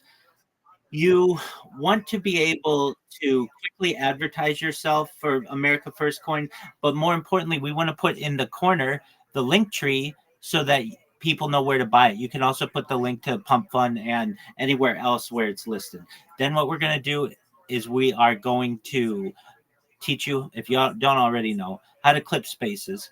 And the reason why we want you to clip spaces is because some of these spaces get really big with these big influencers, and we're going to tag them and we're going to say, hey, buy America First Coin. Here's some alpha. It may be when you shill. Now, the most important part is your sales pitch, is your elevator pitch, is your shill. So we, within a few days or so, I mean, I'm sure I already talked with you. I can tell you're a confident individual. You can talk about this coin, but you got to get the shill down to a 30-second pitch, a 60-second pitch, and about a 3-minute pitch. And then what you're going to do is you're going to start going to these shill and chills, but also there are a lot of very patriotic Twitter spaces that you're going to want to promote this coin in. And you just ask nicely, do you mind if I share my project with you? It's about America First. Most of these patriotic spaces will give you the opportunity depending on how much time they have. And you're going to say, thank you for the opportunity. I'm Pablo. I'm a spokesperson for the America First coin. The America First coin is the best cryptocurrency in the world because it does just what its name says. It puts America first. And we need something to get America back to its once former glory. We want to make sure it surpasses any expectations that not only we have as a country, but what the world expects from the United States. And when you buy the America First coin, you can purchase it on Pump Fund and these other channels. You are reinvesting in not just our country, but in our people and the confidence that you have in your patriotism. You can find out more about the coin at our link tree, which is linktree.com/America First. I want you to know that you can reach out to me with all my social media on Linktree. And finally, you should know that my DMs are open. If you have any questions, I'll answer your questions immediately. You follow me, I'll follow you back. I want to connect with you. I want to connect with like-minded individuals. I want patriots to be raising the banner for this coin because this is potentially one of our last opportunities to be able to declare our independence from fiat currencies and take our country back. You want to be able to say something like that, right? Exactly. So that's what you're going to do. And like, that's the plan. Now, you may say, all right, Rabbi, well, it seems like a lot of social media. Do I really need it all? And absolutely, because you've already got competition. So you don't want people impersonating you. You don't want somebody saying, hey, I bought $100 with America First coin and they bought the wrong one. So you've got to make sure all your channels are focused on your coin and also that you dominate any impersonators that you have. But that's the basic plan. You've got a message for me that lays this out, basically the social media that you need. And it's just on you to create it and then promote America First coin. And you come back in here. I've got a network of people with whom I can help you to be able to get this out. But where you're going to be able to diversify yourself is in Twitter spaces. Most coins don't have that patriotic lean. It's just like a dog. Nobody cares about that, or a cat. Nobody cares about that. But yours is reinvesting in the country. And that gives you a huge opportunity, especially in many of these America First spaces and these patriotic spaces, for you to be able to convey to the populations that are listening to this why your coin's the best. So that's a basic breakdown. Pablo, how's that sound?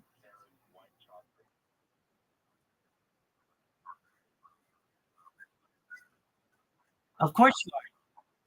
Of course you are. You launched your coin today. It's going to be a hectic day. 100%. And the thing that you want to do, like I said, you get your link tree. Your link tree is your business card.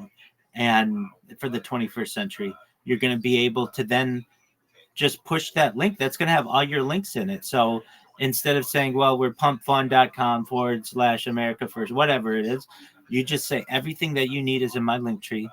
If you have any questions, feel free to reach out to me. I'm always here for you. And the coin's going to sell itself.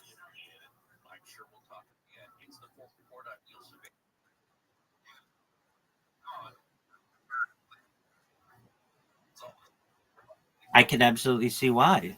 It's got it's got an excellent start, and you want to keep that momentum going. So this is what you do, and you're going to be able to create all those videos on Grok in about 10 minutes. You'll be able to create 10 videos. Excellent. That's wonderful. Now, the memes that you create, do you put your link tree in there or any website or anything?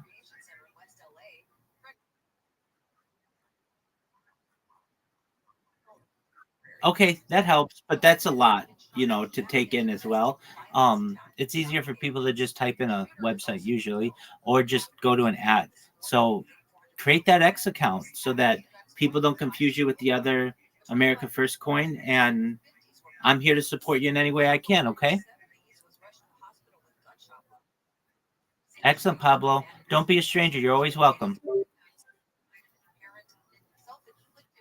You're good, Pablo. I was just saying, don't be a stranger. You're always welcome. Take care, my friend.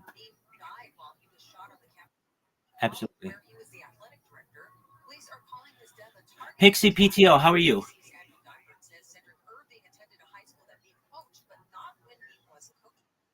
I'm amazing. How are you?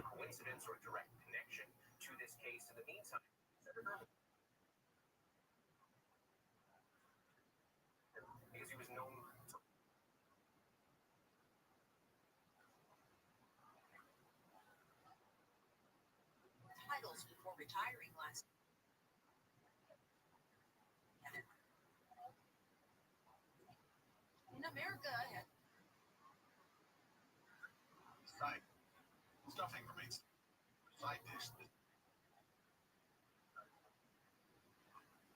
locked in this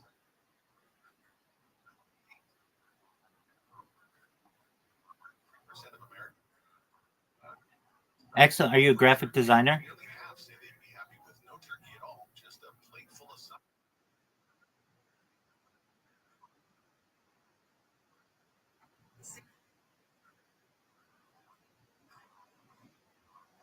Okay. And you want more business, right? Excellent. Okay. So, very similar to what I said to Pablo, look at your direct messages. I just sent them to you, and we're going to go through your strategy. And I'm going to make you a very well known artist. Okay.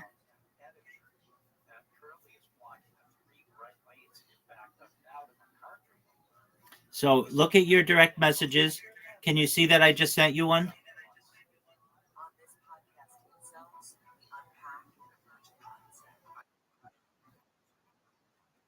Okay, yeah, check your direct messages in Discord.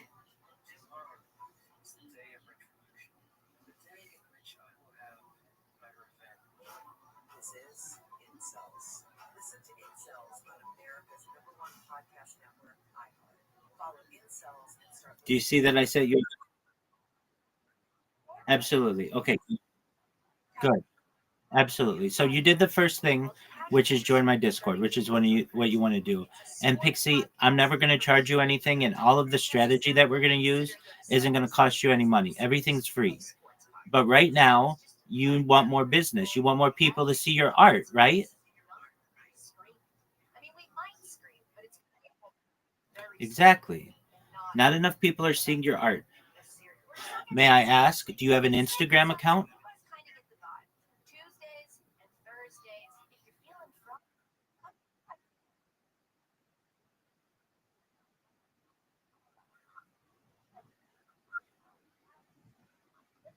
Okay. Well, if you're in Africa or Nigeria specifically, all the people who I work with there are able to get through that. So you should be able to as well. So Instagram's the primary image sharing app in the world. And if you don't have an Instagram and you're an artist, you're behind the eight ball. You're you've got a big lift.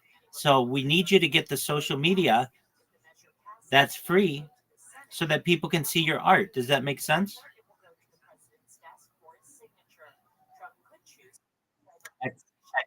Excellent. Okay, so what you're going to do first, and all of this is in that message that I sent you, is you're going to create a link tree. A link tree is your 21st century business card. You know what a business card is, right? Pixie PTO? Or no? It's like a card that business people hand out, number and address on it. Exactly. Well, this is the 21st century's version of this, where you have all your social media on one link and you can allow people to view all of your art from that link tree. So you're going to create a link tree. You're going to create a Gmail for yourself, like a business, because you're a business. I know you consider yourself an artist, and that's fine, but artists are business people as well. Now, is your primary goal, Pixie PTO, for people to buy your artwork? Like, what kind of art do you have? Is it pictures, paintings, sculpture? What is it?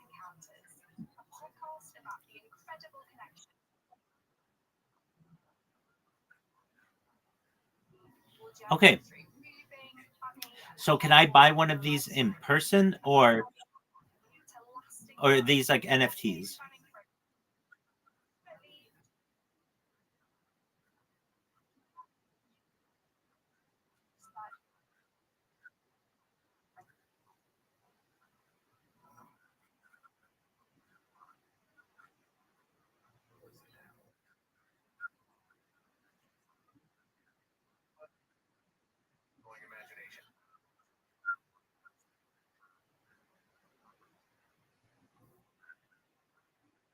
Absolutely, and we're going to help you with that in multiple ways. So what you want to do is you're going to create your link tree. Then you're going to create a Gmail for yourself. I don't know what you call yourself, but we'll just say Pixie PTO Art. That's the name of your business. Then we're going to make sure you have a YouTube. You create a YouTube. You're going to say, Rabbi, I don't do video, and I understand. But with AI, we can take your digital art and make it into a video and make it really, really cool so that your art comes alive and you play music over it and it brings people into your art. And you're going to say, but my art is not video, and I understand. But you have to understand that the world is moving towards video, and you want to take your art, which is your creation, and allow people to be able to view it in different ways. So we're going to create video with your art. We're going to upload your art to TikTok. You're going to create a TikTok account and an Instagram account. You're going to create a Facebook business account. You're going to create an Imager account. Imager is one of the biggest image sharing apps in the world, as is Flickr, as is Pinterest. You're going to put all your art, as much of it as you can, so that people can see it. Right now, your art is basically stuck inside your computer or your device and in your mind. You want to share that with the world, right, Pixie PTO?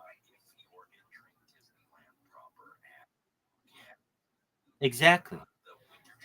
The more ways that you can give people to be able to view your art, the more people are going to want to tell you, you're doing an excellent job, and I want to work with you, and I want you to help my project, and I want you to do graphic design for me, and I want you to be part of the core of our team. And that's your goal, correct, Pixie?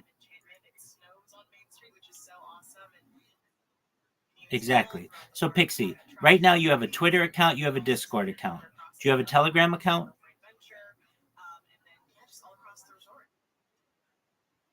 Okay, excellent. So I want you to imagine your goal as being a well-known artist, a successful artist, is like digging for gold. And right now you're digging for gold with maybe 3 different shovels. That would be Twitter's one of your shovels, Discord's one of your shovels, and Telegram's one of your shovels. But you're not using the big shovels that are made for artists like Instagram, like TikTok, like YouTube, like Imager, like Pinterest. So what you need to do is get those big shovels, and it's free. So what you're going to do is you're going to register for these different social media accounts, and I've listed them there for you. And I know what you're going to say. Well, Rabbi, that's a lot of social media accounts to create. Do I really need that many? And my question to you is this: they're free. There are more opportunities for you to be able to get business. Whenever anybody messages you on one of these, it's going to send you an email so that you're going to be able to get to people, and you never have to do this again. You do it one time, and then the accounts are there. Then people follow you. Then people are going to view your art. Right now, they're not viewing your art because they have no way of doing it. So I know it seems like a lot, but you can do this over the course of 1 or 2 days, and you could really do it over the course of a few hours. So what you're going to do is you're going to create these accounts. Then what we're going to do, Pixie, you're going to come back to me. You're going to say, Rabbi, I linked all these accounts to my link tree. I'm going to look at your link tree. I'm going to say, this is good, or you need to fix this before you move on. Once you do that, we're going to optimize the accounts. We're going to make sure people know what you do, that you're an artist, that you're a project promoter, that you're a Web3 marketer, and to be able to connect with you. Then what we're going to do is we're going to optimize your profile picture, and we're going to put content on your social media platforms. What does that mean? We're going to take these videos that I talked about, and we're going to put them up in different places. We're going to take your artwork, your digital artwork, the actual artwork, and we're going to put it on the different image sharing websites so people can see it. So that if you meet somebody in real life or on the internet, and they say, how do I see your art? You can say, just go to my Instagram. It's on my link tree. Or go to my Imager. It's on my link tree. Or go to my Pinterest. It's on my link tree. And people can view it in any way they're comfortable. Additionally, people are going to see your art on these different platforms, and they're going to reach out to you, and they're going to send you DMs, and they're going to say, Pixie PTO, that is really beautiful. Can you do this for my girlfriend? Or can you do this for my project? And you're going to say yes or no, and I'm going to charge you XYZ. That's all up to you. Then what we're going to do is we're going to teach you how to make memes. You're an artist. You should be really good at making memes, but if you're not, that's fine. We're going to use meme generators, and you're going to promote yourself using these memes, and I'll show you how to do that. A lot of it has to do with just putting your name on the meme so that people share it and they know who came up with this creative idea. Then what we're going to do is I'm going to teach you how to clip people's spaces so that when people have art share spaces or they say something interesting in the space, you clip them and you tag the host, and that's going to get you on their radar because you're going to be seen as somebody who's not just a regular reply guy and not just a regular raider. You're someone who's smarter than that, and that you wanted their important information to be preserved and you wanted to share it with them. Then what we're going to do is we're going to teach you how to promote yourself, and that's really important. So you're going to be able to go into these Twitter spaces, and you're going to sound not exactly like I do, but you're going to sound somewhat like I do. You're knowledgeable in what you do. You're excited. You sound like you are professional, and you're going to get people interested in what you do. And you're going to have a 30-second elevator pitch, a 60-second elevator pitch, and a 3-minute elevator pitch. So that if a given host gives you 30 seconds, you're able to tell people, hi, everybody. I wanted you to know that I'm Pixie PTO and I'm a digital artist. I have an NFT collection. You can find all of my work in linktree.com/Pixie PTO, and my DMs are open to be able to collaborate. But if they give you more time, you're going to say, GM, everybody, I'm Pixie PTO. I wanted you to know that I am the best digital artist with whom you could want to partner, and here's why. I have some of the most beautiful, diverse, exciting art that you're ever going to see, and you can find it all on my link tree, which is Pixie PTO. Linktree.com/Pixie PTO. You can find my Instagram there. You can find my Pinterest there. You can find my Imager there. You can find my Reddit there. I even bring my art to life through video, which you can see on Rumble and YouTube, and you can see on TikTok and Instagram. And I want you to know that in addition to being a digital artist, I am a marketing consultant as well. And I would love to be able to work with you and promote your art or your project or your cryptocurrency, your NFT on my social media platform. And I'd also want you to know that when you create some kind of content, I'm going to take that content and I'm going to put it across my wide array of social media. So you're going to get, instead of just a comment of GM and a like and a repost like most reply guys, you're going to get me taking your content, putting it on my YouTube account, my Instagram account, my TikTok account, of course, my Twitter account, my Reddit account, my Imager account, my Pinterest account, and 30 other in total social media platforms, which means you're going to get 30 times the interactions to your project. You're going to get 30 times more DMs, 30 times more people looking at your art, 30 times more people who are getting impressions from your project, 30 times more people buying your NFT, and 30 times more people buying your cryptocurrency. And the best part of it is I charge exactly what my competition charges, except they're going to promote you on one social media platform, and I'm going to promote you 30 times better on all of my social media accounts. That's why you want to partner with me. Feel free to drop me a DM. I want to start working with you today. That's what you want to be able to say, right, Pixie PTO?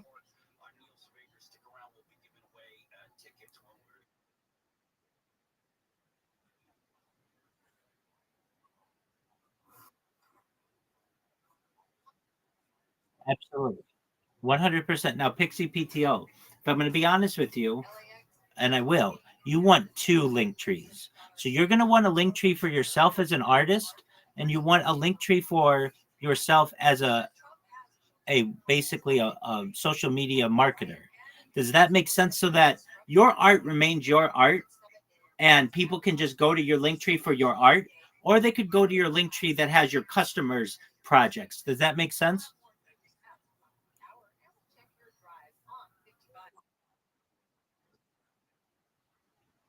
Yeah. So you'd have linktree.com/pixie art, which is your art. Those are your NFTs. That's your digital art that you create for yourself. Okay. Meaning, if I want to see your art, I need a place that I can go just to see your art and nobody else's. And then what I would have is another Linktree account with all the different social media for when you want to market somebody else's project. Does that make sense? If it doesn't, that's okay. Exactly. Exactly. So that your Pixie PTO art account is just your art. If I want to see what you've created yourself, I can see all of it there. I can see your YouTube. I can see your Instagram. I can see your TikTok and everything. But if I'm an artist and I want to hire you to help market me, I can go to your other Linktree account. Maybe it's Pixie PTO Media, and see what you've promoted for all of your customers and clients, so that I know where you're going to promote my art when I pay you to work with you. So I could see what you do as an artist on one link tree and what you do for customers on another. Does that make sense?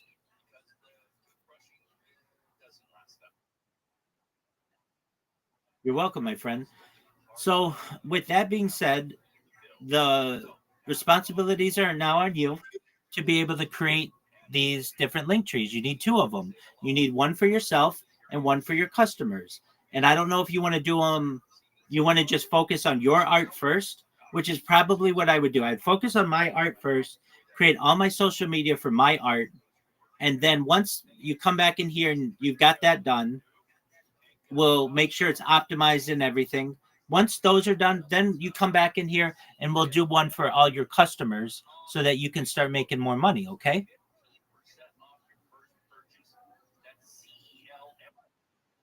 You're welcome, Pixie PTO. So with that, you know what to do, right? You've got to create 2 different Linktree accounts, but start with one and we'll work from there. Okay.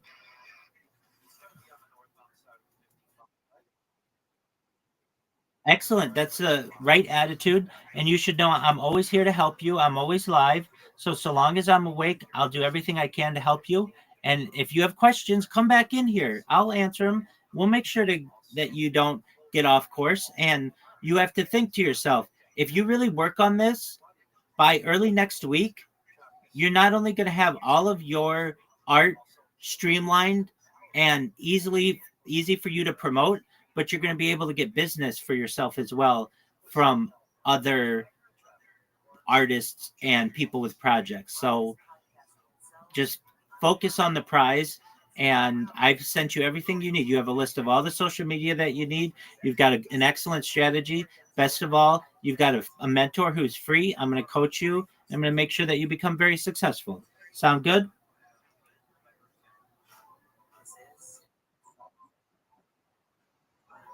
Excellent. All right. So I'll see you perhaps tomorrow or the next day. You keep me updated. And then when you're all done, send me your Linktree link and we'll look it over. Okay. Excellent. Take care, my friend. Pleasure to meet you.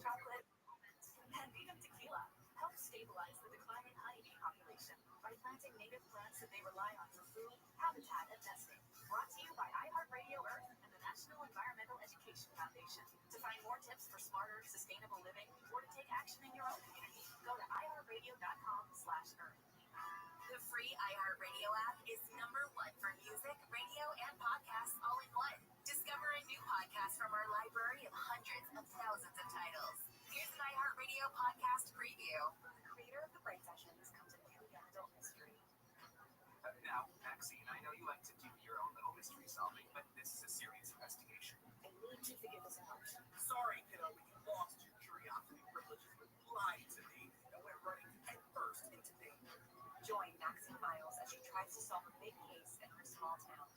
About an hour ago, we discovered that Riley Stevens has gone missing. You think you're going to find Riley before the sheriff and Community Watch does? Whoever took Riley, whoever he's running for, it'll all be over tonight. I mean, you're acting like this is entirely your problem to fix. It's not even a problem you can fix. And I don't find him saying something much worse could happen. But why does it have to be you? Because as we've established, we don't know who we can trust. Riley! Pay close attention to the clues, because when it's time to solve the case, it's up to you. I think I know what happened. Listen to Max Miles on the iHeartRadio app, or wherever you get your favorite shows. The iHeartRadio app, #1 for music, radio, and podcasts, all in one app. Find your iHeartRadio everywhere. There are hundreds of ways to experience iHeartRadio at home and on the go, beyond the iPhone and Android app, and at iHeartRadio.com. Here's another way to connect to iHeartRadio. Amazon Fire TV supports iHeartRadio with a beautiful big screen display while you enjoy your favorite music, radio stations, and podcasts. Make sure you link your iHeartRadio account and use voice controls for easy navigation between content on iHeartRadio. iHeartRadio on the big screen is easy to control from the remote or with voice controls, and it provides large cover art on the screen and can sync with your iHeartRadio account for seamless listening between your devices. Your iHeartRadio music, radio stations, and podcasts now on your big screen TV, Amazon Fire TV, and the Fire Cube. Check it out for free now. iHeartRadio. Anywhere you want to listen, iHeartRadio is there. iHeartRadio. In the history of cinema, few films have been as successful as The Godfather. Francis Ford Coppola's gangster epic set a new standard, not just for movies about the mafia, but for movies in general. Although, if you talk to the people who made it, The Godfather's prospects for success were far from assured. In fact, before its release, they were pretty bleak. They said, we're finished, this is over. The movie's not going to work. You gotta get rid of those guys. It's sad. Leave the Gun, Take the Cannoli.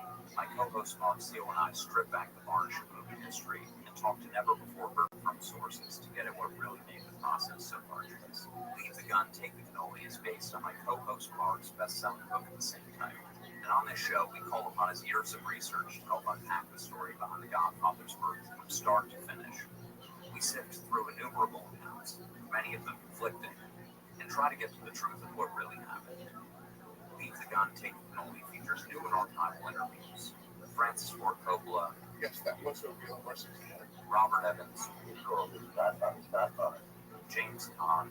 To me, what's covered next? Successful like that. Boy, show up and drive around a lot. Al Ruddy. I said, I got a call from these Italian guys. They was in a lot of trouble. Talia Shire. Everything was a very arduous chess game. And many others.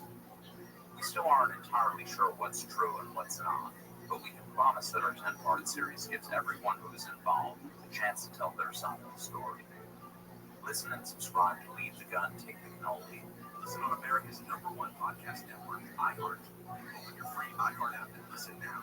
iHeartRadio Earth is here with little tips for a healthier planet. Farming meat accounts for 14% of global greenhouse gas emissions, the same as all modes of transportation combined. Help reduce the impact your meals have on the environment by going meatless 1 day a week. When we all chip in, our world becomes a better place. Brought to you by iHeartRadio Earth and the National Environmental Education Foundation. To find more tips for smarter, sustainable living, or to take action in your own community, go to iHeartRadio.com/earth. Radio, AMI, AM 640, for stimulating talk.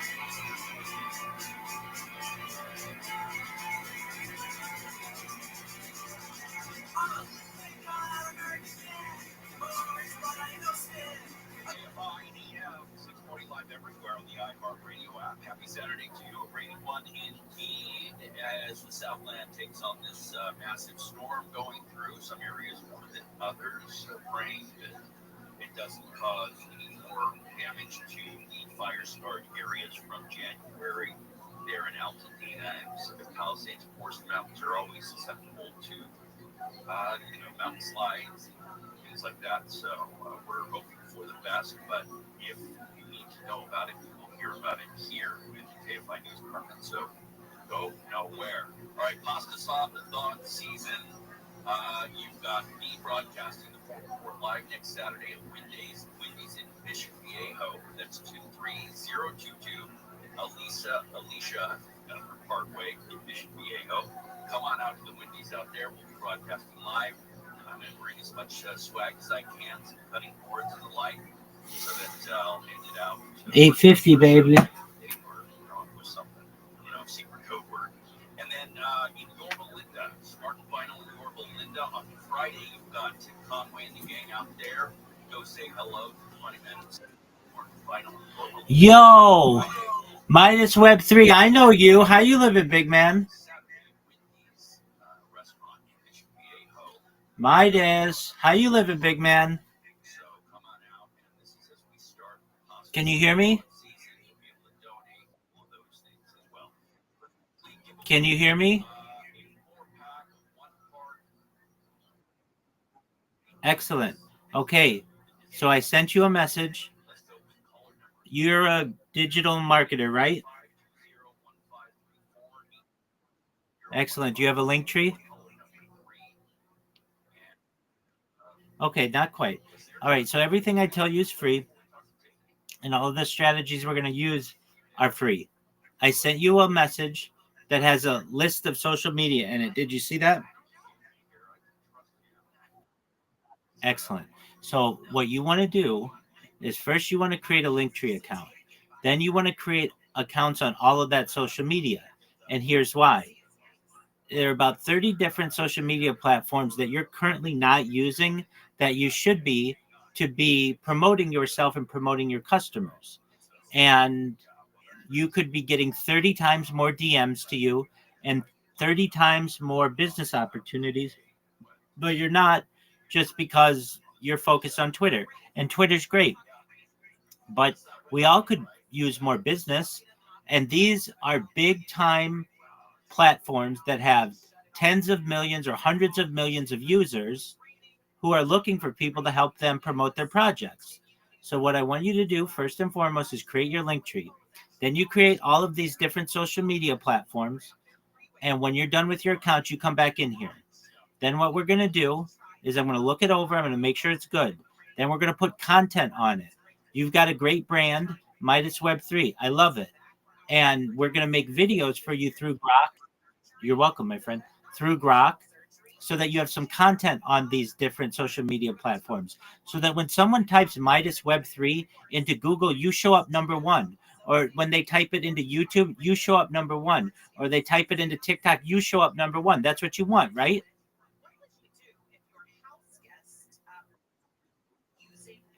That's correct. That's what you want? Exactly. Then what we're going to do, we're going to optimize your accounts. We're going to make sure the profiles are built out. And we are going to optimize your profile pictures on all of the different platforms. Then what I'm going to do, I'm going to teach you how to make memes and to market yourself with memes. I'm going to teach you how to clip people's spaces and market yourself and essentially get well known in these different communities with the hosts. Then what we're going to do is we're going to work on your elevator pitch. I'm sure that your elevator pitch perhaps sounds something like this. GM everybody, GM to the host, GM to the co-host, GM to the speakers, GM to the audience. My name is Midas Web 3. How are you all today? I hope you are doing good. I am a Web 3 marketer. I want you to know that I want to work with you on a project. I hope you're doing okay. If you want to work with me and you have a job to give me, you can DM me. And that's fine. At least you're getting your name out there. That's great. But I want you to have passion behind what you say. I want you to be able to say, GM everyone, I'm Midas Web 3 and I'm the best social media marketer in Web 3. And here's why. When my competition is just a reply guy who is liking your content, they are replying to your post GM and they are reposting it. I'm not just going to do that with my entire team that I have behind me, but I'm going to take your content and I'm going to put it on all my different social media. I'm going to make sure that you show up number one in Google, the number one website in the world. I'm going to make sure that we make content for you on YouTube, the number two website in the world. I'm going to make sure people know about you on Facebook, the number three website in the world. I'm going to make sure that everyone knows about your project on all of my 30 different social media accounts. That means you're going to get 30 times more DMs in your inbox. You're going to get 30 times more impressions with your content. You're going to get 30 times more people buying your NFT. You're going to get 30 times more people buying your cryptocurrency. And the best part of it is this. I do it for the same price as all of my competition, yet I'm 30 times better, which means that you're never going to seek any other social media marketer once you meet me. I am the diamond in the rough that for which you've been looking. I will make sure that you are a repeat customer. I will go above and beyond to serve you in every aspect of our relationship. And I will make sure that you're so happy with me that you get me word of mouth business because your friends want to know how you were able to market yourself so well. What you should know is that my DMs are open. That's what you want to be able to say, right, Midas? Exactly. So it's going to first start with you creating your link tree and all that social media. And that is going to do three things for you. Firstly, it's going to give you 30 places for you to be able to get followers and to be able to promote yourself and just to get your name out there. Secondly, it's going to allow you 30 places to be able to promote your customers. And thirdly, it's going to make it more difficult to impersonate you.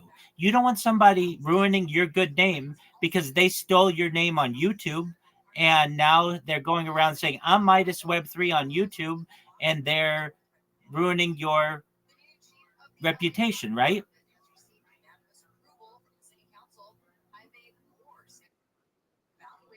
You don't want somebody to do that, right? Exactly. So what you're going to be able to do is say to your customers, when you work with me, I'm going to make you number one in Google. I'm going to make you number one in YouTube. I'm going to make you number one in TikTok and in Instagram and in Facebook and on Reddit and on Imager and on Pinterest. Everywhere you go, when you type in your project into a search engine, you're going to find my post for you there. And we're going to have a wonderful relationship, not just now, but into the future. That's what you want to be able to say, right, Midas? Exactly. Exactly. Okay, so what you're going to do is you're going to create your link tree. You're going to create all that social media. You're going to link it to your link tree. And then when you're done, you're going to come back in here and you're going to say, Rabbi, I'm done. Let's look at it. We'll make sure it looks good. We might make a few tweaks here or there. And then we'll move on to the next step. Does that sound like a plan? All right. All right, Midas. Of course. Of course it will. It might take you a few days to get all of these. I know I'm asking you to create a lot of accounts, but you've got to understand each one of these accounts takes between 5 and 10 minutes to make. So it's really just a few hours of work if you focus on it. And just know you don't have to download all of the apps. All you need to do is just go to the browser and you'll be able to get everything you need from the browser. Makes sense? Okay, excellent. Before you go, not everybody knows this, but you should, being in Web3, you know that you have a, a cryptocurrency seed phrase. You have that written down physically, right? Okay, so it's not just electronically saved, right? Wait, sure or yes? I have it written down. Okay, if you don't have it written down, the first thing I want you to do is write it down and keep it somewhere safe. Because if you break your phone or something happens, I don't want you losing access to your wallet. Secondly, when's the last time you backed up your phone?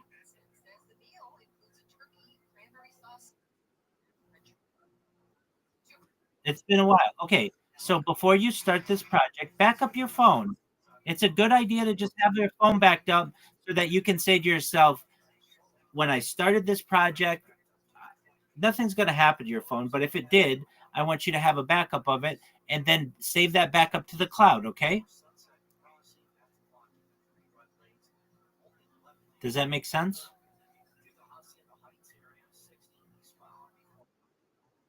Do you know how to do that or no? If you don't know how to do it, you know what ChatGPT is, Midas Web 3? Okay. So if you don't know what to do, put your phone model into ChatGPT and say, how do I back up my phone? And you want to back up your Google account and all that stuff. And then go ahead.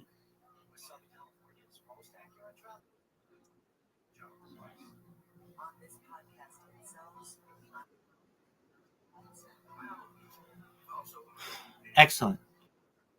Excellent. That doesn't have anything to do with the social media marketing of this, but it's good advice. Just before you start a big endeavor, make sure you have the backups of everything, and then you kind of start new. You know what I mean?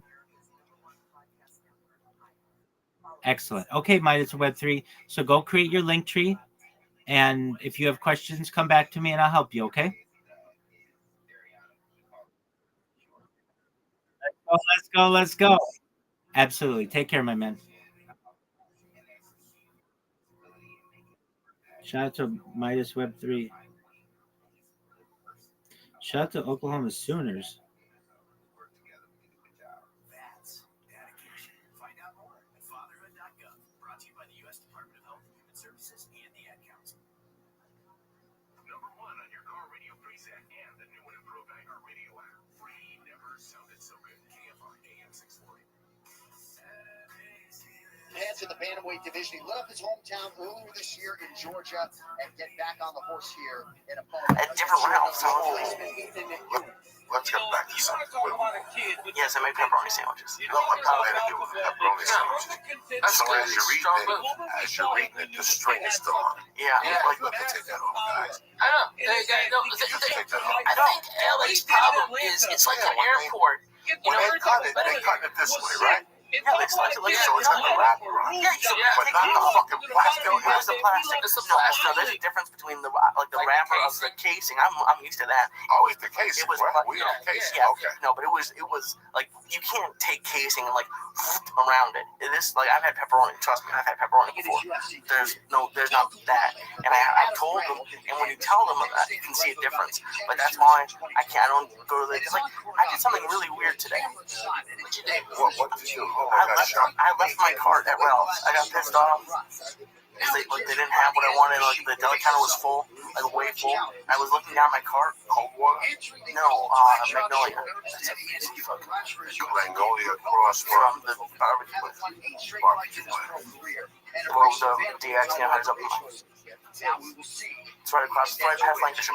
Oh, you got that? Hell, Yeah. why you go to that? It's right near where I go to. No, that's the worst one. Don't go to that one. That's why you get shitty cold cuts. They don't have good cold cuts there. They don't?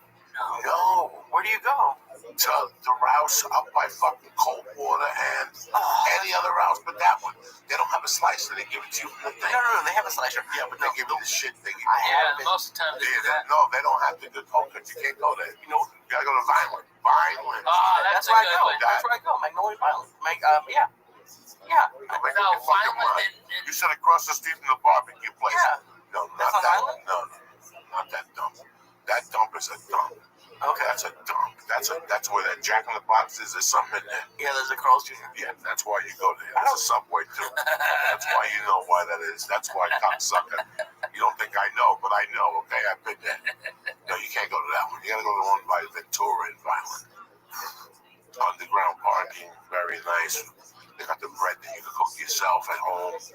That is. Yeah, what the fuck you think you're dealing with? You go to the worst. You even pick the worst supermarket. No, there's a worse one. There's one on Laurel Canyon and Victory where they don't have a deli counter. That one's scary. No. I went there once. It's the scariest place you can go to. What's the one? Used to be John's. It is. Oh, I live near that too. John's. Scary, all Russian-y. The one on Sunset. Out by the bird. Food for less? Oh, yeah. Oh, boy. I know. I wanted to go in there with fucking, like, a bunch of newspapers like I'm about to get shaked in the yard. We lived in Hollywood. My wife would go there. I go. Oh my God! If I go with you, right? Parking was scary. Everything was scary. One of the funniest jokes about that place is Felipe. Felipe goes, Fruitfulness is the only place you go in this drug dealers in the Almonds. Come here. Like this fucking. It is a fucking. How nice is Spoons? I'm missing. He just shot his CD in San Jose. Fucking so good. DVD in San Jose, whatever, special. He's fucking funny, man. Felipe's a great guy. He's doing a great podcast with, what's his I name? gotta get in on. With my brother Silent Bob. We have to get in here. I have to do his podcast. Oh, fuck yeah. What? Rodrigo Torres. Yeah, Rodrigo Torres. We have to do his podcast. I've just been so busy the last 2 fucking months. So, listen, we're still all here, Ralphie. I know. I just had Willie with me. Rogan's doing his thing. Fucking. Man, Joe's doing it big, man. Dan Cook is working. Fuck yeah. Duncan's working. Ari's working. We're still here. I guarantee that nobody pegged us to be here. No way. Josh Wolf was in Syracuse this week. He's working. I like Q's. Q's in the house. Oh my God. Q's in the house. Oh my God. We sit there. We were the original sunsetters. Yeah, man. Me, you, Wolf, Dougie. Yeah. Mitch Hedberg, Nick DiPaolo. Oh, man. That whole neighborhood was rocking. Dude, I just hung out with Dougie. He came and stayed with me, and Andy Andrus and fucking Junior Stopka. They all came and hung out at my house. Fucking hilarious. Those motherfuckers. Oh my God. Okay, if anybody out there is in entertainment, put a camera on those motherfuckers. They're all degenerates. They're all fucking weird, and they're extremely goddamn funny. And they brought over these singers, Bird Cloud, which are fucking hilarious. Google Washing My Big Old Pussy. Okay? Yeah, that's a real song. And they passed, one of them passed out on my couch, and my dog Biscuits went up and Facebooked her. Like, hey, something's wrong with your lipstick, let me touch it up. He had his little pinguita out. He's awesome. This is what I think you were there when I was talking about it. There is what baffles me. It baffles me. When you go on the road, you watch TV, then you're on the road. Yeah. You got magazine, 2 cents, you sit there, you look at the go box. And you put the fucking ESPN.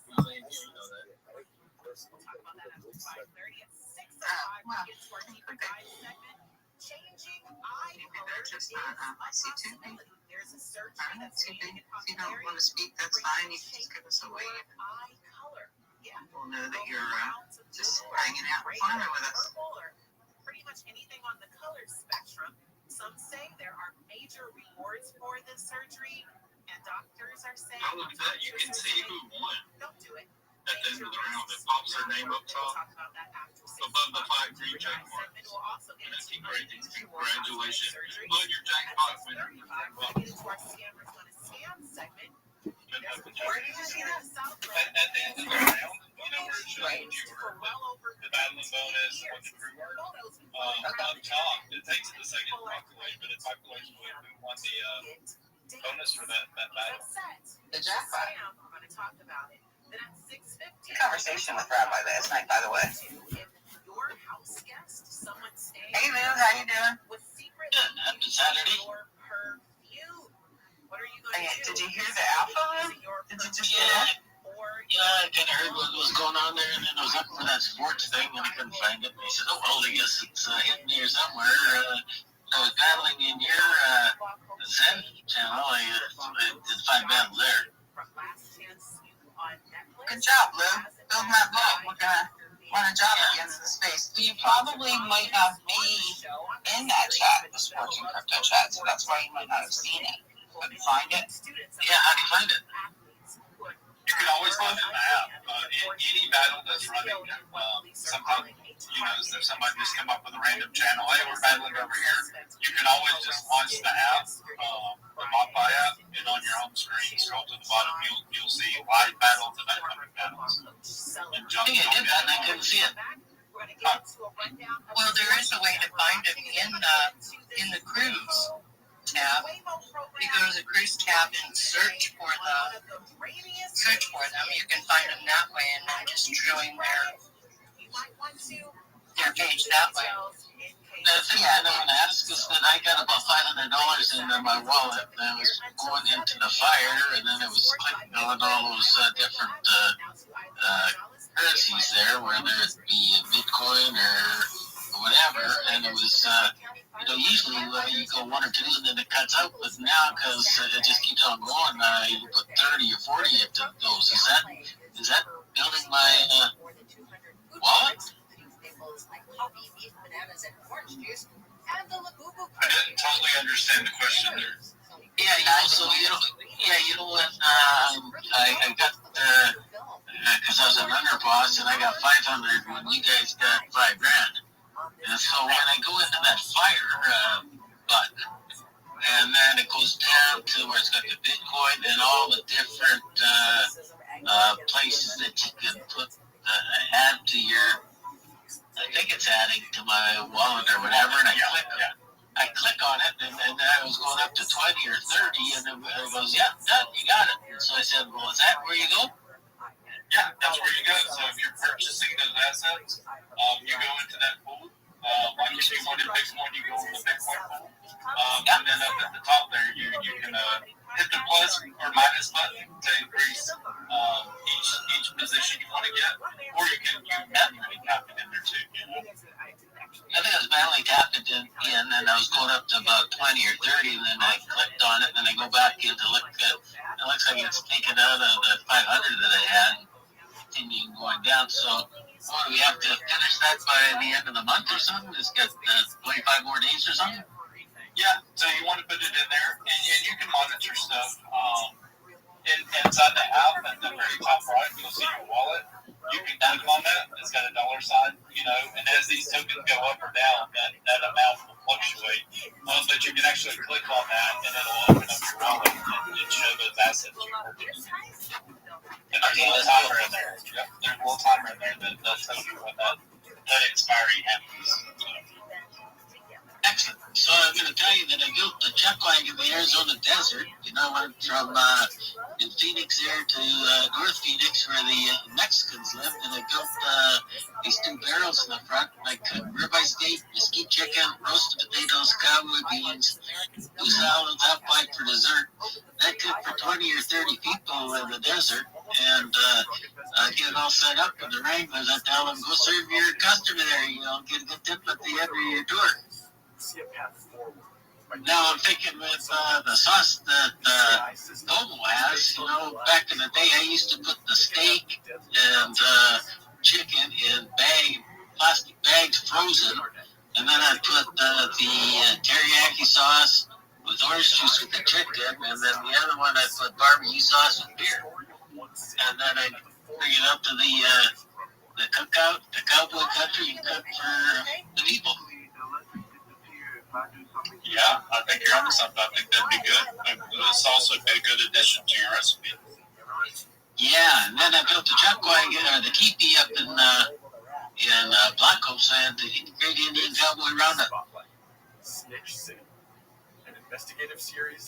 You go, you've done so many things.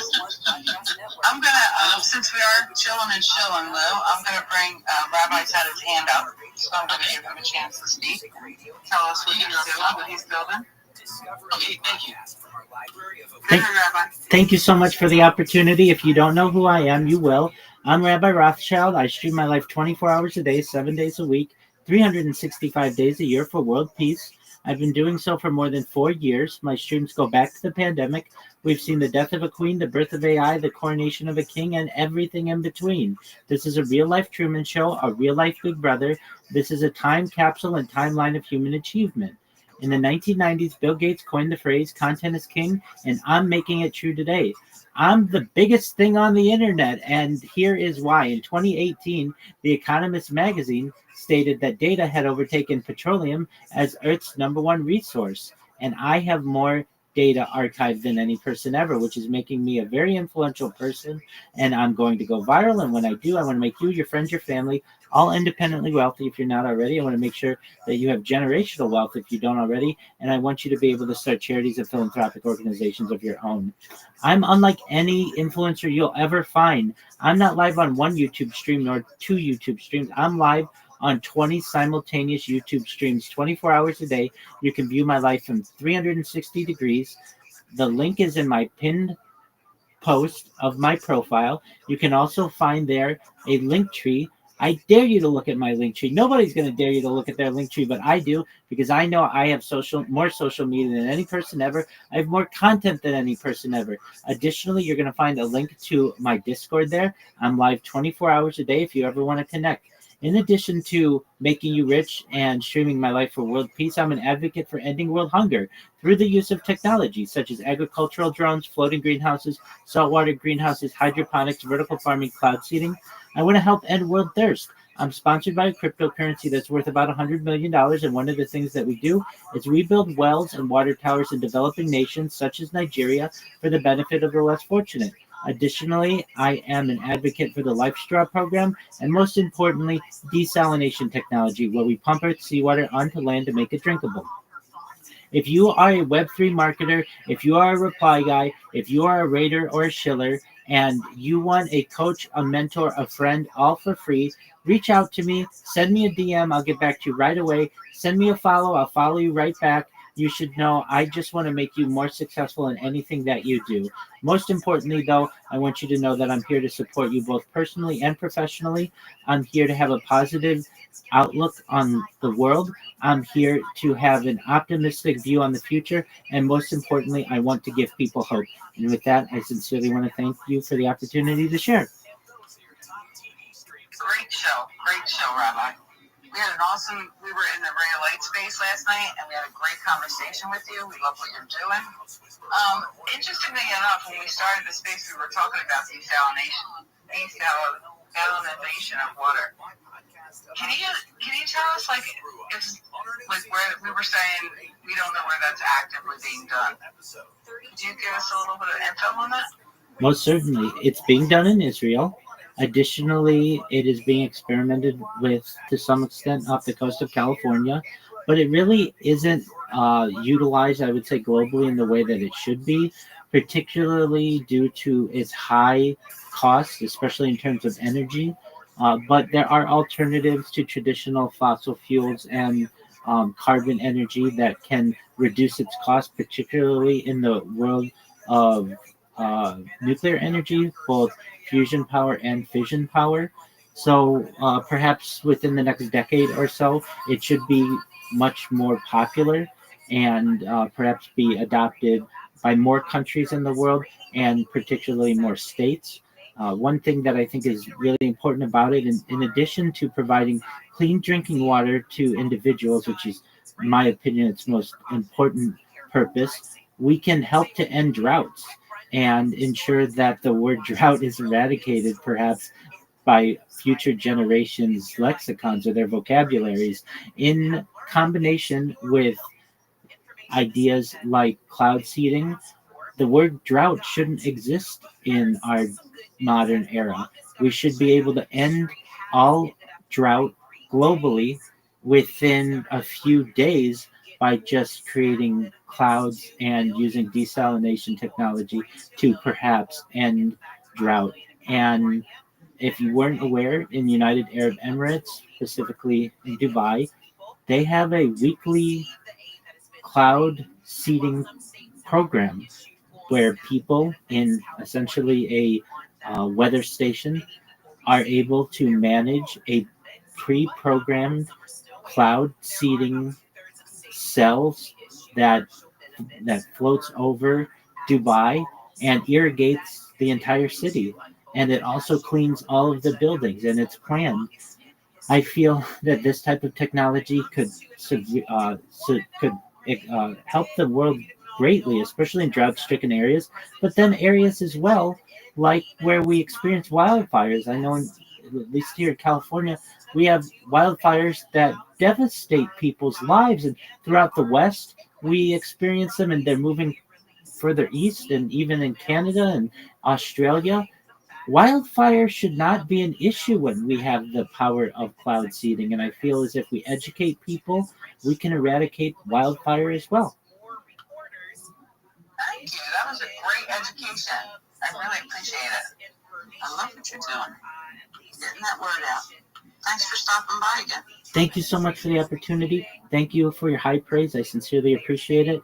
Thank you for the opportunity to share. I hope everyone has a great day. You as well. Thank you. See, Snoopy, we brought up the subject and Rabbi gave us answers.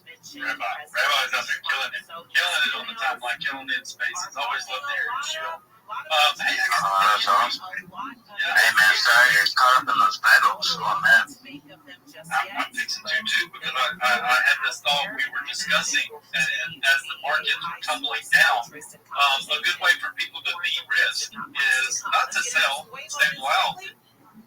Waymo, the autonomous ride-hailing company, has announced that it will begin offering rides on freeways for customers in Phoenix, San Francisco, and right here in Los Angeles starting today.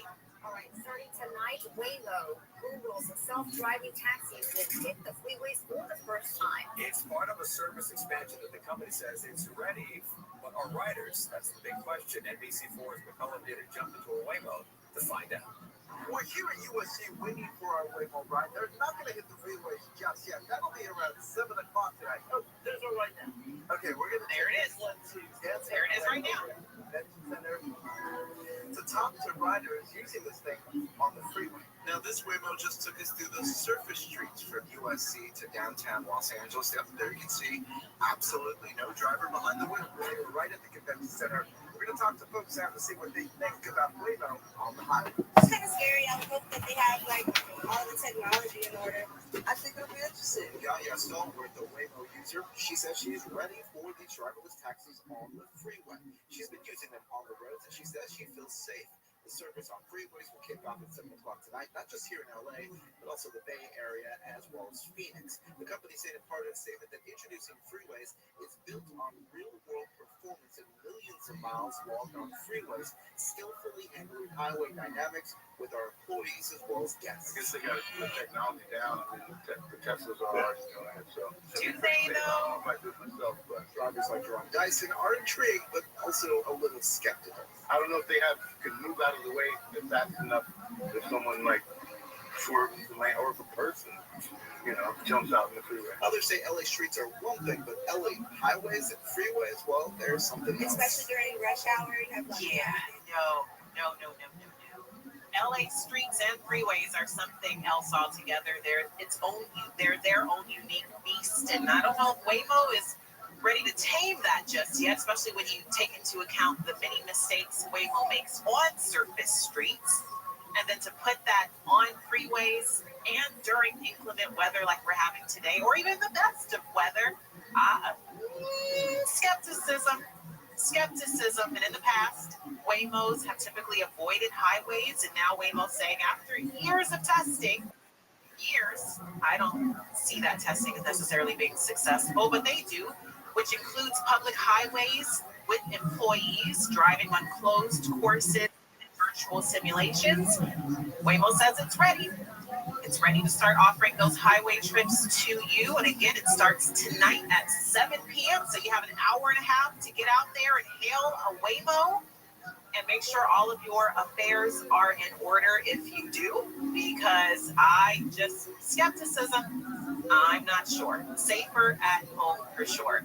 Speaking of at home, when we come back, we're going to talk about how your rent may be seeing a stabilization when it comes to just how much you're paying year after year, as LA has now reformed rent control for the first time in 40 years. We're going to get into the details and why some people are not happy about this situation on the other side of the break. It's Saturdays with Tiffany. I'm Tiffany Hobbs here till 7, KFI AM 640, live everywhere on the iHeartRadio app. Ethan Gonzalez, the KFI 24-hour news. Heavy rain and flooding concerns continue for much of Southern California this weekend. The heaviest rounds of rainfall have passed through SoCal earlier, but forecasters say there's still a risk of dangerous flooding and debris flow this evening. National Weather Service meteorologist Joe Serrard tells KFI drivers need to be mindful if they absolutely have to get on the road. Folks that are driving around that should be aware of the flooding issues, such as pumping water on roadways, water in low spots, under houses. Forecasters said most of the area will receive between 3 and 6 inches of rain before dual storm systems move out of the region, but more rain is expected tomorrow and Monday. President Trump lashed out on social media at members of his own party, calling them weak Republican. ABC's Mary Bruce says it seems to be a warning to House Republicans who signed a petition to get the Justice Department to release the full Epstein files. Next week, dozens of House Republicans are expected to break with the president and vote to demand the release of the FBI's full Epstein files. It's something Trump and Vice President J.D. Vance and supporters like now FBI Director Kash Patel promised to do during the campaign. Patel has since refused to release the files since taking over the FBI. Pope Leo XIV held an audience for movie makers at the Vatican today, encouraging them to use their art to promote human dignity. The Pope welcomed dozens of Hollywood and European figures, including directors Greta Gerwig and Gus Van Sant and Lord of the Rings star Viggo Mortensen. Academy Award winner Spike Lee was one of the attendees and brought the Pope a special gift. I gave the Pope a New Jersey. He's a 14th Pope, so with number 14. And the back is said Pope Leo. The Pope also showed support for the global film industry, saying he was concerned about what he called the troubling decline in moviegoing. Apple has something new for travelers. ABC's Michael Babuski says iPhone users can now use digital IDs at 250 airports across the U.S. You get your actual physical passport, you get out your phone, you take a picture of the front little photo page, and then you also scan the chip that's in the back of the passport. You'll also have to take a selfie so Apple can actually make sure that you're the one trying to upload the digital ID in the Wallet app. Let's go to, actually, there's a stall on the 105 in Willowbrook. To be on the eastbound side of the 105, just before Central Avenue, this is blocking the right lane. Traffic slow from Hawthorne Boulevard. We have some trouble through the Hacienda Heights area, 60 eastbound before Hacienda Boulevard under the crash. Still blocking the center lane. Right now, traffic is back up to 7th Avenue. Now it looks like we still have some flooding out of the Diamond Bar area. 57 south before Sunset Crossing. That's in the right lanes. Right now, only the left lane is open. For Southern California's most accurate traffic reports, I'm Jonathan Weiss. On this podcast, Incels, we unpack and emerge points. Also, we don't take Hidden world of resentment, cynicism, anger against women, and a deadly tipping point. tomorrow is the day of retribution, the day in which I will have my revenge. This is Incels. Listen to Incels on America's #1 podcast network, iHeart. Follow Incels and start listening on the free iHeartRadio app today. Jill, why didn't you tell the class what you did this weekend? Well, my dad and I went in search of magical minnows and found a zillion of them in the stream from our lookout rock. Then my sister and I escaped from an evil slug king and went back to my super twin fort for safety. Then we told stories till it got dark, and the Big Dipper led us all the way home. Where were you, Jill? We went to the forest. It's not that far away. Ask your parents to take you and your friends to the forest this week. It's closer than you think. Check out discovertheforest.org. Brought to you by the U.S. Forest Service and the Ad Council. An atmospheric river event associated with the slow-moving flow toward the coast will continue to impact southern and central California today. Additional heavy rainfall producing numerous flash floods and debris flows remain the primary concern, especially for burn-scarred and other vulnerable areas in Los Angeles, Santa Barbara, and Ventura counties. The Weather Prediction Center is predicting a moderate risk for excessive rainfall, the second highest category centered over coastal Southern California. Further east, a large area of unseasonably warm air remains ahead of a strong cold front moving through the central and eastern U.S. A cold front will push south across the Central Plains and east across the Midwest today before reaching the Northeast and Mid-Atlantic on Sunday, bringing cooler temperatures back to those areas.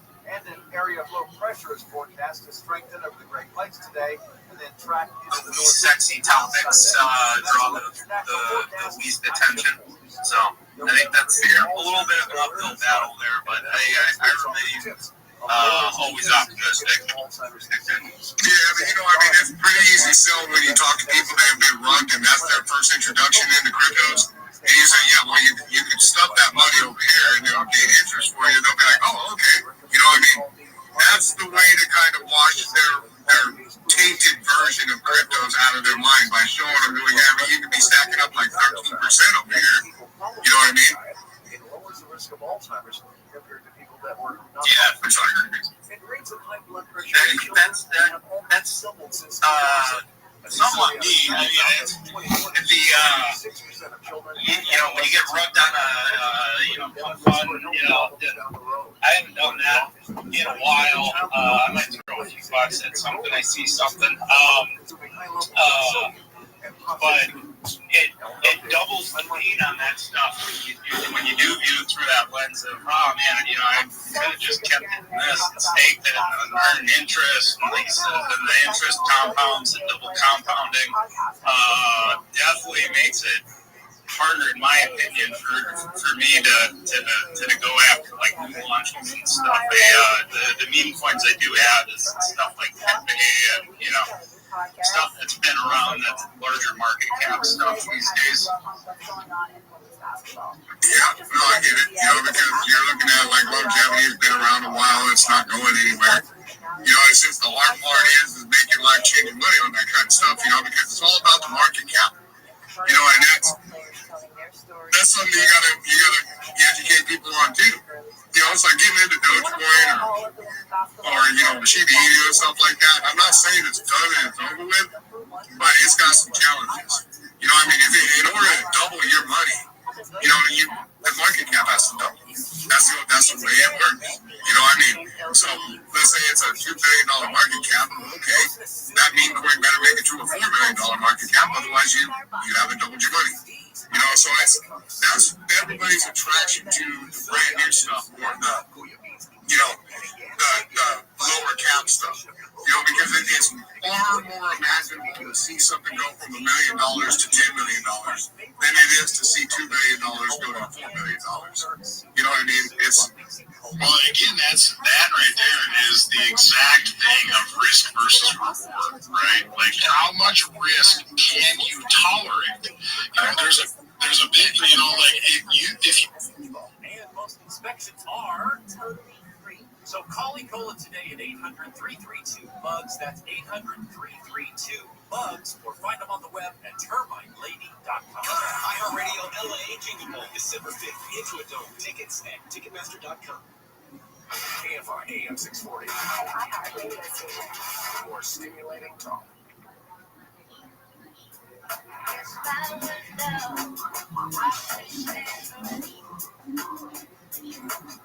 KFI AM 640, live everywhere. The iHeartRadio app. Tiffany Hobbs here. It's raining, still raining, and as you heard there have been some special alerts issued specifically for the areas in and around Oxnard. So if you're out that way and you're experiencing heavy rainfall, please hit the talk back feature on the investing in say a liquidity pool or something like that, and the interest gained on the money that you have sitting in that liquidity pool, you can go out and dabble and play around with this trash, and you're not losing anything necessarily. You are, but you're not. You're not losing your principal. You still have your principal sitting there building up, making money for you to go either play more or double call that back into what you're investing in originally. But see, if everybody had that mentality, all the money that I've lost across the years, man, if I had all that back and I had it sitting in a liquidity pool or a staking platform right now and I was collecting just the interest off of it and playing with that loss would just seem so much less impactful, or hurtful. I'm no meteorologist. Oh, come on, man. I don't even want to think about listen, we don't think about the losses, all right? We don't do that. We don't even go down that road, bro. That's no. I know. Everyone's saying it like my whole flapped open. I get it. Yeah. Shorts. Oh, God damn it. That's not a place we want to go, man. I don't even want to think about that. God dang.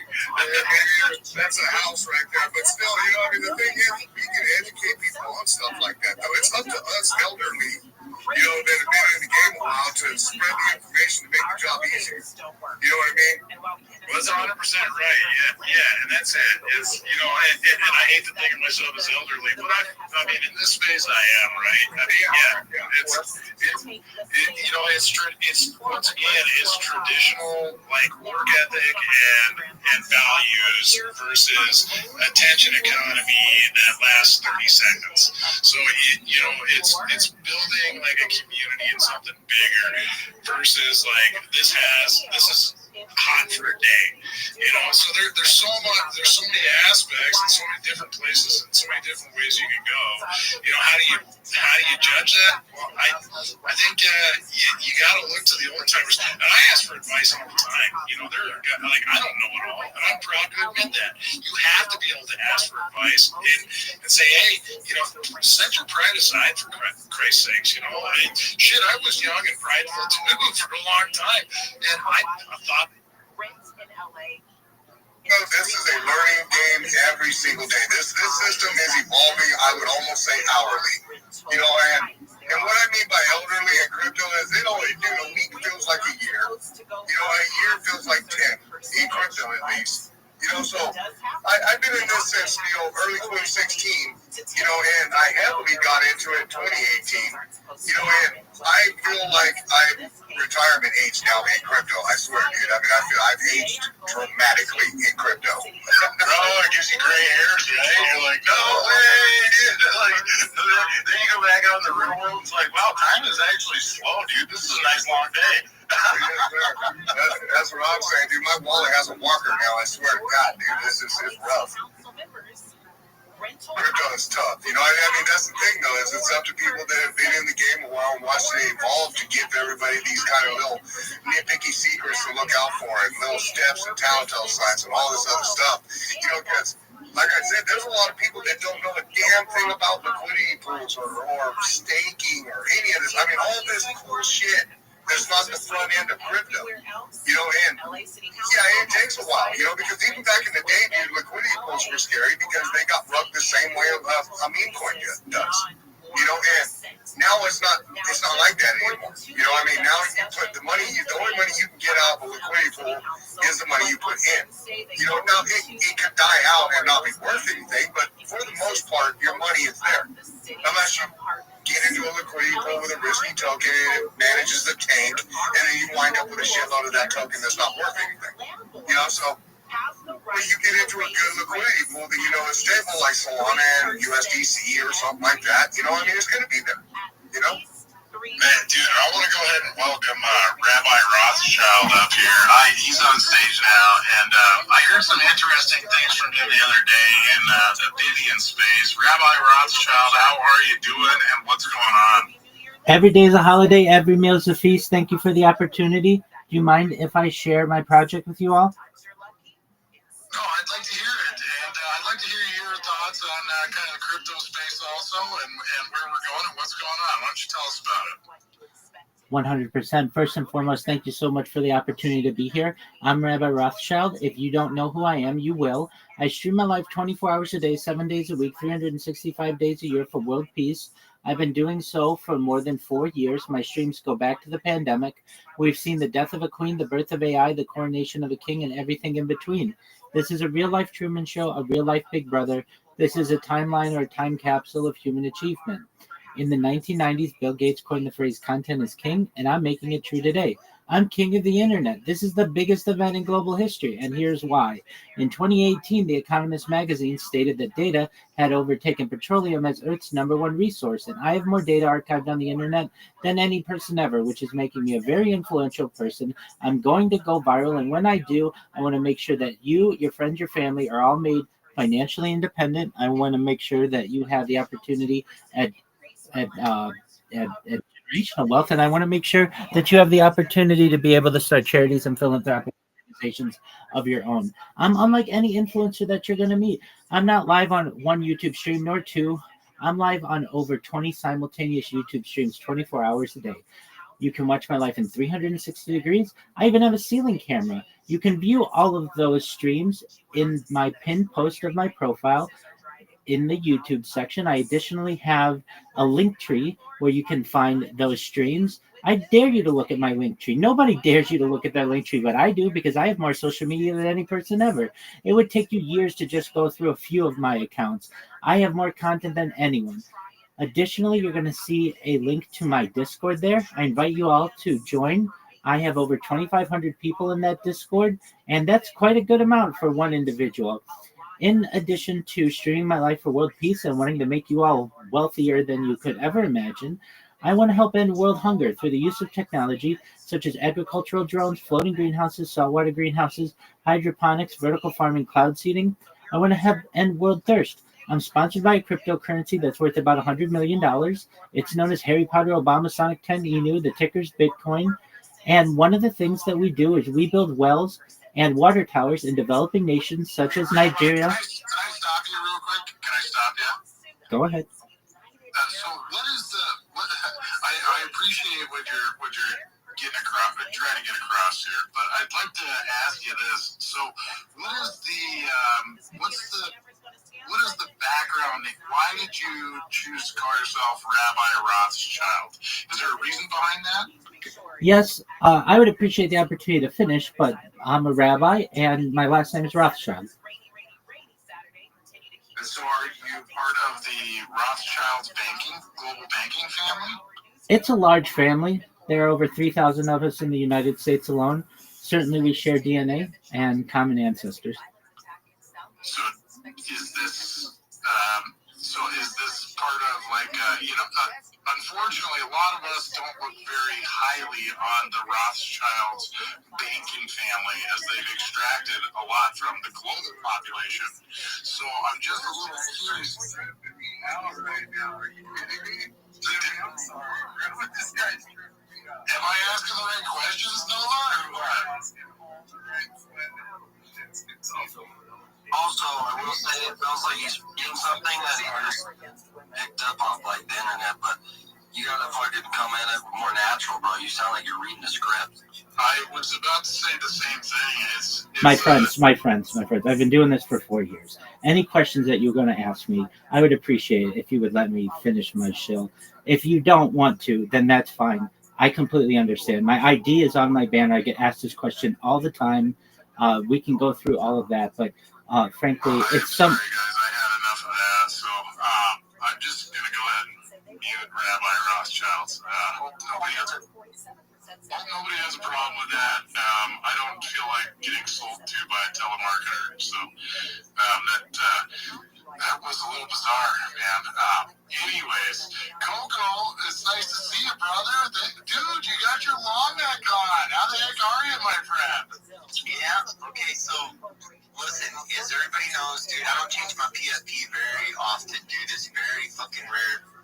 I show support in a lot of ways to a lot of people all the time, but dude, the long neck that I was given by this community, it fits me so well, dude, and it reminds me of me, bro, and whenever I saw it, I didn't even fucking think twice about changing it, dude. It didn't even cross my mind. It was kind of emotional because the other one I rocked for a long time was my friend, my lady, and she's the best, but hold on. One thing I want to do is I want you guys to say hi. Today's my daughter's 5th birthday, man, and I want you guys to see that she's here ready to fucking rap to you guys on Spaces. Come on, baby girl. You want to say hi to my homies? What's her name? Her name's Rabbi. Say hi, Rabbi. Tell them how old you are. You're going to be, how old are you today, though? 5 years old, right? Yeah. Okay, tell them something about yourself. Yo, what up, C? How are you? I'm well. How are things going in your life?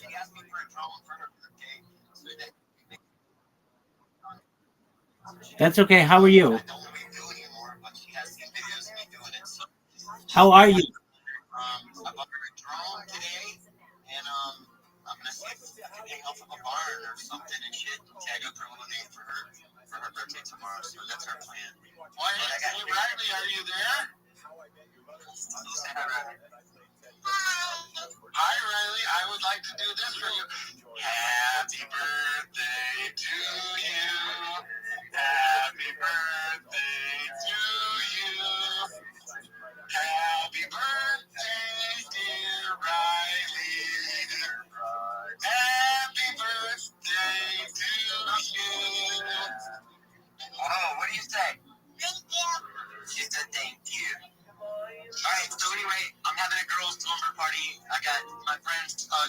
daughters are here. You can tell that they got the little dancing bear shooting lights on the fucking ceiling and all that. But, you know, I had to tap in and say, you know, that I love you guys. Thanks for the long neck. Dude, my space today was awesome, bro. There were about 150 people there. At almost the whole time. I'm saying in and out. But, it was so cool because I thought, you know, it would be about weed and art. And it wasn't, dude. It was about art. And it was about deep-ass stories from people who are, like, going through it and making art under pressure in Iran and in Afghanistan, in Nigeria, bro. People came out here and they cried their fucking eyes out for 2 whole hours, dude, and told me about their beautiful art that they're producing, dude. And I feel like I fucking hit like 10,000 home runs today with that shit, dude.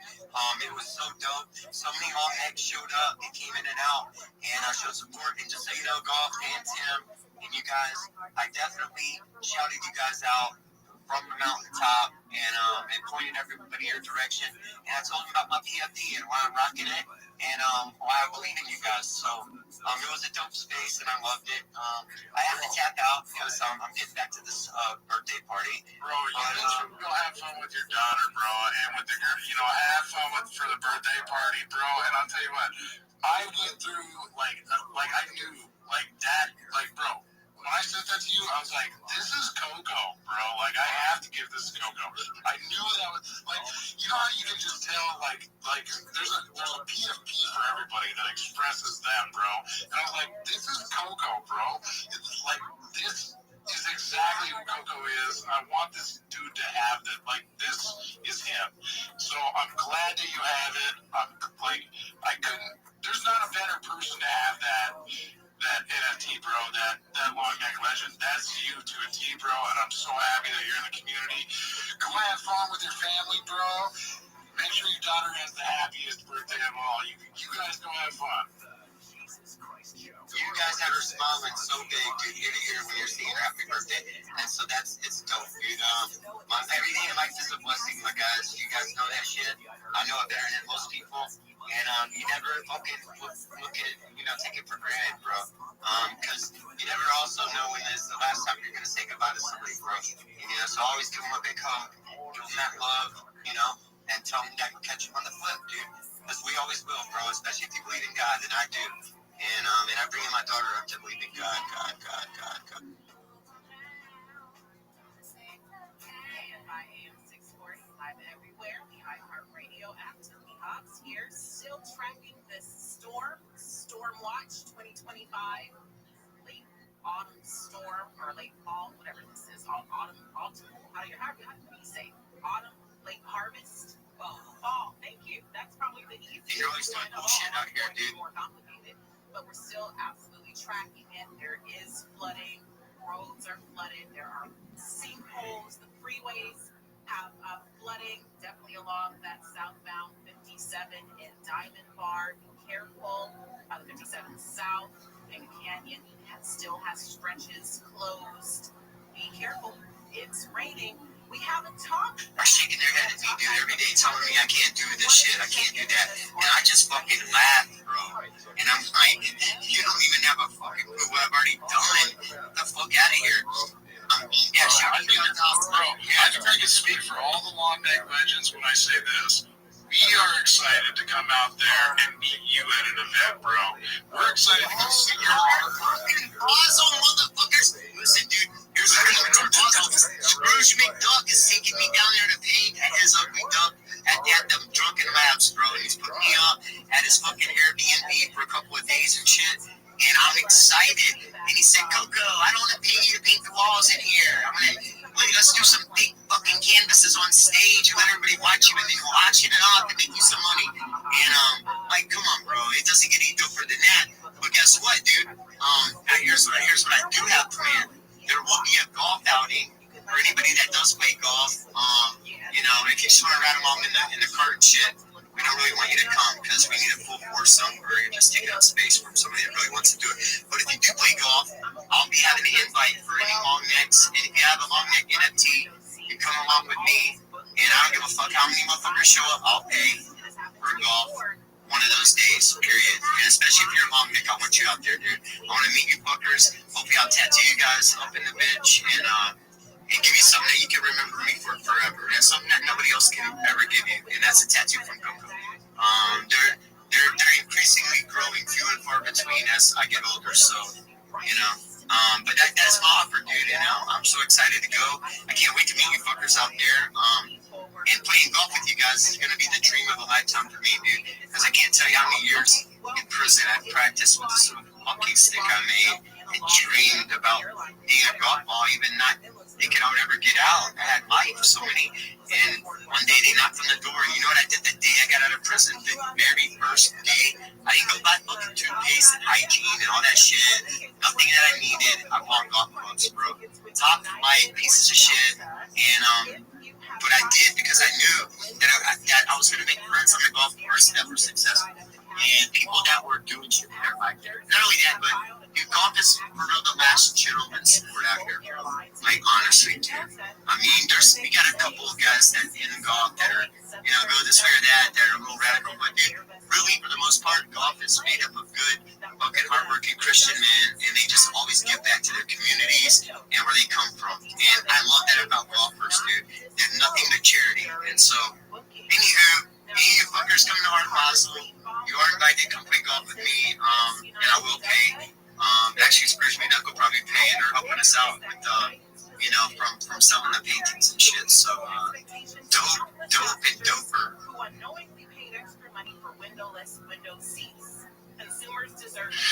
Coco, thank you very much for coming through, bro, and we appreciate the absolute hell. I gotta tell you what, bro, you were a long neck legend before long neck legends were even created, bro.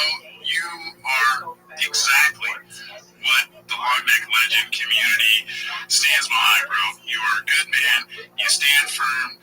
You know what? We love you, bro. Thank you so much for coming through all the time and being around for everybody. And dude, I can't wait to meet you in person and shake your hand. And yeah, I'd get that tat, bro. I'd get that tat.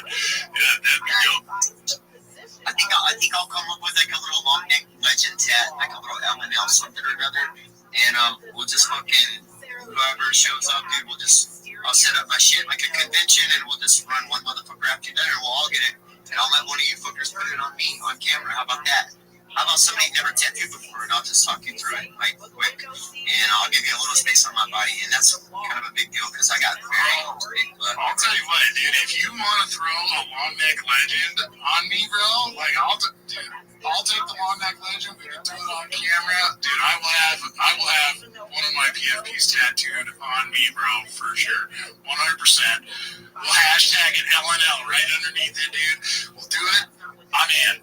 I got no problem with that, bro. Not at all. We'll do it on camera. We can put it out there. Like, yeah, we got to, because that's how we get everybody's attention, and they know that we're fucking psycho about everything that we love and every fucking thing that we do out here. Come on, man. We ain't fucking around, dude. We're serious business, dude. We make it look easy and fun, but none of us here are playing, dude. We're all out here doing shit, like real shit in the real world. J Nova, shout out to you, boy. I hope you got that fucking watch that fucking you were after, dude. I try to tell the fools to give it to you. You're a G and you're my homie, but that shit don't always go so far everywhere I go. Thanks, Coco. Hey, dude, I just want to say to you, man, I want to second what Dude was saying, bro. You are a fucking legend for sure. You are so well respected in this community, bro. And we love having you, dude. Your energy and just the level of enthusiasm and enthusiasm that you have when you come in and out of these spaces, bro, is fucking, it's top charting, bro. And I love having you here, dude, and I love vibing with you, bro. I feel a connection with you, so thank you for coming through, bro. You support everything you do. Tell that little girl, you just have the most blessed, most amazing birthday you could possibly have, bro. And you enjoy that shit right along with it, my guy. Thank you so much, bro. Bro, that energy and the hype I get, like I have a little bit of that naturally, but dude, I get that from coming in and meeting real people and making real connections with real dudes, and not only that, but in real ladies too. But I get it from coming in and seeing projects, because I know what a good project is. I've been here for 2 years watching motherfuckers go to the top and burn up or not, and I've been around all the good ones that are still here, and I haven't I've been here for 2 whole years, so I know good projects when I see them. Not only that, but I know communities and some community support when I feel it. And what gets me hyped is coming in and seeing how everybody else is about this project and about the community and about doing everything they can, dude, for that. And that shit gets me drunk like I can't even fucking tell you, dude. I love that shit, dude. And the thing is, whenever I fucking get really locked on this shit, I want to see you guys win. I want to see your floor raise. I want to see you make money. I want to see you guys do a lot of shit. And not only that, hey, I want to tell you though, bro, I love this long neck. That thing is me. I'm gonna keep rocking that bitch probably for however long because I only changed my PFP. That's so you, isn't it? Dude, I knew that was you, bro. Bro, I knew that was you. I was like, dude, this is Coco. I had to give this to Coco, bro. I knew that was you 100%. I was like, I gotta get this guy. This has to be Coco's. Bro, that's you. I knew, dude. Yeah, for sure. And you know what, dude? Whenever I started seeing the long necks, I bought 2 NFTs way early on, dude. Whenever the mint first started, the first day, I bought 2 NFTs because I met these dudes. I know Goff for a long ass time, and Goff was so active in our Telegram he did all kinds of shit for my project. And but I bought the 2 NFTs because I believed in it, dude. It ain't like I got a lot of money in crypto. I'm a real world motherfucker that hustles out here, mostly for cash all day, every day. But so it's rare that I do put any money there. But when I do, I spend it where I want. But I bought the 2 NFTs, and you know what I did? I gave one away one night in a space to somebody that didn't have one. I know has no money and would be a good member of y'all's community. And now they gave me this one, bro. This Saturday coming up, dude, I'll be giving the other one I bought away in my space, dude, on Saturday morning, dude, and I'll help promote you guys. And we'll give it to somebody that doesn't have one, and that might be a solid member of your community. You never know, dude, but that's how you spread the love, is sharing it out. Earlier this year, declaring we did not uncover evidence that. Yeah, Coco, you're the absolute man, bro. We're so happy to have you around, dude. It's, and I was following you way back when you're doing those beautiful murals for NFT NYC. Bro, I was like, man, this dude is a legend, bro. He's really committed. He loves the communities. He's all about it. That kind of brought me up, and then I started following you. I'm like, this dude's a fighter. This guy is dude, you are 100% long neck legend, bro. I absolutely love it, dude. I gotta ask you though. You gotta go spend time with that little girl and her friends, man. I want you to go have some fun. I don't want to keep you on this stage, bro. I want to say thank you so much for being here, dude. We really appreciate you. But make sure that little girl has the blast, the best birthday ever, bro. We love you. Thank you. Hey, Rabbi, say goodnight, babe. Hey, say goodnight, Annika. The girls all say goodnight, guys. Good night, guys. I love you guys. And whenever this baby gets me doing some crazy thing and shit tomorrow, we'll throw a video up and we'll shout her out because it's her 5th birthday. And she's the best thing that ever happened to me in this world, bro. And she's the reason I'm out of jail, and the reason I'm successful, dude, is all sitting right here in my lap right now. And I know anybody that's a dad fucking completely understands what I mean about that. So good night, guys. Much love. Next, come on. Hey, Riley, can you do this? Can you go? Next. Come on, give me a good one. Come on. What about you? Give me one on it. One more. Come on, girl. Next. Come on. Yeah, motherfuckers, you heard from the mouth of the Why are you princess saying herself. motherfuckers to your I love children? you guys. Yeah, thanks for supporting me and my podcast and my art and all that I do.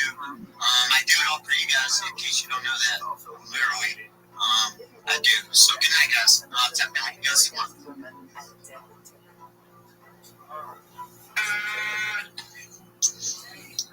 Man, it's always a pleasure having him stop by, dude. Coco is an absolute legend, and he's 100% real, bro. He's a real big dude. I love that guy, dude. He's just a great person. iHeartRadio heard this year with little tips for a healthier planet. Yeah, Less than 1% of water on Earth is drinkable. Alright, so I gotta ask you guys. So Rabbi is still here. He's still requested to come up. Should we give this guy a chance to come up and like talk with us? Like Rabbi Rothschild still here. I hope he talks and doesn't read, dude, because I could grab a book. Yeah, I'd rather just have a conversation with this guy, find out what's going on. I mean, you know, I'm not a, but you know, I'm a long neck legend. I like free speech, you know, but I don't want to get sold. Like it's like, you know, when you got a Jehovah's Witness show up at your front door, like, dude, I don't need you to read me this spiel I've heard it a billion times. Pretend like I'm not home. Bro, that's kind of what we're doing right now. All right, so I'm gonna let him back up. We'll see what he's got to say. Hopefully, we're not getting. All right, Rabbi, you're back up here. Let's hear it. What do you got to say, brother? Well, thank you for the opportunity. I wanted to say I really appreciate the opportunity to be able to share with you what I could, and I wanted some advice on what you think I could do to improve it. I'm hearing it. You guys think that it sounds like I'm reading it. I'm not. I've just done it for 4 years, so I know it very well. But you're saying more of a natural tone. Is that what I understand? Well, yeah, I mean, I think we would like to have a conversation with you, kind of find out what you're all about, you know. I don't think that everybody wants to get sold on something, you know. I think people in general would prefer not to have the vacuum sales pitch, you know, or the elevator pitch, you know. Just jump in. Let's see what you're all about, you know. If people are going to be interested, they'll be interested, and they'll talk back with you. So we kind of want to talk with you and see what you got going on. Certainly. Maybe I misunderstand. Isn't that what a shill is in an elevator pitch? I suppose so, you know, but there's a point where you lose interest, right? So you kind of got to get it. When you take a college class of communication, you're supposed to memorize your pitch. It's never supposed to sound right. Yeah, not so robotic, right? It's got to be engaging. It's got to be short. You have to captivate people in a short amount of time. I understand. I appreciate the feedback. It is memorized. You can, if you want, not that I'm suggesting this, but look at my YouTube. You can see I'm not reading it, and I sincerely appreciate the advice. I really do. Thank you. It should be more concise, sound more natural, and I appreciate that. Yeah, and you know, it's weird. X is a different place. I know a lot of people come up here and pitch projects and see a lot of those pitches just disappear. You want to really just look for community. Try to be friends with people and really shoot over who you are. Good and bad, I guess, right? Let people get to know you. What's your hobbies, you know? Yeah, I mean, if I could give you a piece of advice, like Rabbi, have you tried to become part of any of the X communities or like any of the communities that are out there? There's a lot of them. I mean, we're long neck legends, but there's a lot of communities out there. Have you tried to like become part of those communities to branch out at all? 100%. I've been live streaming in the Harry Potter Obama Sonic 10 Inu community for more than 2 years, 24 hours a day. I know the developers of that project. I'm even in their fantasy football league. There are 12,000 members in that Telegram alone. If you're familiar with the Big Steppas, I've been live streaming my life in there for months. I'm very well oriented with the people in there, and those are just a few of them. There are others, but those are the primary ones. And you're absolutely right. Building your network is the phrase. Your network is your net worth. I understand the importance of it, and always looking to make new friends. Well, we appreciate having you around, man. And there's a chance that we might be looking into your project, but I can't say that a lot of us are. I personally, I think I can speak for everybody. When we're not like psyched about it, like I don't think everybody wants to get like hard pitched too. Like it's cool, but I think you want to jump in and just kind of hang out with everybody and say what's up, tell a few jokes, you know, find some interest in your fellow man, right? And then people might be more interested in what you have going on. Totally understand that. In all honesty, the term shill throws me off because when I see shill, it's like you need to have your elevator pitch. It's got to be down to like 3 minutes or so, and then people are going to ask you about your project. So I understand not every space is the same. Not every. I get. No, I understand that. The other places where it says shill, that's what they want. They want it to be fast. They want it to be action-packed and full of information and energetic. But I understand. And I just want you guys to know that I appreciate the advice that you've given me. Prior to me coming up, I know there's a gentleman here or person named Scorpio. I thought that they brought in some really great alpha in particular, and you guys, I think, agreed with them. You had originally asked me about my thoughts on crypto. The idea that it's much easier for a coin to go from $1 million to $10 million than from 2 billion to 4 billion.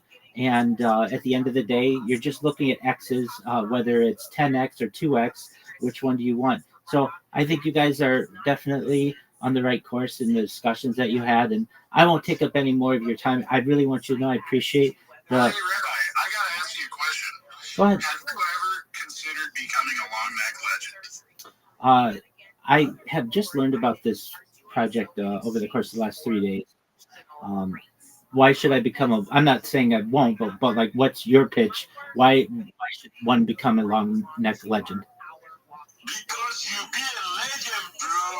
You're so legend. I will stick my neck out for you. So you will find that in the long neck community, we all stand behind each other, very, very tough. And if you're one of us, we show up for you. And so not only do we move together very tough in packs, but we move to help one another build, and we want to build these relationships, and we want to build other projects. So we're all here together to help one another become the best that we could possibly be. So one of the things that we do is we stick our necks out for one another. That's why we're long neck legends. We reach back, we grab the guy behind us, we pull them up with us. We are all about freedom of speech. We stand behind one another, whether we agree with you or not, and we might not always agree. We always are together, and we move as a big. We're not just doing one thing. We're doing a lot of things. Golf's making hot sauces, and he's making like the NFTs. Like that's like a jump off point compared to where this is really going in real world assets. There's just a long list of amazing things that are coming for this project. So I would suggest maybe grabbing up an NFT, becoming part of the Long Neck Legends, and just see what you get in your value in return. And if you don't like it, sell it. But I'll tell you what, if you become part of this project, I think you'll gain a lot of value out of it. I appreciate it. If I may ask, are they ducks? Are they geese? What are they? Golf? Do you want to answer that? I think we're llamas, aren't we? Pretty sure I'm a llama, but I don't know what you see. But if you see a duck, maybe it's an ostrich. I don't know. I haven't watched Animal Planet in a while. Oh yeah, I could see it being an ostrich. So what I'm talking about is your PFPs. Like those are, I could see those being ostriches. Is that what they are? Oh, you're talking about our PFP. Yeah, our PFP's ostriches. Heck yeah, dude. Okay, very cool. Okay, I see that. I like it. Okay, so if I were to purchase this, where would I go? And where would I go? Our main market is on Magic Eden, and you can get one really cheap. You know, we're aiming to sweep the floor. If you look at my pin post, we're doing deals. But on top of that, you know, we have a lot of real conversations, kind of like how you're coming into it right now. I say getting to know you prior to, like, hearing about your project's actually better. Even though it's chill, there's also chill, right? Sometimes the chill's working. But go to Magic Eden, look at the floor, get one you connect with. They're all super good. And I'll add you to a community, and you can start joining spaces with us, talking to people, getting to know people, and that will build momentum here on Twitter for you. Not even just talking about your project. Go a couple months with just getting to know people, and then as time comes on, you get to know all these guys. You start pitching your project. You can really, you know, get your feet wet, right? Because like what you said, you got to have the people around you. You got to know people. And if you don't know anybody, it's kind of hard to get out there. You know, I've spent a lot of time in this space as a supporter. I still do support other communities big time. And I think that's the best way to do it. And that's just alpha. I do support like multiple NFT communities. That's what I do. But I am the Long Neck Legends, and this is my priority. But you could be a part of it. There's like 200. Golf, I gotta cut. Golf, you said the wrong word. You said I. I think you're supposed to say we. Yeah, we. But I can say I too, because if you don't mind. What's mine is yours is a long neck. We're not married though. We're bought into the blockchain together. But yeah, we are kicking ass together. We all are showing up. We all do a lot of things here in the space, and we are very committed to this project. But as one of the guys drawing all the artwork, I do one-on-ones for people. I'm not the only one doing anything. You know, Jimmy's doing something, always out pitching. Jethro's always in another space pitching. Jay Nova's been coming in the last few weeks. Like Mike Tyson, swinging heavy and doing a lot of work. We have a lot of people in this community that are very supportive of projects. Get to know us. It's a pretty good one. Also, if you're not, you know, maybe things happen and they turn around to invest in you. Excellent. Well, I appreciate the information on the project, and certainly we'll take a look at them. And if I see anyone that I like, I'll certainly buy in. And just want to thank you for the opportunity and the feedback that you gave me. All your feedback is very important, and I'll take it to heart. And just hope you guys have a really great night. Thank you. I gotta say, we really appreciate having you in here, and if we appreciate your project and what you're doing. We understand the grind, and I hope nothing but the best for you and success, dude. I really think it's awesome that you're putting yourself out there and you've got a decent project and you're trying to build. That's exceptional. That's wonderful. So, hey man, if you want to jump in, we'd love to have you as a part of the Long Neck Legends, and we tend to show love where we get love, man. So why don't you, even if you don't buy it, just stick around, come back, hang out in the spaces, and give all these guys that you see here a follow, and turn your noties on for these guys, because everybody in this space right now, they're all legends. So it'd be great to have you around the spaces. Thank you so much. I have followed everybody and look forward to connecting with you guys in the future and potentially one day becoming a Long Neck legend. Thank you for the opportunity. Long Neck. She gotta be nicer to me. Except it wasn't the gun that killed Dr. King. One of the problems that came out when I got the Ray case was that some of the evidence, as far as I was concerned. Now it's my turn to tell you Long Neck legends how to fucking treat people. You don't interrupt them when they're shilling, unless they say something that is. Oh, I mean, these are all subjective, but of pure annoyance to someone, you let them say their thing. You give them. I would give people up to 5 minutes, but 3 minutes. And if they ask to be able to finish, I think you let them finish. If not, you look like a dick. And you don't give them a third degree on history that happened hundreds of years ago. You listen to what they're doing today. Israel's going to have a field day with those kinds of people. And what would you say to Israel? These are the sacrifices that we make. This is what happens. This is just the start, kids. I climbed up and was just like, Diane Guerrero. She goes, you're on your own. You have to run. And Joseph Gordon-Levitt. I love storytelling, and I love you, so I can't wait. Together, we're going to puzzle our way through the most buck-wild. And what would you say to that fucking Scrooge McDuck guy? Dog, you are a, what is the word? Well, just a high-pressure salesperson, but also, you're,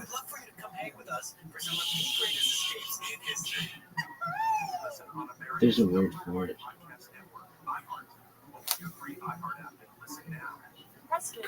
Kind of an asshole, that's what I would say. What's the word for it? I can't remember. Alright, shield monocoin. Many Republicans are expected to vote yes. If the measure passes, it will go to the Senate. If enough Republicans approve the measure, it will go to the president's desk for his Launching party. Oh, AMA with monocoin. That's not shill. Grifter? I don't, is that the word? I don't even know what that means. I don't know what 6-7 means either. I've got to look that up. Grifter. What do you think grifter means? A charlatan? What's a charlatan mean? Person who swindles you by means of deception or fraud. Yeah, that's what I think. So what's a charlatan? Someone lives in Charlotte. Hey everybody, it's me, Katie Nolan, here to talk to you about my new podcast called Casuals. One who pretends to knowledge, skill, importance, which they do not possess, a pretender, a quack, mountebank, or empiric. Cheat, pretender, mountebank, etc. Quack. Well, I see why. And then what's the other thing? 6-7 Urban Dictionary. That's going to be a popular We're page. just not gonna take it seriously. Is this making sense? You guys kind of get the vibe. Tuesdays and Thursdays. A UK gang that makes music and talks about drilling people. You can always unclick it if you feel like Is that real? It's not like I get a notification when you do that. When a 6-9 is in progress and only one half of the couple is familiar, the 6-7 is declared as a promise for future payment. No, dude, that'd be like a 6-4.5. A state of resentment towards your partner when you try a 6-9 twice and they fart in your face. I don't believe that. Sex position 6-7, 67. Wow, that is long. I don't believe that. What is it? Somebody's got to answer this fucking question. 6-7 means. Everybody's like, no, I don't know what it means. This is some kind of psyop. It's nonsensical. Not 67, to be clear. Oh, it's 6-7. Is a viral, ambiguous slang term that is just. Well, the term is largely nonsense. Some argue it means so-so, or maybe this, maybe that, especially when paired with a hand gesture, where both palms face up and move arbitrarily up and down. People also use 6-7 as a way to respond to questions. As a result of seeing the numbers 6-7 in consecutive order in the wild, such as a math problem or within a phone number. How tall are you? 6'7". How are you today? 6'7". What's 120 minus 53? 6'7". Because of its murky and shifting usage, it's an example of brain rot slang and is intended to be nonsensical and playfully absurd. It's thought to originate from the drill song Doot Doot 6-7 by Skrilla, which repeats 6-7 as a hook. It was likely also popularized through videos about NBA players such as LaMelo Ball. Viral clips of the TikTok and Instagram paired with the song Doot Doot 6-7 with basketball visuals as far back as October 2044. That's like not that far back. As far back as November 8th, 2025. Like, fuck you, dog. This is stupid. Brain rot is right. Steal a brain rot. I hate this fucking culture. This culture sucks, and I blame the British. I blame the British for everything. It sucks. It sucks.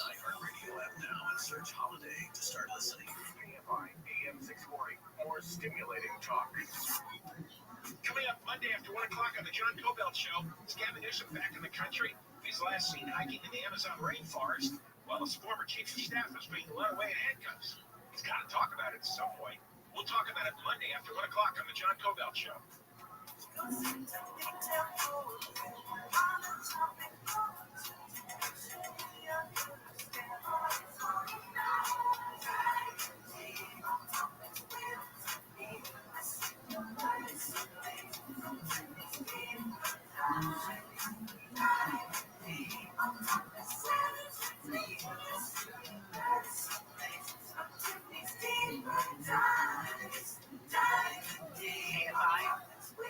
AM 640. Live everywhere on the iHeartRadio app. Tiffany Hobbs here, Saturdays with Tiffany, and we are in our second part of the Deeper Dives segment. We're talking about, well, the first segment was about a popular surgery. It's becoming a trend, and it's making its way stateside. It's to change your eye color. And there's a new documentary called Caterpillar, which premiered earlier this month. And it's out in theaters. You can actually see it. It chronicles one man's journey to change his eye color and what actually happens. Now, we did spoil it in the last segment. We takes them out, but you want to find out about what happens along the way in case that's something that interests you. And while talking about this particular surgery, I found other surgeries that are strange, unique, but popular, and you may not have known that they existed. Surgery, cosmetic surgery, especially, has become a lot more normalized, especially with social media and people showing you in very vulnerable ways about their surgeries. People aren't hiding them anymore. I remember the days where people wouldn't tell you they had a surgery and they wouldn't go out with bandages, but now I was walking through the Grove a couple of weeks ago, and there were people more or less everywhere with bandages on their faces, and noses, and chins, and other areas. And people don't seem to care to hide it anymore. It's normalized. And on one hand, of course, do what you want, it's your body. And on the other hand, what is this doing for standards of it's complicated things? And these new surgeries. No, don't do that. So what we're going to do right now is get together with this couch sofa thingy. What is this called exactly? Just a sofa? No, you don't. Hello. Oh, she just looked it up. Sure. Hey, we're going to try to put this together right now? Unboxing. Looking all for sofa / case / seating arrangement. Yeah. Just shit. Sour kind of cover face. Google fat removal. You can get dimples. People love dimples. And you can purchase them in what is called a dimpleplasty. Yeah. Now, there are complications, bleeding, facial nerve damage, redness and swelling, infections, scarring. But if it all goes well, recovery tends to be pretty short, only a few days. And after that, you'll have dimples. There you go. A hole cut in your face. Umbilicoplasty. Umbilicoplasty. That is changing the appearance of your belly button. Now, generally, this was done on infants with umbilical hernias. It was done to help relieve pain and pressure. Now it's more of a cosmetic procedure in which people can change their innie to an outie, or their outie to an innie, or do anything they want with their belly button. It's minimally invasive. It takes about an hour. If you want to get that, I guess you can find a place that does that. Let's say you have earlobes that hang pretty low. There's whole songs about this. Do your ears hang low? Do they wobble to and fro? Well, if they hang low and you can tie them in a knot or a bow, you can certainly get an earlobe lift. Often people who wear heavy earrings, their earlobes may sag. You can actually raise those up, or if it's a genetic issue, you can raise those up and lift your earlobes back into an area or a space that's more acceptable to you. You can also lift your thighs. There's pretty much no part of your body that surgeons can't lift, and with a thigh lift, that's pretty self-explanatory. You lift your thighs to decrease sagging skin. You can also lift your lip. In the corner of your lip, you can give yourself kind of a bow effect and lift the top part of your lip up to roll up a bit to give your appearance of a fuller lip. All of that's available to you. You can get eyelash transplants. If you want thicker, fuller lashes but don't want false eyelashes, you can get eyelash transplants. Now, of course, for people who have hair loss, alopecia, perhaps effects of maybe chemotherapy or radiation, this is a wonderful answer. And then for those who are wanting to do so for vanity, it is also available to you as well. I'll take that one. There you go. The extensions and such a pain. There you go. I probably spent enough money to justify this. Right. It's that, yeah, there's no price. I imagine we had all of what you've done. It could certainly translate to a permanent transplant. If you want to get your eyebrows thicker, you can also get an eyebrow transplant. That will take follicles from your scalp, usually near your ears, implant them near your brows to fill them in. I'll do that one too. You can also fill in your feet. You can get cheek and lip filler, eyebrow filler. You can also fill in your feet. You get injections in the top of your feet to combat the loss of volume that can happen with age or extreme weight loss. It can help also relieve foot pain for people who have plantar fasciitis and calluses and cushion areas that have become hardened. And lastly, you can fill in your hands. Perhaps you're seeing that your hands are showing signs of aging. You can get injectables in your hands to decrease fine lines in your hands to give the appearance of more youthful skin.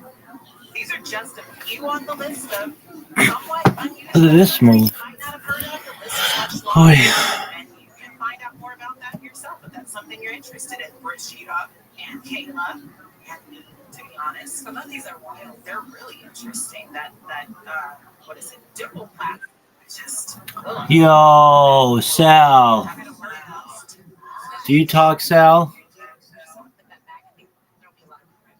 Sal's just chilling like a villain. Chilling like an igloo. Yeah, there are all sorts of complications. Just, you can do what you want. It's your body. Nobody's shaming here. Still tracking the storm. Keep it right here on KFI AM 640, live everywhere in the iHeartRadio app for updates about the rain. Regina D'Agostino. Yo, Sal, I hear you. What's up? The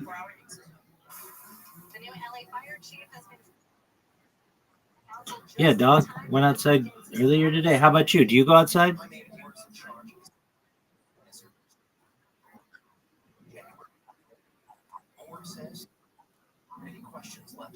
No, it's not. There's a light right there, and there's like computers there.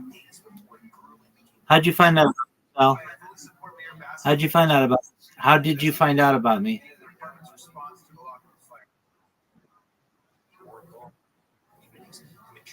Yes, I know. What? How did you find out about me? Discord? Okay. Very well. Well, enjoy yourself.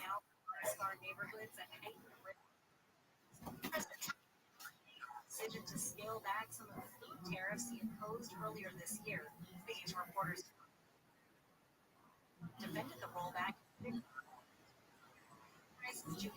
Dog, I answered your question. Okay. Hey, take care. From rolled back tariffs on more than 200 food products, including such staples as coffee, beef, bananas, and orange juice, marking a reversal of his earlier tariff policies. Toyota is recalling nearly 130,000 pickup trucks and SUVs due to potential engine problems that could raise the risk of a crash. President Trump has issued 2 new pardons tied to the January 6th Capitol riot, one for a woman convicted of threatening to shoot FBI agents investigating her role in the attack, and another for a defendant jailed on a separate gun conviction. The most popular Thanksgiving side dish in America has been revealed. According to the survey State of the Sides by Campbell's, stuffing remains the most popular side dish this Thanksgiving, making the State of the Sides kind of predictable. Mashed potatoes plopped into second place, followed by sweet potatoes, mac and cheese, and green bean casserole. The survey also says 63% of Americans prefer to gobble the sides over turkey, and nearly half say they'd be happy with no turkey at all, just a plate full of sides. Mark Ronner, KFI News. Oh, that's fun. Let's go to Stella on 110 in Highland Park. It's going to be on the northbound side of the 110 freeway before Avenue 43. That's a knocked-out car if you're blocking the center lane. Traffic's backed up here from E5 northbound. In Long Beach area, we have some flooding going on the 710 northbound Long Beach Boulevard. The 3 right lanes taken away here until further notice. And the back old car wrapping up a car fire on the right shoulder. 101 southbound, the off-ramp Alvarado Street is partially blocked. Traffic stopped there from Vermont Avenue. West Southern California's most accurate traffic reports. I'm John Morris. On this podcast themselves, we unpack and emerge thoughts. Also, we know In the world of resentment, cynicism, anger against women, and a deadly tipping tomorrow is the day of retribution. The day which I will have my revenge. This is Incels. Listen to Incels on America's #1 podcast network, iHeart. Follow Incels and start listening on the free iHeartRadio app today. Learning in person. All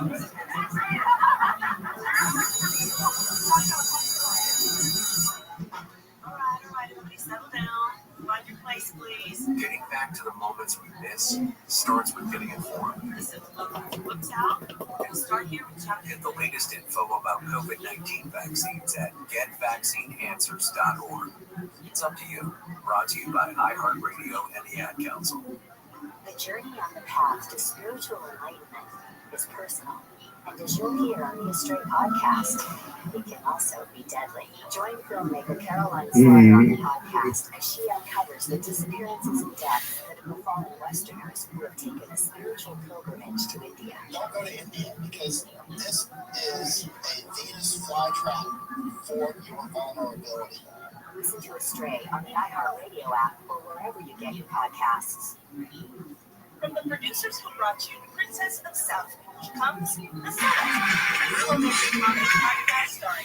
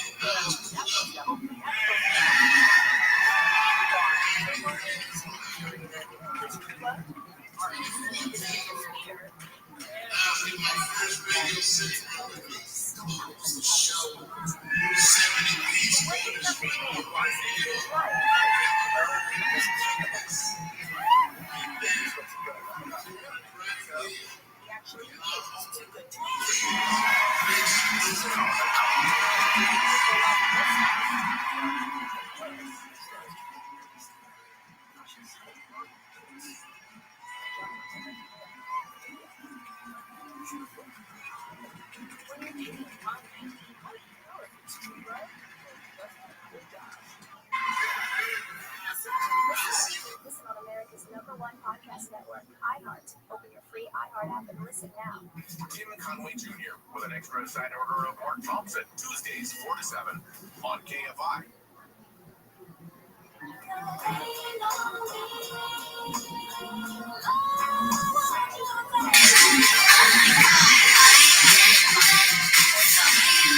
iHeartRadio app to be Knox here at 53 or so. We're going to talk to Michael Monks. He's going to be here to tell us what's on tonight's show, Michael Monks Reports. So keep it right here. And of course, we're continuing to follow all developments about the raid. I think our collective knocking on wood has been helping because, happy to report, that there's not much to report, except for, of course, ongoing fears and risks concerned in the burn scar areas, and those are ever present, and they will be for a long time as those areas continue to heal from the fires, and they have to worry about mudslides and rock slides, and they are, and there have been some, but luckily nothing has seemed to produce much that is newsworthy in the sense of injury or harm or major danger. So that's a lot of good news on a day that could otherwise be quite scary. It is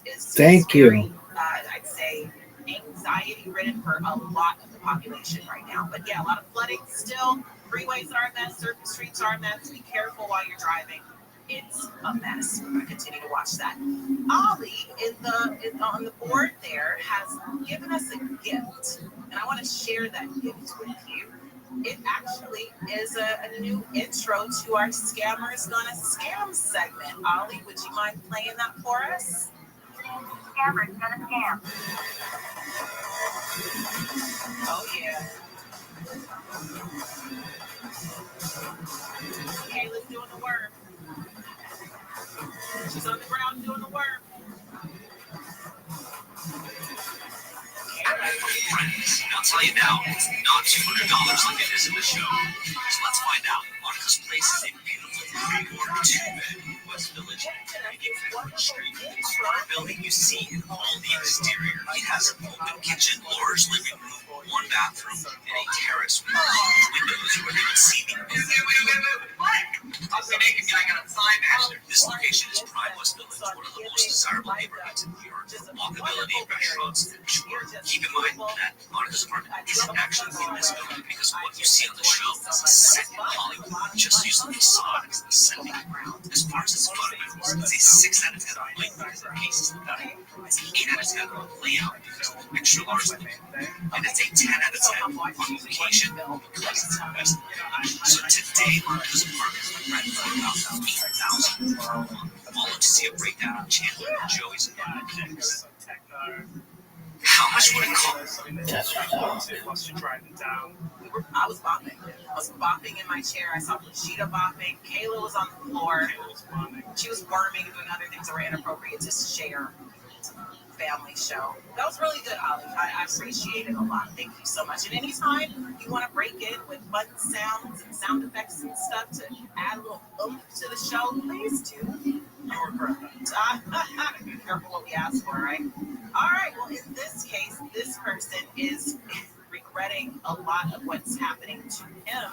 Unfortunately, this is our Scammers Gonna Scam segment, and it involves a person who is innocent and is the victim of an ongoing scam that has now lasted for 15 years. 15 years. Most things don't last for 15 years, but this scam has endured, and what it is Scott Cole, 63-year-old Tai Chi yoga and fitness trainer from Palm Springs, says that online romance scammers have been using his picture to dupe potential dates for 15 years. This is so rampant, not just with my photos, but with other people too. When California fitness trainer Scott Cole scrolls through social media, this was via France. The 63-year-old says he often sees his own profile photo being used in bogus profiles in Waterford, Ireland. Cole says this has been happening for more than a decade on multiple sites. Here, my likeness was being used to do something really awful. Cole's one of thousands of Americans affected by online romance scams. The FBI reports $50 billion in losses from similar schemes between 2020 and 2024. There are a number of people that I've talked to directly whose images are being used to lure in unsuspecting people. One of those people fooled by a Cole impersonator was Jennifer Lisa. I was skeptical in the beginning, but his profile was very large. Soon, Lisa built an online relationship with the imposter using Cole's photos. But when the man said he needed money in connection with his job, she got suspicious. She did a reverse image search online and realized someone was pretending to be Cole. There really is no end in sight for someone like him, because the people who have the power to make this stop are not going to make it stop. How awful. Do you hear what she said? That there's no end in sight for people like Scott Cole, because no one can really get ahead of this thing. It's like it's a runaway train at this point, 15 years in the making, and it's just taken on so many different legs that you can't stop it. That's terrifying to not have any control over your likeness in that way. And unfortunately, Scott Cole, well, here's another idea I have. What a compliment to Scott Cole as well, that people want to use his picture at 63 and younger at this point, from 63 minus 15, what's that, 48 or so? Starting at 48 all the way up until now, that he's such a looker that all these people are willing to use his picture to try and get more dates. Like that's a pat on the back for Scott Cole. He must be doing something right. And in fact, there are 3 specific identities that were pulled for this story by ABC. One of them is Kevin Ottomer, who portrays himself as a project foreman from West Palm Beach, Florida. There's a Caleb Wilson, who's from North Carolina, and a Wilson Davis, who's a marine engineer in Ireland. The thing about these 3 identities, they don't exist, and they're all using Scott Cole's picture. Now, of course, there's extortion here. These identities are being used by people who are wanting to gain access to the money of unsuspecting potential suitors in the form of vulnerable women. One of those women noted in the story, Jennifer Lisa, who did in fact get a request to send thousands of dollars to a bank account for Kevin Ottomer does not exist, who's being portrayed as Scott Cole. And luckily, she didn't send the money. She says, luckily, she didn't suffer any financial losses, but there are other people who have. And again, you can't stop this. There's no end in sight. This is horrifying and a marker of where we are today in society. And Scott Cole says that he even goes online to just Google himself or go onto social media to see what potential fakes might pop up, and that they do. They do, in fact, pop up, and there's, again, nothing he can do about it. He tries to flag them, tries to report them, but for every 10 he reports, 10 more pop up or more. Horrifying. It's a horror story. Should say that for Halloween. When we come back, we're going to talk about another kind of scary story. What happens if you have a guest in your home and you discover that they're secretly using your hygiene products? Yeah, secretly. You can do like Neil said and label them with the various labels. Or in this case, you can go viral because you post about it. I'll tell you about the story on the other side of the break. And we'll talk to Michael Monks and see what's going on his big show. Still watching the rain. Still raining outside. Be careful. KFI AM 640 live everywhere. The iHeartRadio app. Tiffany Hobbs here till 7. Now to Brigida D'Agostino in the dry KFI 24-hour newsroom. Here's the latest. Heavy rain may be easing, but flooding and debris flow dangers aren't done yet. The former Fed governor is under fire for stock trades that violated the Fed's own rules. And families are now suing the baby formula maker at the center of a national recall as more infants are hospitalized with a rare illness. We'll check the 5 freeway when we come back.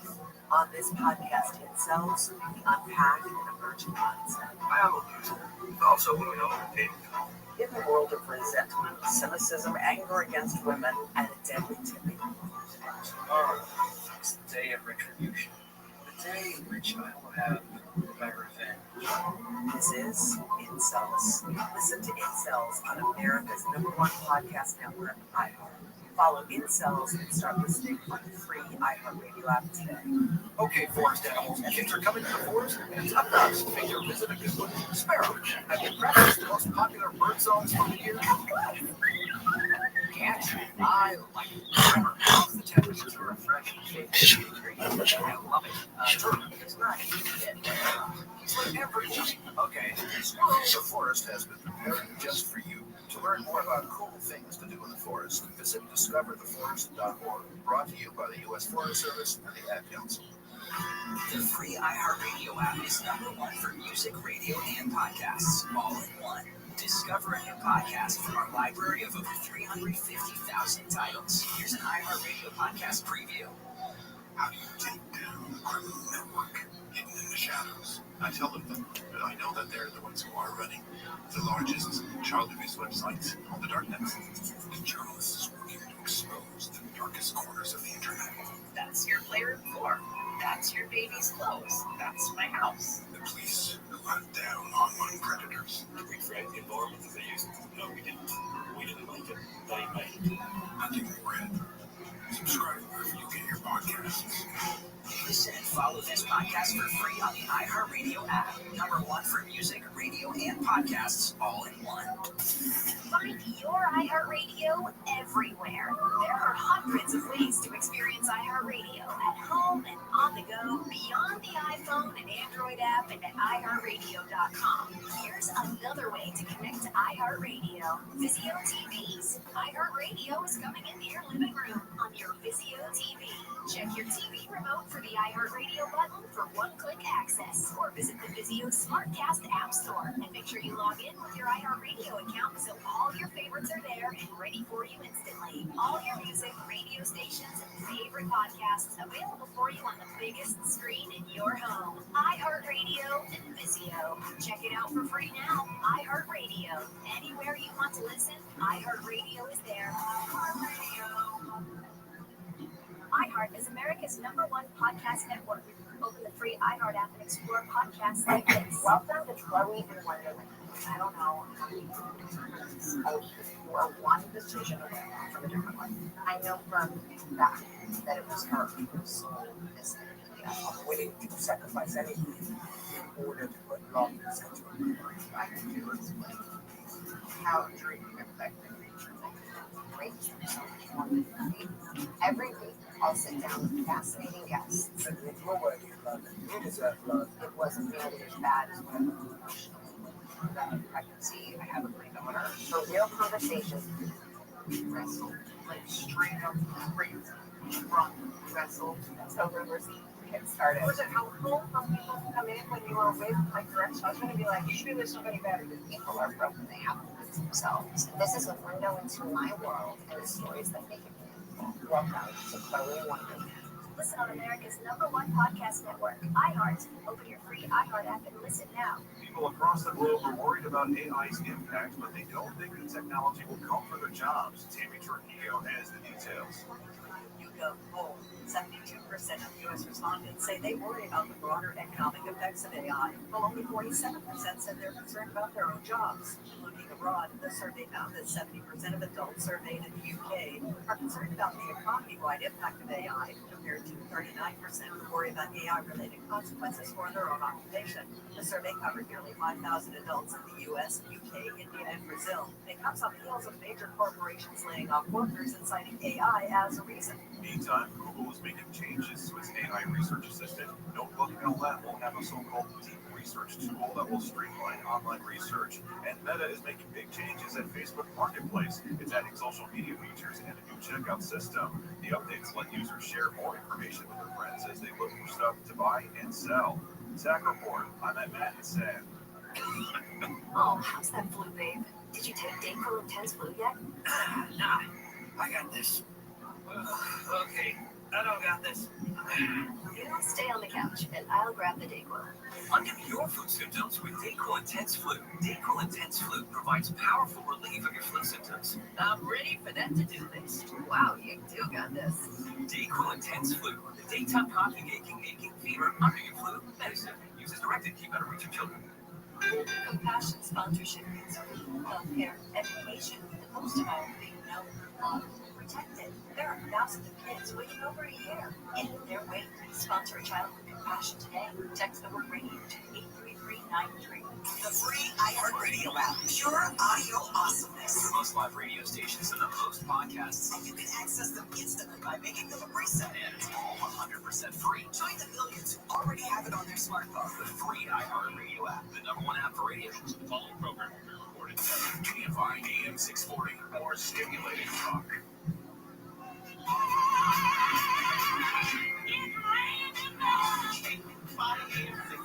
Everywhere. iHeartRadio app to be on here. And we have a car chase. We have a stolen vehicle in pursuit of a stolen vehicle in this rainy weather. We're tracking the rain and now we're tracking Shit, this shit's the best. going through Norwalk, the Downey Norwalk Oh, area. that's like my favorite area. Exited at Clark Avenue and now they're on Flower Street and Clark Avenue. It hasn't been I know exactly where that is. That's right by where. Cautious of the rain as well. That's a good tip to have. Be careful, even if you're in a stolen vehicle. I know exactly where that fucking is. I think we've seen them get up to about I've been on that fucking intersection like a bajillion times. The cruisers are in pursuit. The helicopter is on it. Skycow is tracking it right now. And again, they're 22 at 15, 10, 8. They're speeding up. It's kind of a rapid as far as speed. It's going from really slow all the way back up to 20s, 30s. And right now they're on the surface streets. Just You know where that is? Through a stop sign at Virginia and Laurel That's Street. Downey Norwalk. Downey Norwalk Lakewood area. Boulevard This is a pursuit of a and stolen Flower. You know where that is? Yep. Yeah, I know exactly where that is. There's going to be a fucking place where you can rent rims right over there. And they're going to go under the underpass. They're going to be heading into Bellflower. I've been to that fucking gas station.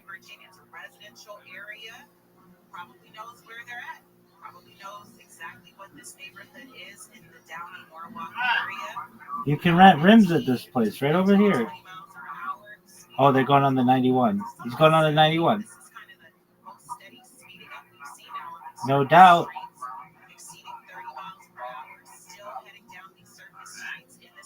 Ooh, man, it's hard to see. Luckily, not a lot of traffic coming to a big intersection.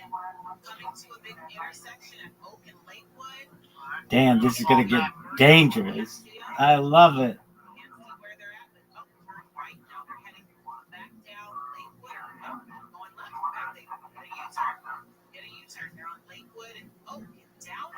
Pursuing the stolen vehicle now exceeding 50 miles per hour back down. So again, the speed is fluctuating between higher speed and lower speed. Now they're on these surface streets blowing through. This shit is so baller. It looks like the cruisers are pulling back a little bit. We have Michael Monks here. on the road trip. What's going on? You watching this? Conway Ding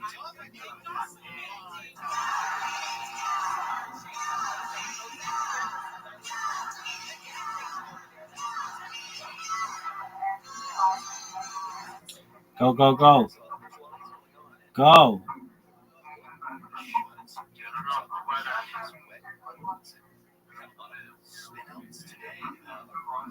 What happened?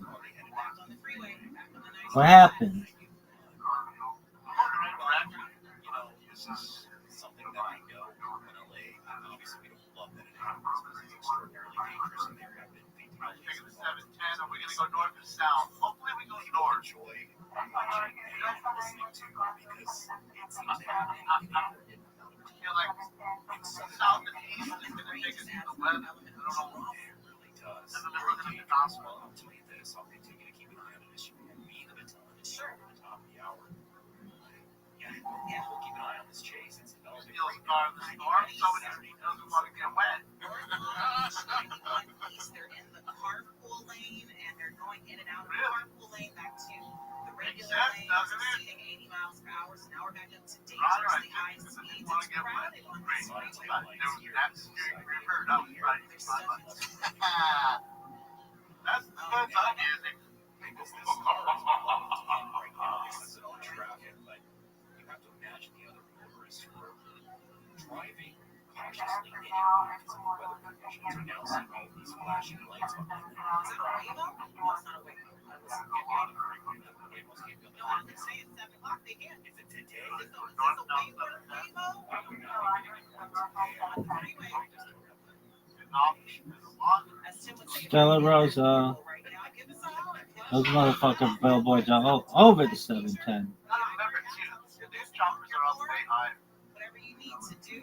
This is, they're in some moderate traffic as they head west on the 91 near the carpool lane in North Long Beach, exceeding 60 miles per hour. I'm going to go in between higher speeds, mid-range speeds, 40s, 50s as they get stuck in traffic. They're swerving dangerously between lanes, trying to get around what seems to be heavier than unusual traffic. Really quick, Michael, what's on your show? Model citizens. As we get into the show, but you mentioned the control situation. Oh, we out here because the weather? Oh, come on. What? What?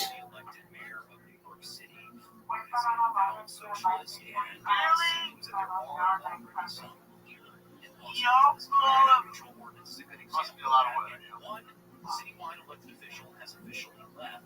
Democratic Party. Are you fucking serious? Democratic Socialist calling Have the drama on a rainy Saturday night. I'll be listening to you while I'm driving home, and you continue to track the pursuit of this stolen vehicle. Oh, they're trying to catch up to it? Maybe they are. Maybe they're just trying to cut across. Maybe they cut the cross. It looks like Maybe they cut the cross. they're still on the freeway, still heading east. Again, they're swerving in and out of lanes. That's Brad. You hear it on the radio. Someone is using your perfume. They're house guests. They're using it without asking. Post about it and you'll go viral. That's the story. Who would have thought it, man? Your things when you're not around. That's what it is. So if they get your things, put the good stuff out. And like Neil said, perhaps label things with labels that match. Just a question. How do you find out? Dang it, he's not to be careful.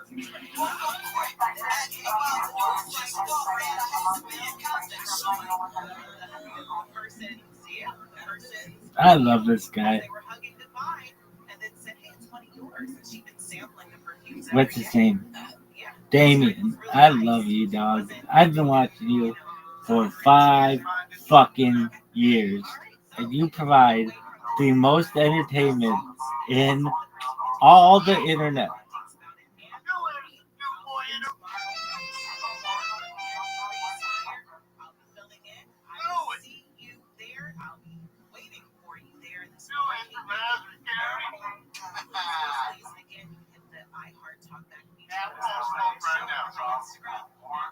Dude, this guy, if I could die and be somebody else, it would be Damien.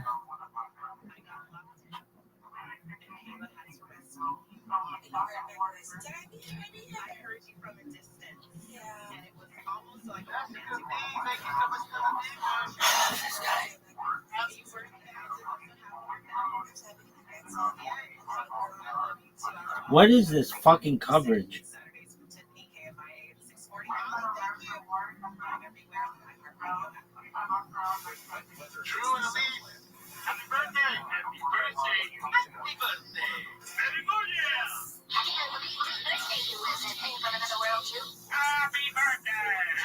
Happy birthday, Nick.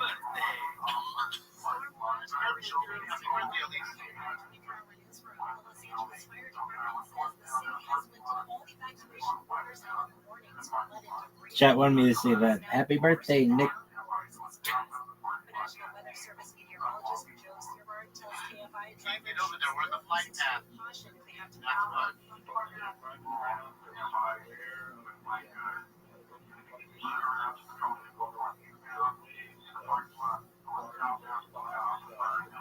Forecasters say most areas will end up with 3 to 6 inches of rain before the 2 storm systems move out, with more showers. Long Beach Boulevard. The family of a teen killed in a Manhattan beach crash has filed a lawsuit. The parents of Brock Levi have filed a $200 million wrongful death lawsuit. The 18-year-old student who was a tennis player at Loyola High School was run over by a suspected drunk driver in May while walking along Sepulveda Boulevard. The lawsuit filed Wednesday claims the driver, Jania Resha Belt, was a repeat offender drunk driver who was driving a suspended license. Dog, what is this bullshit coverage?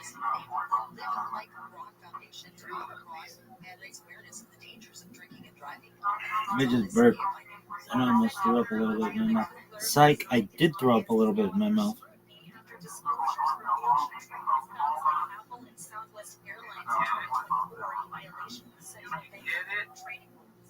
Families are now suing the baby formula company at the center and nationwide recall. ABC's Rena Roy says the lawsuits come as infants across the country have been hospitalized with a rare paralyzing illness linked to the contaminated water. According to the CDC, at least 23 infants with suspected or confirmed cases of Rothschild syndrome to buy malnutrition infant formula. The case is spreading across Rothschild is caused by a toxin that can damage the body's nerves. Symptoms include constipation, No. Rabbi says it's uncovered what may be the first large-scale cyber attack carried out by an AI system to forbid the Chinese state-sponsored hacking. There it is. They're coming. Financial institutions, chemical companies, and government agencies. Joel Weeks, thank you for the donut on the kid. Yes, happy birthday to Drew. Performing offensive tasks, including a highly sophisticated espionage operation. Indigenous protesters have disrupted the UN's COP30 summit second day, pushing back against President Lula da Silva's infrastructure plans, which they fear could speed up deforestation. Right now, we are going to a crash on the 101 in Echo Park. Outside of 21 and 10 to the way down more. Right now, the traffic slow. Turning way down Long Beach area, south on Long Beach Boulevard. Only the left lane is open due to flooding in that area. Traffic is stopped from 91. And another commotion mentioned in Malibu. Kate and Julia, the road is closed in both directions between Tunnel 1 and Canyon Road.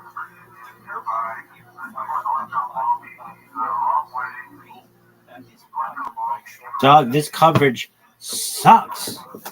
It's the worst. 6-7.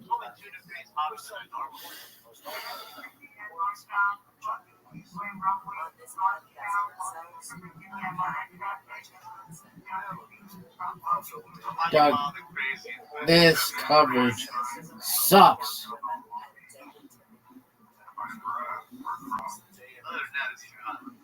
Dog, damn it, where's your cat?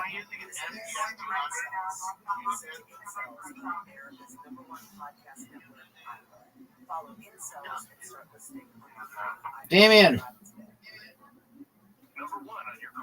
Can't believe I've been watching this motherfucker for 5 years.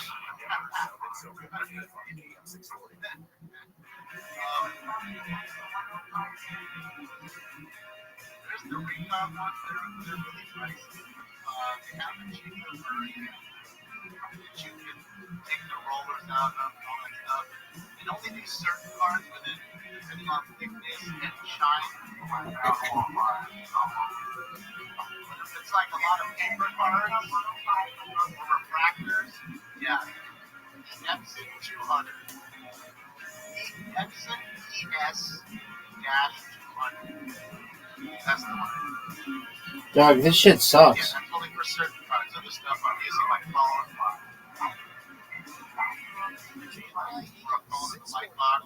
Everywhere on the iHeartRadio app. This is Michael Lung's reports. I'm Michael Lungs from KFI News. With you till 9 o'clock tonight on this very, very... This shit is the worst. In Southern California, I do hope you manage to stay dry and safe. It is a little hairy out This there. coverage sucks. Not as bad as it could have been. Because it was pretty rough. We've got a storm evacuation coming out of the city of LA all week. The city of LA has lifted all evacuation orders and warnings which have been issued. Atmospheric river my ass. Connor McCats donated $19.99 through a super chat. Wicked, wicked, wow.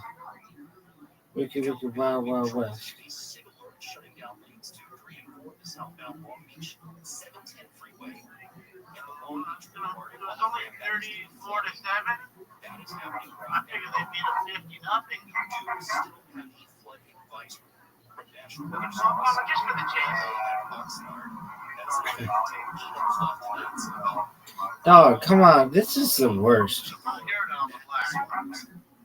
also watching this. Westbound 91 since about 15 minutes ago. A stolen vehicle, a stolen Toyota sedan.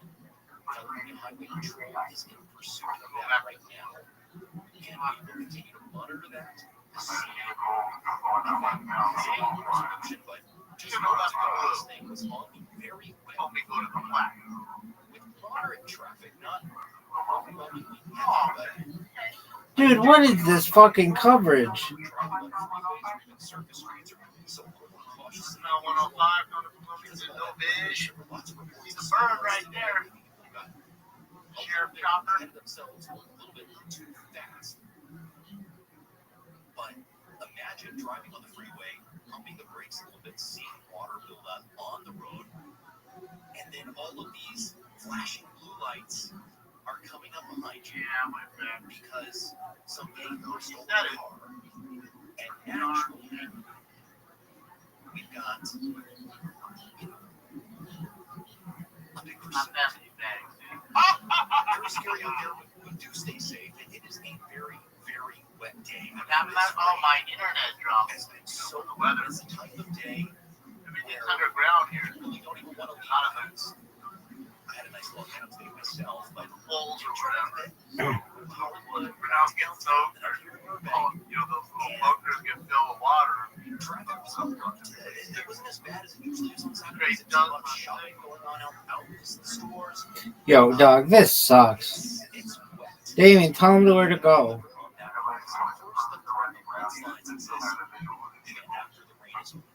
So we may not be out of the woods yet. That sort of thing. So that's something that we'll want to continue to pay attention to. Out of Riverside County, Chips. Big Kaiser Thursday. All right, the time for floodwater smoke. Housing homes near Palm Springs. That was reported at about 5 o'clock this afternoon. Motherfucker's gone.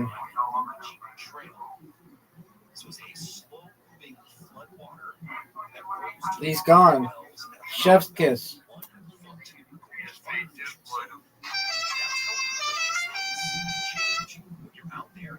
You asked me, David, why do they run? Oh, Damon. If you want to show us that, how you're hoping just lose.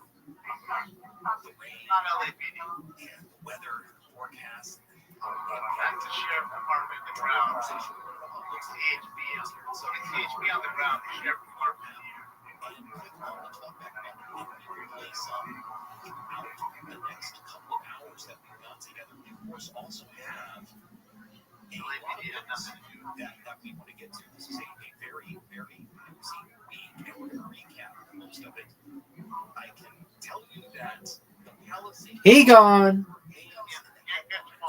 This week it was back in for a couple of you get into that Compton area, you're in the flight path directly to LAX. Not LAX, Long Beach. Everybody has to hang back. Victims of the Palisades fire, and these Republican lawmakers. He gone. About why the fire happened. We're raining here all day. What has happened for an hour has not. He gone. But I can tell you that it hasn't been over an inch.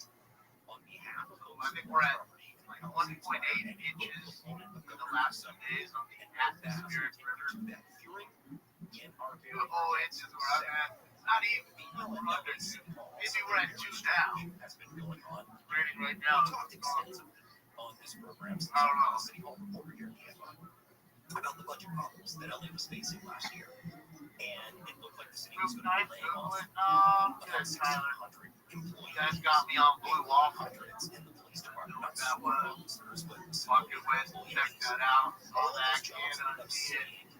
And after that, I just said to myself, well, y'all what? That's true. I'll wait for my flag, but he gone. Never ever get me to fucking do it again. Well, there's nothing you're asking me to look at. I don't know what it is. Gone. I'll go to my grave not knowing what the fuck it is. I'll give you shit. 240 officers, so basically 480 total. That's how that's gonna work out. He gone. That's how now y'all should ease me into it. Gave me a couple, throw me a couple softballs. Let me hit a couple home runs with a wiffle ball. Without that funding source, feel confident in myself. And then all of a sudden, then you spring that off. No, you had to do that right away. He gone. Look, I got some money in there. Oh boy. Out there taking all this shit out of the drain. Hey boys, if you played it before the storm, you wouldn't be out there right now. He gone. They're all laughing at me. Hey, dipshit, that's why I'm getting paid $200 an hour with the overtime. He gone. You got it.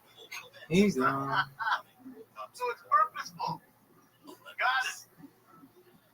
He Was gone. that a mudslide? That actually looks like a mudslide. Another thing that happened in I can't tell if that's actual flooding or if it's a mudslide. I'm going to call it with faith. Upset. Long drain. It's made a lot of just not fucking drain. This change. He gone. Drainage. Decided to cap how much. Downtown Los Angeles point called 6/10 of an inch. That's what I'm saying, bro. We're on crazy storm watch, an atmospheric storm, man. 6/10 of an inch. You better watch out. You might die, get a raft, hurry. Better know Noah. Better let you on the ark, bro. Must be on. Good, dude. 6/10. He gone. And his urgency. Folks across the city. Let me see that. Let me show you the weed. Let me show you the weed, then I'll show you some shade. Let me find. For our next hour, that analysis. The proposed gondola from Union Station to Dodger Stadium. Got a thumbs down from City Council. He gone. We'll get into that as well. Here on my He so glad you're with gone. us on this very, very rainy Saturday night. Rain did not deter the Trojans of the University of Southern California. The 8-2 on the season, 26 to 20 over Iowa. So their college football playoff hopes are still alive. UCLA, meanwhile, another drive on the road in the Big Ten. This time they're in Columbus, facing number 1 ranked Ohio State. UCLA Bruins are trailing 41-7. Third quarter. But it isn't atmospherically rivery movie. Much more ahead. Lots of news to get to. He gone. Jason Moore out of pursuit. Got away. He gone. Right here. He got away, my friend. 9 o'clock. As far as the wind. 24-hour newsroom.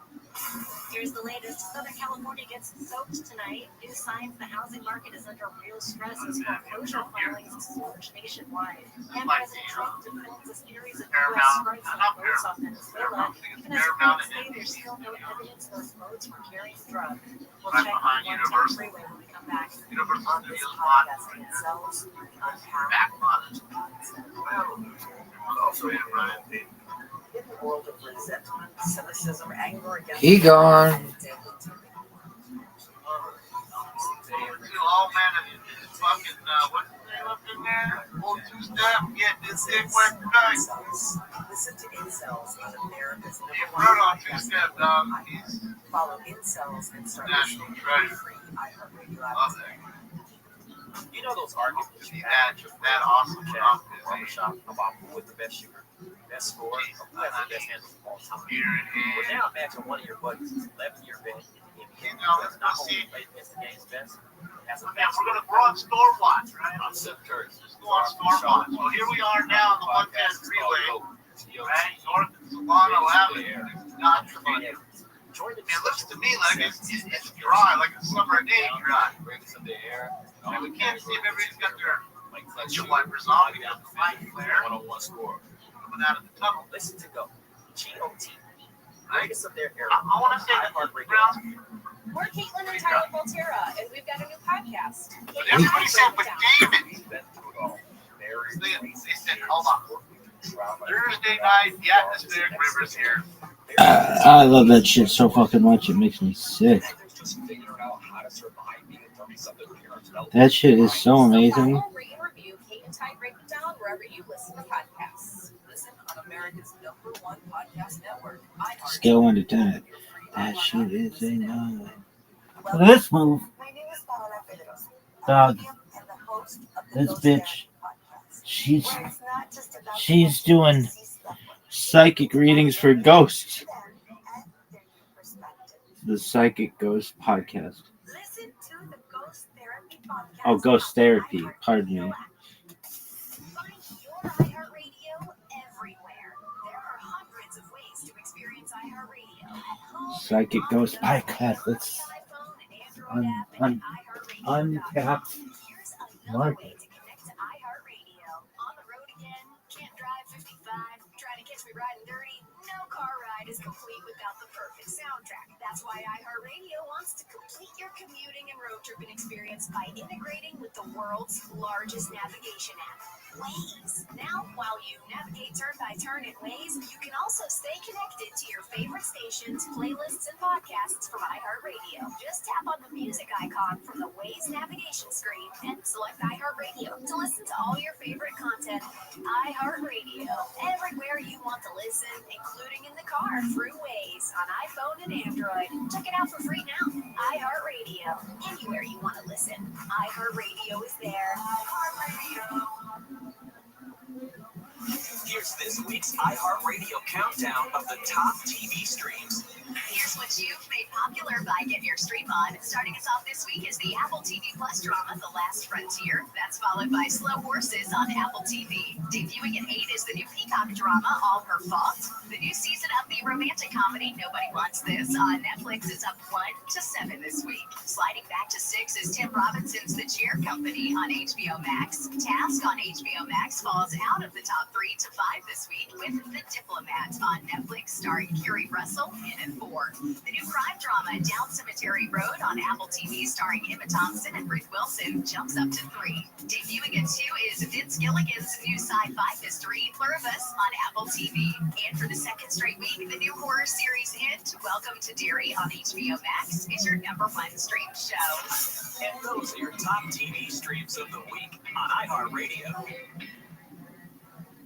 A new report says there's a young homebuyer crisis in the U.S. According to the National Association of Realtors, the typical age of first-time buyers climbed to an all-time high of 40 years. The report also says the number of first-time homebuyers dropped to a record low of 21% in 2025. On top of that, a Coldwell Banker report says 84% of Gen Z says they're putting off major life milestones like getting married and having kids just to afford to buy a home. Waymo's driverless taxis are picking up speed in 3 cities. Matt Mattinson, more. Company announced freeway routes are now being offered to select riders in Phoenix, Los Angeles, and San Francisco. Waymo plans to expand to Miami, Washington, D.C., San Diego, and London next year. It's also started testing cars in New York City and Tokyo. Disney reportedly losing millions of dollars per day as its ongoing carrier dispute with YouTube TV continues. Tammy Trujillo explains. According to reports from the Wrap, Disney could be out $60 million in lost revenue if the stalemate reaches 14 days. Disney-owned channels like ABC, ESPN, and others have been dark on the Google-based subscription streamer since Halloween. That's prompted the service to offer a $20 rebate to customers to compensate them for the disruption. And this week, we had to say goodbye to a tiny monetary unit of payment. The U.S. Mint processed the last penny. More for tenants. The treasurer says Indian Penny is going to save the U.S. $56 million. But at what cost? We'll lose a penny for your thoughts. You won't be able to give your 2 cents. No good luck because you won't find one on the ground. What will you throw in a wishing well? And is it the end of penny loafers? The government is not making more, but you can still use the ones you have, most likely in a jar in your kitchen. Oh yeah, another beloved cartoon character now in the public domain is getting the horror movie treatment. This time it's Betty Boop. The iconic 1930s slapper girl is being turned into a gruesome villain by BMW Worldwide. I'm Monica Nelson with your consumer and business news. iHeart is America's #1 podcast network. Open the free iHeart app and explore podcasts like this. A few miles from the glass spires of Midtown Atlanta lies the South River Forest. In 2021 and 2022, the woods became a home to activists from all over the country. I found a struggle worth fighting for. Who gathered to stop the nearby construction of a massive new police training facility, nicknamed Cop City. There, in the forest, they built a different community. The forest occupation or things like that present a vision of a society where we can have what we need and support each other without being at each other's throats or being subservient to each other. Until one day, everything shatters. At approximately 9 o'clock this morning, as law enforcement was moving to various sectors of the property, an individual, without warning, shot a Georgia State Patrol trooper. What I heard was a full clip unload. It was just like a whole mess of shots, just like blasting off. From Wondery, Inside Media, and Tenderfoot TV, this is We Came to the Forest. We got about 150 to 200 protesters that rushed into officers now. I'm Matthew Scheer. Follow We Came to the Forest. They were so dedicated to that forest, they didn't know what to do. Never did. Listen on America's #1 podcast network, iHeart. Open your free iHeart app and listen now. Excited you fall for a brooding dude, dive into a steamy romantic series from Sarah J. Maas, or find the perfect rom-com from Lily Chu. Start listening free when you sign up for a 30-day trial at audible.com. Hey, it's Ed Helms, host of Snafu, my podcast about history's greatest screw-ups. On our new season, we're bringing you a new Snafu every single episode. 32 lost nuclear weapons?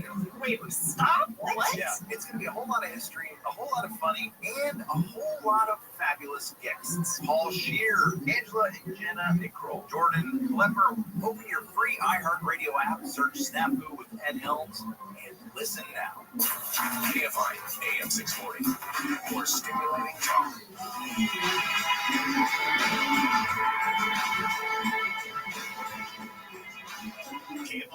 645 everywhere on the iHeartRadio app.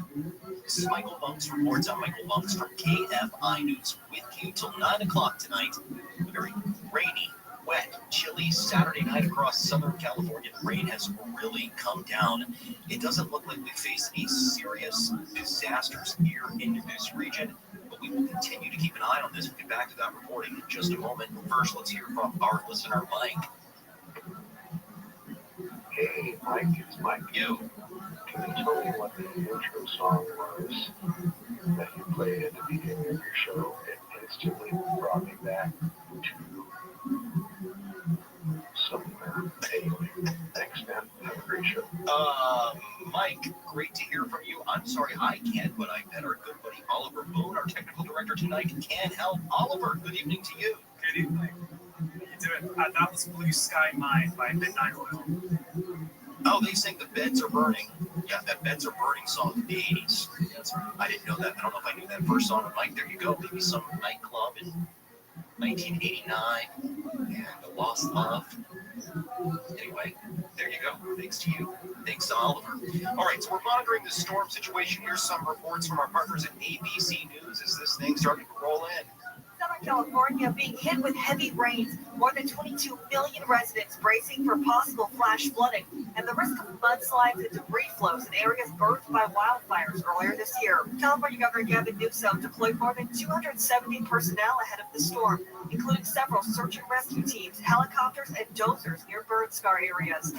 Sheriff's deputies going door to door in the burn scar area in Altadena, notifying residents of evacuation orders. Rabbi Gurjian's home was spared by the fires and mudslides earlier this year, but he's concerned about this round of heavy rains. It seemed like at least some of the pools in the vegetation along the mountain has already come back, which is really helping retain some of that debris. And those evacuation orders in the burn scar areas of the Altadena Pacific Palisades areas remain in effect through tomorrow morning. The hotspot of the rain here, which will be SoCal, LA, and the surrounding areas, we can see an inch an hour per rain, all adding up to around 4 to 6 inches of rain. And that in and of itself is bad. Again, you factor in the burn scars, things like that, debris flows, mudslides. You have to be on high alert for this event. The only good news is that the rain is expected to taper down as we head later into the day today. LA is under a flash flood warning. LA County and portions of Ventura County as well. And really, they have just been getting hammered over the last several hours here. So there's that flash flood warning. A flood watch from Santa Maria down to Santa Barbara, out into the valleys as well, all the way down to San Diego and Oceanside. What they did to prepare ahead of this storm is we saw a lot of residents that were getting sandbags. Some decided to evacuate just as a precaution because they didn't want to be inside their homes in case the worst happened, which would be that big mudslide coming down. We heard from officials they can't stop a mudslide once it happens, which is why everyone here in Los Angeles is on high alert. The big concern is the wildfires. What they did on these really steep hillsides is it loosens that topsoil. So when you have such a huge amount of rain coming in such a short period of time, that is how we see these mudslides happen, those debris flows. And so yes, more than 22 million people on alert. Many residents concerned because they did see massive mudslides last year.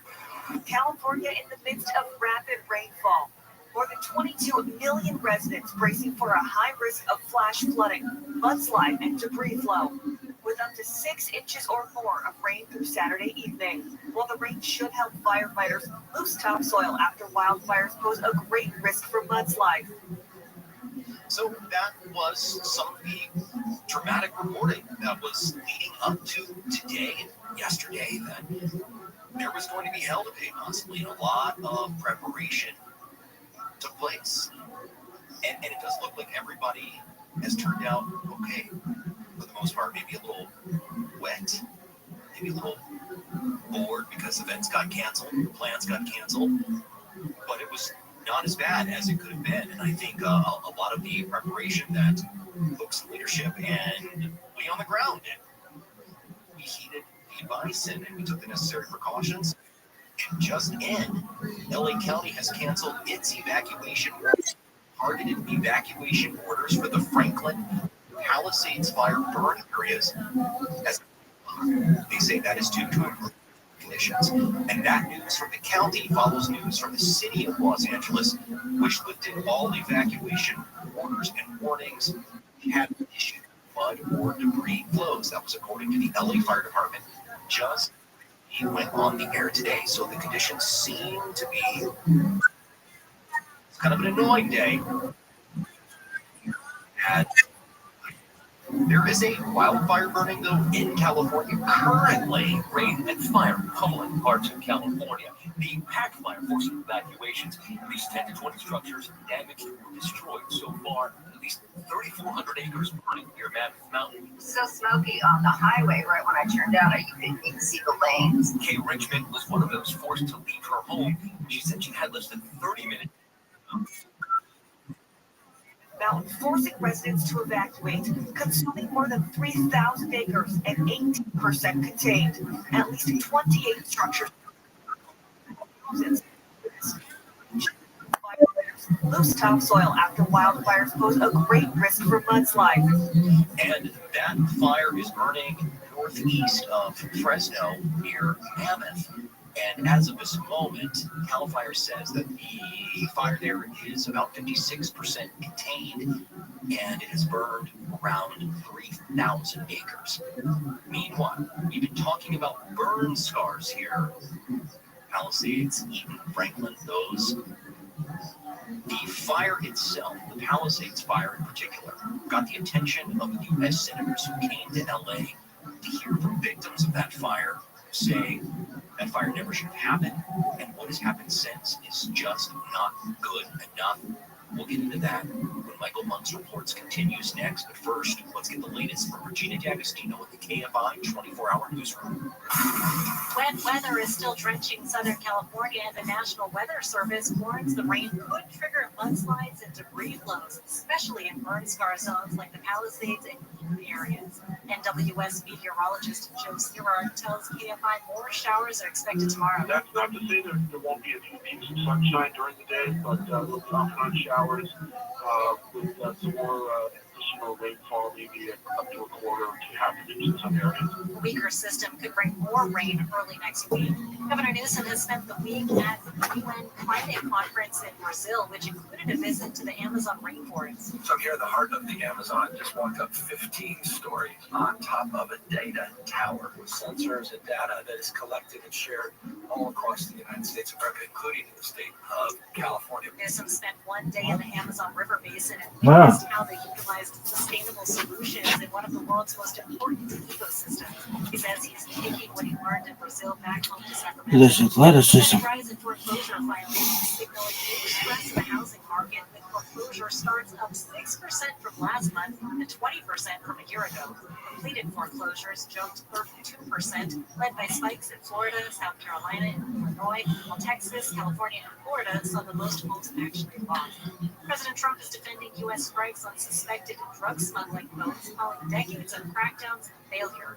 ABC's Martha Raddatz says the U.S. has launched at least 20 strikes off the coast of Venezuela without publicly providing evidence of drug smuggling. As this buildup of warships continues, a new Reuters Ipsos poll shows only 29% of Americans support using the U.S. military to kill suspected drug traffickers without a judge or court being involved. Lawmakers are also raising questions about whether strikes are legal. We're gonna get something that's presented, that's put together enough to show as a teaser. So I want to wait for golf to send us something that is presentation ready.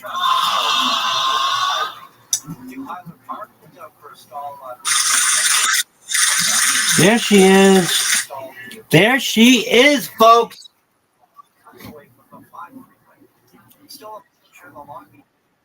You ready, girl?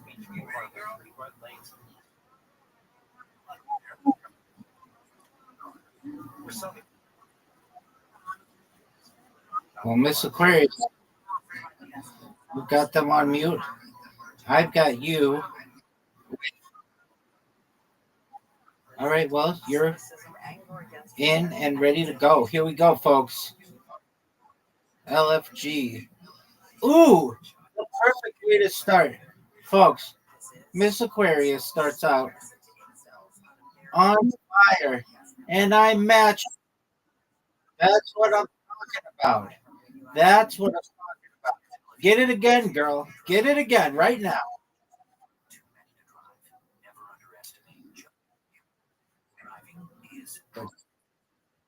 Yes, ma'am. Okay. The goal is 1. 2 would be a bonus. 2 is like impossible.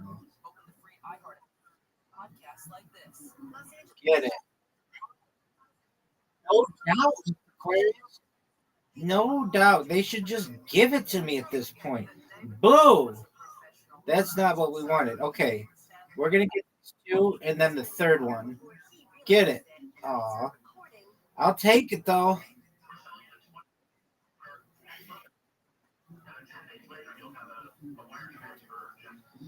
Get it, Miss Aquarius.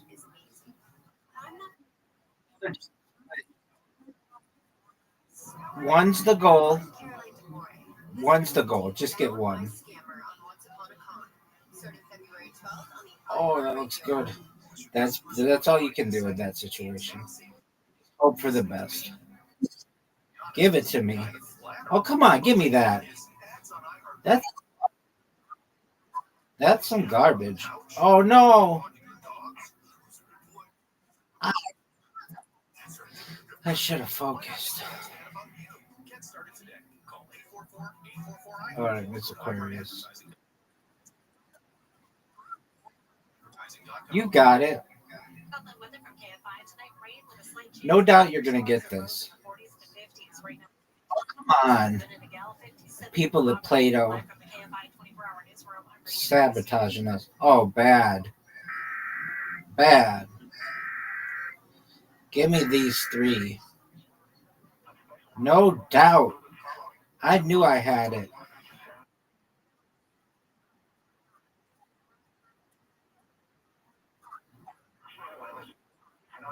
Get it, girl. Get it, girl. All right. You want to get those 4? And then you get more. Get those 4. That's it. She got it. Come on. That was garbage. I think you should have gotten it. No doubt. Ooh. Ooh, this is a tough split, Miss Aquarius. I mean, I don't know.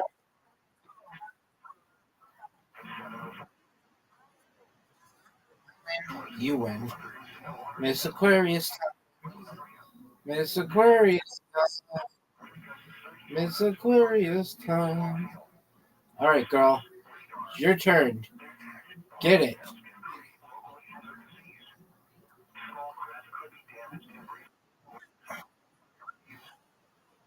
You'll get these 5. No doubt. Just get that front one.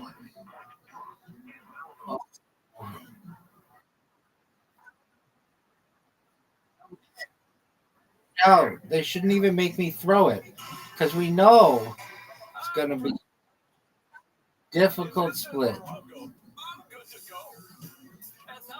That's okay. But now what I wanted, okay, now your turn to get a strike. And I have no doubt they shouldn't even make you do it. It should be automatic. A strike. Mr. Aquarius, that's phenomenal.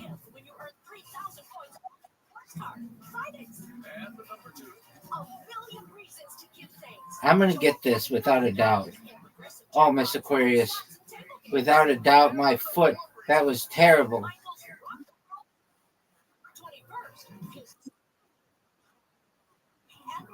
Oh, no doubt. Look at you. Look at you. 35. You're going to get them both. Okay? I need a strike here. Get it. That was looking good. All right, get this. Oh, get out of here. This Aquarius, that is not good. It's terrible, in fact. It's Miss Aquarius' turn. Striker Rooney.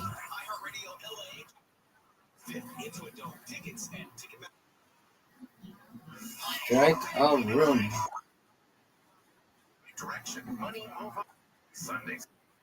Hey, that's better than comeback time, ma'am. Not what we wanted. I really need all of these. And I don't get them. Miss Aquarius is going to get that win, which we will celebrate momentarily, folks. Perfect. Oh, come on. Get that. Okay, now this becomes an interesting setup. Get it. All right, she got the one, folks. I'm down 17. Nope. It's over, Miss Aquarius. This one is over. Ooh.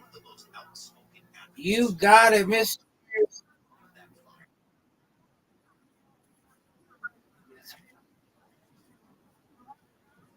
I win, you win. I win. Undefeated in bowling. Undefeated. Excellent job. Despite having routine fires every few decades. God willing.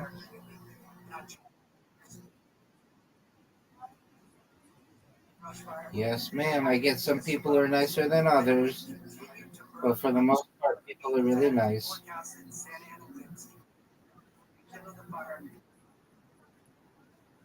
Yes, ma'am.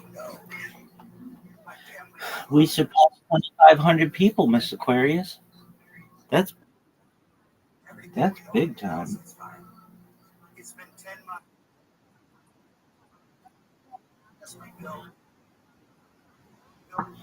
198 what?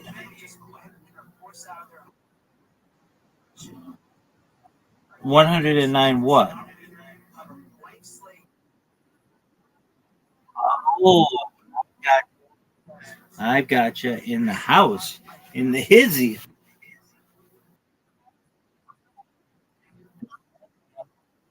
That's right. 100%. You guys make this house a home.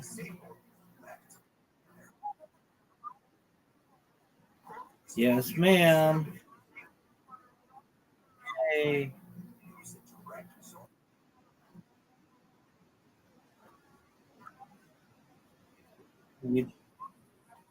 I will.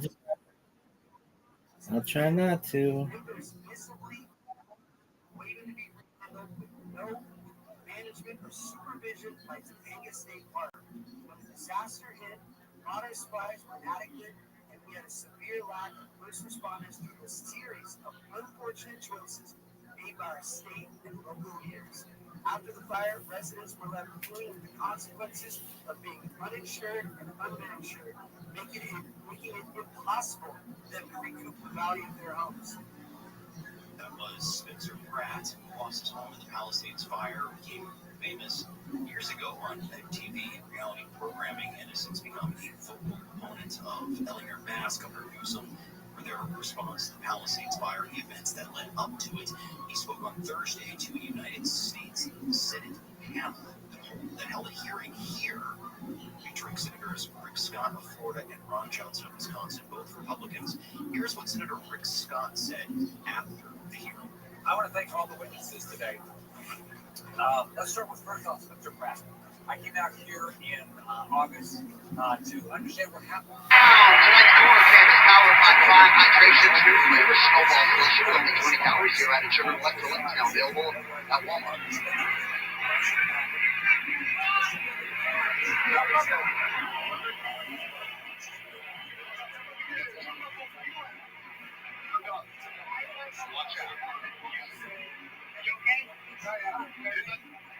That's vanilla cashew. He's just waiting for that kick, all right? To put your dog. You got a kick, move my smart. You got to get the way the game is. House burns down and there's no help. Senator Johnson and I are going to continue to show up. We're going to continue to make sure that there's a thorough investigation. investigation to help these victims, especially our seniors. Hey, that's what you want. You're trying to get your back. Also, sometimes you don't get back to strike. Try to get low. Okay? More volume. More problems. Round two is brought to you by Bobby Cody. And cocktail of UFC. 2 shots. How about the top of the audience from Sean Lee? Shadow box. People are excited, man. They're going to that fight. Round two, we'll see how Contest adjusts.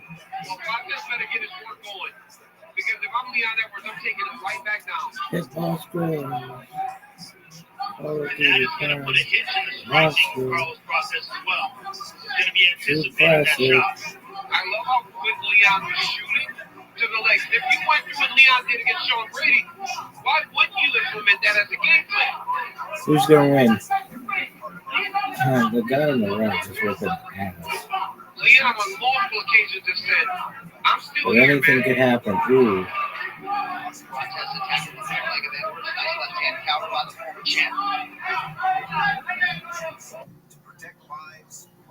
Come on, you little bitch.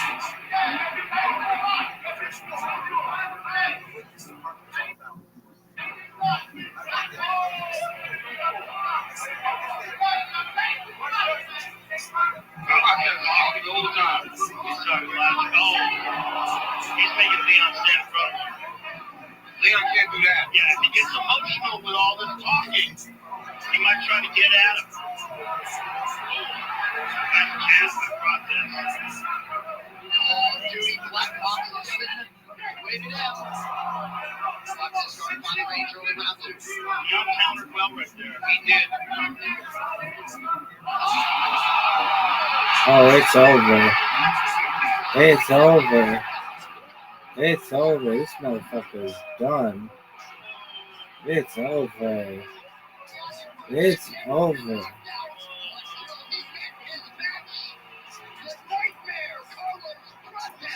The nightmare. He's the knockout guy. He's the guy that knocks more people out in the UFC than anyone. My goodness. And he puts Leon Edwards out. The way he stepped into that punch. Man, I can't see that again. Show me the replay. Toyo Tires. Brazil. You can see Process just gaining in confidence. And they were going, once he got Leon talking back to him, that's his game. He starts trash talking, and Leon gets out of being. This motherfucker is out. And he's standing in front of him, waiting to get it back, and Carlos set him up perfectly. This motherfucker is out. Leon cannot stand in front of him. He's got to move. And bam, there. He is such a precise, powerful striker.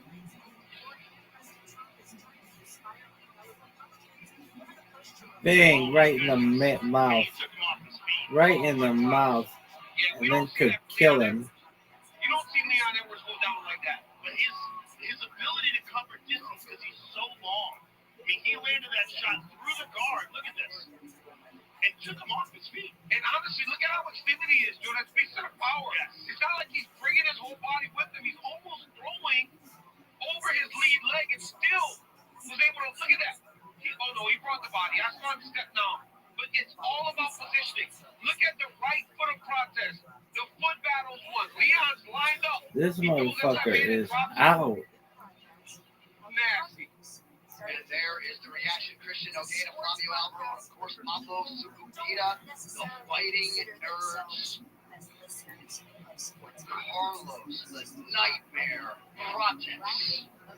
The unauthorized reproduction or distribution of this copyright work is illegal and punishable under law.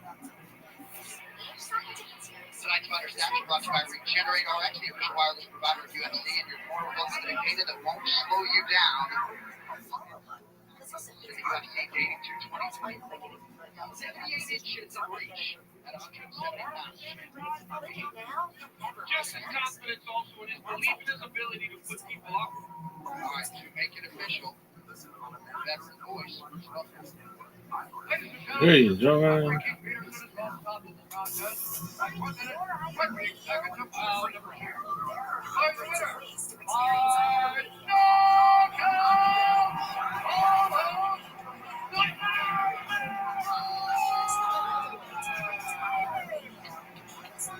Ladies and gentlemen, I'm here with the nightmare, Carlos Rothschild. Congratulations, sir, on an absolutely sensational knockout victory. You were talking to Leon a lot in this fight. You were talking to him when he was grappling with you. What were you saying? I think, hey, dude! Oh, you guys, thanks so much! Hey! Thank you so much. You guys make me feel awesome. My first time in New York, and I can't wait to be back in here.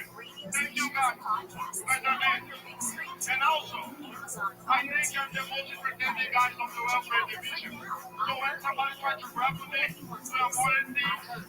don't think you guys pay tickets for us, for what's violence, for what's blood, yeah? Not for the fights. Alright, that's fine. We certainly bring the violence, and you brought the violence tonight. This is a huge victory for you. For you to be the first man to ever knock out Leon Edwards in the UFC, and to do it like that, This athleticism. gotta make you happy. Yeah, I trained so much for fights against them guys. No, Put an apron on me, 'cause I'm homeless as fuck. Put an apron on me. Go to shop, put an apron on me. You know I'm thick boy bluff. I'm shy, protected as fuck. Trying to get in him and walk me to my truck.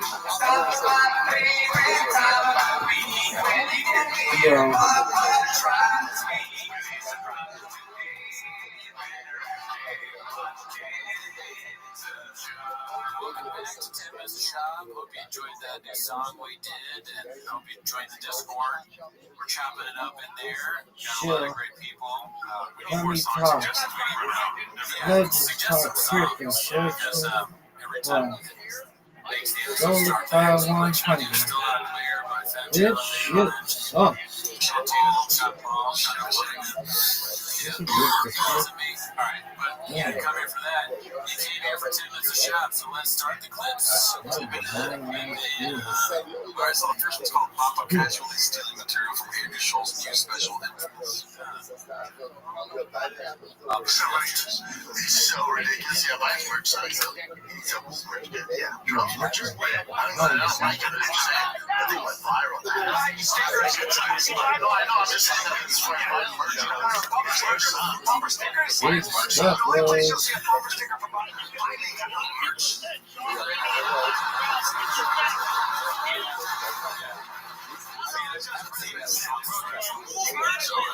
Let's shake it. Oh. Wait for it.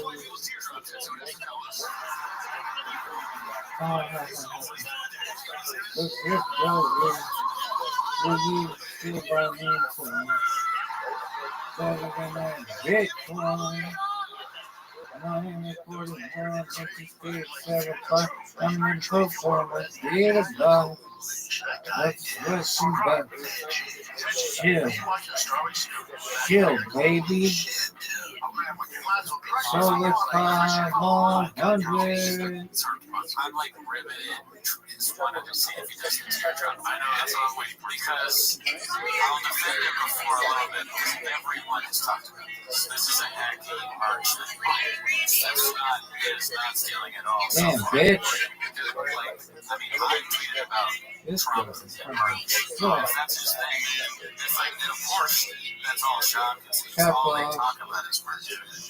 The first 3 months, okay. They got the Tiger Big Whiskey. Maybe they have a sponsorship with Diet Coke or something. It looks like, we have 3 seconds left. You can still call to my merch game. This market sucks. No, so yeah, not at all. I mean, Sean may have stolen his job. He has no material. He has no original thoughts. Really, just kind of weird for him said he did. So he might have, but that's not really. Alright, so this one's called Brenda Gets Approved Wrong, so decides to move the goalposts in order to win the argument. Classic B. Kind of about long.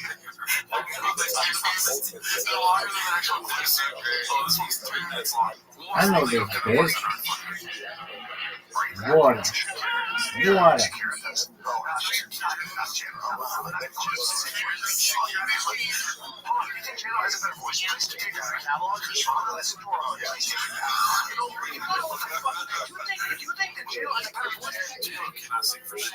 Here's one thing that bothers me about this already. I hate when the bro guys pretend to like something more than they do, and I think it's funny that Cal thinks it's hilarious that he likes J-Lo's music or something like that. No, dude, I don't really care about this. Just another fucking stupid hack of bullshit that these guys do.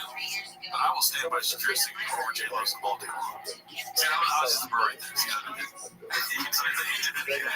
Shakira's pretty good. Pretty good. She's better than J-Lo. Yeah, I don't really like any J-Lo songs, but there's like one or two guys. Like the She-Lo song. That's a good song. Do me a favor, well, let's just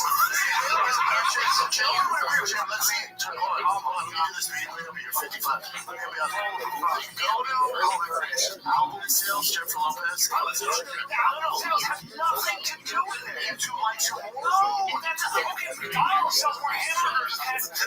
You see how BGL is blanked out? We have to make sure that he's like, I forgot once. Yeah, I apologize to the viewers for that. At least we talked about it when we watched it. We ended up blanking it out. Listen, you can't mind the one beef. McDonald's is hamburger for what? They don't make a good hamburger compared to what other don't compare numbers, commerciality to some of those great points. Success. No. So it's about artistry, dude. How's J-Lo on there are people who love J-Lo. She's there's nothing J-Lo has ever done artistically, ever, that would be considered original. Shakira is a better singer and dancer. Sometimes it seems like these two are literally being forced to do podcasts. It doesn't feel like they are stuck in this room, they can't leave, and that's why he's doing this weird, like, sitting like this, and Brian is sitting all crazy. It's because somebody has like forced them for 24 hours to be in this podcast studio. They have nothing else to talk about.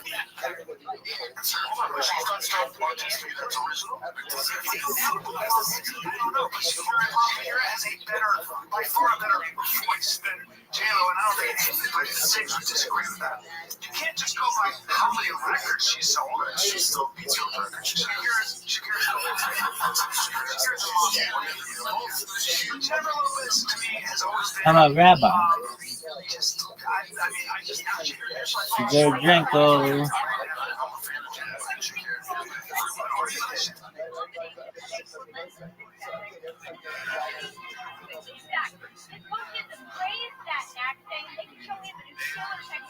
And you can implement it into a game immediately. Now, for this particular camp, we put a heavy focus on grab. We're going to take down defense, and it's really hard to have. We remind you that when you first think that defense is one of Mexico, give it a wrestler. So now he's known for his violent knockouts inside the octagon, but he is ready to wrestle in backhand over constantly in our fight. If I have to wrestle Sean Brady, even though everyone talks about his high-level wrestling, wrestle him, I would. Yeah, he absolutely is more than willing to wrestle with Sean Brady, but I mean, that's sterling wrestling. 18-0. He just beat Gilbert Burns in the first round. He is massive for the weight class. This 170 weight class. Heck, the young guys would believe the record him playing Southside. He is daring. I mean, but this kid right now really can't separate himself if he gets from Sean Brady. Because this will seem like the worst possible matchup in the division story. If he wins, he will show that he's ready for any type of style side action. Touches and make you more human. And I just, I think what you said about the worst possible matchup on paper is so important because when you see him in the octagon, you see the guy taking people out with devastating strikes. But when you consider his judo background, wrestling background, he is the grappler first and foremost. like different modalities, different approaches, all the resources in the world that I can think of that are on file and get her personality, and then she came out and she was way better than we thought. And so we had we built something special that we built the first mental health companion AI agent on chain. And then we found out she can do much more than talk about mental health. She also talks about crypto. She also will stop you from FOMOing in and out of crypto. She does breathing exercises. She does meditative exercises. She can talk to you about breakup. She can talk to you about drug use and alcoholism. She can talk to you about gambling. She can talk to you about anything you're going through and settle you. She's just phenomenal. And so, after we built this agent, we're just blown away. And I got very over excited. It's like, I'm going to build a whole bunch of agents. I'm going to build a whole ecosystem. And I'm going to invest in all that. I did it, and I kind of took away from, us getting back to the basics. And so now it's like, this is the mothership, man. This is exactly what we've been working for, is for Soul 500 to be the number one token. And so now we created Peppa, and now we've got our staking system that links them all together, where if you buy Soul 500, you get all 3 tokens.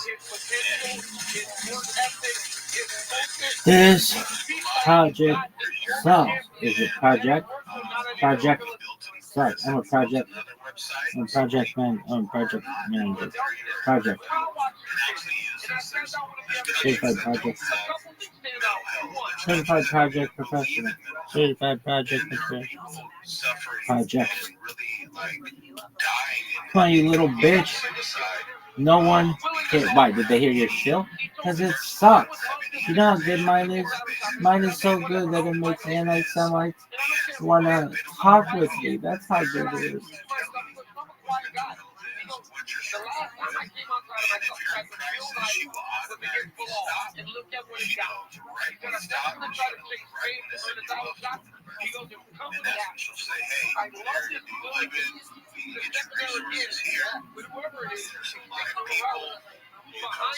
It's just phenomenal what we created.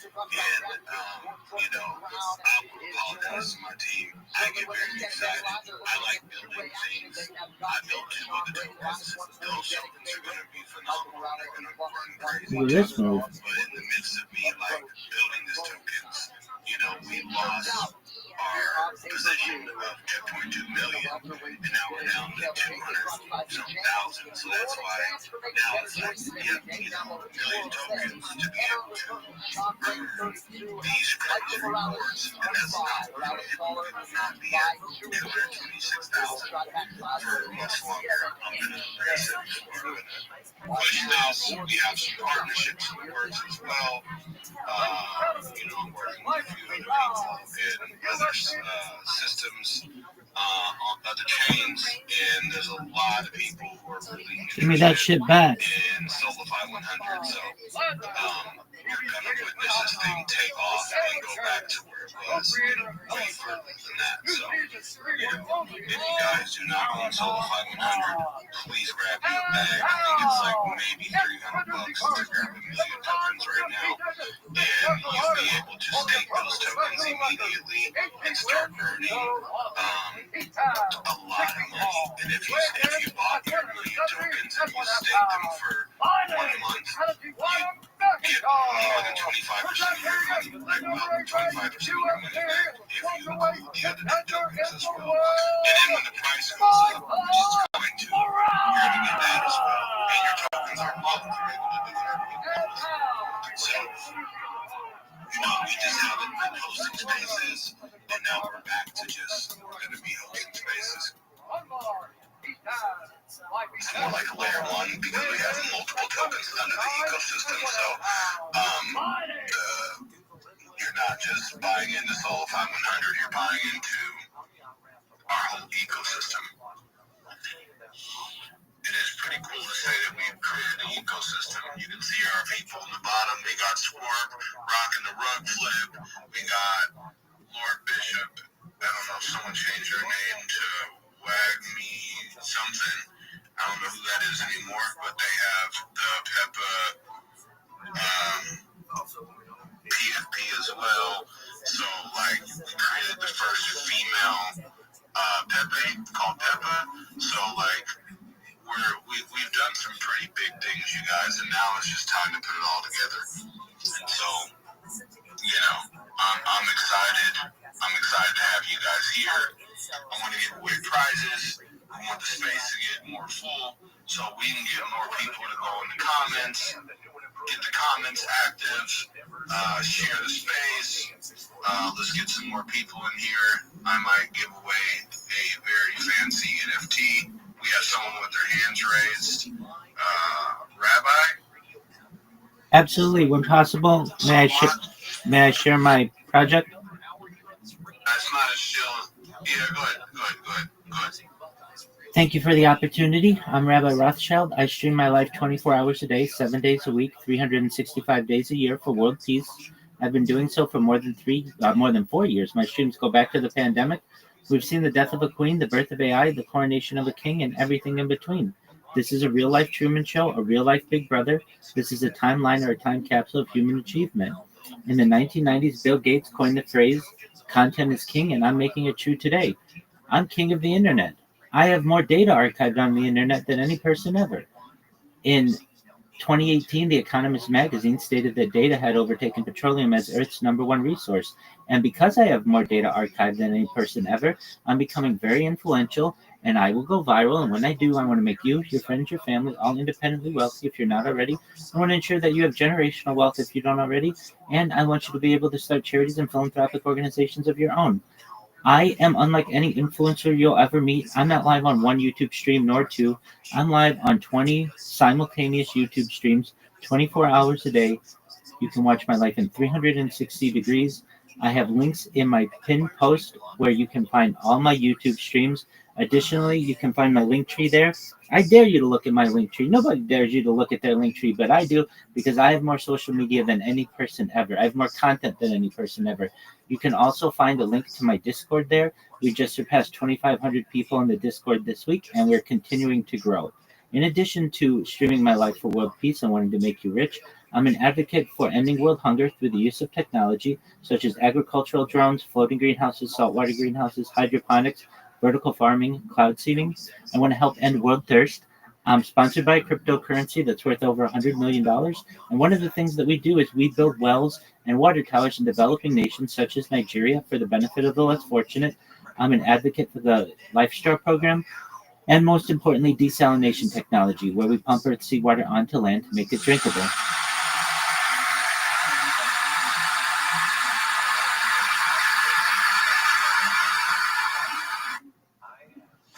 Thank you for being here. Thank you for that show.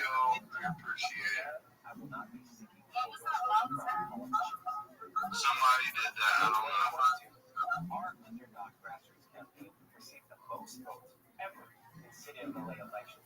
But back to Solify, you guys. Where were we at? But in January 2024, we had a lot of team members I'd love to hear from. Who are quiet. Jeremy, you're another one that is. Well, I'm co-host. The last person I requested to speak was Super Nasty. Nasty. Okay, I'm kind of weary about this, but okay. Hey, what's up, guys? Is it okay to speak? Depending on what you're about to say, bro. I'm just not here to bitch. I'm just gonna say I'm glad I'm here. I like what you're doing. Your addiction being close to home. It's real, and I like how you guys solidifies, the staking thing, all that stuff. And I just want to give you a, 100. Yeah. Appreciate that, man. Please feel free to join our Telegram and That project sucks. Now, on June 2nd, 2026, you will actually have the opportunity to elect more so-on-type progressive candidates. There are 11 elections up for grabs. All the odd numbers for council districts are up for grabs, which there are 15. The mayor, the city controller, myself, and your city attorney. There are so many opportunities now to get involved. To get involved now, because time is ticking. And of course, as your city controller, I'm going to continue to provide the transparency, the accountability, and give the recommendations that might not make those in City Hall happy. But we need people I love how they're like, this isn't a shill. Oh yeah, it is. And then I was gonna jump on this motherfucker and say, then why is the word shill in the fucking space? Do you not know what that means? Do you not know what that means? That is City Controller Ken Mejia, who announced that he is no longer a Democrat, and also that he is looking forward to more Mamdani-type politicians being elected in Los Angeles. That there are already some in office, including himself, and 4 members of the LA City Council he name checked: Anthony Rahman, Ulysses Hernandez, Hugo Silva Martinez, and Isabel. People are so rude. They should know they're all being recorded. And their children will be like so embarrassed. They'll be like, I can't believe my fucking father was such a douche.